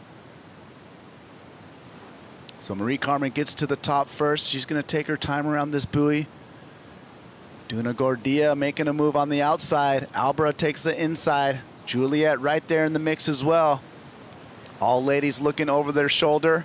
Looks like there's a big set coming in. There's multiple waves back there.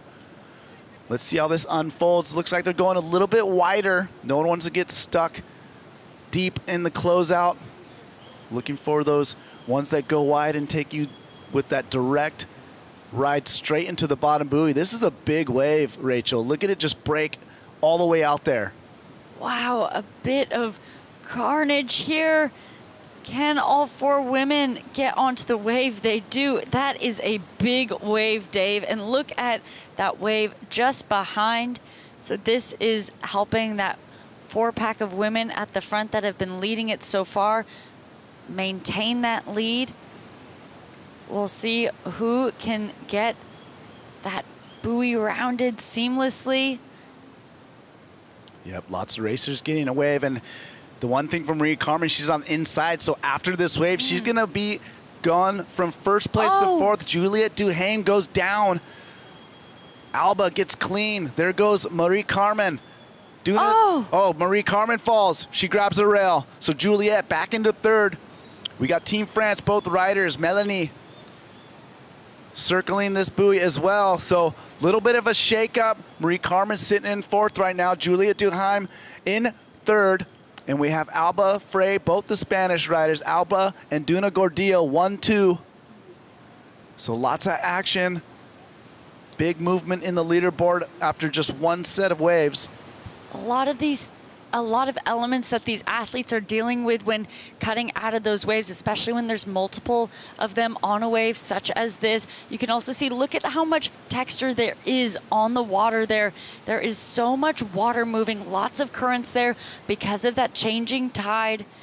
And so it is, we're going to send it down to Mathieu, seeing this buoy being rounded now from the boat. Absolutely, it is now 2 Spaniards at the front. Alba Alonso Frey from Fuerteventura, Duna Gordillo from Mallorca. It is the Argentinian Juliet Dhu in third, and Mari Carmen trying to make up for that mistake as she was reaching the end of lap number 1, trying to get back to the front, but it's going to be tough because you have a returning defending world champion at the front. And watch out, sprint world champion also, Alba Alonso Frey on that starboard, approaching buoy number 2, looks very, very strong. Back to you. There's a shot of the leaders right there. As he pointed out, we got Spain out in front, 1 and 2, Alba and Duna. Juliet Dhu from Argentina right there in third. Let's see how they take on this buoy. Nice smooth turning.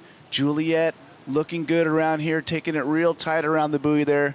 Right behind her, Marie Carmen was our leader momentarily after that set. Happened to fall down and drop down to 4. So Marie Carmen looking to gain some ground to get back in the mix.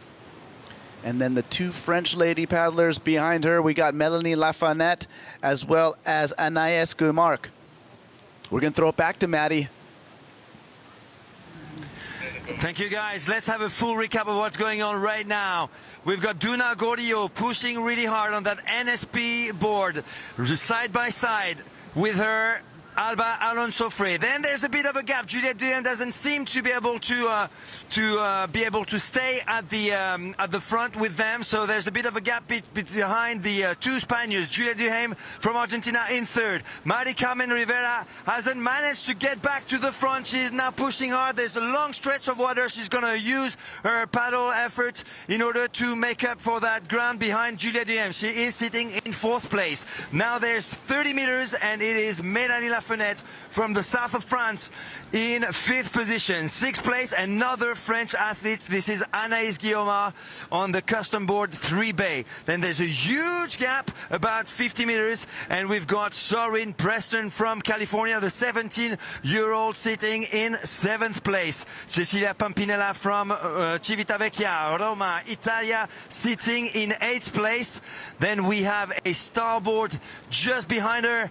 I can't just identify who that is just yet. Behind Cecilia Pampinella, it is the Japanese Otono Hirata, currently in 9th. Then we have Alma Coleta Spada from Argentina, sitting in 10. Over to you. Okay, Mathieu, appreciate the breakdown there. Back to the front of the pack here. We got Duna rounding the buoy first. Right behind her, Alba. Juliet Dhu right there in striking distance, as well as Marie Carmen. Marie Carmen able to close the gap just a bit. They're going to round the corner. Not as much wave action as the previous lap, but we're going to see the Spaniards try to go for it, get a little bit of a glide. You see Marie Carmen all the way back there, really starting to dig in. She sees this one wide and deep in the lineup there. She's going to paddle really hard to get as much glide as she can. Let's see if the ladies can catch this one. You see Alba trying pretty hard. She's picking up her cadence. I think she might get it. Unable to do it. Duna still giving it an effort. Oh. Just drops in the back of it. So opportunity here for Marie and Juliet. That was a huge opportunity to potentially break away with it. Look at Marie Carmen. Instead, Marie Carmen's coming back up from that 4th position, joining now Juliet on this wave. And now joining Alba and Duna on the wave as well. So all 4 athletes. Oh no, Duna not quite able to get on it. Neither can Alba. So it's Marie Carmen and Juliet now taking that 1st and 2nd position because of that exchange. That was huge. Oh my gosh, and just like that, Marie Carmen, big move from all the way back there, catches that wave. And the 2 leaders were too far out. They missed it on the shoulder. So Marie Carmen and Juliet now 1 and 2. Interesting move by Marie Carmen. We saw her breakaway in that 4th position go deep right after that buoy rounding, which was a risky move. We have seen when there have been sets, those paddlers that go into that deeper position actually end up getting pushed farther away from this buoy. So, you know, it's a toss-up going for that. She had to go for it in order to catch back up. So there is now a decent amount of distance between those first two surfers on those infinity boards, now backed up by the two Spaniards, Duna and Alba, in third and fourth position, as we see the rest of the pack now rounding as well. You can see to the right of your screen, more waves coming in. Oh my gosh, beautiful waves allowing these surfers. We see Soren Preston on that wave in front. The young 17-year-old who just competed in the juniors. Yeah, lots of waves coming through in this final. Marie Carmen opening up a little bit of a gap, rounding that buoy already. Where is Juliet? There she is. She's just coming into frame right here. So Marie Carmen and Juliet putting on the gas. We're going to drop it down to Mathieu to get that perspective of his from the boat. What do you see, Mathieu? Well, I have a big question right now. Who's going to be able to stop Marie Carmen Rivera? She made one mistake. I don't think she's going to make two mistakes. Marie Carmen Rivera has recovered the lead. We saw position 4 and 3. Now getting back to 1 and 2. Juliet Dhu, the other Infinity Speed freak, is with her, and they've got a bit of a margin for themselves ahead of the two Spaniards, Duna Gordillo and Alba Alonso Frey, who were stuck on the outside of that wave when Juliet Dhu and Marie Carmen managed to grab it and take the lead. So Marie Carmen Rivera now approaching buoy number 2, going around buoy number 2. And she's got that Infinity ever ready for her. She is looking really, really solid, and she's not going to do that mistake again. In 5th place, behind this quatuor, we've got Mélanie Lafenêtre, a former world champion, the 2023 sprint world champion, Mélanie Lafenêtre, also an Infinity rider. And then there's a huge gap with her teammate from France, Anaïs Guillaumard, who's just in front, Otono Hirata, the young Otono Hirata. I think she's only 15, Otono, from Chigasaki. And just behind Otono, we have Soren Preston, the SIC Maui athlete. Right in front of me, Marie Carmen Rivera, with a big gap now over Juliet Dhu. Over to you. Thank you, Mathieu. And you see right there our leader, Marie Carmen Rivera, with an incredible comeback in that wave section. Juliet Dhu also hanging on to 2nd place. She did take a little bit of a different line than Marie to this buoy right here, but she still manages to hang on to 2nd place. So Juliet looking strong, and she knows that she's getting chased down by a couple of Spaniards, as you see right there, Duna Gordillo. And right behind her is going to be Alba Frey on the starboard.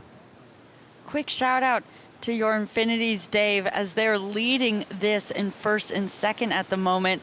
How is that feeling? Talk to us about their equipment right now. Yeah, you know, obviously it's very exciting for me to see them make that move and slide into 1st and 2nd.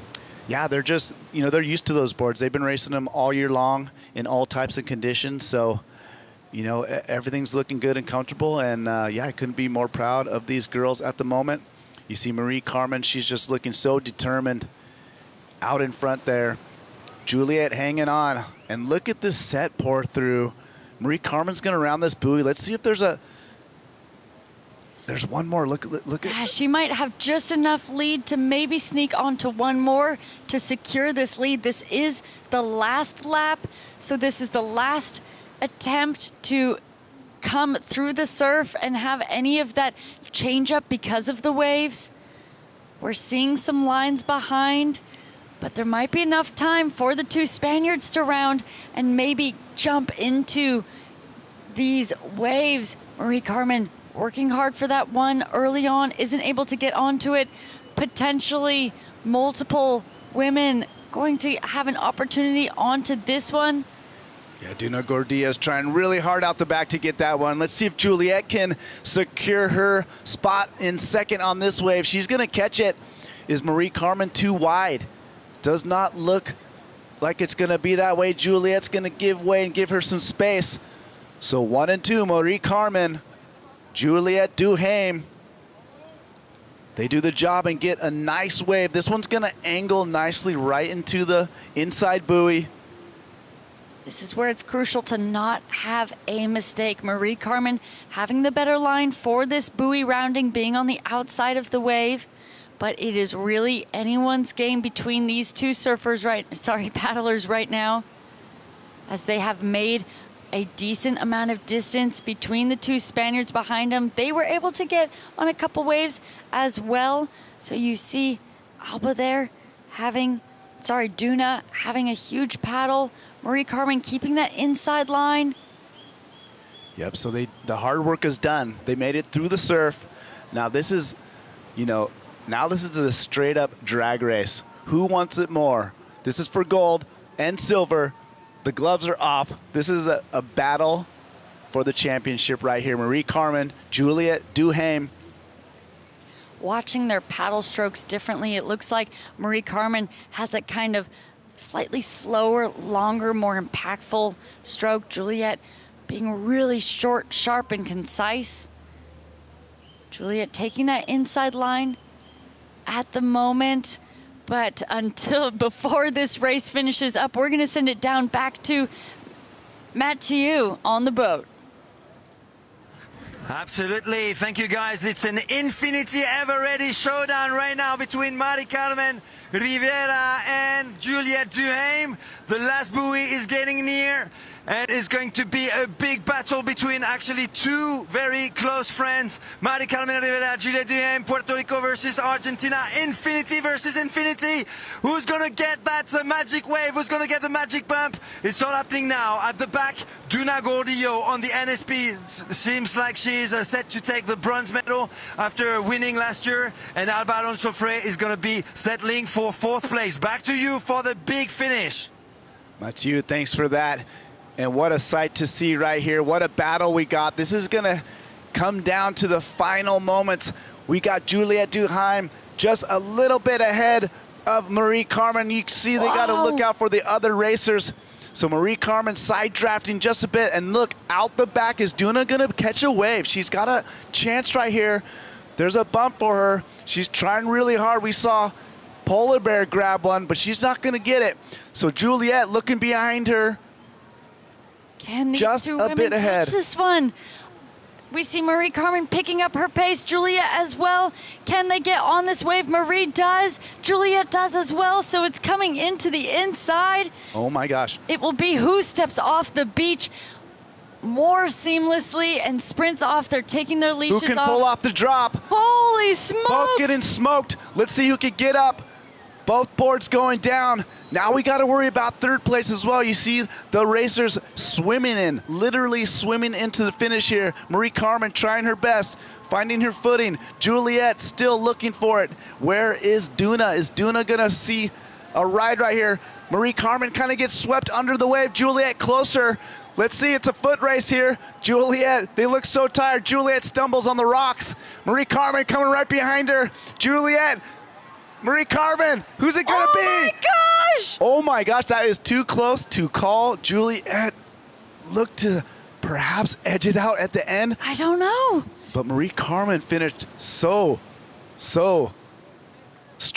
And oh my gosh, at the moment, it says Marie-Carmen finishing 1st. We'll wait for those official results. That was a huge finish up until the end. Of course, they have to keep their paddles in their hand when they run up too, which didn't make it easy for both Marie-Carmen and Juliet when they were dealing with that shore break, trying to swim in, keeping those paddles in their hands.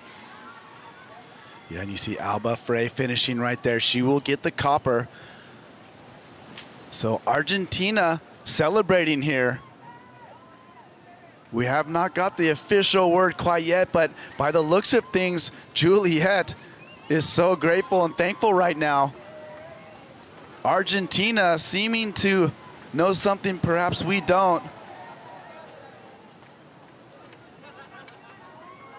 That was a huge race, a huge finish. Here we go, we got Melanie.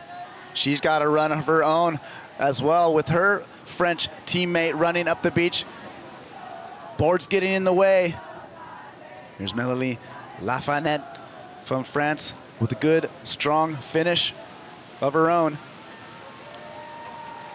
Anaïs from France as well. So France finishing up there. Team Japan rolling through. Soren Preston, Team USA.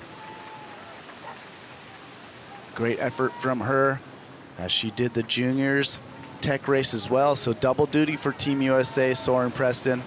Getting a medal in the juniors as well. So she has raced that course 3 times today now. You can see, looks like we have official results there. Dave, Juliet getting the nod.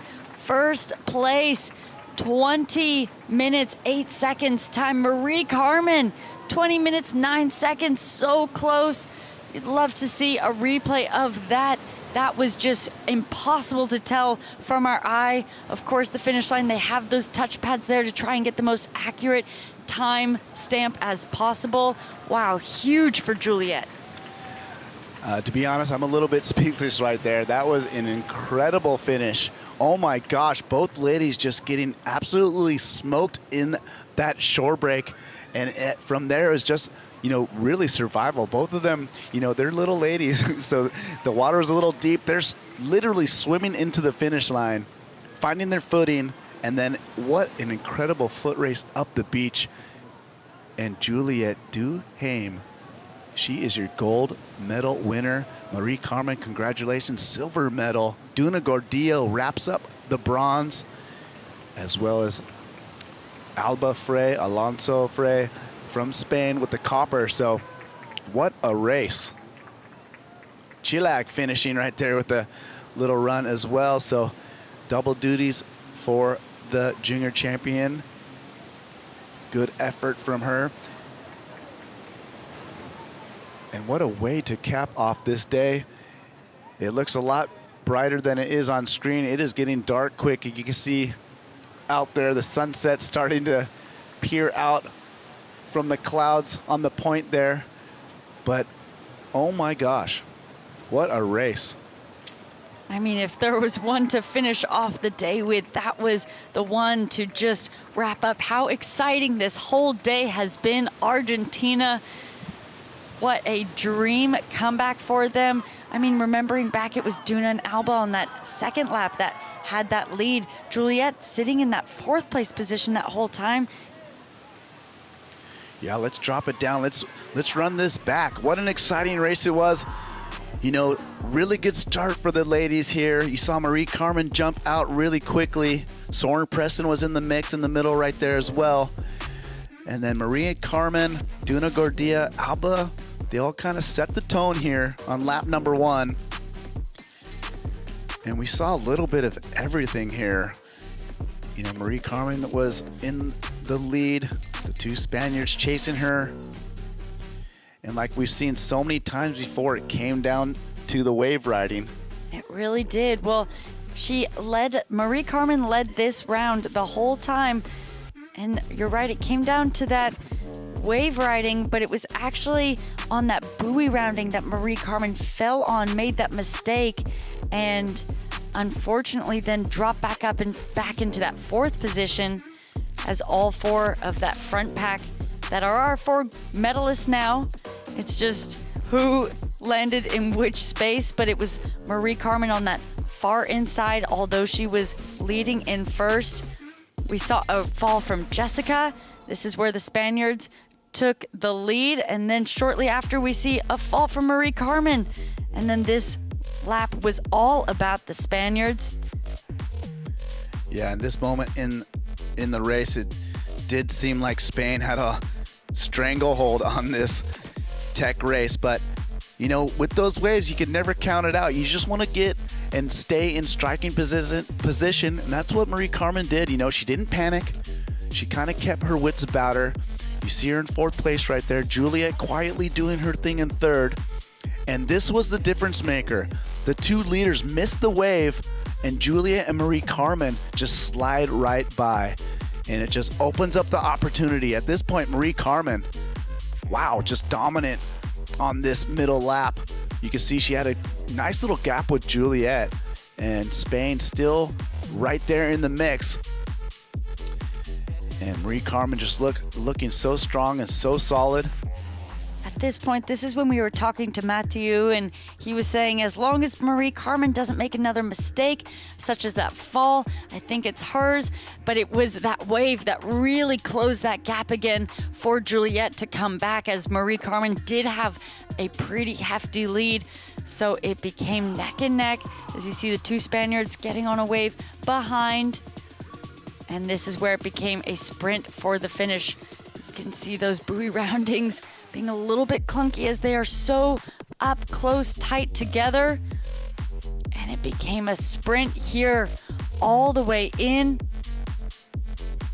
This was insane. Juliet starting to get the nod on this sprint for the first time over Marie-Carmen all race. Yeah, and how intense was that? They had to navigate the other paddlers, and then this is what it comes down to. Look at this close out this section they have. They both scratch into this one, and look at this. They're just both hanging on. Marie-Carmen basically gets barreled. Juliet just takes one, and look at them just struggling. They're just literally in the shore break, surviving. So right here, Juliet, you can see she's just so tired, just tripping over the rocks. Marie-Carmen seems to have a little bit of final push, and look at Juliet almost kind of celebrates a second too soon, but she's able to cross that finish line a half step, maybe even less than that, just before Marie-Carmen, and she gets the win. Gold medal, Juliet Dhu. So it's whoever gets their chest across the line first. So if you're watching their footing, that's where it can get a little bit confusing if you think someone stepped first, but they're monitoring who had their chest first. That was allotted to Juliet. As we take a look at El Tunco, we are at the end of the day. That sun has set. That light is quickly going, and people are out and about for dinner. Yeah, as you see, the sun is setting. Perfect timing to set the stage for day number 3. What an action-packed day. We crowned some new champions as well as former champions backing up what they have done a year ago. We have back-to-back gold medalists. A lot of surfing action. I mean, the racing was so incredible. You almost forget that surfing happened earlier, and we had such good action with the waves today. El Sunzal providing from the jump, and I'm a little speechless at the moment, just kind of breaking down what just went on in my head here. What a great day of competition, and gosh, you look back behind you, the waves are still pumping, everyone's down there, the crowd is still buzzing, there's lots of energy in the air. And I don't know what else to say, Rachel. I mean, the ISA and El Sunzal, I mean, we've been blessed with such good conditions, SUP surfing, SUP racing. Man, I'm just blown away by these athletes.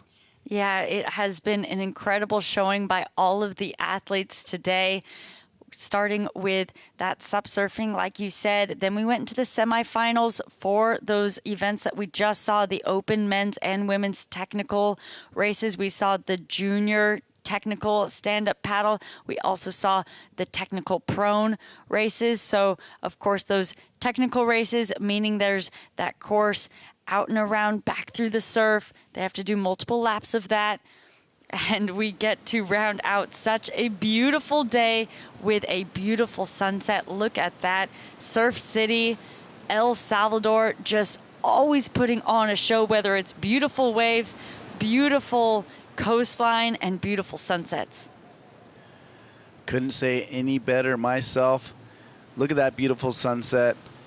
We're so lucky to have such a great venue for this competition. Surf City, El Salvador, really serving it up this year at these 2025 ISA, SUP, and Paddleboard Championships.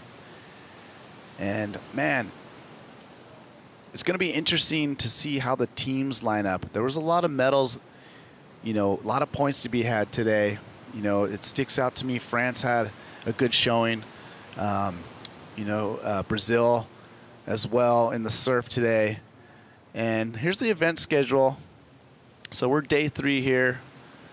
And it looks like we're going to, move along into some more distance racing tomorrow. Looks like we're going to have an 11:30 a.m. start.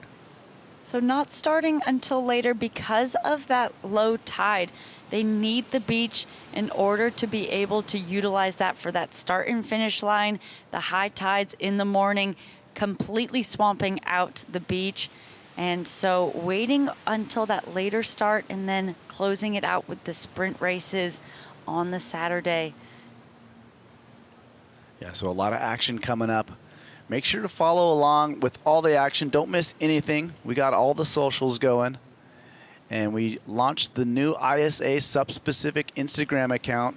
So make sure to get on there and follow at ISASUP for all the latest info and updates from Surf City, El Salvador.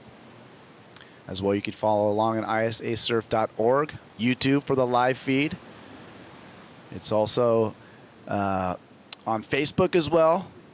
So make sure you could go on and actually replay the day. Go find your favorite surfers, find your favorite racers, and rewatch the competition. There was a ton of action to be had all day long, so plenty of action to catch up on if you happen to miss out. And of course, the socials always working. Instagram, alive and well. Yeah, it's been great to see all the clips and photos coming out of what has been an incredible week so far. The athletes' takes from out in the lineup and the team camaraderie that has been had. So with that said, let's talk about Juliet, who is down at the glass with Bo at the moment. Let's hear from the new world champion.